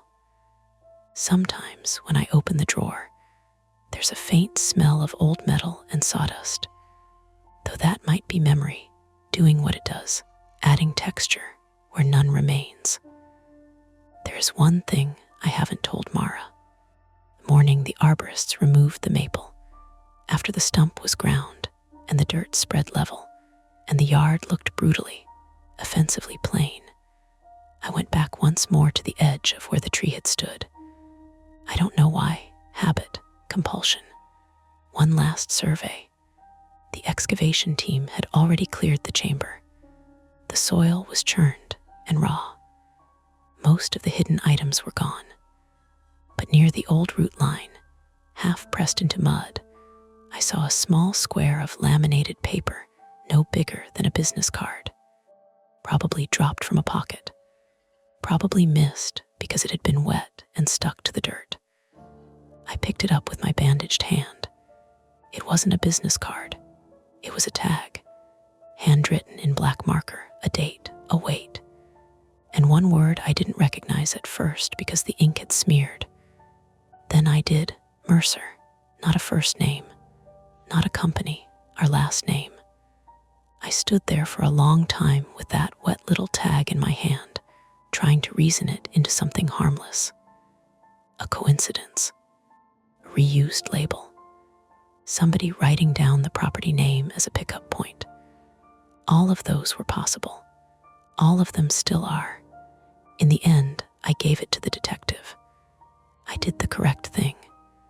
But I have never stopped wondering why our name was written there before the police ever arrived. Whether it was just an identifier for the location, or whether someone involved knew exactly whose yard they were using and chose it for that reason. That question has stayed with me, small and hard and unfinished. Everything else got processed, logged, removed, sold, healed over. That one didn't. And that's the end of today's chilling tale. If you enjoyed this story and want more nights full of suspense, don't forget to hit that like button, subscribe to Mia Horror Stories, and turn on the bell so you never miss a scare. I've got plenty more stories waiting for you, so stick around and check out the other videos on the channel. Thanks for watching, and until next time, stay safe and don't look behind you.